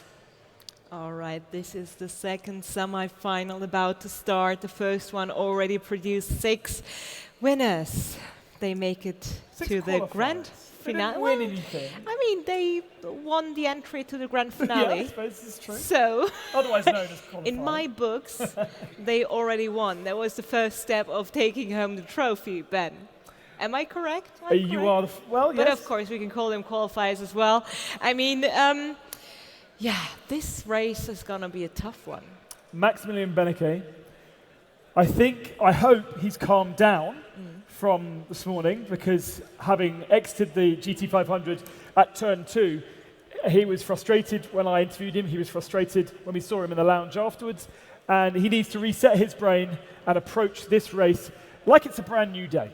And I mean, the mindset is so important when it comes to competition, no matter what competition, if it's traditional sports, if it's esports, if it's sports in general. As soon as it comes down to bringing your A game in that very time span, you have to show what you got, you have to be full focused, and pushing aside things that happened earlier the day, or maybe the day before, or maybe like 5 minutes before when you have to show up. That is a key factor for athletes, isn't it? Taking a quick look at Mitchell de Jong in his rig. Obviously, success earlier on in the GT500 race will give him confidence, as you said, to feel good about coming into this one, but a brand new rig to adjust. All these rigs are as absolutely similar as possible, but there are slight nuances in every single pedal, in every single bit of mechanics, and these drivers feel those nuances. So this next couple of moments, this practice session, is for them to basically get used to the new surroundings that they're in a very short space of time. Absolutely. It's not only about the technical things, about the simulator, about the motion simulators themselves, but also the lighting is different. The positioning on stage is different. The surrounding is different. And of course, things that can catch your eye. Of course, we have the monitors, the screens.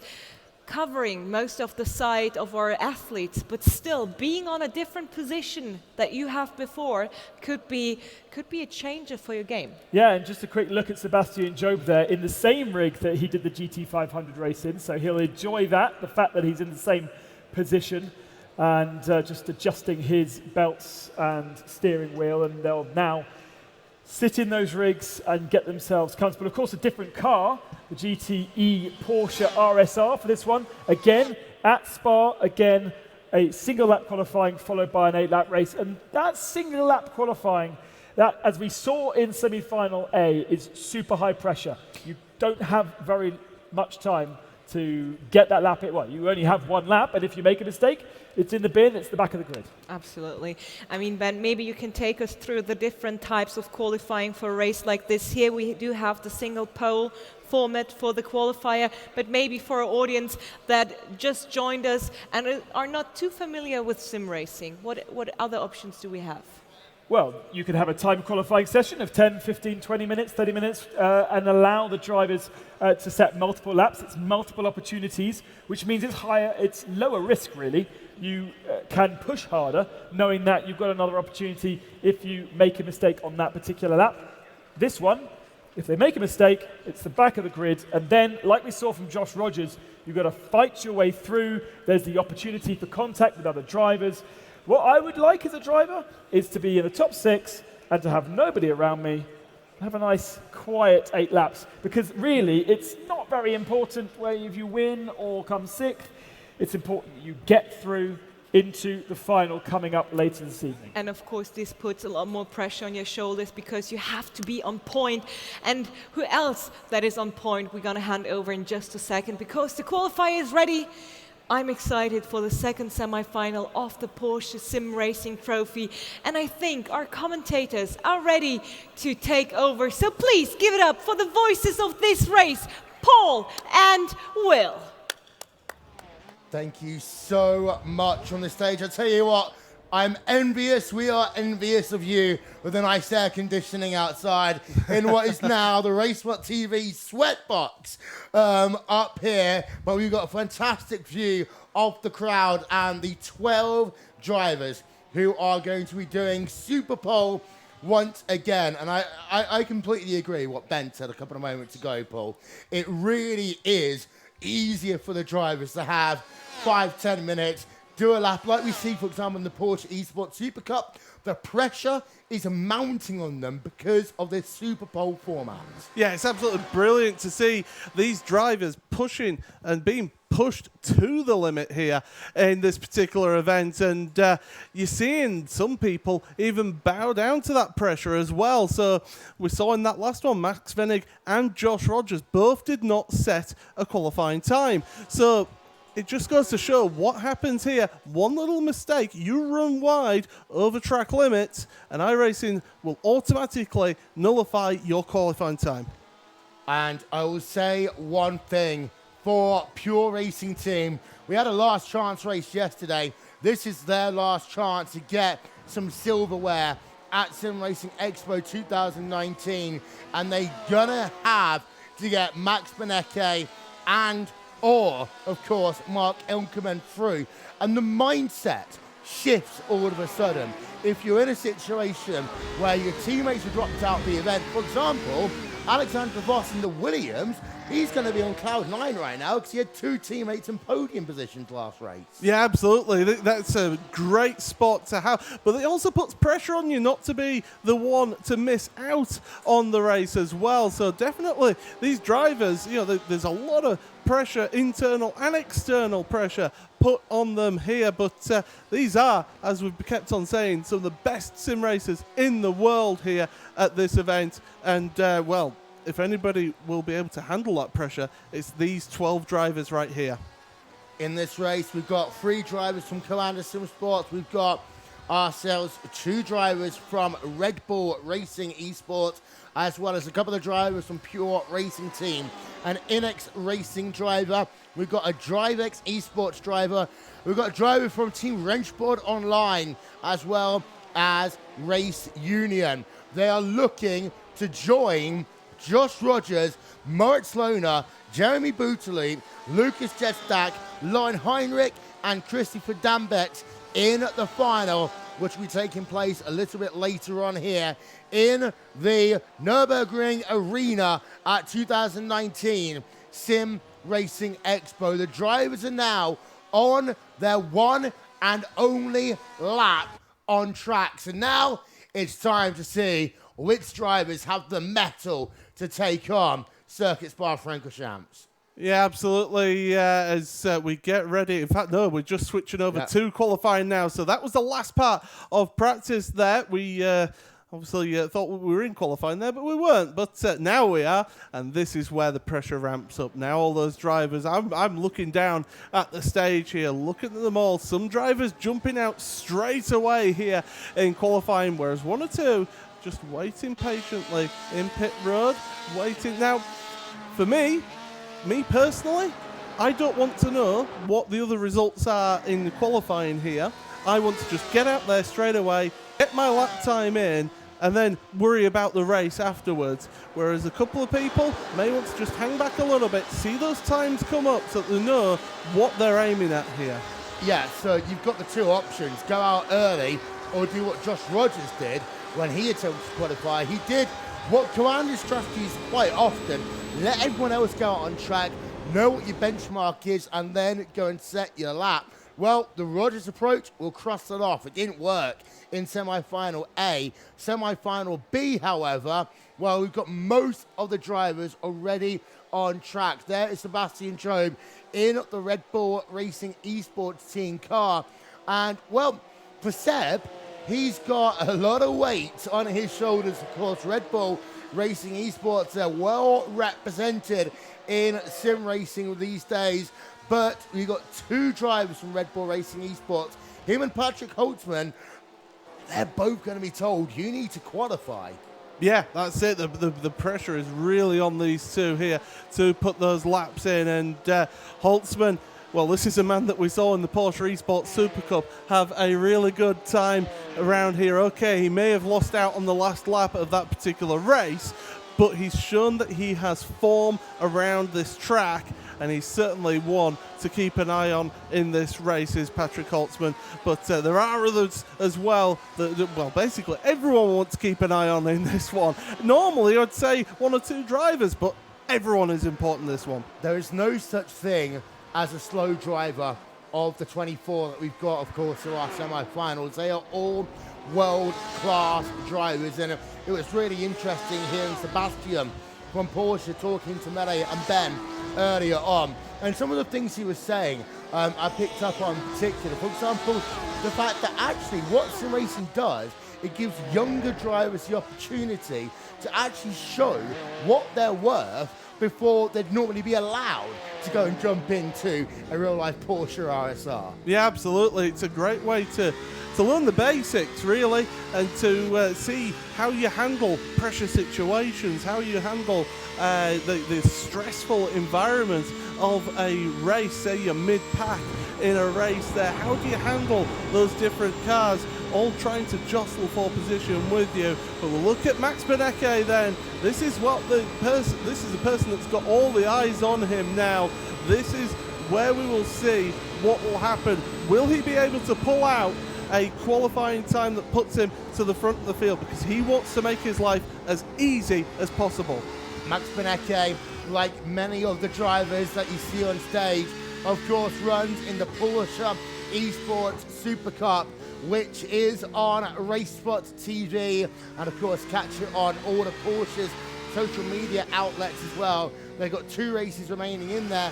Benecke is still in the hunt for the championship, as well as Mitchell de Jong, who is of course on stage as a part of this race, and Josh Rogers, who is currently leading the championship. But we're going to get about 20 seconds of hurried activity in just one moment's time, Paul, when those times start to come in on the left-hand side of our screen. Yeah, this is where we start earning our money now, being able to rattle off driver names for provisional pole. And well, we can see Max Benecke here coming through Curve Paul Freire towards the end of the lap. I can also see on another monitor that we have that Mark Elkerman is heading towards the end of his only lap time. I nearly said first lap time then. His only lap time. I've fallen into the habits, absolutely. So we'll be starting seeing those times coming up on screen then. So Mark Elkerman is going to come across that timing line. It's a 2:15.7 for him. So that's a benchmark for everyone else to work off of here. Here comes Max Benecke now through. Holtzman's the fastest at the moment, 2:14.9. Benecke cross the line, 2:14.3. Fantastic one, but Sebastian Job with a 2:14.2. Brilliant lap time from the Englishman. And well, Alexander Voss, what will he do? 2:14.7. That's put him into fourth place. Angela Michael as well for Range Sport Online. He's put himself in sixth place. We are waiting on one more lap time here. And do you know what? He's late to start the lap time. It says it's 5:13, but actually, I think that's his out lap. Yeah, I think so as well. That's Jack Sedgwick there in the Simulcube Inex racing car. But what a qualifying lap by the number 22 machine, the English driver of Sebastian Job. Also, just 4/100ths of a second separating Sebastian Job in that Red Bull Racing Esports car, the Englishman in the number 22 machine, and Max Benecke, the winner of the Porsche SimRacing Trophy 2018, qualifying in provisional second place in that Pure Racing Team car. Yeah, you look at how close those two are there in qualifying.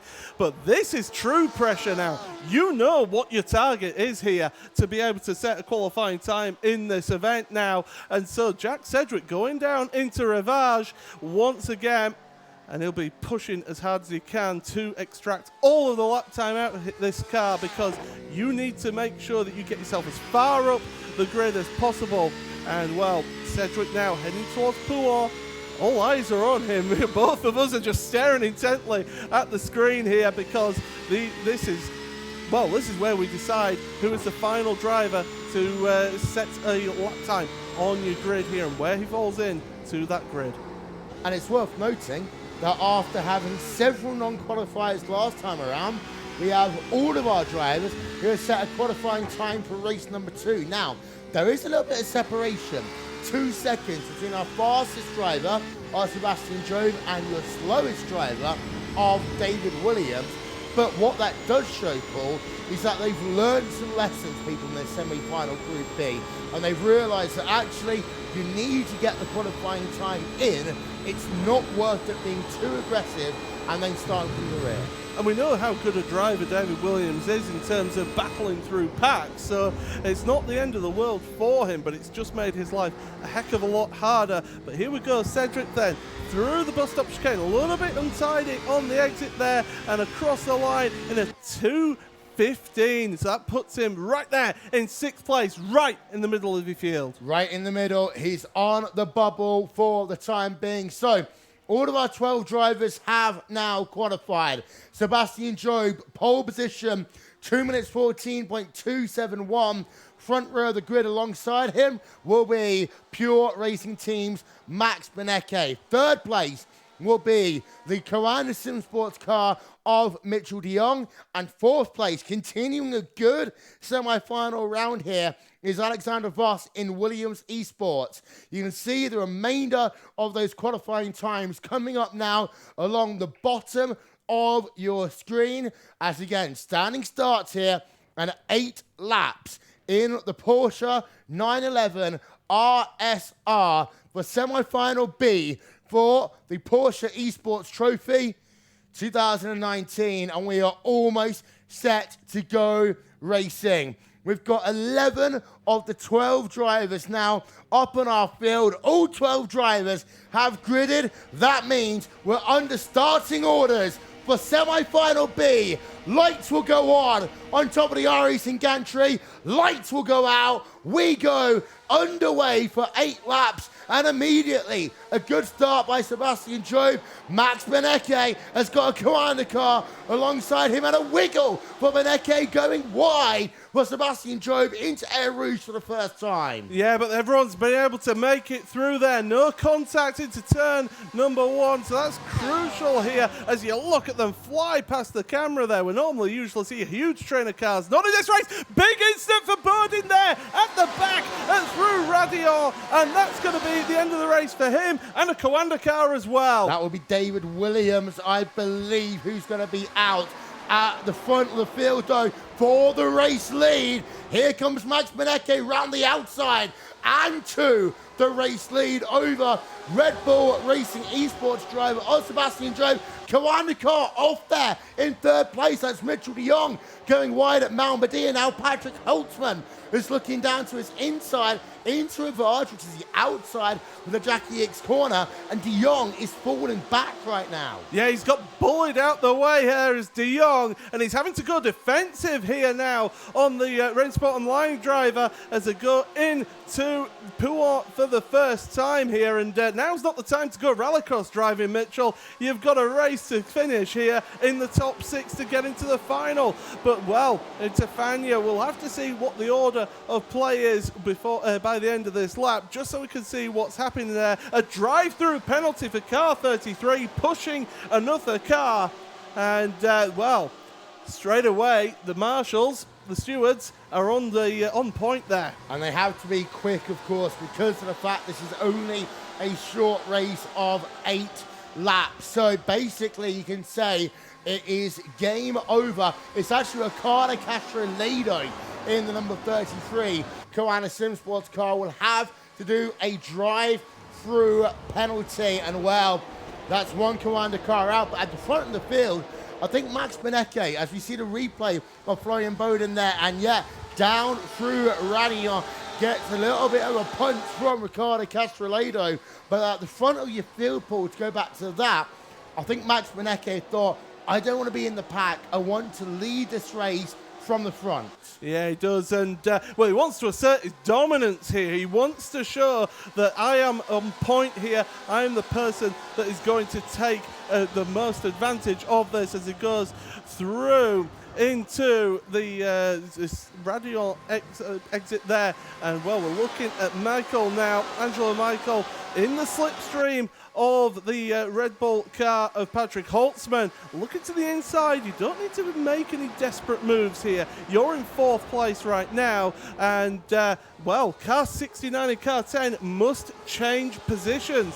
So that's Muffa race control directive. So obviously not happy with some of the overtaking that's happening here in this race. Yeah, and that's Jack Sedgwick in the number 10 car there. Number 69 is Angela Michel in the Team Rennsport Online car. Oh, wow. And the thing is, yeah, as he drops back to allow him through, that takes him out of contention. So Team Rennsport Online, by virtue of having to swap positions, are now on the outside looking in. Sebastian Job on board of him in the Red Bull Racing Esports car. 0.3 per second, the gap between himself and Max Benecke. Benecke, as I said, won this event last year. Sebastian Job qualified on pole position, but behind is now Mark Elkman on the bubble. 2 Pure Racing Team cars right now are through to the final. But Salva Talons here is putting the pressure on Elkman here, so this one isn't going to be over, not yet by a long shot. There's a car just behind Talons as well, not too far behind, so you've got 3 cars together here. That's David Williams, started from the back of the grid there, and he's in 8th place looking at potential top 6 down the inside into the bus stop chicane by Talons. Not able to get it down the inside there. Trying to hold it around the outside, using a little bit of the runoff, but stays behind, so not unfairly gaining a position there. That's crucial. That means the stewards, they'll be happy with that. Onto the brakes again, into La Source there. What a dive by Talons, and this is going to bring David Williams into this battle now. Yep, 6th, 7th and 8th places is heating up. We go on board with David Williams in the Commander Simmer Sports car. Look how close it is between the Pure Racing Team car and the car just ahead, the DriveX car, now up in 6th place on track. Salva Talent has got that position for the time being, but it's still close between himself and Mark Elkerman. As ahead, we've got ourselves Sebastian Job back to the race lead. Well, normally we'll be shouting about that. It's not important as this 6th, 7th, and 8th battle right now. Yeah, it's a different style of race here. We're going to be focusing a lot now on this battle here. 3 cars all together, all battling it out for that final qualification spot into the final, should I say, of this Porsche SimRacing Trophy. And at the moment, it is Salva Talent who's got one hand on it, but it's a long way to go yet. 4.5 laps to hold on to it, and we've seen what the slipstream up the Kemmel Straight does for somebody. Yep, we're not quite at halfway distance in semi-final B. Salva Talent right now in 6th place. He is on the bubble. Mark Elkerman is currently on the outside, looking in the Pure Racing Team car. But what David Williams kind of showed there when those two started fighting was, well, you guys go side by side again. I'm going to be right there and ready to capitalize. And this is actually what David Williams is a master at. Yeah, absolutely. Just being able to work his way through packs. He is a master at it, as you mentioned there.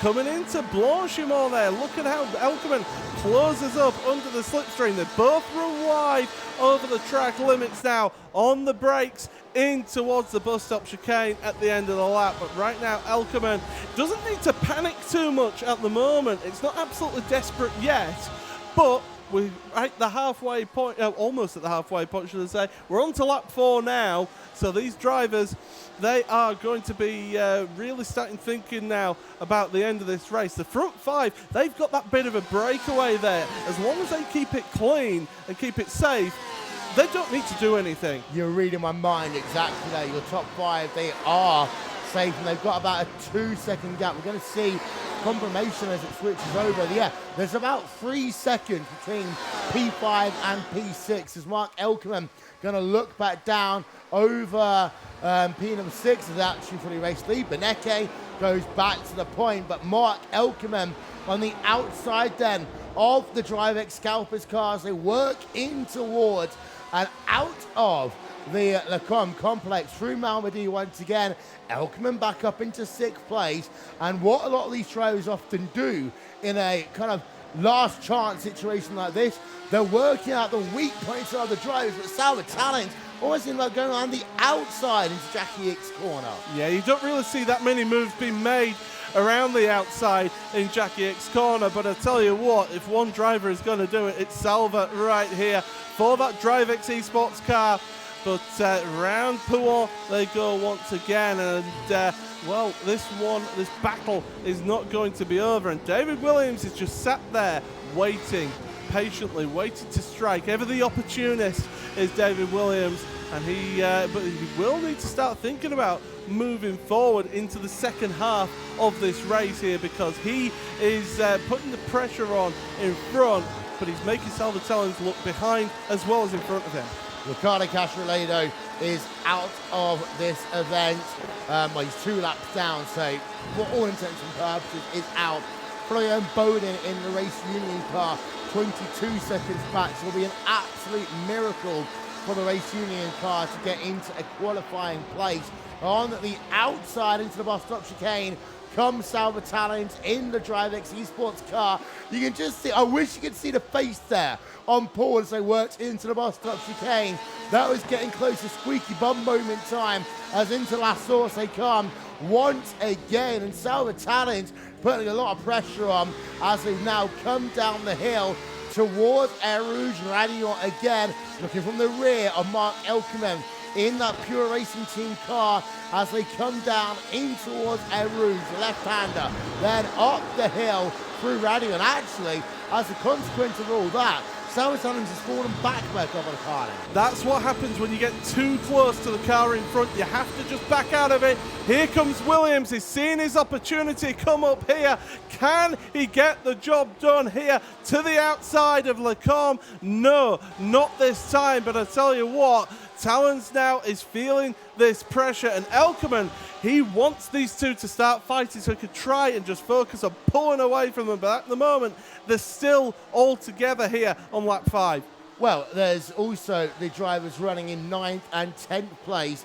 For example, Jack Sedgwick in the Inex racing car. That would love for these three to come together because there's a chance that he can get back into a qualifying position. We see the moves and shakers in our event so far.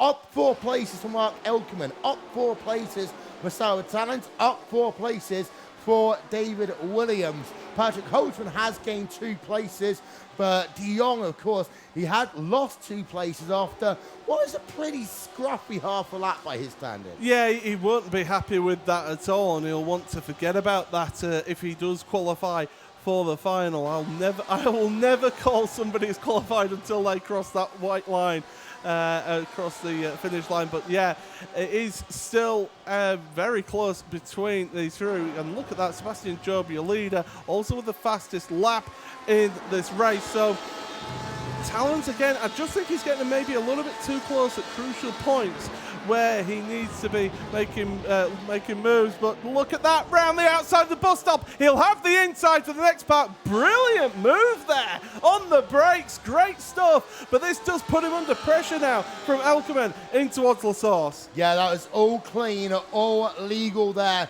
into the bus stop chicane, as that does give Mark Elkerman, who should have a good run up the top of the hill, but they are very close. The lights are flashing in Mark Elkerman's Pure Racing Team car. Of course, you don't want to get a slowdown penalty with only 3 laps to go. It was a little bit close, but both drivers are okay. Let's go on board with Mark Elkerman, and let's see, is he going to get the opportunity? He's going to have to go around the long way in towards Lecombe once again. Elkerman, this is a great battle between DriveX Esports as well as Pure Racing Team for the final qualification spot in this second semi-final.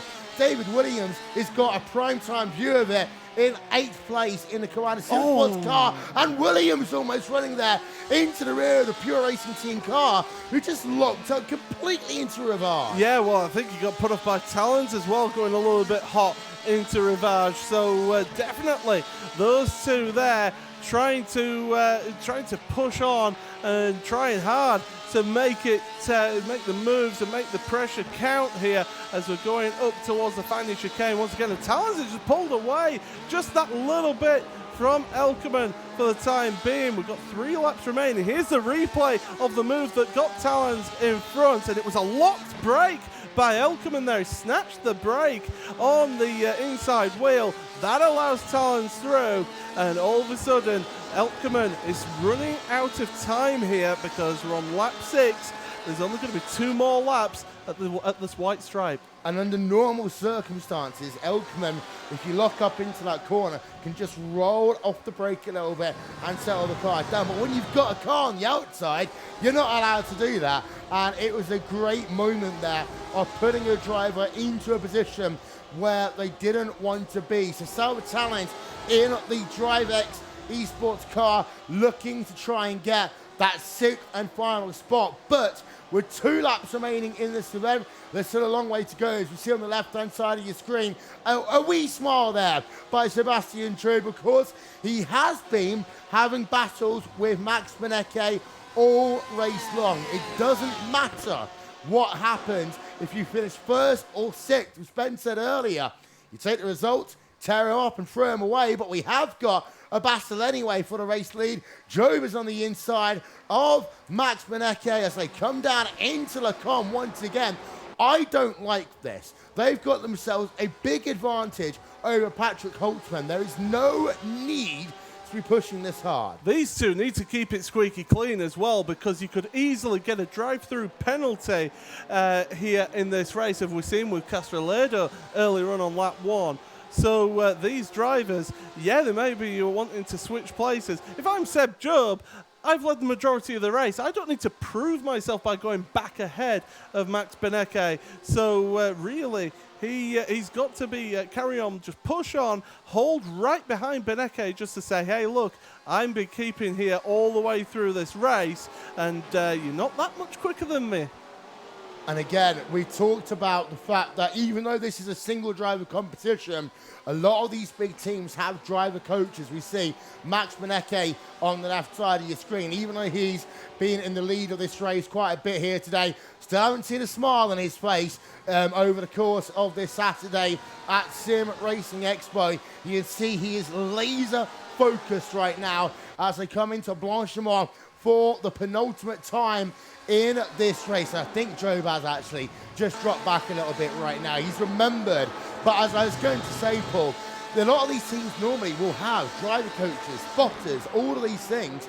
They don't here. They are pretty much running alone in these motion rigs. Absolutely. We've got a battle for third, fourth and fifth. But really, these three, they don't need to battle as we start the final lap here. It's the battle behind, actually, because it has closed up a little bit, although it's not completely done as that one. Sixth place is still quite a close battle as we look there. Seb Job on screen, trying his hardest, going through Radion once again, up the hill, up the Camel Straight.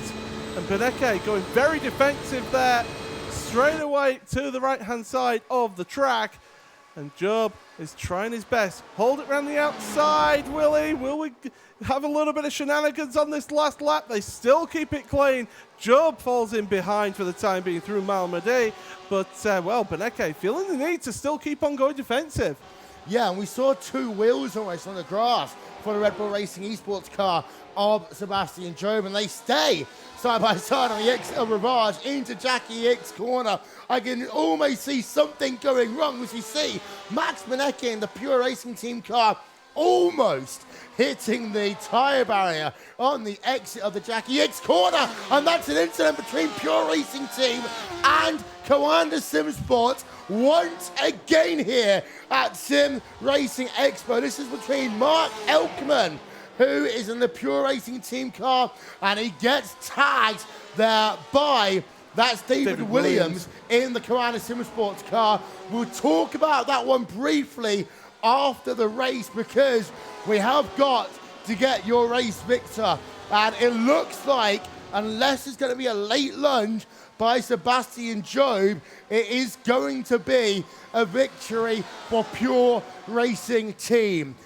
You got Max Benecke on the right-hand side of your screen. They run it nicely through Blanchimont into the bus stop chicane for the final time. Sebastian Job isn't going to go for the move in the final corner. That means finally a smile from Max Benecke. Finally, you see some emotion. He's happy again. Max Benecke wins semi-final B over Sebastian Job. And I'll say one thing, even though there are no prizes for this semi-final, I'm sure Max Benecke needed that result to get himself back his mojo. Silver Talons qualifies.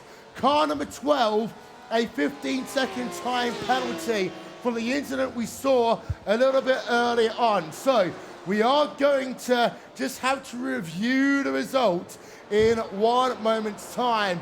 But wow, Max Benecke, he gets himself the victory here, as there is a replay of the number 18 Pure Racing Team car, Mark Elkerman, and well, PRT and Coanda Sim Sports, another incident, as let's get your top 5. Max Benecke, Pure Racing Team, winning by a third of a second over Sebastian Job.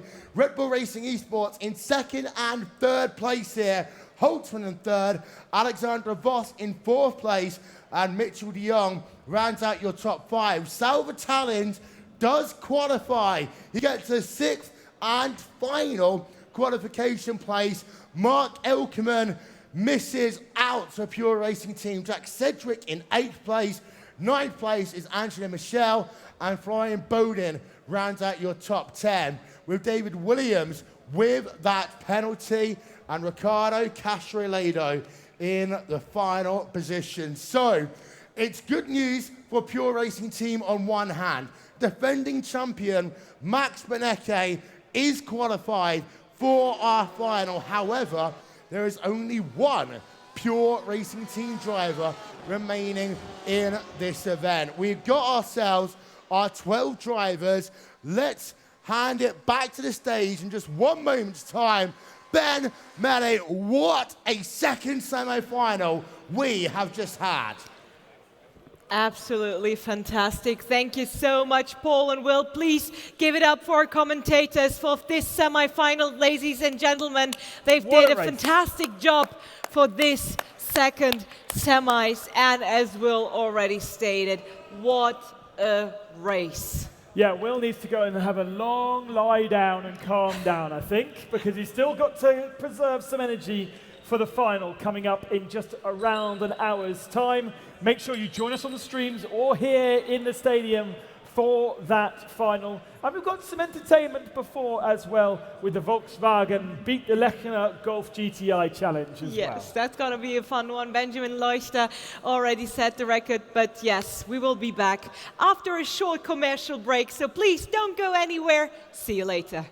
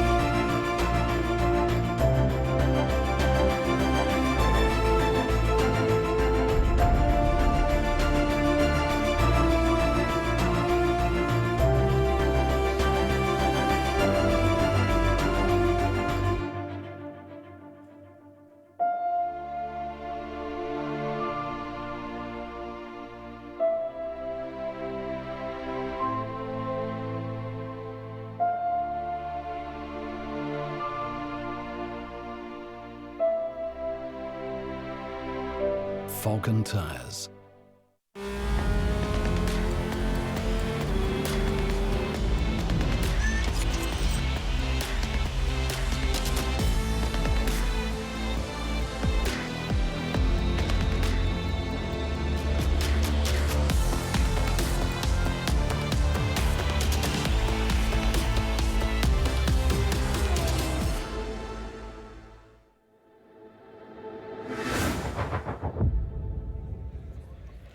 Ladies and gentlemen, we are back from the commercial break. Thank you for sticking around, and I promise you, we won't let you down because we still have some amazing things for you guys in store. And of course, the big finale for the Porsche SimRacing Trophy is actually waiting for us in the wings. But before that, we of course have the Benjamin Leuchter Challenge and of course, something very, very amazing for you guys now. It's going to be real entertainment, that Benjamin Leuchter Challenge. The Nordschleife. They're going to have to take on 3 laps in a TCR car. That is super, super hard to do. So stick around, make sure you join us for that before we crown our champion in Porsche Sim Trophy. However, you may have noticed we've got some guests on our stage, and it's fantastic to welcome Thomas Jägermeister from Fantec and Dom Doohan, the brains behind various things, including Team Redline and our Factor 2. Gentlemen, lovely to have you. Exactly. Thank you so much Thank for you. joining us here on stage. Hi, it's been a while that somebody called me Jägermeister, but it happened before. I was about to say, I found it really funny. I wanted to leave it up to you, but of course, Thomas Jägermeister. But Jägermeister isn't too bad either. It's all the same. But yes, CEO and founder of Fantec, and that's exactly what we are going to talk about today in this very short Fantec presentation. Thank you so much for joining us here on stage and bringing all the knowledge you brought us with you. We're gonna, we have some questions. We have some questions. We're gonna ask them. I'm not taking any responsibility for these questions, by the way. I've just been handed I saw them. you writing that That's back. fine. Come on. We'll do it live. I mean, that's one of my most favorite things to do. Wing it. Exactly. And Yeah, we do it natural. yeah, there we go. That's all been planned and rehearsed multiple times, definitely. But yes, of course, Thomas, we're here for one thing, for sim racing. Please tell us, and of course the audience and our audience at home, what does sim racing mean to you? In one sentence. Well, that's a nice way to start, isn't it? Yeah. So let me think. That's would be. I would say it's motorsport minus the risk of getting broke or getting killed. That's true, actually. But yes. Unless you have a wife which is not happy with having you a racing simulator in the living room. But yes, Dom, your ideas of what sim racing means to you? You're the grandfather of sim racing, aren't you? Grandfather? That's Of sim racing. That's Wow. nasty. But yeah, no, I mean, for me, sim racing is it's a new avenue into motorsport. It is a way that your kind of everyday guy can get involved with racing. We all love racing, and yeah, it's just as rich with the thrills and spills as real motorsport. So yeah. I mean, Thomas, back in the day, you put your heart into hardware, especially for sim racing, and now Fanatec is one of the leading brands of the industry. And what made you focus on this? What made you focus on sim racing hardware? Well, in the beginning, we made steering wheels. We also made game pads and flight sticks and keyboards and even a mouse, the headshot controller, a trackball, whatever. Quite some crazy stuff. But we decided that it's really better to focus on something. And when I had to pick something, I thought, okay, well, the racing games, they were one of the first video games ever. And there will always be racing games, and the best way to play a racing game is certainly with a steering wheel. So, well, that was as simple as that. And I said, okay, well, let's go all in for sim racing. This is we did this many years ago, and I say, okay, we're gonna stay there and focus only on sim racing, and that was a good decision. Yeah. And you say a long time ago. How long are we talking? How long has Fanatec been around, making steering wheels of obviously now varying different levels of technology? You know, if I look in the mirror, I still think that I'm a young guy, but apparently I'm not. Yeah? So if I'm looking back into 22 years of business now, and so we've been around for quite a while. We started in '97, where there was really not much on the market. Certainly. It's nowhere near even close to what we have now, and yeah, so I was quite happy to participate on that, and maybe we contributed a little bit and made things better, and yeah, and now since a couple of years, finally everything was really going up fast like crazy. I mean, that's finally we're there where sim racing always should have been. Yeah. Okay, that's some words I would say. And what is your main takeaway from the past couple of years? You said it has skyrocketed pretty much. What have you learned in that time, especially when it comes to sim racing? What have I learned? He's learned so much from me in that time and before. All these life lessons. It's been good, hasn't it, Thomas? I was going to say, Dom, though, you're kind of responsible for this growth as well. You're in part with Team Redline and with R Factor 2, helped sim racing become what it is today. Well, thank you, Ben. How much do I owe you for that kind of compliment? But no, certainly we've been in the forefront of sim racing for many years, and we've just seen it grow. And there are definitely certain kind of key moments, I think, within the last 20 years. For instance, when we saw kind of Max get involved. We saw this real crossover between real racing and sim racing, and I think what he did was bring the word sim racing to kind of like the forefront and F1 journalists, and I think that really helped. All right. And Don, what do you expect from the future of sim racing? Do you know what? It's so difficult to see the trajectory of sim racing at the moment because it's moving so quickly, but certainly I think there's going to be a lot more kind of huge competitions. I think at the moment sim racing is a bit fragmented because it's growing so quickly, but I think all of this will come together. You're going to have huge competitions, you're going to have big teams linking with small teams, and you're just going to see a massive explosion in terms of the hardware market, and I think the amount of people are just interested in it. It's merging motorsport with esports, and I think we're in a unique position there. And is that sim to real crossover important for a company like Fantec? Do you listen and work with real drivers to make sure your wheels give exact feedback from what they would expect in a real world situation? Well, there's one big difference between playing FIFA or playing Counter-Strike. I mean, if you play FIFA, then you're not really necessarily be a good football player. If you play Counter-Strike, then you're not necessarily be a good terrorist? No, whatever. But if you are a good anti-terrorist, cut it. But if you are a good sim racer, that actually can help you in real life as well, and that's the only esport I know of where this transfer is possible, where you learn in the sim and it actually makes you faster in real life. And I think this is something really special, and a lot of people notice that, especially the race drivers, and that's why this is going to be a long-term success, because it's going to be probably part of training, just like we are also quite good in the driving school business, and driving in a simulator in Germany will become sooner or later a standard as well to get a driving license. So it just makes sense. Like it is in planes already. Exactly. Yeah. I mean, I've heard that you actually have released a new officially licensed Porsche wheel. Yeah. Can you tell us more about that product? Well, we already showed that last year, so we're now finally in a position that we are very short to... We were there, Melly. We were there in December last year when it was launched. But our audience wasn't. This is true. But now it will only take maybe another 2 or 3 years, then we actually launch it. No, just kidding. We're going to launch it this year for sure. It's a replica of the Cup steering wheel, which is a quite popular wheel.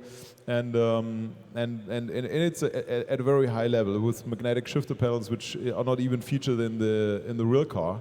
So in some respect, and the nice little metal badge, which is of course beautiful, very important, better than on the real one. But other than that, it's very close, and this is exactly where we want to drive it.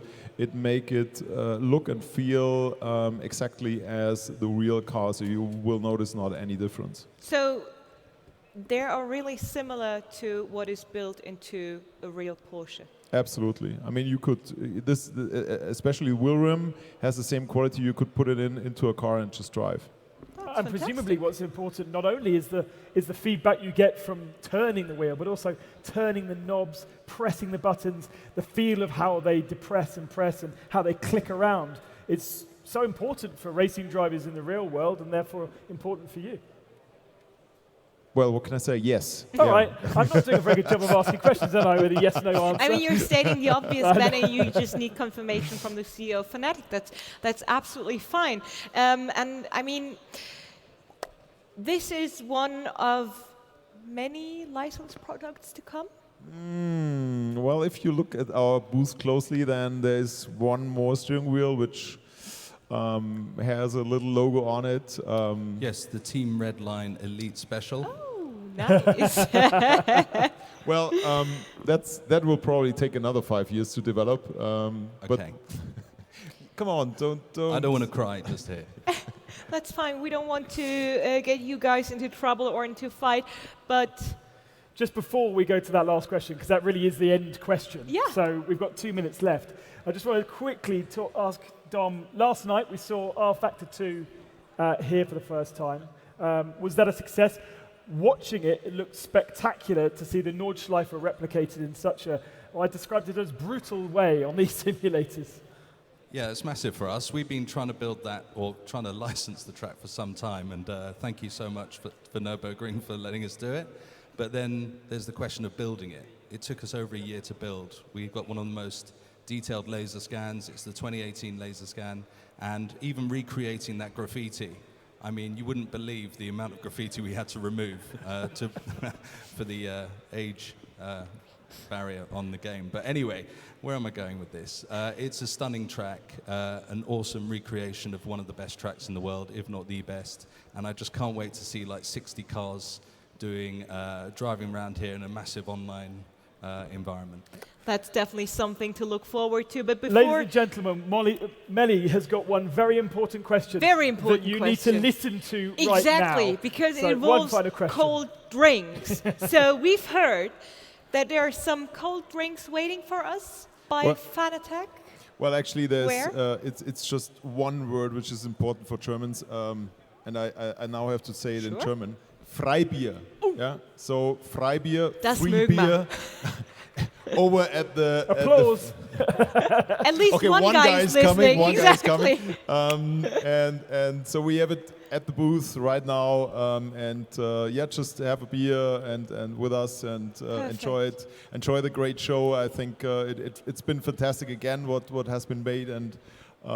Yeah, and let's celebrate it a little bit. Thank you. That sounds lovely, guys. You've heard it outside at the Fantec booth. There's Freibier waiting for us. So, before we jump right into the next product, first of all, I wanted to say thank you for joining us here on stage. Thomas Jackermeier, CEO and founder of Fantec, and Dom Duen, founder of Team Redline and CDO of Studio 397, behind R Factor 2, of course. And guys, it is almost time. Thank you so much. Big round of applause.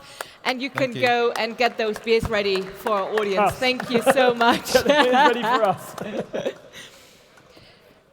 All right. So, Ben, this is going to be fantastic. There's something waiting for us. But before we jump straight into our next segment, let's talk about what happened today. Take us through. What did we see this morning? It's been a long day, and it's not over just yet. No, so we've had the GT500 race, the endurance race. We will crown all of our podiums at the end of tonight's proceedings. So we'll find out who's on the podium for the GT500. Clue, Josh Rogers and Mitch de Jong won that one. We've also, yesterday, had the Porsche Carrera Cup Germany race. Niels Naujok's winning that one, and he's already he's still around, probably in the Fantec booth. That's where a lot of people have gone to the Fantec booth to get a nice, refreshing I mean, you can't beer. drop such an announcement and not expect people to go. I mean, so, Ben, thank you so much for this quick overview. And as said, we're not done just yet. The Leuchter challenge is waiting for us. Beat the Leuchter.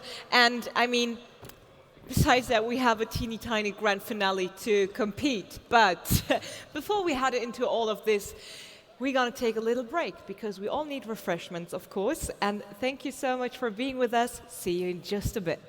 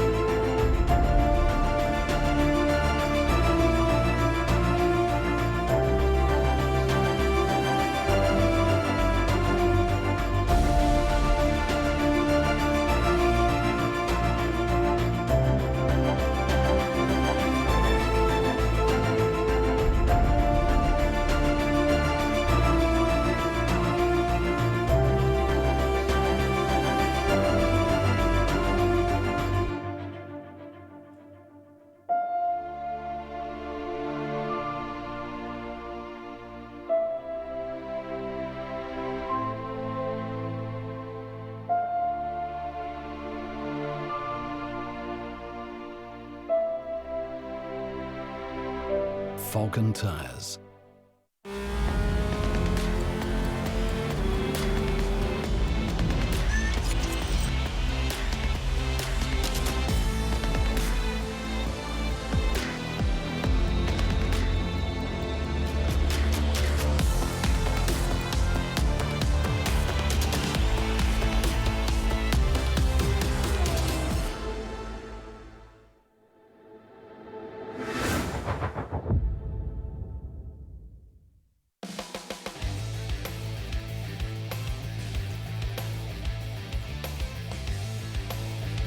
Hi, my name is Benny Leuchter and I'm driver in the SLR Team Volkswagen in WTCR.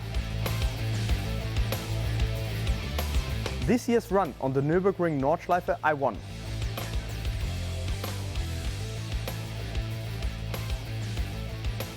You can try to beat me now on the big final in the Ring Arena.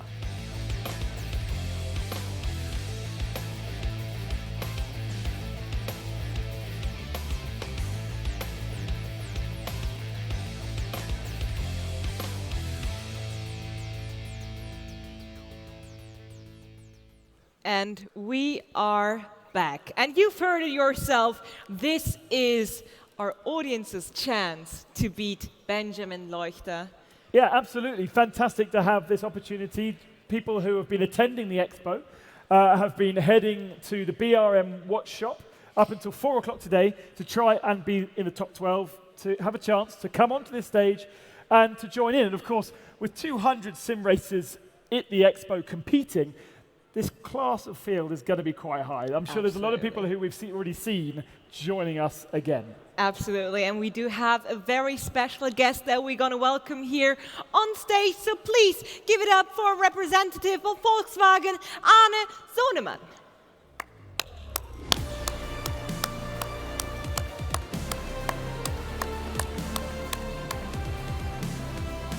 Arne, thank you so much for joining us here on stage. And you brought me a gift. Is that mine? Obviously, it's a gift, but unfortunately, it's not for you. Oh no, that's really, well, sad, for me at least. Because this is indeed a gift, as you already stated. But before we talk about this beauty, let's talk about the Volkswagen Beat the Leuchter with Golf GTI TCR. Yes. What are we expecting from this, Arne? I think we are expecting a lot of good racing right now, actually, in a few minutes. And what is really special about this, I think you all know this competition will be held on the Nürburgring Nordschleife, where Benny Leuchter already told.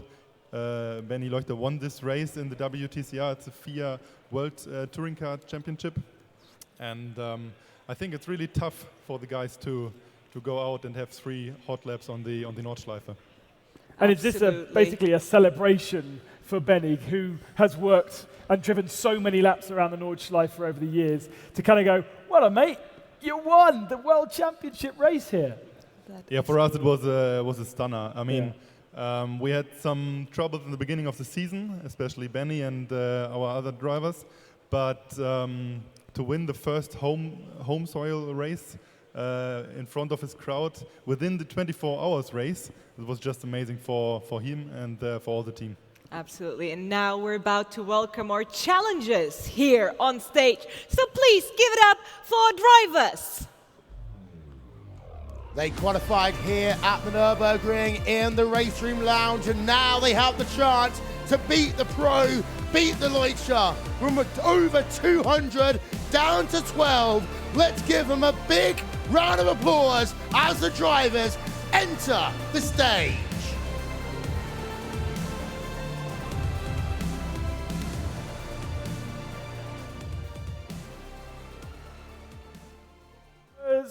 Drivers, to your rigs. Perfect. While the drivers settle in, get familiar with the situation, I mean, you don't get too often the chance to play on a stage like this, right? I mean... Yeah, I mean, as Ben already stated, we've seen a lot of pro sim racers already here on the stage. But what we wanted to try is to give, even though the other people who are coming to the expo, the opportunity to qualify for the main stage. And probably the sim racers got the lucky punch in the end, but there's one or two I think that is not regular pro sim racer. So I'm very excited. I saw a couple of guys just wearing regular T-shirts. So we, of course, as you already said, have a lot of jerseys, team jerseys here on stage. Yeah. But I mean, and as already stated before, you don't get too often the chance to play to drive on a stage like this. This is the first time here at SimRacing Expo that you have this opportunity. Yes, obviously, this is the first time that you have the opportunity to qualify in the weekend of the race, and for us, for Volkswagen Motorsport and Volkswagen, it's great to be in the prime time just before the big final. Absolutely, the big finale is waiting for us, but it's not just time for it just yet. We, of course, have the Leuchter Challenge at first, and one of the prizes we already saw, and this is, well, all of our competitors here on stage got this little beauty to take away from. They will get this after the race because they qualified among about, I don't know, 250 people that tried.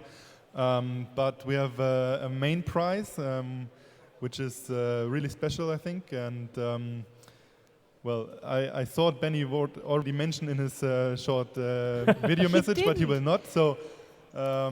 We do have a VIP VLN weekend with Benny Leuchter and a Nordschleife taxi ride with him. Yes, with him. The Benny himself. Yes, I mean, I had the chance to go with him on the Nordschleife already, but in a road car, and this was already amazing. But I can imagine that being next to him on his favorite racetrack in the world, I mean, it's the best racetrack in the world, we all know, but he won here and he will take the winner of this event to a fast lap. Yeah, so to the lap of his life, I guess. And this is a guy who knows pretty much blind with where every corner is and how fast to go around these corners. So if you've never been around the Nordschleife and you're sitting next to him, it's a hugely scary experience, whatever car you're in. It's absolutely amazing opportunity. What is your favorite part of the Nordschleife? My favorite part? I really like the I did carousel. one lap Yeah. in Alfa Romeo 4C. And my favorite part was the co-driver sitting beside me, pushing my foot to the floor because I was going too slowly. It was that bad. I'm sure that will not happen in this taxi ride with Benny. No. I don't think either.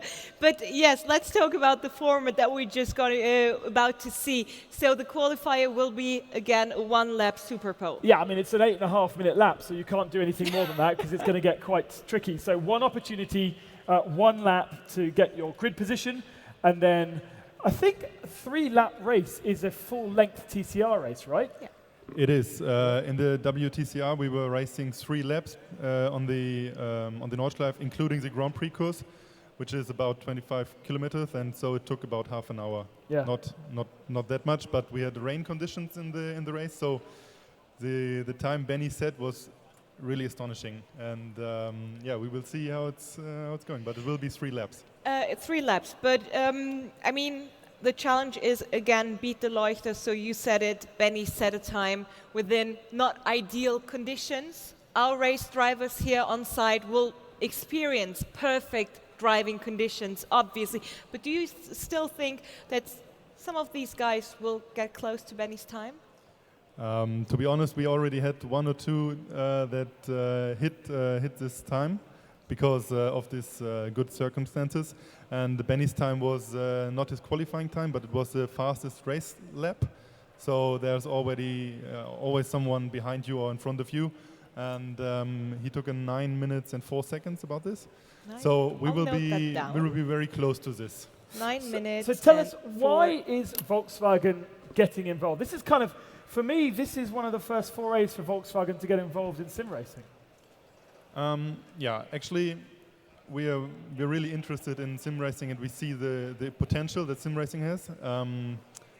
It is as my successor, who was in front of me on stage, already said, it's gonna rocket shipped, and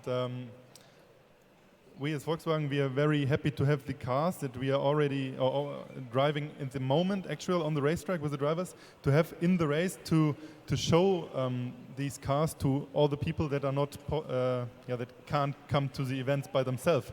But this platform, e-racing or sim racing, is a worldwide platform, and we can show our cars, what we have, to the people all over the world, and the people can experience the cars by themselves, which is amazing, and you cannot afford to do it normally. No, you normally can't, indeed. And I mean, let's talk about sim racing as a component for your professional drivers to prepare for tracks, because you guys at Volkswagen use sim racing as a vital part of your training of your pro drivers. Yes, especially Benny is really keen of doing sim racing, but we have a simulator in our headquarters which is slightly different to these gaming simulators, because we can have a lot of technical details out of this. We have always engineers sitting next to him, and especially for Benny, who is even though he's already 30, he's a rookie in the WTCR. Already and there are 30, he a didn't lot say of, that. there are a lot of racetracks he didn't race before, like upcoming Ningbo in China, or there's Suzuka, he was not there. And this is one really crucial thing, that he can learn the track already before going to the track. And due to these good simulations, the tracks are really, really realistic. That sounds perfect, if you ask me. Please give it up once more for a representative of Volkswagen Motorsport, Arne Sonemann. Thank you so much for joining us here on stage. And guys, it is served, so it's over into the qualification and over to our commentators. Connery and Paul, take it away. Thank you very much, Melly. And yes, we are here for the Beat the Leuchter by VW GTI challenge. And well, what a fantastic circuit we are taking part in this competition around the Nordschleife here at the Nürburgring. And as we mentioned there, the World Touring Car, World TCR Championship, should I say, they run around this circuit. One lap qualifying coming up, Connery. So this is the opportunity for these drivers to set that one qualifying lap time. Now, normally we would say that qualifying is absolutely everything. It's not everything around here, just because the pure challenge around this track. Yeah, absolutely. Of course, it's widely regarded as the most challenging racetrack that you could ever go to. Of course, it is the longest racetrack that you could ever get in the world as well. So, and it has such a story behind it as well. We see, of course, the Irish driver of Murphy heading out there. He's actually going to go out into the barriers into turn one. So that's not exactly the most ideal start there for the Irishman, but we'll just put that one aside just for now. But Benny Leuchter, one of the stars, one of the absolute experts at this racetrack. These guys up against him. Yeah, Martin Peterman then we are looking at on screen at the moment, and well, he's managed to make it past turn one, so that's an improvement for what we saw from Eamon Murphy. Of course, Eamon Murphy, who we saw yesterday competing in the Race Room Championship, the ADAC GT Master Esport Championship. So we saw him racing yesterday, so it's good to see him participating in this. But Martin Peterman then on the Grand Prix circuit through the Michael Schumacher S right now, and these touring cars, the back end of these cars is going to be very light. It's going to be very bouncy and sketchy for a few of these drivers, but they've had plenty of practice trying to beat that time and to get qualified for this challenge. And well, you can see the back end just coming out just that little bit, even though it is a front wheel drive car. It's this VW Golf GTI.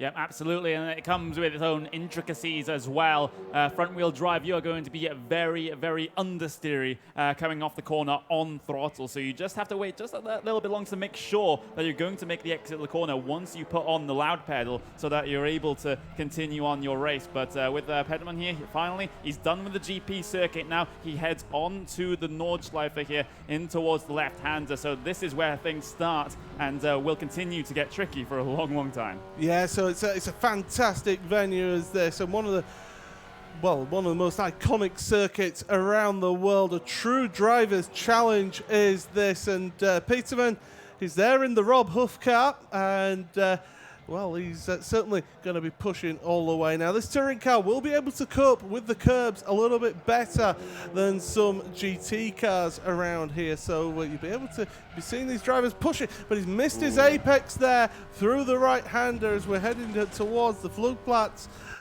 here on this qualifying lap. And already Sector 1, 2 minutes 32 seconds. That just shows how long the sectors are here, Connery, around this circuit. As we mentioned, about an 8.5 minute lap in these TCR cars. Yeah, absolutely. So it's going to take a while for them to get around the racing circuit. But despite that one error for Martin Pieterman, he seems to be going fairly well here as he's going onto this very, very long throttle section into the left-hander, just down the hill slightly. And then you get on the brakes for the right there, I believe. Oh, no, he's gone off there, down in towards that. I believe there was Arnberg there, up over the curb, into the grass, almost into the gravel as well, trying to recover that car. He does do so, but he's lost a lot of time as a result of that mistake. Done a good job not to end up in the barriers there, to be honest, because you can get so easily, once you get onto that grass on the outside in towards Arnberg, then that's it. You're just a passenger through there. But now up into Adenauer Forest for this time, and that's what happens when you clip the curb there. Around he goes. He's spun front and back off of the walls there. And as I mentioned, that back end, it skips about here, hit the curbs at the wrong part of the circuit, and that's going to fire you off of the track there. Yeah, absolutely. You step a foot out of line here on the Nordschleife. You're going over, well, at least a very little curb at some parts of the racetrack, but for most of it, you do have these grass edges. If you just dip 2 tires into that, that is just going to send you into the barrier. Big moment there for Hiller, and a big moment continues on as he hits the barrier. Down at one on the left hand as he will return to the racing circuit, but that's the second driver now having a big error on the green hell. Are we going to have a driver set qualifying time at this rate? Every time we seem to focus on a driver, they seem to go off here. But, well, here's Martin now coming through the left-hander. And, well, he's a little bit behind the others here. Across and up over the rise here. This car should stay well and truly planted, and it does, through the right-hander. Really fast double apex right-hander now, and you're picking up the speed. And this, of course, is heading towards Arnberg here on the lap, and heading down now, just flat out. It's just, in these cars, it's so long to hold it flat out, but we move our attention now to Jens Fiedler. Going through the right-hander here uphill. It's a steep uphill section is that. You come through into the left here, carry a lot of speed, but then you've got to slow it down for a long sweeping right-hander, and it's important to get the speed out of this right-hander here because you're carrying that speed all the way up the steep hill, up the steep incline towards the carousel. Yeah, absolutely. It's basically for this part of the lap and onwards, it's all uphill. He passed the bottom point of the racetrack just a good 20 or 30 seconds ago, so it's going to have to be a bit of a hill climb here for Fiedler as he heads up through again a very, very long on-throttle section. Just these very, very fast apexes that he just has to negotiate, and then you're going to look for the next braking zone in just a couple of moments' time. But right now, this just gives you a little bit of time to relax. Here we go, up towards the left once again, on the brakes. Finally there, big amount of curb there on the inside, trying to hold that car together. You just seem sneaking towards that outside, but more importantly, you didn't get any tires into the grass on that outside. Yeah, absolutely. So really having to brake hard. You can hear the brakes working hard. You can hear the tyres working hard as well here. Go through the right-hander, and here we go into the carousel then. For the first time, the first opportunity that we get to see these TCR cars running through around the carousel. They're important to keep on the concrete there, because if you go out onto the top apron, it just spits you out wide into the barrier, but he manages to keep it down there in the cambered section. And now, well, we're coming through to the second half of the lap, and this is where it gets a bit more technical, a bit more twisting and turning. It's almost like a roller coaster is this next section. This section always kills me whenever I try to drive it. It's you know, it's the of course it's the back end of the lap, so you know it's going to be where the drivers are perhaps least familiar of how it goes if they're always, having problems earlier on in the lap. So Fiedler still looking very, very strong here, coming through this section. A big amount of oversteer coming off the corner there, which is a little bit weird to say with a front-wheel drive car, but it can and does happen. But then down in towards the left once again, still no mistakes just yet. Slight missed apex there, but the thing is you have over 100 of them at this racetrack, so one missed apex isn't really going to help you, really going to hurt you all that much here. 169 apexes to be precise there as we're heading on. Do you count the double apexes though? Well, that's a question. Yeah, that's true. 169 corners anyway, as we look back now at Marcel Weber, the German, running through. And he's only just on the start of the lap here, so he's not going to get this qualifying time in here. But as we move back forward to Zenfels. They start before the timing line, so I believe they will be able to get the lap in here. As Zenfels currently he's done a 3 minutes 15.1 in sector 1. That's 5 minutes 9 seconds 0.6 for sector 2. So right now he is coming up towards the end of the lap here. We see Jens Fiedler here coming up towards the mini carousel. Then the same sort of deal as the main carousel. Just dip yourself into that concrete on that inside. Use the camber to carry you around, and then you start to think about that very, very long on throttle section of the Docking Ho just coming up in a couple of moments' time. I always remember watching a video, and it was Tom Coronel did a video, and he shows him coming down the Dottinger Ho here, and he literally holds his leg down on the throttle over the bumps just so he doesn't come off of full throttle all the way down the Dottinger Ho here. But this is the opportunity just to relax. This is what the drivers do. They've got through the main part. Relax a little bit and prepare yourself for the final few corners here. You can see the S coming up here towards the end. You'll want to be hitting the brakes now. The car will get a little bit loose.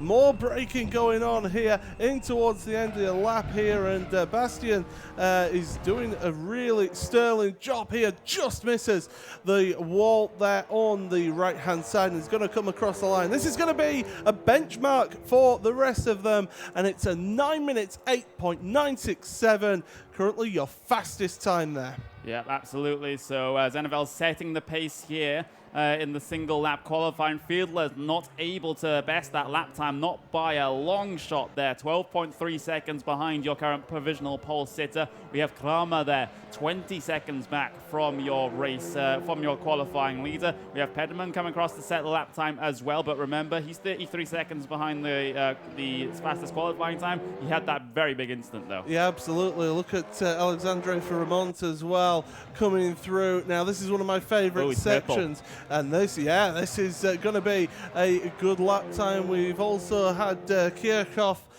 make a lap time in 5th place at the moment, but this is going to be the chance for Vermont to really get the opportunity to get pole position around here through the Beloff S here, up over the curbs. You can almost get away with it, but you don't want to do it every lap here as it comes in now through this right-hander. Get the car slowed down a little bit more through the left in towards the Kleiner Carousel once again, and Vermont, what's he going to do here lap time wise? We've got about another minute or so, a minute and a bit to wait here, just to wait and see what his lap time is here as he comes through on towards the Dottinger Ho, and it's important to carry as much speed as possible on the exit of this corner now, down the straight, and you could just see that vast expanse of asphalt right down in front of you. There's just no deviation there on screen at the moment, Conor.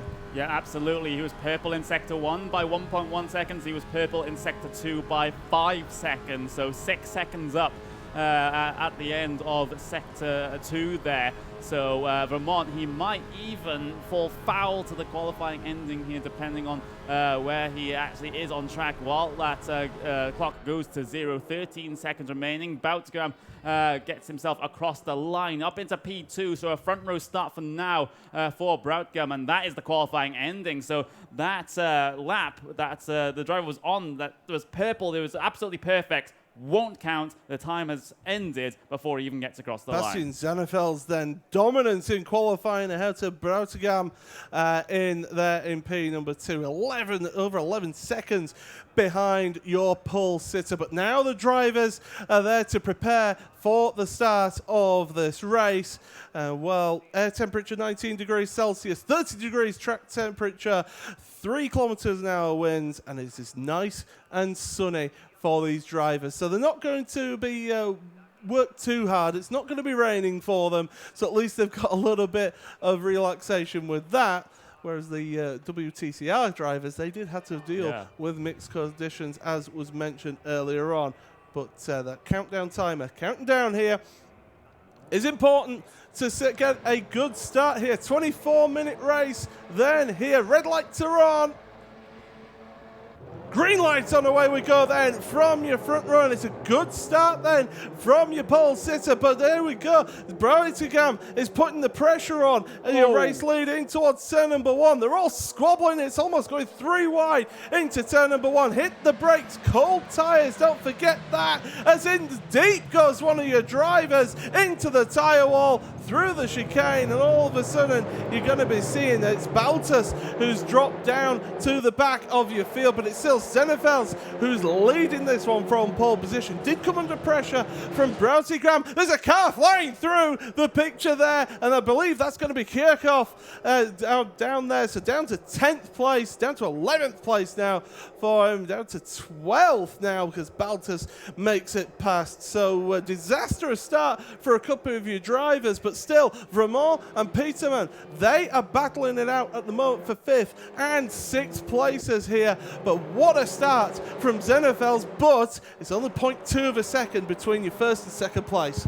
Yeah, absolutely. So close run thing right at the front of the field. We're riding on board with your race leader, the rear view of Bastian Zennefels. You see Broutigam there right in the, basically right on the back of his rear bumper, especially so coming through that section. Down towards the inside goes Broutigam then coming through the right-hander, simply not able to find a line coming through there, has to drop back by around about half a second there. He's completely and utterly butchered that corner. Meanwhile, we do have P3 getting a piece of the pie as well. This is Hillett on the way up and towards the NGK chicane. Does he decide to go for the move? That one's going to be a no there. Big amount of curb on the inside there as he tries to head his way through towards the end of the GP circuit and finally onto the Nordschleife. Vermont with forceful move there into the NGK chicane.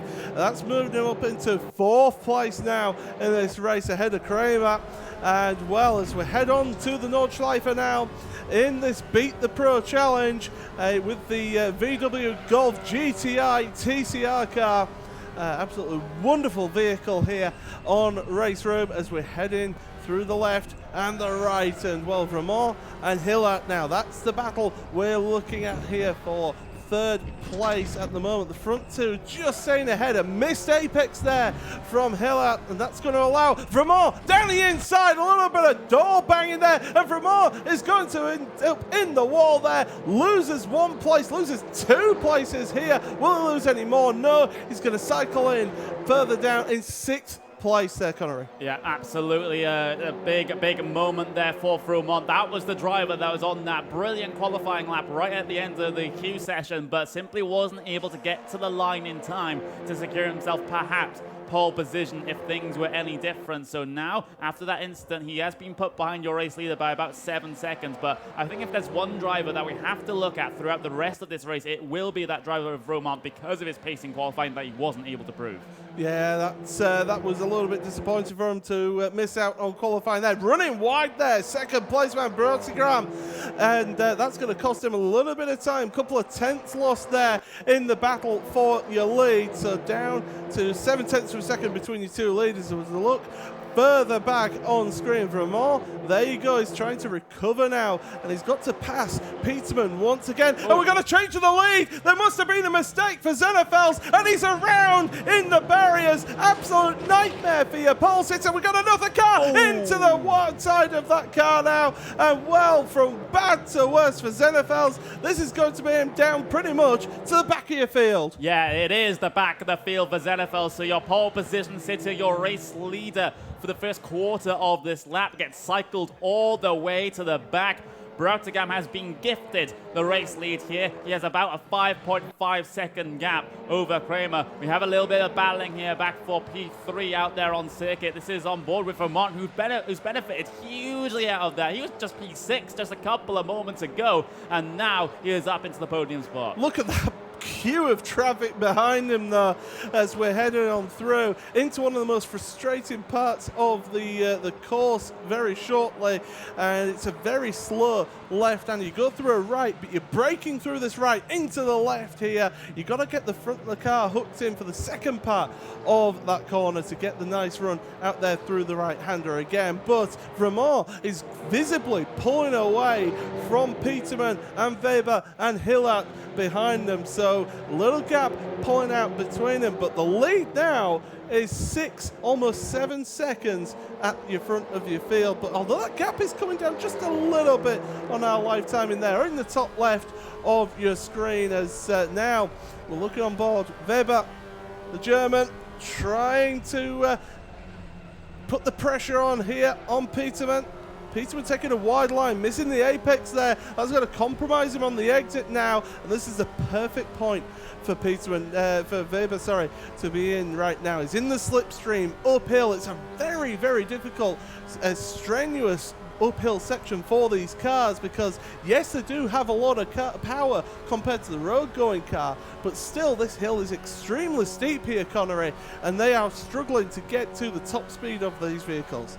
Yeah, absolutely. Just bouncing off the rev limiter, perhaps coming down through the end of some of these high-speed sections. Weber still very much in contention here when it comes to Peterman. We do have Alexander Vermont. He is tracking down the driver that's currently in second place right now. That is Kramer. So that is potentially a big issue there for Kramer, because look at him. He's riding on his back bumper all the way through the right-hander is the Frenchman. He's really making a statement of authority at this stage. He just wants to move Kramer out the way. Down towards the inside of the carousel, then shoves Kramer up onto the top of the racetrack there, and that is Vermont through. Oh, as we've got a bit of rally crossing going on behind between the two of them, Weber and Peterman. They're bumping doors, they're banging. This is proper touring car racing right here. This is what I absolutely love. But these drivers, they're battling it tooth and nail, and what an opportunity it is to be on this main stage here in the arena here at the ADAC 2019 SimRacing Expo.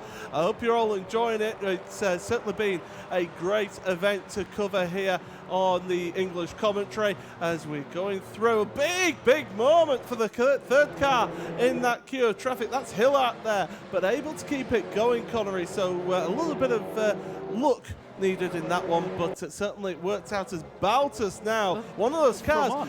Well, Baltus, this is the thing. Baltus here went straight on at turn number 1 at the start of the race. He's now in 7th place. Oh, that's Prinzig there coming under threat from the car of Murphy behind in that number 33 car. So that is possibly a big issue for him. He needs to deal with this pressure now from behind, but also not lose track of the car ahead if he wants to do well in this race here today. So we'll definitely keep an eye on this battle. I am very conscious of that lead gap coming down at this moment in time. Here comes even Murphy then, very deep on the brakes, coming up towards the compression. He almost snuck his way down the inside there of Prinzig. You see how far on the back he goes. He gets a little bit too much curb, almost gets spat out towards that Armco barrier. And as everyone knows, if you ruin an Armco barrier at the Nordschleife, you have to pay for it. Yeah, it lost him a position there. Prinzig has dropped down. He's backwards into the wall there. Absolute nightmare. It's him and Murphy who's in the wall, actually. So big drama. There's Prinzig. That's Prinzig there in the background as well of that shot. So big drama between him and Murphy and Prinzig. But we're going to look forward then towards Peterman and Hillard now as they're heading on to the Dottinger Hohe for the first time here in this race. Your leader is Broughtigam, ahead by 6 seconds ahead of Ramon. And then we're looking at this one. Marcus Kramer ahead of Weber. Peterman and Hillard as well. The slipstream coming into effect down the Dottinger Hohe. 2x2 here with these Volkswagen Golf GTIs. Absolutely on the limiter here, Connery, and these drivers, Well, I've seen in the past from personal experience what happens when you go too wide through this section. Let's hope that they don't repeat what I did. Was it in the WTCR where there was like literally 4 or 5 bits of contact between two drivers going down the Dartlinger Hill? That was absolutely crazy. I have no idea why a penalty was given for that, by the way. But, that is a topic for another time. But right now, these guys heading their way across the line to complete the first lap of the Nürburgring Nordschleife layout here. We have Broutigam, current race leader, by around about 9 seconds. And I did spot that gap come down to around about 6 seconds at one point. So Vermont is still making gains here. He has about 15 minutes to work with if he wants to try and get towards your race leader. And of course, that big prize of being taken for a lap around the Nürburgring Nordschleife by our pro here today. So there we go. Hillert heading his way through then on what is going to be the car of Petermann as he tries to get through, squeezes his way through on there. So that's the German ahead, and now he can look to try and make any further progress in this race. Yeah, absolutely. I'd love a taxi ride around the Nordschleife with Benny Leuchter, but unfortunately we have to work on this on this one. So as Jens Fielder, not been a good race for him. The German down in 10th place has been basically, these guys at the back of the field have had multiple issues really in this race. Is looking to the inside is Fielder now, not able to make the move, but Baltas ahead. He's certainly playing a good defensive drive. Your lead is down to about 6.6 seconds, so it's not coming down that much so far, as we've got 13 minutes and 10 seconds remaining in this race, Conor.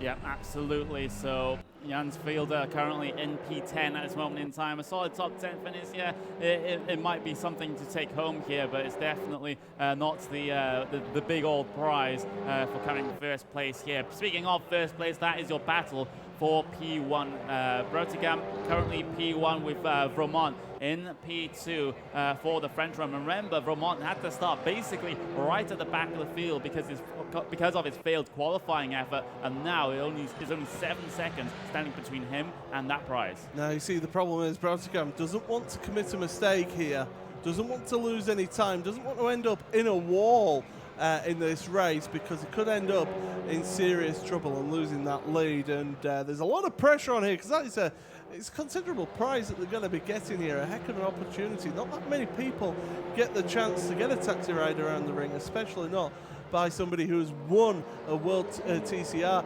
race around here as well. So definitely will be something to enjoy. But Petermann now starting to try and put the pressure back on Hillard in front, but as they're heading towards Flugplatz once again, up over the rise, through the right-hander, and well, it's just flat out all the way through here. Try and use the slipstream of the car in front, and that's what's happening here. But Vermont has pulled out a good gap ahead of Weber, and then this queue of traffic, Kramer, Hillard, and Petermann is close action as well. Kirchhoff, Zenefels, of course, the pole sitter, now finds himself in 8th place in this race. Yeah, that is unfortunate for Petermann. He had an absolutely brilliant one-lap pace there in qualifying, but unfortunately hasn't really been able to carry that on into the race pace here today. Still, a 6th place finish would be very, very good to take home.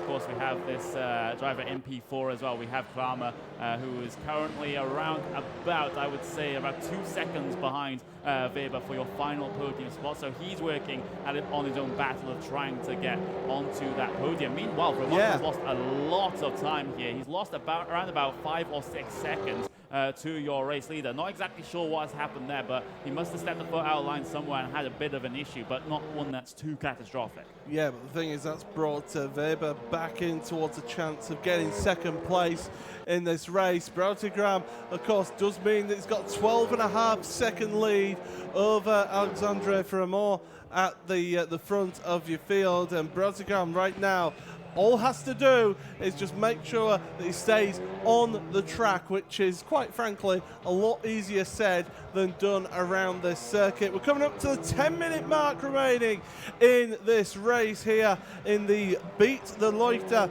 VW TCR Challenge. And, well, certainly Broutigam doing a very good job at the front of your field. Not really putting a foot wrong there at the front, but we've still got this battling down. 4th, 5th, and 6th place. Or the 6th place just dropped back a little bit in this race, but Weber as well in 3rd place. Not that far away from these battling cars. Not too far away at all, and he could potentially just use a little bit of slipstream, especially on these flat-out sections, to draw him back into contention here in terms of this battle for positions a little bit inside of that top 5. So we'll just have to wait and see how this one turns out. As you can see, little bits of graffiti out there on circuit, and of course with Race Room, that is absolutely accurate to where the graffitis are, at least in the real world side of things. That attention to detail is very important. Absolutely, at that point in time.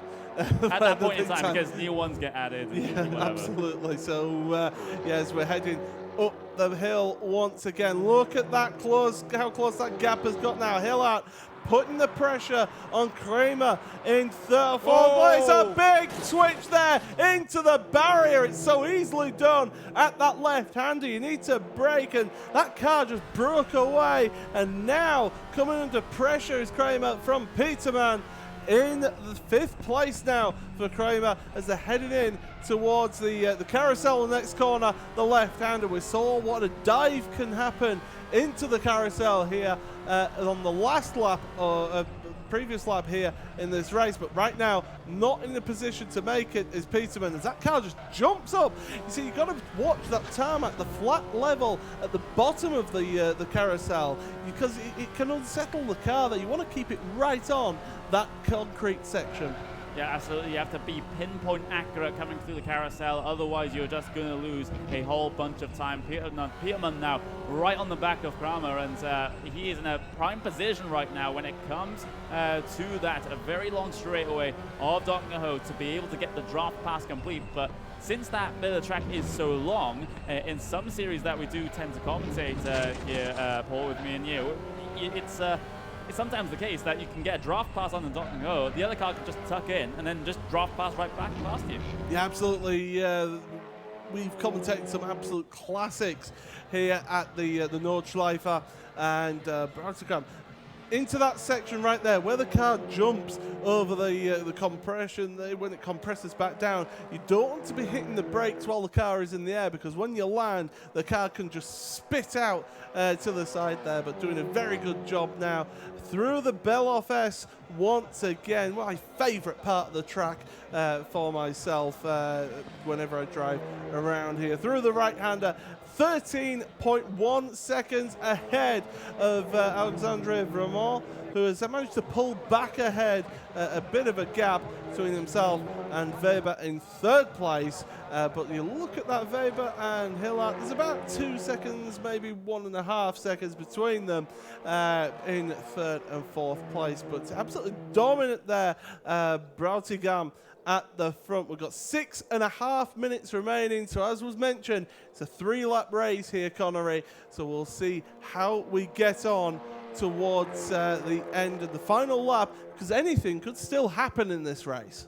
Yeah, absolutely. It only takes one driver to make a bit of a mistake, and all of a sudden everything is all up in the air and the race gets blown wide open, especially if it's your race leader that has a bit of a problem. But Vermont, all he needs to do is basically run the best he can now. I know that's a pretty obvious thing to say at this stage, but with a 12.8 second gap to your race leader, you just need to do all you can to make sure that you, 1, stay on the track, and 2, you're basically putting in qualifying laps to stay in contention just in case that race leader makes a mistake. Meanwhile, the battle for P3, the final step on the podium, is definitely going to be a thing on this last lap, because Weber is being caught here by Hillert, and Hillert is just feeling the very tail end of the draft towards the end of the Dockenhoe. They can start slowing the car down now as they go through the S's and then back on towards the GP circuit. Hillert's going to be in prime position now to be able to take P3 away from Weber in the last lap of the race. Yeah, absolutely. So they come across the line then, and it's the start of the final lap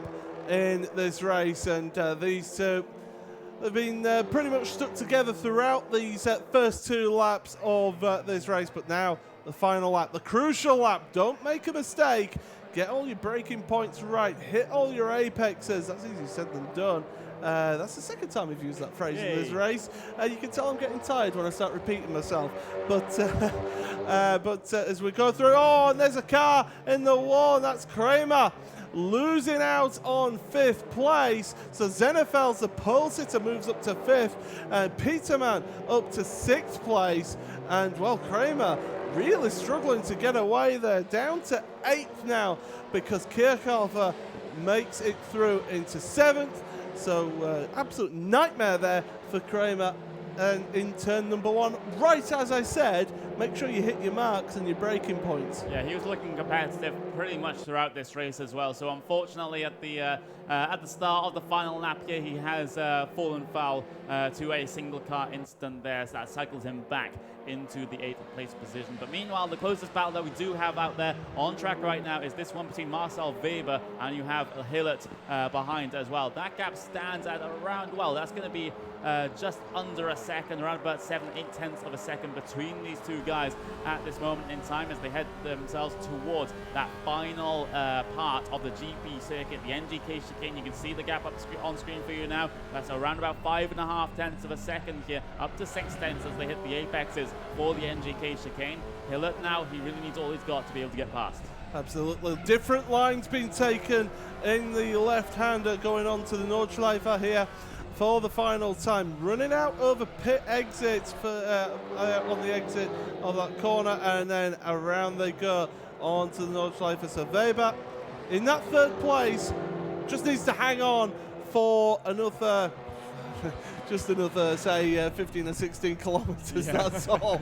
It's such a challenge as a circuit, and when you've got a car that close through this circuit, you know there's not that many opportunities to make an overtake around here. But that car behind knows that there's opportunities to benefit from a mistake, and that's why he put the pressure on. And who is that? That's Kramer again. Another incident. Had it in turn 1 at the start of the lap. That's moving down to 9th place behind Baltus here as they go on the Nordschleifer. So absolute nightmare there. And well, managed 2 laps, and it was just that 3rd lap that was just 1 lap too far. It has been the final lap to forget there for Kramer. Meanwhile, Hill is looking for a final lap to remember as he looks to try to secure 3rd place position here in this race, a podium spot, of course. Oh, there's a big wiggle there from Weber from P3. Big wiggle indeed, but he's able to hold on to the car. Very well done. Good amount of car control to be able to make that one possible. That's the benefits of that corner with the front-wheel drive car. You could just get your foot absolutely planted and it'll pull the front end round there. But that's a big heart-in-mouth moment. You can see the amount that he's moving the car about here. It doesn't feel comfortable, and this is an opportunity for Hillart now to make a move here, but still at the wrong point of the track to make a move count. And so as we go through Admiral Forest for the final time, these drivers, they really are pushing it to the limit. They're giving us a great show, even if the leader, who we now look at here, has got a 16-second lead here. So nice, simple time for him. I'm not going to declare anything yet because I don't want to give him the curse of the commentator, which me and you have a habit of doing. Don't say that. You know they can also hear us. Yeah, well, you know, it's not like the, you know, in things like Counter-Strike and League of Legends where they have to wear ear defenders and in-ear monitors to stop them from hearing the commentators. These guys, you know, due to the nature of racing, you know, there's not much information that we can give that they can take advantage of on the track. So there we go. But Marcel Weber right now is going to have to put on the defense of his life if he wants to be able to hold on to the final step of the podium. A big old missed apex there by Hillert, who's trying to challenge in that number 12 Volkswagen. There's a piece of information I could give Marcel Weber. He's got a car really close to him behind him, but I think he'll be able to tell that from the mirrors as we're going through now. And this is, like we keep on mentioning, an important part of the track. Running out over the curb there, you could hear the stones getting kicked up underneath the car there as they're heading up towards the left-hander here, of course, the famous incident with Niki Lauda around that part of the track. Onto the brakes. Get your turn right. I think the back end's just sliding a little bit for him, but you've got to get the speed out that corner, up the hill here. But Hillart will have that slipstream from behind. We're on board here with the Jonas Hillart now uphill. You can hear them just absolutely full throttle, changing gear. That gap's just coming a little, reducing and reducing. I don't think it's quite close enough to make a move here, but could put the pressure on in towards that fast left-hander coming up very shortly. It's a huge amount of pressure. You can see him closing in very close to the rear bumper of Weber's car is Hillert, as he's going to try to find a way through at some point during the latter portion of the lap here. A big old battle here, Paul, for P3. The race lead is pretty much gone at this point. Signed, sealed and delivered, but not for P3. So there we go in the third place battle. Keep going on. So into the carousel once again. So once again pushing hard. And well, I tell you what, these guys, they are giving us absolutely everything here. And well, we're into the second half of the lap now. This is where you really need to make your marks and hit the apexes. And right now, Hillard missed the left-hander, but got the right-hander there. Through the right now, and time is running out, but right now in a pretty good position, because if you can keep about this distance behind as you're heading onto the Dottinger Höhe, then you've got the opportunity of using that slipstream and getting the lead in this battle, should we say, as it goes side by side. It's not really done around this part of the Nordschleife. They're almost making contact there between the two of them. Great racing room being given, great respect between the two drivers here. And well, Hillard is not going to wait for the Dottinger Höhe, because he's going to try and make the move around the outside of Weber here. The left-hander into the right. You want to use the curbs on the right here, but no, not going to happen this time as we're heading on through towards the end of the lap. And well, they are giving us a great show here, Connery. Absolutely brilliant show indeed. Hillert just trying every single move possible to try and get the better of his adversary here, of Marcel Weber, but he starts to run out of time. He starts to run out of corners to be able to make this one work. And now you have to feel at this point it's going to have to be a draft pass on the Dottinger Höhe. Yeah, it certainly is. You can see the cars both moving about under pressure. They really are bringing every little piece of performance at these cars. Running a little bit wide, that's going to cost him maybe half a tenth there. Getting into the Kleiner Carousel for the last time, using all of the track that's available now as we're heading into the right-hander now, heading on towards the Dottinger Höhe. Oh, big mistake there from Weber. It's cost though. Hillard, he's had to back off there because there was slight contact, but now down the Dottinger Höhe, they've got the slipstream here, but we can almost see the double slipstream coming into effect, as you mentioned earlier, Connery. Here we go then, Hillard pulls out to the right, and they're going to go side by side down the Dottinger Höhe. How is this one going to end up? We do not know here, but what great racing. Yes, it's for third place, but they are putting on one heck of a performance between the two of them. Great respect between the two. The leader is going to be coming in towards the checkered flag, and it is a win for Michel Brotigram. Well, congratulations on winning that prize to take victory here around the Nordschleife, up on the curbs. They're both siding, and into the wall goes Weber, into the wall goes Hillard as well, but Weber's the one who comes off worse there. Vremont is going to finish in second place, but Hillard, Jonas Hillard, getting on the podium at the end there. What drama there. We've got a car off as well. That's still Weber. He's struggling to get going again.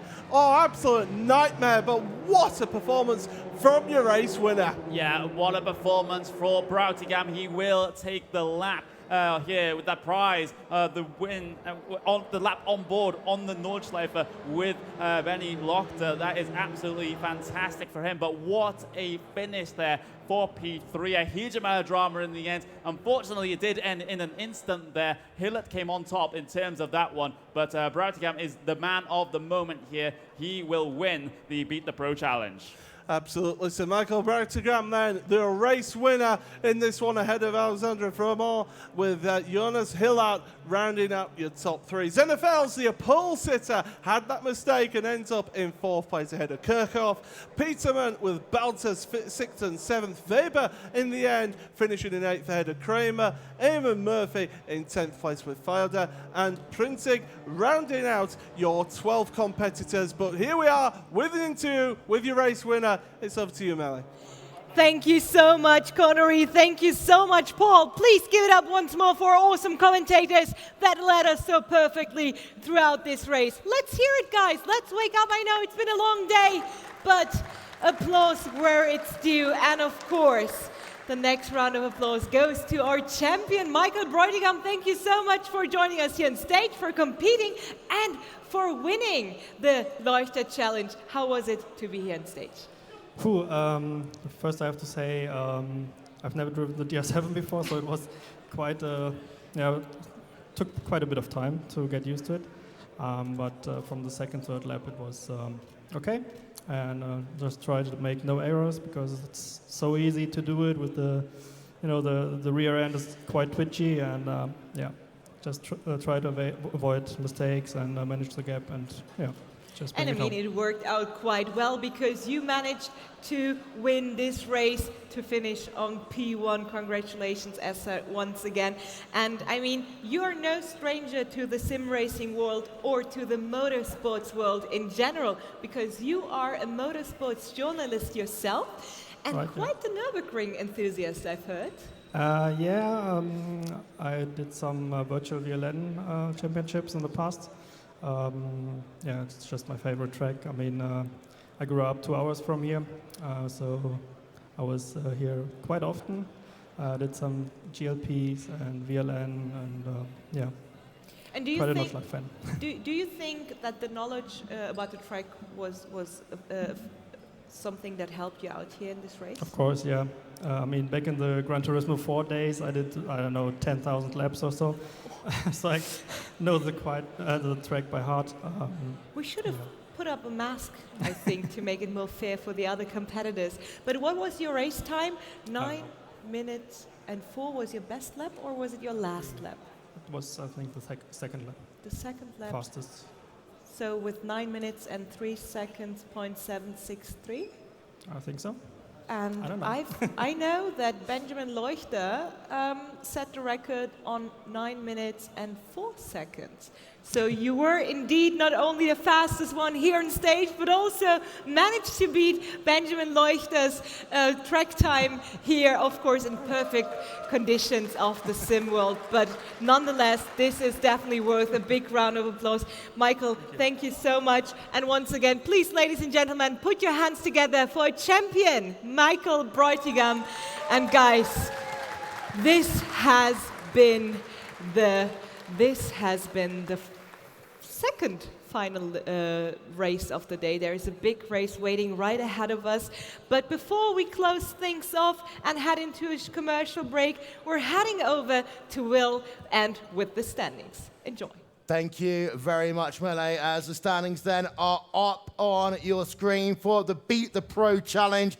17.7 seconds, the gap between your race winner and second place, Connery. Yeah, Broughtigam really putting in an absolutely fantastic effort for this race, getting himself to the race lead pretty early on. But Vermont was a big question mark over this race with about how he would perform. He was very quick in qualifying, but he unfortunately wasn't able to get his lap in. So he started from last place into P2, which is still an absolutely fantastic finish, depending based on where he started. Hillert had a fantastic fight to get himself up into P3. Zenefels in P4. We also have Kirchhoff in P5. Peterman finishes P6 here today with Baltas P7.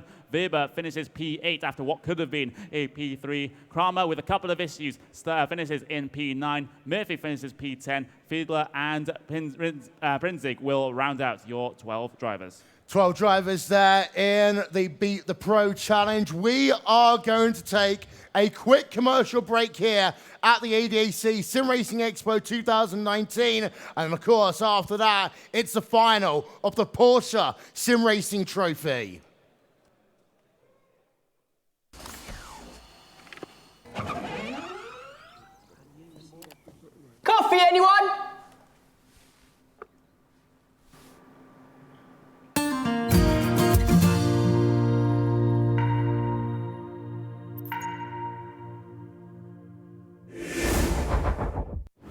Bitburger 0,0. Wähle deinen Favoriten. Isotonisch, vitaminhaltig und mit alkoholfreier Erfrischung. Bitburger 0,0. Immer ein Bit frischer.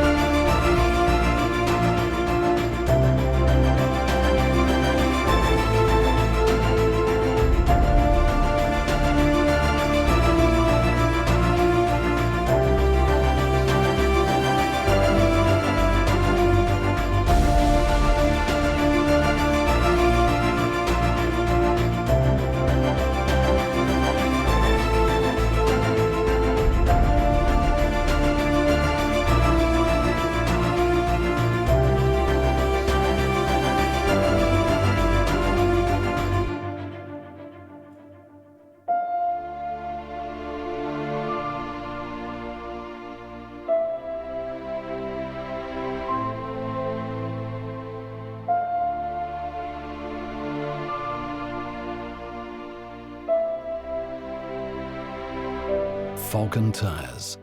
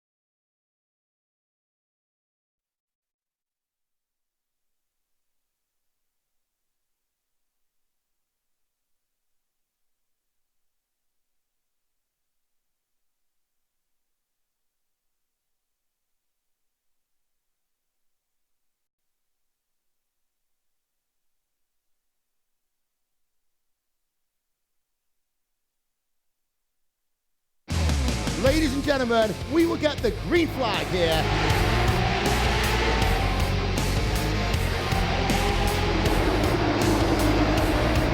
Oh my word! There. Oh my word! Multiple drivers involved.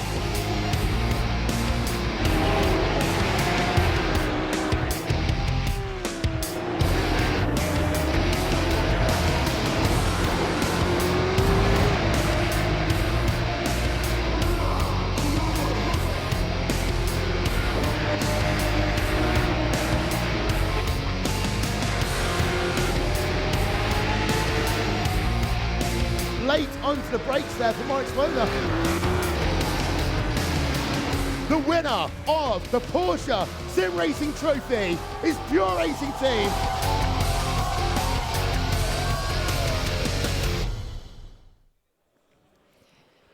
Hello and welcome back here in the Ring Arena. And yes, it is me, Melek Balgun, with my fantastic co-host, Ben Consanduros. And we're right in front of the final race of the ADAC 2019 SimRacing Expo. I'm absolutely hyped and I love seeing you all here. Thank you so much for joining us here on site and of course at home in front of your screens. Ben, I can't wait to get this race going. You can't wait, but I want to know if all of you cannot wait for the final of the Porsche Sim Racing Trophy. Come on, give it up. This is the final race. The final opportunity to crown a champion. I know.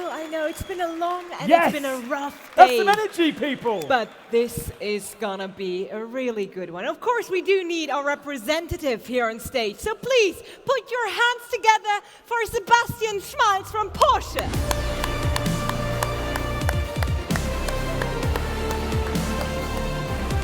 Thank you for joining us here, Sebastian. And I mean, this is the race all of us have been waiting for. Yes, now it counts. Now it really counts, yeah. I mean, we are seeing the trophy right in front of us. It's That a big trophy. Beautiful, beautiful trophy, exactly. Yeah. And we will have one last champion of the weekend who will be able to lift it at the very end, Ben. That's something to work towards too. Yeah, really excited. There's the final 12. Some incredible names in the final 12. We'll discover who those are in just a few seconds' time. Great to see every single seat in the house now filled. There's nobody drinking beer anymore. They're all ready to watch the final. And it's That's gonna how it should a big be. one. Absolutely. They might have because- beer in their hand. That's fine. That's okay, fine. yeah. That's absolutely fine. But yes, we're about to introduce our drivers. But before we jump into the introduction, let's go back through the process. We had a group stage. We had our Porsche last chance race yesterday. Well, the last chance to qualify for the semifinals. 2 semifinals obviously have taken place already. We have our 12 finalists who will be heading into the great and grand finale of the Porsche SimRacing Trophy. And Ben, on what track are we going to watch our racers compete? So we started with 36 qualifiers. They had to qualify to come to this event. We had 3 sets of heats yesterday morning. And then some of the best drivers were straight into Saturday's semi-finals. A couple of them had the last chance. 3 of them from the last chance came in. And that's what gave us the semi-finals that we saw a little bit earlier. Now we have just 6 from each of those into the 12 finalists here. And they're going to be racing at Montreal in Canada in the Porsche 911 GT3 Cup car. Super pole 1 lap, a 12-lap race, but a 12-lap race around Montreal. It's a short lap, so it's going to be high intensity, high drama. Walls are close to the track, no margin for error.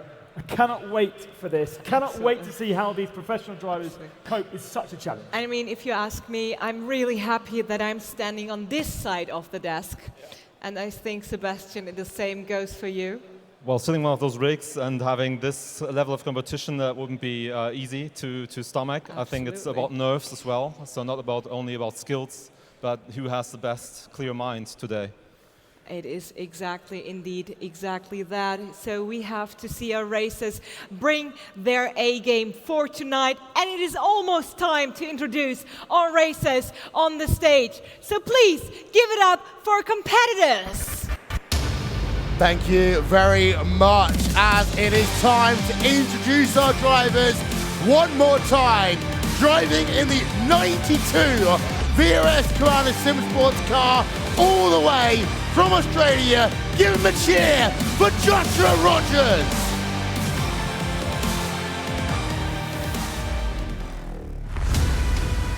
Our second driver comes from Germany, driving in the number 20 car for Williams Esports.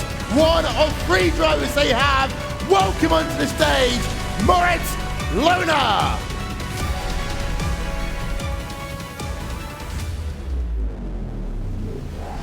It is the second of our Coanda SimSports drivers, all the way from France, in the 007 machine. Give him another James Bond welcome to Jeremy Bouteloup.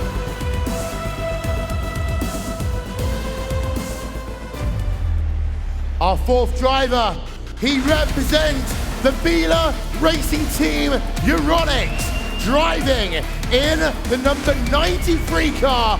Welcome onto the stage, Lucas Gestat.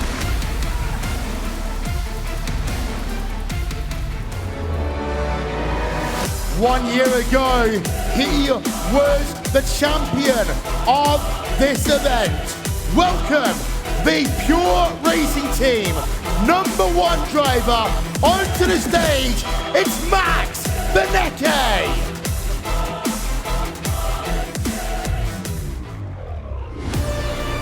Our next driver is a part of Red Bull Racing Esports. He drives in the number 22 car from England. Give him a cheer for Sebastian Job.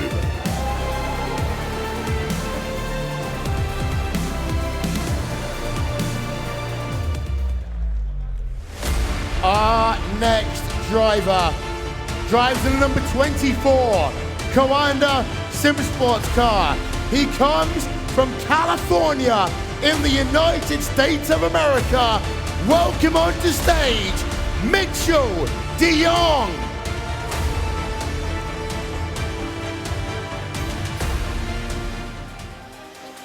Our 8th driver comes from Spain. He drives in the number 4 DriveX Esports and Euphoria DriveX Racing Team. Welcome onto the stage, Salva Talent.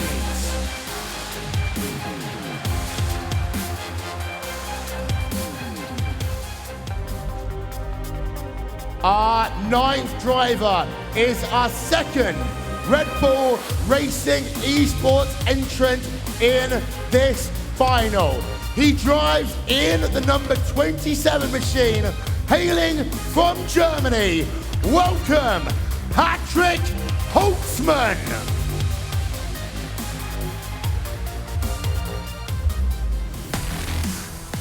Coming up next, Williams Esports driver in the number 3 car. He comes also from Germany. Give him a cheer. It's Alexander Voss.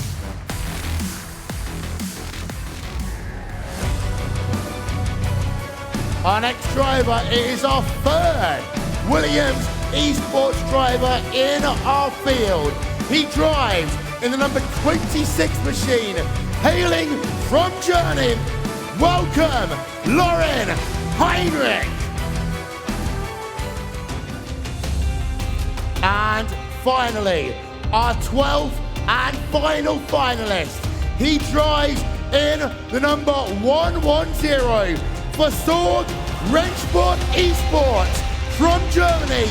Welcome, Christopher Dambitz. 12 drivers are now on the stage for the final. Let's head it back to Mele and Ben. Drivers, please take to your rigs. Sebastian, this is the final match of the weekend. We're right in front of the final, the grand finale of the Porsche SimRacing Trophy. Yeah. How does it make you feel? Well, I'm super excited, to be honest. Seeing these guys made it to the final, and I think it's a really close race we're going to see. I have no clue who's going to win. So, yeah, let's look forward to this. I mean, we have such a high-stacked starting field, Ben. I couldn't pick a favorite if I would try to. It's fantastic to see, so many different teams represented, professional outfits like Rennsport, like Williams, with their esports team doing such a fantastic job against 3 of them here on stage. Williams drivers, against the more established sim-only teams like VRS and Coanda. So, sorry, that's the same one, VRS and Coanda. But it's just fantastic to have such a fantastic collection of drivers. And still, we talk about this span of countries. We've still got Joshua Rogers from Australia. We've still got Mitchell de Jong from California, spanning the whole Jeremy world. from France, multiple drivers from Germany, and I bet I forgot, Spain. We have a Spanish driver as well with Salva Talents. And I mean, it is a full international race here at the Nürburgring in the Ring Arena. And yeah, it's going to be having that global view, that must matter to Porsche to make sure that it's not just German drivers or it's not just a set country. Yeah, absolutely. I mean, we are a global brand, and I think sim racing is a global phenomenon. So having this kind of event where the community can come together and actually meet, some of them for the first time, some of them many years racing together, and then have this one chance in a year to actually see each other and compete on stage here, I think that's really special, and that's what makes it great. And you talk about seeing each other. Sometimes these guys may have met online and chatted for years and years, but they've never actually hung out in the same house. Yeah, exactly, and that's great to have them all come here and have this experience and this platform to really show what they can do in the rig, and also have fun together, hopefully, later tonight. And what I really loved about our audience was every one of our drivers or racers got the same cheer. I was trying to make out a home turf champion or a crowd favorite here, but I must admit it was pretty balanced. Well, you've also got all of these teams here supporting their few drivers that are still left, and you must be very impressed to see how the teams are managed these days, and even how that level has improved over the last couple of years. Yeah, that's impressive to see. I mean, as I said before, it was like a very niche hobby, and now it becomes this bigger thing, and people getting into it and committing to it as well. So really like becoming part of a team, becoming a group that hangs together and fights together and races together, and that's great. That's what we like to support. Absolutely, and while we speak, our racers are setting up their gear, getting ready to jump into the race. But before we do so, we will hand it off into a teeny tiny commercial break, just enough time to get some refreshments, a few snacks, maybe some popcorn on the side. And guys, we'll be back in just a bit. Don't go anywhere. Dear dreamers, dear enthusiasts, dear gamers, dear racers, and dear fans, you inspire us. You give us passion. You show us dedication.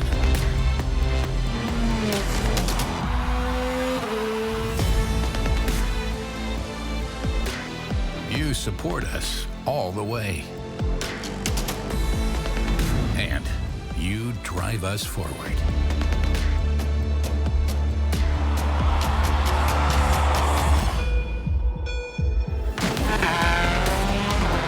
You have made this race car what it is.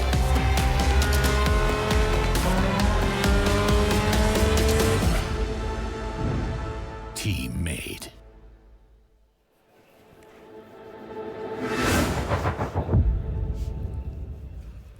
We were just talking about the team element of sim racing, and there is Porsche talking about every team that goes into building a road car and a race car.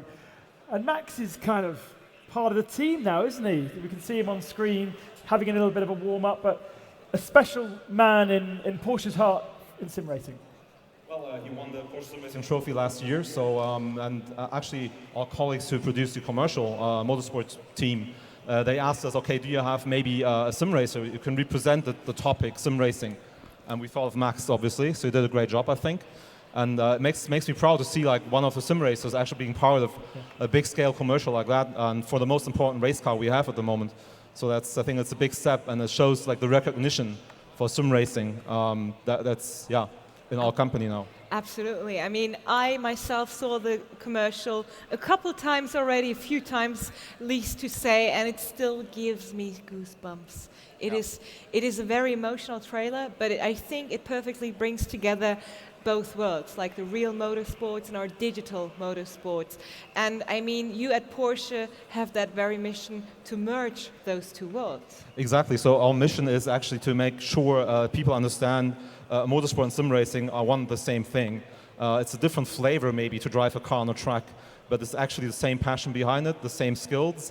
So it's very similar, and that's what people share, I think, and that we want to bring that forward. You're seeing the drivers getting their first taste of Monte Carlo. Well, you did. You're now seeing us. Hello. You're seeing the drivers getting their first taste of Montreal.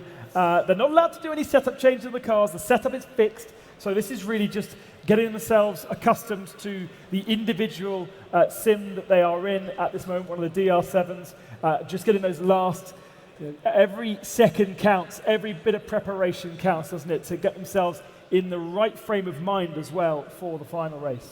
Yeah, I think that's an important difference to real-world motorsport. There you have a big team that you rely on the car and the technology, everything works, but here it's just you. You have the same car, basically, you have the same setup, so it's all about your head and what you do in the rig, so that's what makes it special, and that's why I have the highest respect for these guys. A lot of pressure on them, and they cannot put to blame any kind of technical faults. Absolutely. A little quick look at Mitchell de Jong as well, a man who has already won today, this morning, in the GT500 with his teammate Joshua Rogers. No longer a teammate in this one, he is a competitor. An amazingly different mindset to go from that team element at the start of the day. It's something we saw at the Porsche Racing Summit as well. Yeah. Individuals into teams, but this is the other way around. They've got to strip their minds that those guys are their mates. Right now on track, they are the competitor. Yeah, I think that's hopefully they won't hurt each other on the track.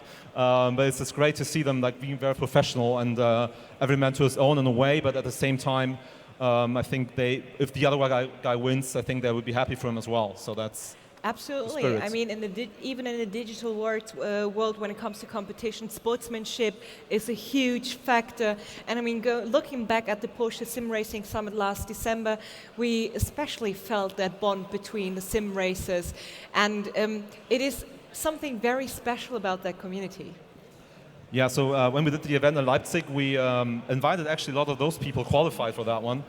So we got to know them a bit better and wanted to hear their voices, their opinions on sim racing. Why do they do it? What do they expect from us as a motorsport brand? It's really great to see like this globe-spanning community to come together and share this passion for motorsport. And you also put them in real cars. Yeah, I mean, that's the unique thing we can do, obviously, and in Leipzig we have a track of our own, and so we obviously wanted to give them the chance, get in the Porsche car and get on the track to really feel how it is like to drive a Porsche for real. And they didn't do too bad, right, Ben? No, absolutely. There's definitely transferable skills from the virtual world to the real world, and backwards the other way as well, like Mitchell de Jong, and it's really fantastic to see. The 911 Cup car, the car that's used in the World Championship that Porsche have put their backing. Are you happy with how the World Championship has gone for you guys? Yeah, the Porsche Esports Super Cup, it's going great. So we have 2 more races left in the season. We've seen some very good competition move up and down in the ranking. And actually 3 of the top 3 drivers, they are here as well competing in the final. So that's exciting to see. Is it like a pre-final we see here maybe for the World Final on September 28th? Who knows? Who knows? And will they be recognised globally alongside your Carrera Cup winners and your Super Cup winners on an equal footing? That's special. Good that you talk about that. We have an annual honoring of the drivers, the Porsche Night of Champions, and actually the champion of the Porsche Super Cup is going to be part of that event, alongside all the Carrera Cup winners. the real world race drivers, and he's going to be recognized on the same level. Great. All Thank you right. very much, Sebastian. Thank you so much. And ladies and gentlemen, it's about time to head into the qualification. The racers are ready. The cars are fueled up, the engines are warm. And now we're about to start the qualification round. Please give it up for our commentators and enjoy the qualification of the Porsche SimRacing Trophy. Thank you very much to the stage team. There is 51.6 kilometers worth of racing to go. We say, Salut Gilles, welcome to Montreal. This is my favorite road course in the world, so I am so glad that we get to wrap up the Porsche SimRacing Trophy for 2019 here. And I'll say one thing immediately. In that Porsche commercial, we heard the phrase, "You inspire us."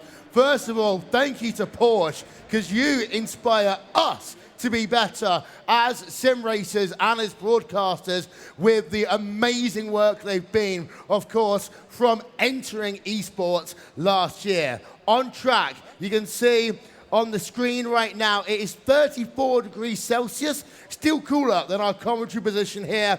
Wind speeds of 13 kilometers an hour. This track is 3.4 kilometers in length. Like it was last time at Spa-Francorchamps, we have got ourselves a super pole situation. One lap, that is all you get. If you mess up, it is game over. You start at the rear of the field. But Connery, one thing that is different from the semi-finals is the fact that we have moved ourselves over to the more complicated Porsche 911 Cup car. Yeah, absolutely. And well, the stage hosts Ben and Mele talked about this just before they threw it on over to us. We have three of the contenders in the Porsche Esports Super Cup up on stage here for you now. Joshua Rogers, Maximilian Benecke, Sebastian Job. This car is their home, and this will be a very, very level playing field to decide the differences between all those drivers. We're on board with Joshua Rogers then as he starts his lap in his VRS Commander Sim Sports car. Of course, Rogers and De Jong for Commander Sim Sports. They won the Digital GT500 earlier on today. 1 year ago, it was Pure Racing Team who took honours in both of the iRacing competitions. Commander Sim Sports are looking to replicate that in 2019. Yeah, absolutely. Commander Sim Sports really looking to make 2019 an absolutely standout year for them. They've already taken a World Championship win here on iRacing with the VRS iRacing GT World Championship. They're in the process of trying to get that Porsche Esports Super Cup in the bag. That one's looking a little bit tougher coming towards the end of the season. But the Porsche SimRacing Trophy, that trophy right between those two beautiful Porsches on that floor, that is going to be an absolutely fantastic addition to their trophy cabinet. We've got 3 drivers from Commander Sim Sports in this final, 3 drivers from Williams Esports, 2 drivers from Red Bull Racing Esports, and the solo entry from Pure Racing Team, Max Benecke, who of course won pretty much everything to win on iRacing, especially here at the SimRacing Expo just 1 year ago. Josh Rogers comes past the start-finish line in that Commander Sim Sports car. He does a 1:36 there, and that will take him to the top of the timing stands for the moment. Sebastian Job, 2nd place for Red Bull Racing Esports. 3rd place is Moritz Lohner in the Williams Esports car. 4th place, Patrick Holtzman in the Red Bull Racing Esports number 4 car. Mitchell de Jong, 5th place in the VRS Commander Sim Sports car. There's a nice little question mark here, though, on the driver in P6. That's Max Benecke, only P6 in qual. Yeah, that is not a great qualifying there for Maximilian Benecke, the German hopeful here today. It's the gap between pole position and 2nd place only stands at around about 600ths of a second. So close there for Sebastian Job to get himself in pole position. But Joshua Rogers, as he has done so on so many occasions, getting himself towards the front of the field.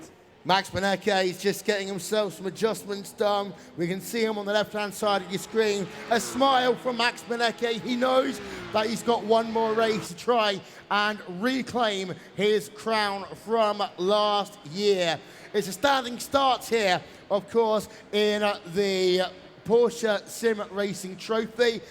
And that run down to turn number 1 is going to be complicated. I remember the 1999 Formula 1 Grand Prix, that with a car upside down at turn 1. I've seen crazy starts in iRacing World Championship events here at Montreal as well. But we are almost set to head to our starting grid. 12 drivers, just over 50 kilometers worth of racing to go. And Connery, as we know in sim racing, anything can happen. Absolutely anything can happen, Will. It's a very, very short run down towards turn number 1 here. Sebastian Job, his ultimate objective is try and get that pass complete into the race lead, in towards turn 1, because as we've seen throughout the World Championship seasons on iRacing, if you let Joshua Rogers get to the front of the field and let him run away, your chances are pretty much gone. You're completely right. Before we head down to the starting grid, I've been combing myself through so much paperwork over the course of this weekend. I want to just get a quick quote from Soto Muto. He's not in the final here today, but he said, "I am also honored to race at the Nürburgring. I've dreamed about visiting this place since I was a child."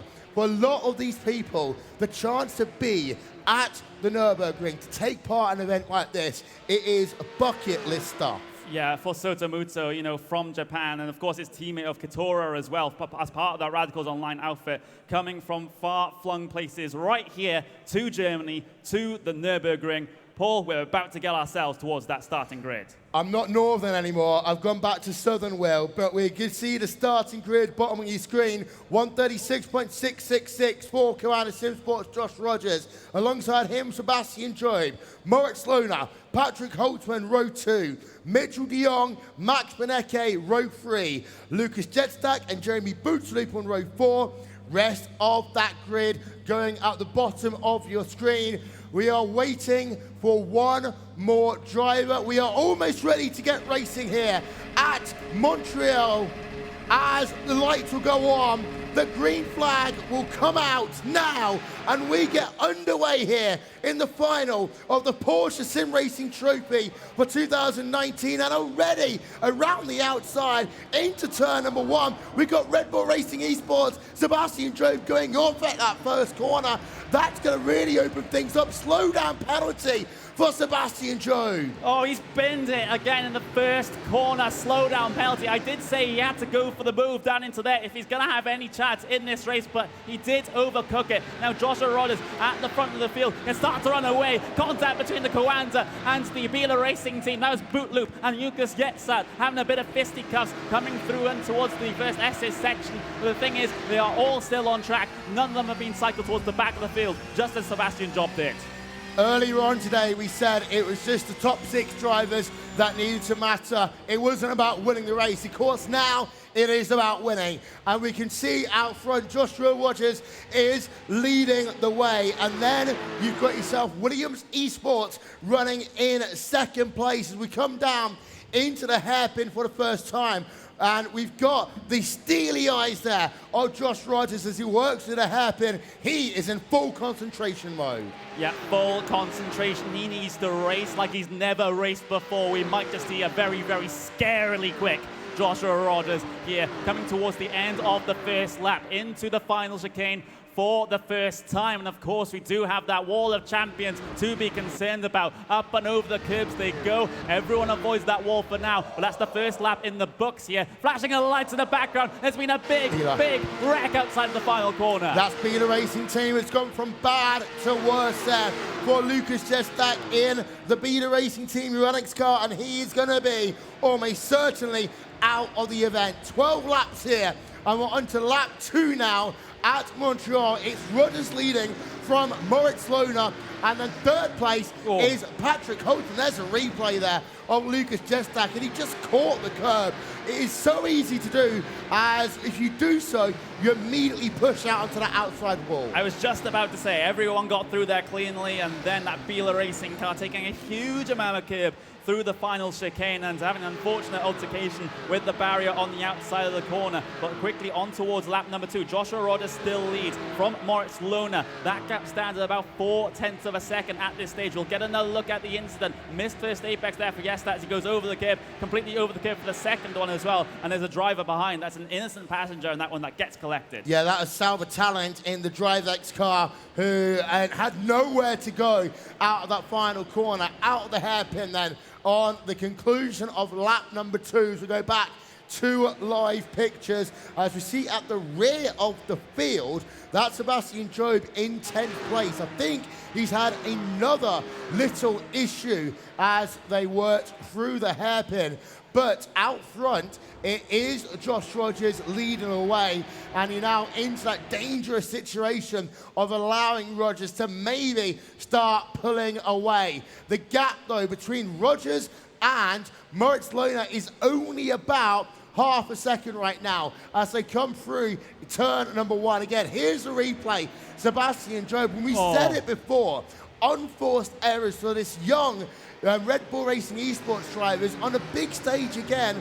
Just like Leipzig, Sebastian Job's made unforced errors. They really, really need to work on that. They need to get some form of sports psychologist to just talk to these drivers to avoid them from cracking under pressure, under high importance moments like that one. We're on lap number 3 of the event right now. We see Joshua Rogers heading his way through, still in the race lead of this one. Lohner and then Patrick Holtzman will bring things down to your final couple of podium positions here. You can see that gap, though, starting to be eked out by Joshua Rogers. He's doing what he does best here on the 3rd lap of the event. He looks untouchable, but the thing is, this is not over. Literally anything can happen. Anything can happen. The gaps also come up pretty dramatically in the last lap. At the start-finish line, it was 5 tenths of a second, 7 tenths of a second faster.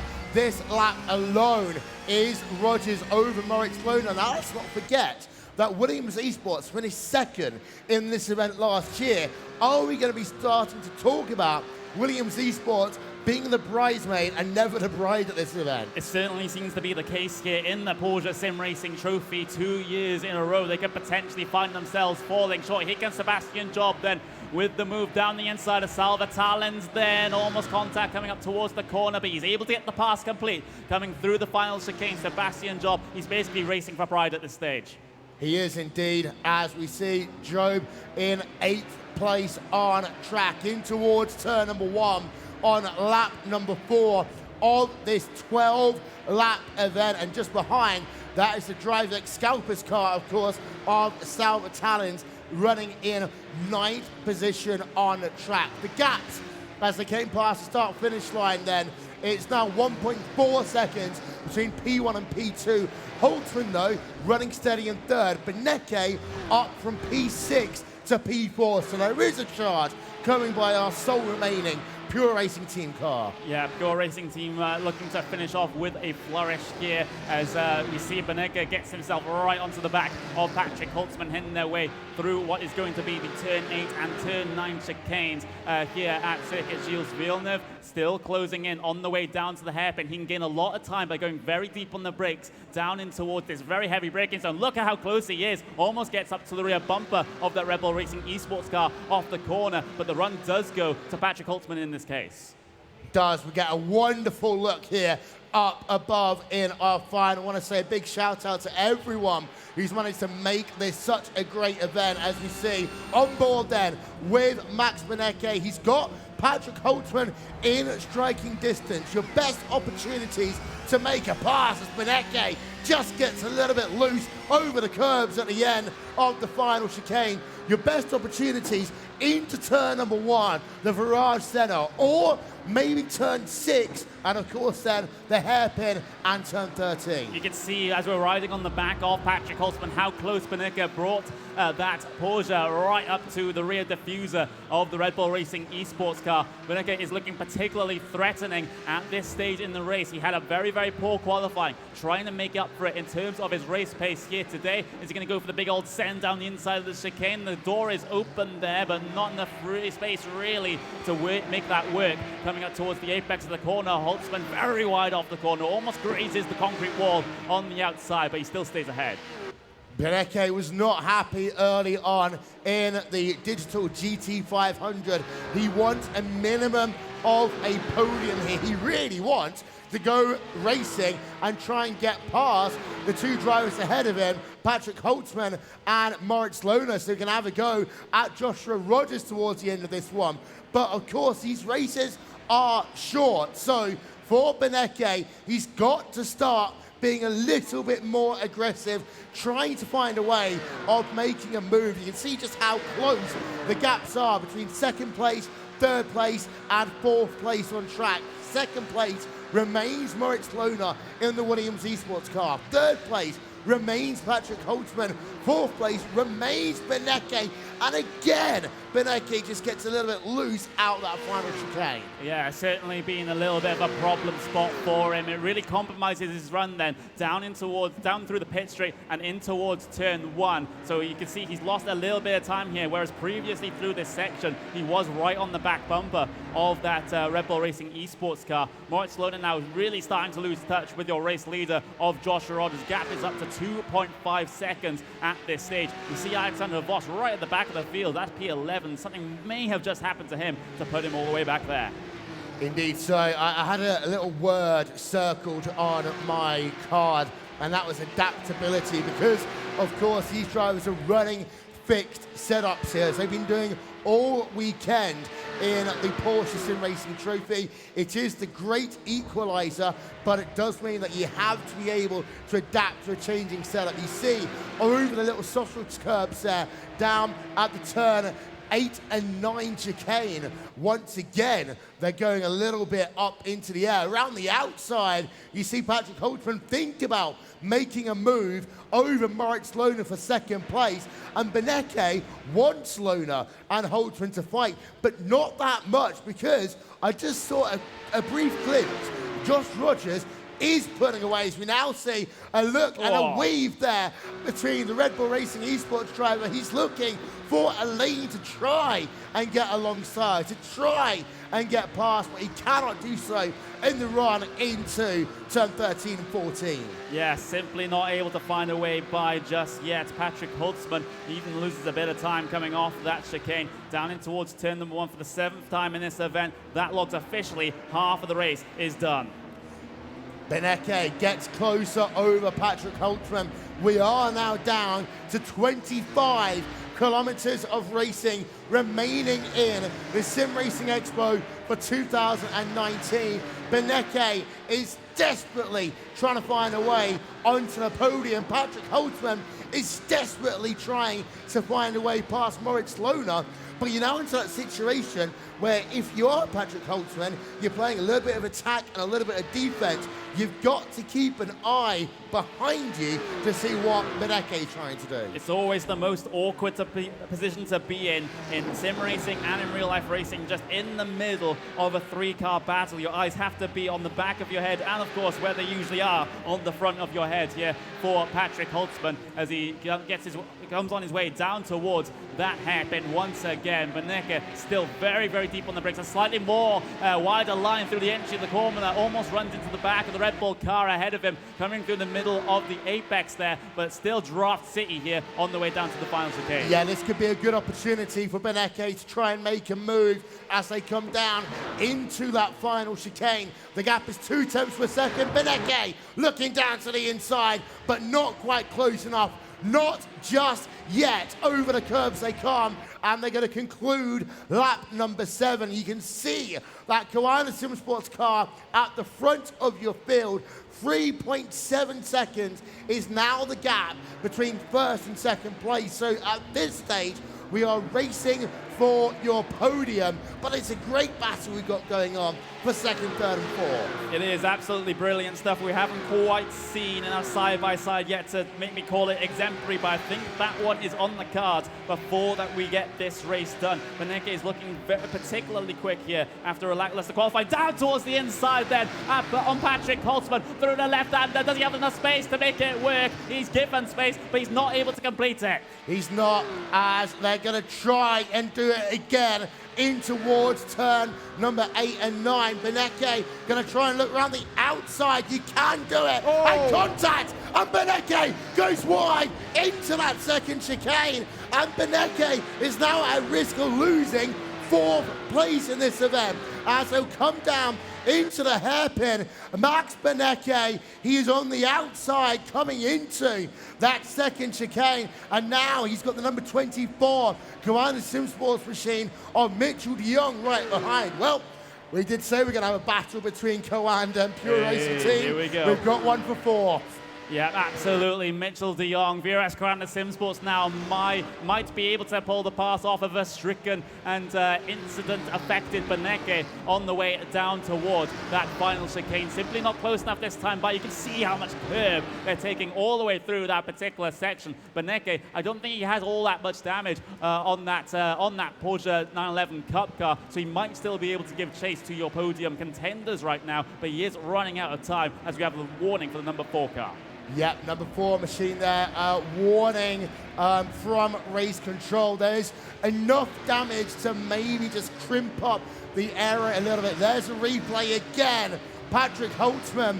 And while Pure Racing Team, of course, they've had issues with Coanda SimSports and incidents here today, they did have an issue with Red Bull Racing Esports in the Digital 500 early on today. So again, it's just not been the event for Pure Racing Team. I would love to see another look at that incident from up above camera, but it seemed to be Beneke was going all for it around the outside. It was a high-risk move by Beneke, but at the same time, you had that moment where you've got to make sure you don't push across the racetrack, which is what Holtzman did. Yeah, and of course, Holtzman did end up getting that warning from race control. So unfortunately, won't be perhaps the result that Pure Racing Team would have wanted from the stewards there. But I believe it is the fairest one that they were able to come up with here in this situation. You can see now in that number 24, Mitchell de Jong, he now has the kind of has his teammate right behind him here. So this might be a little bit of an intra-team rivalry on the part of VRS Coanda SimSports, because we do have word from their race team manager that usually it's the case for Coanda that they are allowed to battle. Yeah, indeed. So I've actually got a look at the replay on our second monitor here.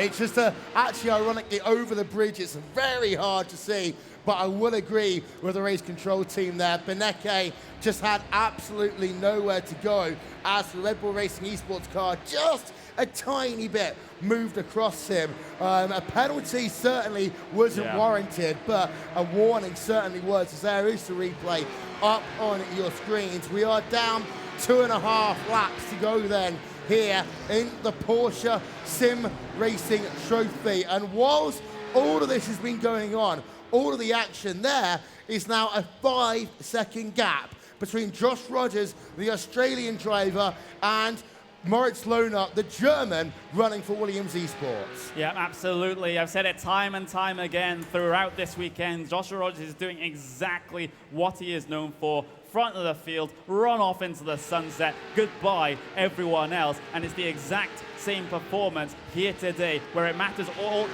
the most in the grand final of the Porsche SimRacing Trophy. This guy is uncrackable. He is. Of course, last year it was Max Beneke who won this event and also was able to do the double, working with Max Venig and Pure Racing Team to win the Digital 500. This year, we had Josh Rogers and Mitchell de Jong team up together to win the Digital GT500 presented by Arul Ultimate, but now we've got ourselves domination at the front of your field. Of course, we've got Josh Rogers, who's leading the Porsche Esports Super Cup as well. He has been absolutely unstoppable, except for one moment this weekend when actually he had to push hard at Spa to work himself through the field after he failed to qualify. Yeah, absolutely. He really needed to put in the hard yards, and we've seen that here this weekend as well when he had to start at the back of his semi-final race. Very quickly, within the first couple of laps, he was already challenging for P6 to get himself to where he is right now inside this grand final. We do have a good battle going on, though, for P10. This is Christopher Dambiet versus Lucas Jetsat. So Sorgrensport Esports versus Bieler Racing Team then on the way down towards what is going to be one of the chicanes here. This is the turn 6 and turn 7 chicane. Bieler Racing Team, Lucas Jetsat still yet to find a way through. And Bieler Racing Team Euronics, of course, they had that incident. They hit the wall of champions on the conclusion of lap number 1. They are trying to make something out of it. They get a little bit of TV time battling with Sorgrensport Esports here. And I have to say, congratulations to everyone who's even made the final of this event. We went from hundreds of drivers attempting to qualify to 36 coming to join us on Friday. 24 of those have made it to today. And of course, the last 12 on the screen, as we can see, side by side as they come down into the hairpin, and the Bieler Racing Team car trying to do the under-over here, but at the same time, we are on now to the final lap of this event here, Connery. Yep, the final lap of the race. One more lap for Joshua Rogers to keep it clean and on the grey stuff, and he's able to come home with that trophy. Here comes Lucas Jetstat then over Christophe Dambiet as they head their way on towards the final chicane then for the second to last time in this event. Dambiet still able to hold the line through, but look at that exit there from Lucas Jetstat. He's able to bring it side by side into one. He is. They stay side by side as they come down into that first corner. The Ferrari Senna for the final time here at the Porsche SimRacing Trophy. Oh, no. As they're turned around, is the Bieler Racing Team Euronics car down in P number 12. Let's say that, but we do need to go back to your race leader, and there it is. It is Joshua Rogers, the Australian, in the number 92 VRS Coanda Sim Sports car. I said at the start of this weekend that this has been the year of Joshua Rogers, and he is proving it time and time again this weekend. Yes, there might have been some controversy at the start of the Digital 500, but he has worked hard here in the Porsche SimRacing Trophy, came back from not qualifying at Spa to get into qualifying for the final.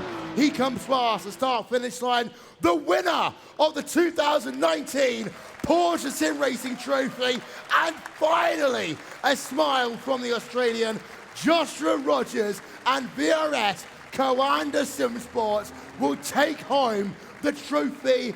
And what an event it has been. Joshua Rogers does the double here in 2019. He won, of course, in the GT500 with Mitchell de Jong, and he takes home the victory in the Porsche SimRacing Trophy, Connery. The Joshua Rogers era continues here at the Ring Arena, here at the Nürburgring in Germany. The Australian, absolutely fantastic performance throughout this weekend. He has the Porsche SimRacing Trophy, and now he has to look to the end of September to try and take the Super Cup. Yeah, it is always the most fun lap when you're cooling down after the race and you know you've got the victory. I wonder if we're going to see any donuts from the Australian driver. It's a tight track here, of course, at Montreal, but you can at least give it a go. There is Rogers, and he has won the race, and wow, an incredible moment for Josh Rogers, and he has also made his team, Coanda Sim Sports, very proud as well. You've got one of the other Coanda drivers a little bit further back, flashing the lights there. The team are happy as they work themselves down the back straightaway on that cool-down lap. We'll get the results up on your screen in just one moment's time for some final confirmation of who came where. But of course, that most important news is the fact that Joshua Rogers is the champion of the 2019 Porsche SimRacing Trophy. Second place here, it will be Williams Esports once again getting second place. And then you're going to have third place here, which will go down. You see the results will come up on your screen. Now, Joshua Rogers, Coanda Sim Sports, Moritz Lohner, second place for Williams Esports, Red Bull Racing Esports team in third, Max Benecke fourth, Mitchell de Jong rounds out your top five. Well, it's been a long day here, but I can see Mele is down getting ready to interview your champion of the Porsche SimRacing Trophy. Let's hand it over to Mele and your winner, Josh. And I mean, please, ladies and gentlemen, give it up for your Porsche SimRacing Trophy champion, Joshua Rogers. This is and I mean, what a fantastic, I mean, you've been on the podium already today, and this is your second win, but I mean, what else to say? What else is left? Joshua, what are you going to do next? I don't know.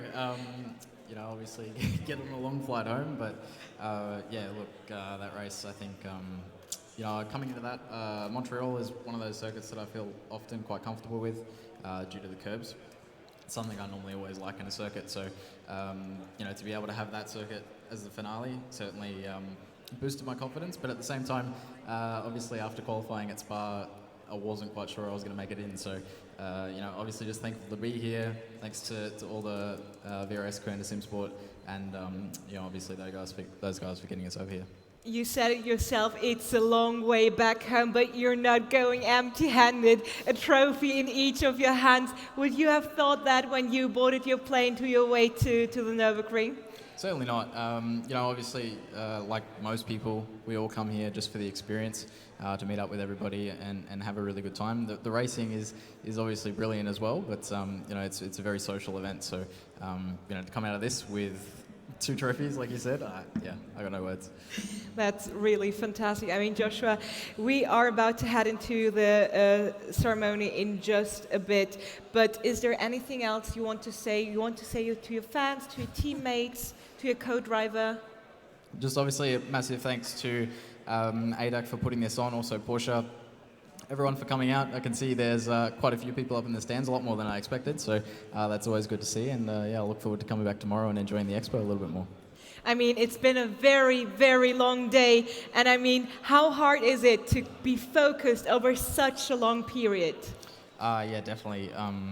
You know, throughout this week, there's always late nights, and this morning was a very early morning, so yeah, it's not the easiest to keep focus, I guess, as well as the motion rigs. You know, you're always getting moved around, and you kind of, where you're focusing is always changing, so obviously there's those aspects to it, and yeah, obviously a very long weekend, but yeah, looking I mean, forward to it. you made it work in the end, and this is your applause. Please put your hands together for your Porsche SimRacing champion. And ladies and gentlemen, we have prepared a beautiful highlight video to enjoy the best parts of the races that we just saw, so enjoy, and we'll be back in just a second.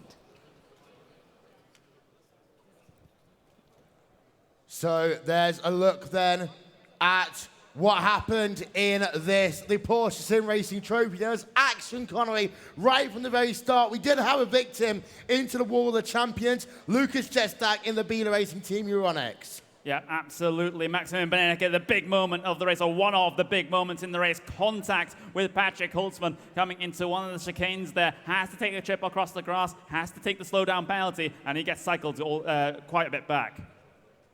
So Max Benecke, he had that moment, but here, of course, is Joshua Rogers. We saw a little bit of battling down the rear of the field at the end. Christopher Dambitz there, battling out of the Biela Racing Team Euronics car as they worked into the hairpin. Some great action going on up and down the field that went on into the final lap. And of course, we had that moment down in turn number 1 for Lucas Jestak. But of course, at the front of the field, it was all about the smiles for Joshua Rogers in the VRS Coanda Sim Sports car, claiming victory over Moritz Lohner in second and Patrick Holtzman, who comes home in the third place. And wow, Coanda Sim Sports, of course, doing the double. We said it a number of times, but it's Joshua Rogers. He gets himself the victory. Williams Esports, 2 years in a row now, they've had themselves second place. Patrick Holtzman in third.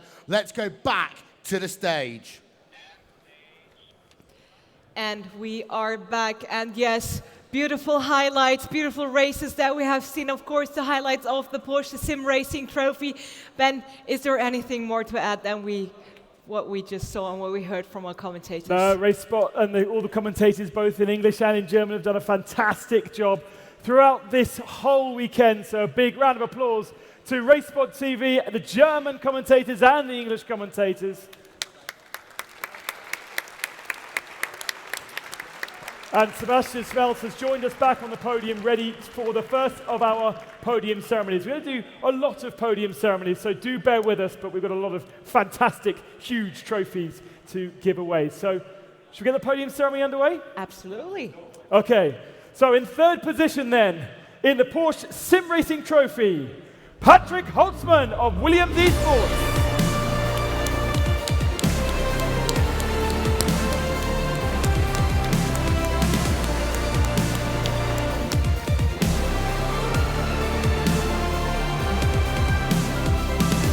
Patrick of Red Bull Esports, of course.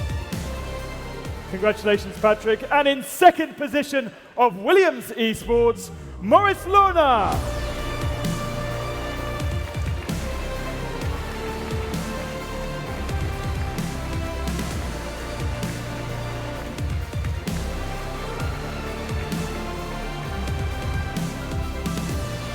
Great stuff. Congratulations to Moritz. But the winner, a dominant win, it is. For 2019, the Porsche SimRacing Trophy winner, Joshua Rogers from Australia for VRS Coanda.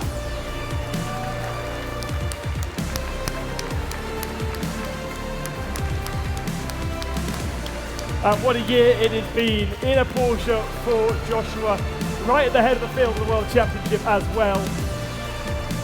And that's not the first trophy that he's got either. Yeah, that extra luggage back home is gonna be expensive. And Sebastian, just a couple of things. These guys have got some amazing prizes as well. Yeah, great. So we have, starting with Patrick, he has one amazing set of headphones, wireless, Porsche design. So very good for his next sim racing sessions, I think. And of course, a race taxi drive tomorrow with the Porsche GT3 on the Nürburgring. So it's an amazing experience. Hopefully you can make it. And congrats, a great race. And we have a beautiful 911 speaker set. Exactly. It's modeled after the 911 exhaust pipes, so that's something to set up in your living room. It's amazing. Congrats to you as well. And then Joshua, for this amazing race, you've really earned this beautiful watch, Porsche design. Hopefully you can wear it. And yeah, amazing race. It was really mind-blowing how you made this and took this home. I mean, Sebastian, not only the trophy, not only the watch and the taxi ride tomorrow, but also a very, very important ticket for a very important motor show. That's right. We will see Joshua at Frankfurt Motor Show at a Porsche booth. We will have an esports competition. He's actually going to be there 2 times, to be honest, because we have 6 of the best drivers from the Porsche Esports Super Cup. Some of them we saw here today. So Max Benneke and Mitchell de Jong will be there as well, and Joshua. And then he also won a ticket to compete against our factory drivers from Formula E on the next day, on the Sunday. Closing day of the trade show, big day on the stage against Neil Jani and Andre Lotterer, so it's going to be an exciting race. And there's still the possibility to qualify. Yeah, that's the best news actually. We have 4 tickets, 4 cockpits for any sim racer to qualify with R Factor 2. Until this Wednesday, you can still have the chance to qualify and visit us in Frankfurt and compete against the factory drivers with a new Formula E car. So that's a good package, I think. Absolutely, that's the perfect words to close this one off. I mean, And one final thing to say to Sebastian and to Porsche Motorsport, for all of the backing of this whole event and all the various races that you've backed. A huge, huge thank you from the very bottom of our hearts, from Mark, the organizer, and from all of the guys here who are enjoying driving the RSR and the 911 on various different platforms. So a massive thank you to Porsche Motorsports. Thank you.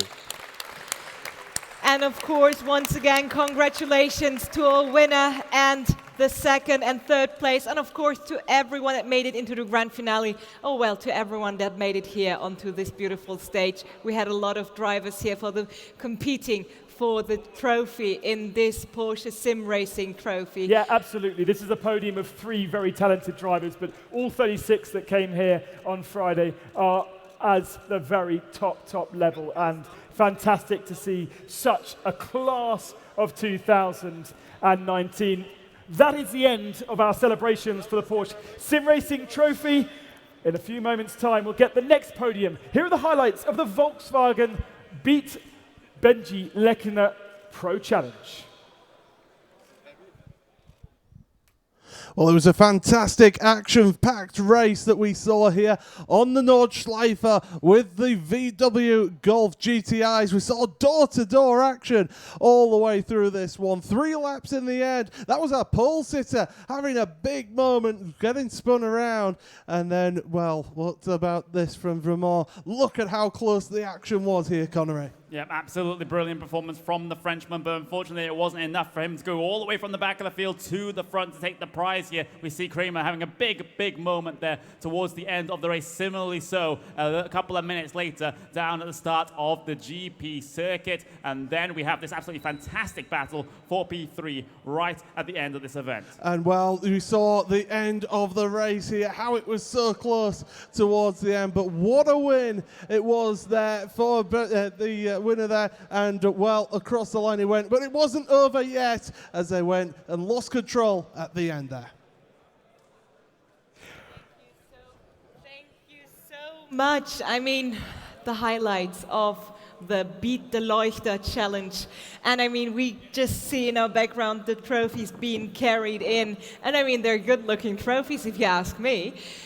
Ben, we're looking for Arne, for a representative of Volkswagen Motorsports. I bet he's somewhere around here, and he'll be with us on the stage in just a second. So please give it up for Arne Zonemann, our representative of the Volkswagen Beat the Leuchter Challenge 2019.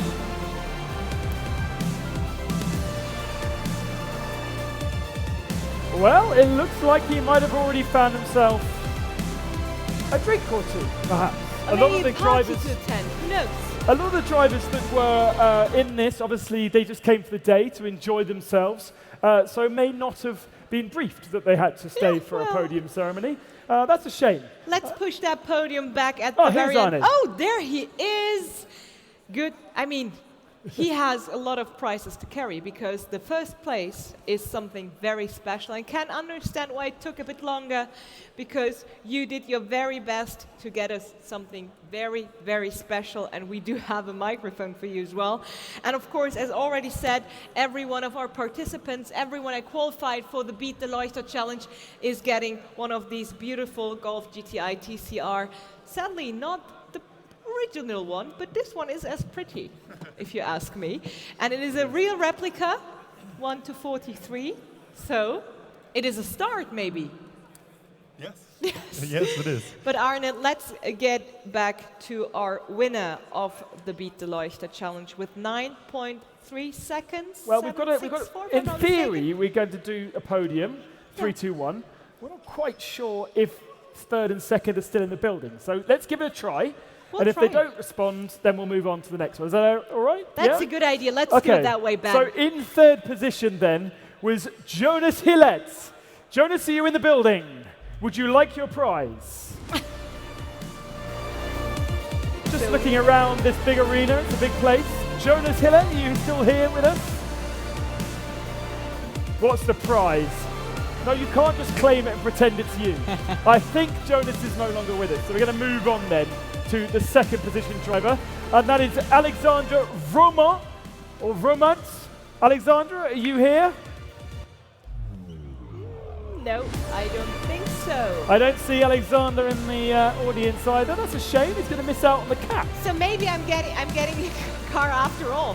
This is the one for the first place, isn't it? That's Benny's. I mean, we can give it not to everyone, yeah. Okay, cool. All right. So third and second are missing, but that's okay because we do have the winner. Oh, this is going well. A big round of applause. We know he's here. It's Michael Bräutigam. Michael Bräutigam. That's the one. Thank you very much. And there he is. We finally have one of our competitors here on stage. Let's stand in front of the desk where we all belong for the winner's ceremony. And Arne, it is your honor to hand over our winner's prize, of course, because it is something very, very special. First, we get the car. Then Die Taxifahrt. There you go. You got the taxi ride with Benny Leuchter on the Nordschleife. that is brilliant, if you ask me. And this is going to be an exciting one because, I mean, Benny is right at home at the Nordschleife, same as Michael, who's very familiar with the track as well. So this is going to be a good lap for you, hopefully. We'll find it on social media afterwards. Hopefully. All right, thank you so much. So please give it up once more for winner Michael Bräutigam here on stage for the Volkswagen Beat the Leuchter Challenge 2019. And Arne, thank you so much for being here with us and helping us to hand over the trophies. Oh, there you go. He gets the cap as well. Yes. Winner takes it all. Winner takes it all. There you go. So that is it for Volkswagen and the fantastic Nordschleife race that we saw a few moments ago. Let's move on then to the ADAC Digital All-Stars race powered by Aral. And first, let's take a look at the highlights of what was an epic encounter. Well, the ADAC Digital All-Star race started just a little bit like this. A little bit of contact between your pole position sitter and P2 coming down into towards turn 1. Caused a little bit of carnage behind. Cycled some of your very, very quick teams right to the back of the field and the mid-pack where they've had to work all their way back up. Yeah, it was a tremendous performance. Maybe not that rejoin, but it was a tremendous performance from the Adenauer teams. Look at that 11th place for Adenauer 3. Keep that in mind. Yep, absolutely. We saw Mayen have a little bit of contact there with a Nayatal car and also Birkenfeld as they tried to head their way through in that situation. Nayatal seemingly involved in absolutely everything in this race as at the halfway point it was Adenauer P1, Adenauer P2, but right at the end of the event it was all Adenauer. They will take home the podium lockout. All of the drivers that you'll see in just a couple of moments' time are from the same town here, right next to the Nürburgring. They are the local boys. Give them a big, big round of applause as we send it down to the stage. Thank you very much. So let's get our representatives from the ADAC. First of all, the Chief of Sports, ADAC Mittelrhein, Franz Rudolph. Ubach. And Marianne Griebel, rally champion and ADA sportsman for 2018. Thank you very much. A round of applause. You can come to us. Don't be shy. It's just us. This is basically our living room. Thank you so much for joining us here on stage. And you have the honor of handing over the trophies to our winners. Yeah, so firstly, let's focus on the winners from this evening. And in third position, AC Mayen 1. With René Kirchhoff and Sven Breutz.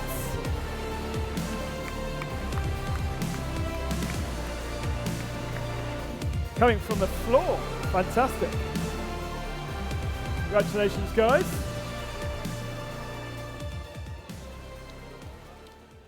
In second position, it was MSC Adenau 3. With Kevin Walter and Fabian Klein.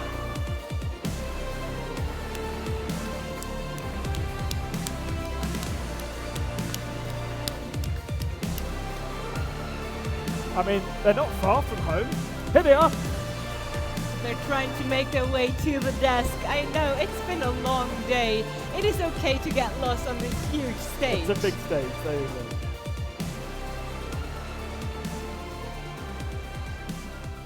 And you may remember that it was a washout for Adenauer, but it was a penalty for Adenauer too, and therefore they dropped off the podium, allowing Mayen to be on the podium. But the winners of the ADAC Digital All-Stars race powered by Ariel was MSC Adenauer 1 with Paul Dietrich and Michael Bauer.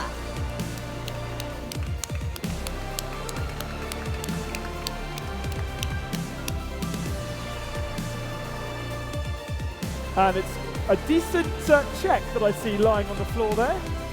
Absolutely. It's not 500,000 euros, but I read it wrong. That's a shame. Almost. But a 500 euro check going to our winners as well. But 500 euros still make a very good party, if you ask me. Absolutely. All right, ladies and gentlemen, please give it up once more for your champions of the ADAC Digital Series. Oh, dear Lord. Once again, let's try it again. It's been a long, long day, but please give it up for your champions of the ADAC Digital All-Stars race powered by Aral Ultimate. And we're going to go and move on to the ADAC Summer Series Endurance Cup, which is our next podium of the evening. Thank you very much, gentlemen. Now, you two need to stand just there. The rest of the gentlemen, I think, can make their way once the photographers have done their thing. All good? All good? Okay. Thank you very much, guys. Congratulations. I'll keep our representatives with us and move on to the ADAC Summer Series Endurance Cup. And in third position, once again, it's AC Mayen 1.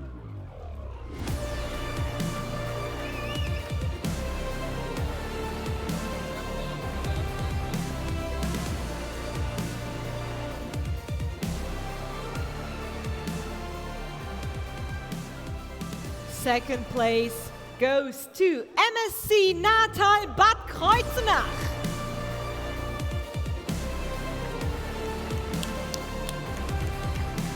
And it will be Walter Hornen, Chief of Sports for ADAC Nordheim, who will be presenting the trophy to our second placed team.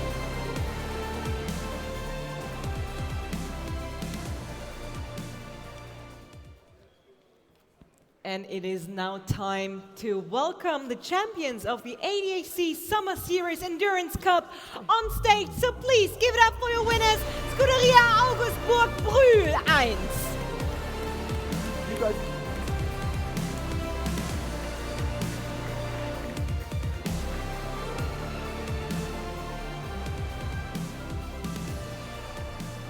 There we go then, the podium for the ADAC Summer Series. The kind of championship that these guys have been racing throughout the summer, hence the name.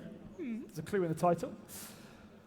And such a great initiative. I love this. I've not heard about this before, and it's so cool to see the ADAC putting so much effort into sim racing. The trophies are aloft. Once again, that podium for the ADAC Summer Series Endurance Cup. And Ben, we're not done just yet. Are we? No. No. There's still more to you go. look very, very surprised. So I was like, did I say something wrong? But I didn't, because there are still some trophies that are looking for a home, aren't there? Yes, there is. So, whilst they celebrate their podiums, let's have a look at what happened earlier today in the ADAC Digital GT500.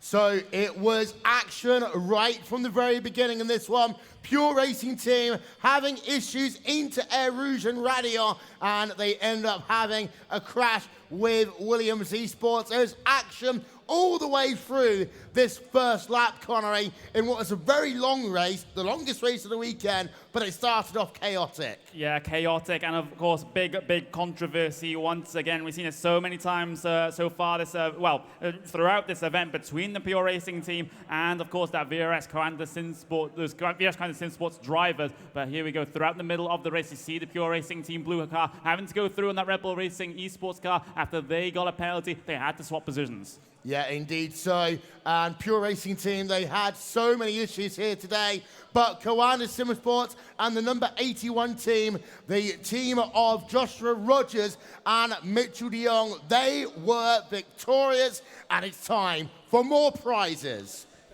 And we are back. Thank you so much for the commentary on our highlight video of the ADAC Digital GT500 race. And we're not alone, Ben. We have company here